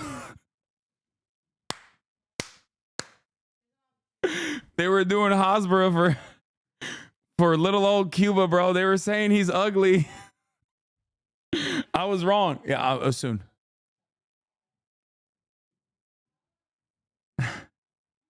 Crazy what a beard can do, right? Yeah.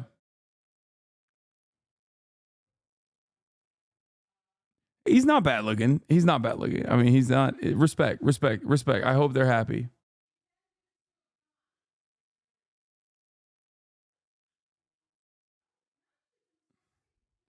Should I know who this woman is? It's Ana de Armas, dude. What the fuck? She's a very famous actress. Why are you so shallow? I don't know, man. I'm just fucking human. Let me live, okay? Ay, ay, ay. Also, so many, like, oh, look at this woke person. Oh, I'm sorry that you're just much better than me, okay, as a human. You're much better than me as a human. Everybody clap. Clap for the chatter. That one friend who's too woke. You can't even fucking say like a hot celebrity is hot or their boyfriend is attractive, okay? Congratulations, chatter. You win the woke award. You did it. You won it today. You're the woke of the day, okay?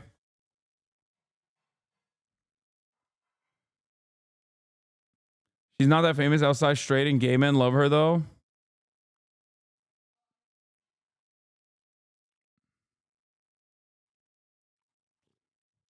Despite the Cuban Spanish actor's efforts to maintain privacy, the backlash over her romance with Anita Cuesta has been swift and fierce, particularly among members of the Cuban diaspora. Yeah, no shit.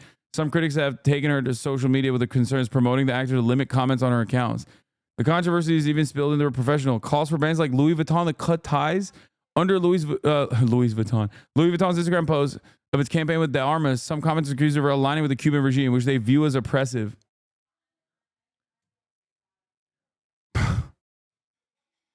It's oppressive. Unlike the state of Florida, where shit is dope and you can't get a fucking abortion. Okay? Why won't Cuba have restrictions on abortion? Therefore, no oppression. Okay? Fuck. Controversy dating. It's truly disheartening when someone, particularly a fellow Cuban, aligns themselves with a regime that has brought so much pain and oppression to our people, wrote fashion and travel influencer Luis Caballero. For any Cuban that not only supports such a regime, but also engage with its inner circle, like dating Diaz-Canel's son-in-law, and advisor feels like a betrayal of the shared struggle for liberty and justice. I hate that. The blockade just got 10 years longer, okay? We need to starve the Cubans for the crimes that Ana de Armas has committed by being in a consensual relationship with the stepson of the fucking president, dude. Is she even diaspora? No, she's just straight Cuban, dude. She just grew up in Cuba until she was 18. That's what makes this even funnier. That's what's hilarious about it. Yeah. This isn't the first time that Armas' personal life has drawn public attention. Her relationship history has included other high-profile pictures or figures. Blah blah blah blah blah blah blah. Yeah, she went from dating Tinder executive to this guy. It was so much better. What an upgrade.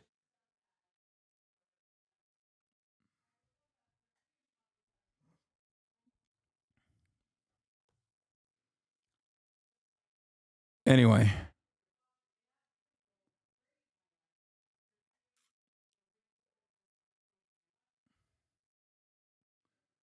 They should have considered how this would make people who have never left the city limits of Miami feel. Yeah.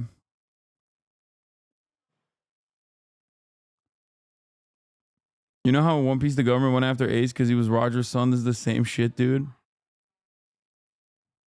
And there are clips of Ana saying she loves her country, Cuba. Yeah, Cubans are very fucking proud people. Like, they're very resilient. What do you mean?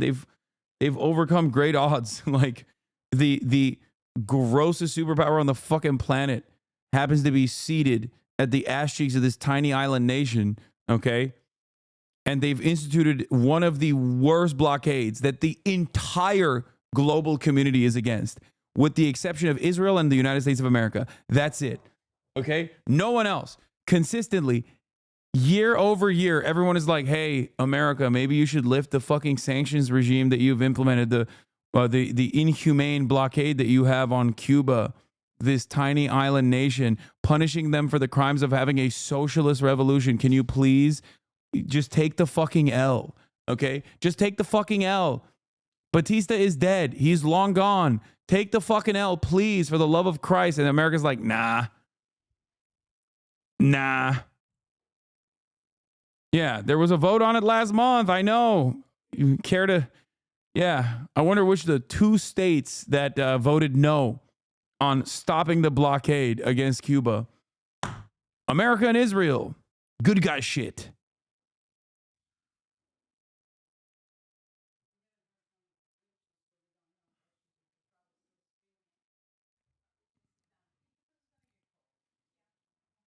I think it was Argentina that abstained, or maybe they voted against it too. Or no, Ukraine abstained.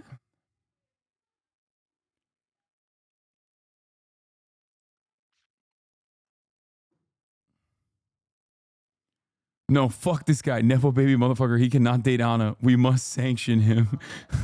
Okay, your own personal opinions about how if Ana de Armas had not found the fucking stepson of the Cuban president, she would have been dating you is inconsequential in the grand scheme of things, okay? Anyway, my whole family's here. We're going to do a pre-Thanksgiving dinner before Thanksgiving Eve even, and I got to go. I got to run.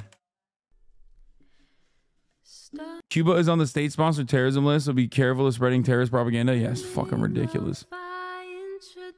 Anyway, love you guys. I'll see you tomorrow. Ta-Nehisi Coates on the broadcast tomorrow. Get ready, get excited.